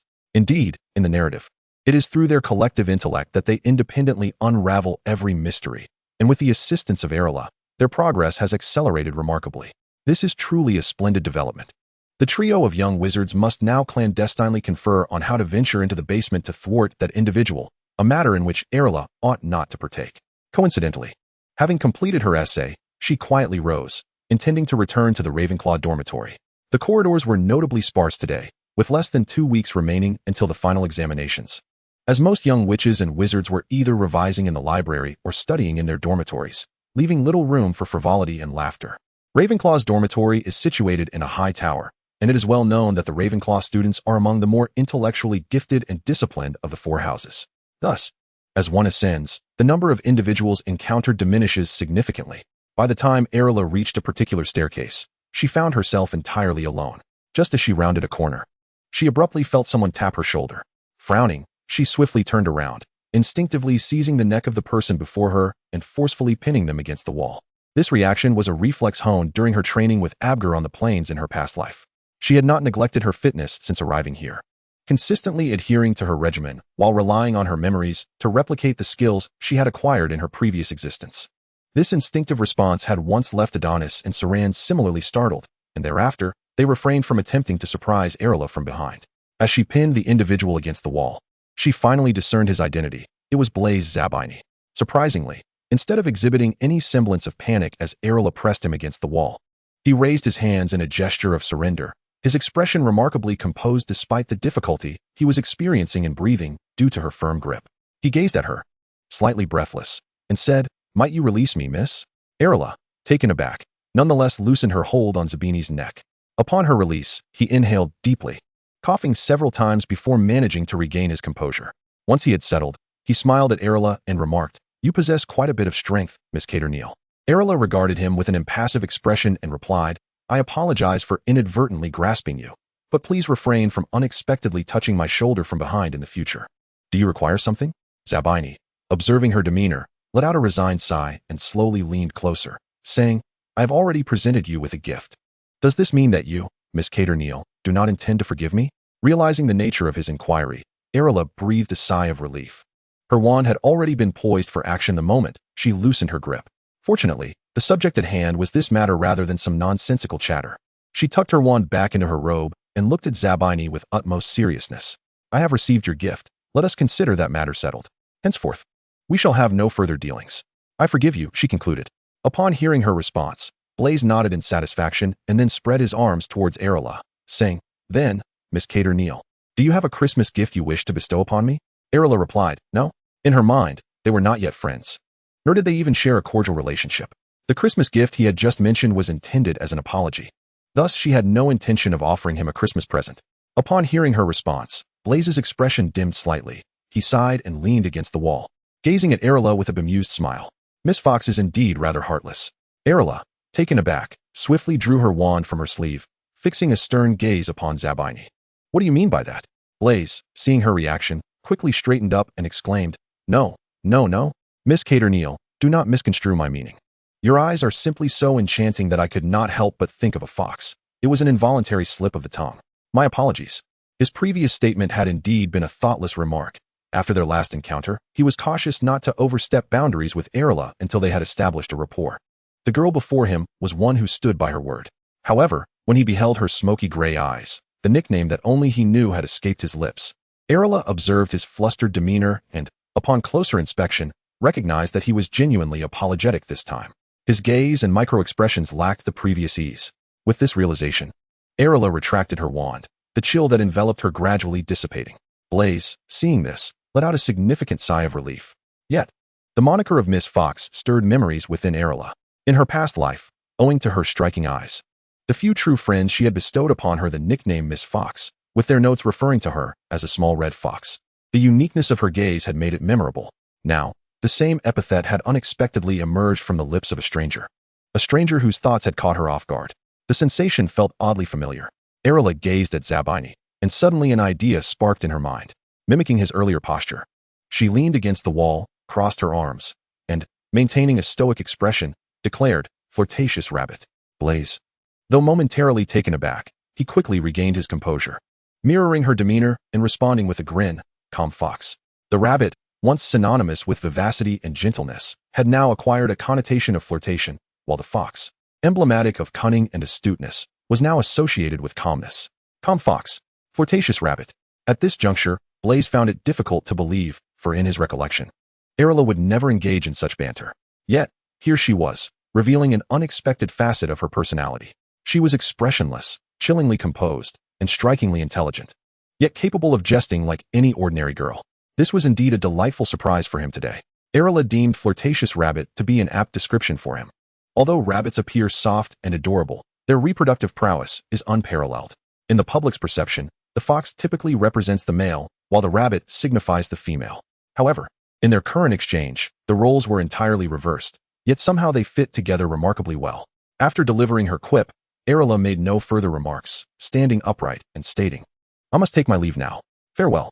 Blaze remained languidly propped against the wall, then waved at Arilla with a nonchalant gesture.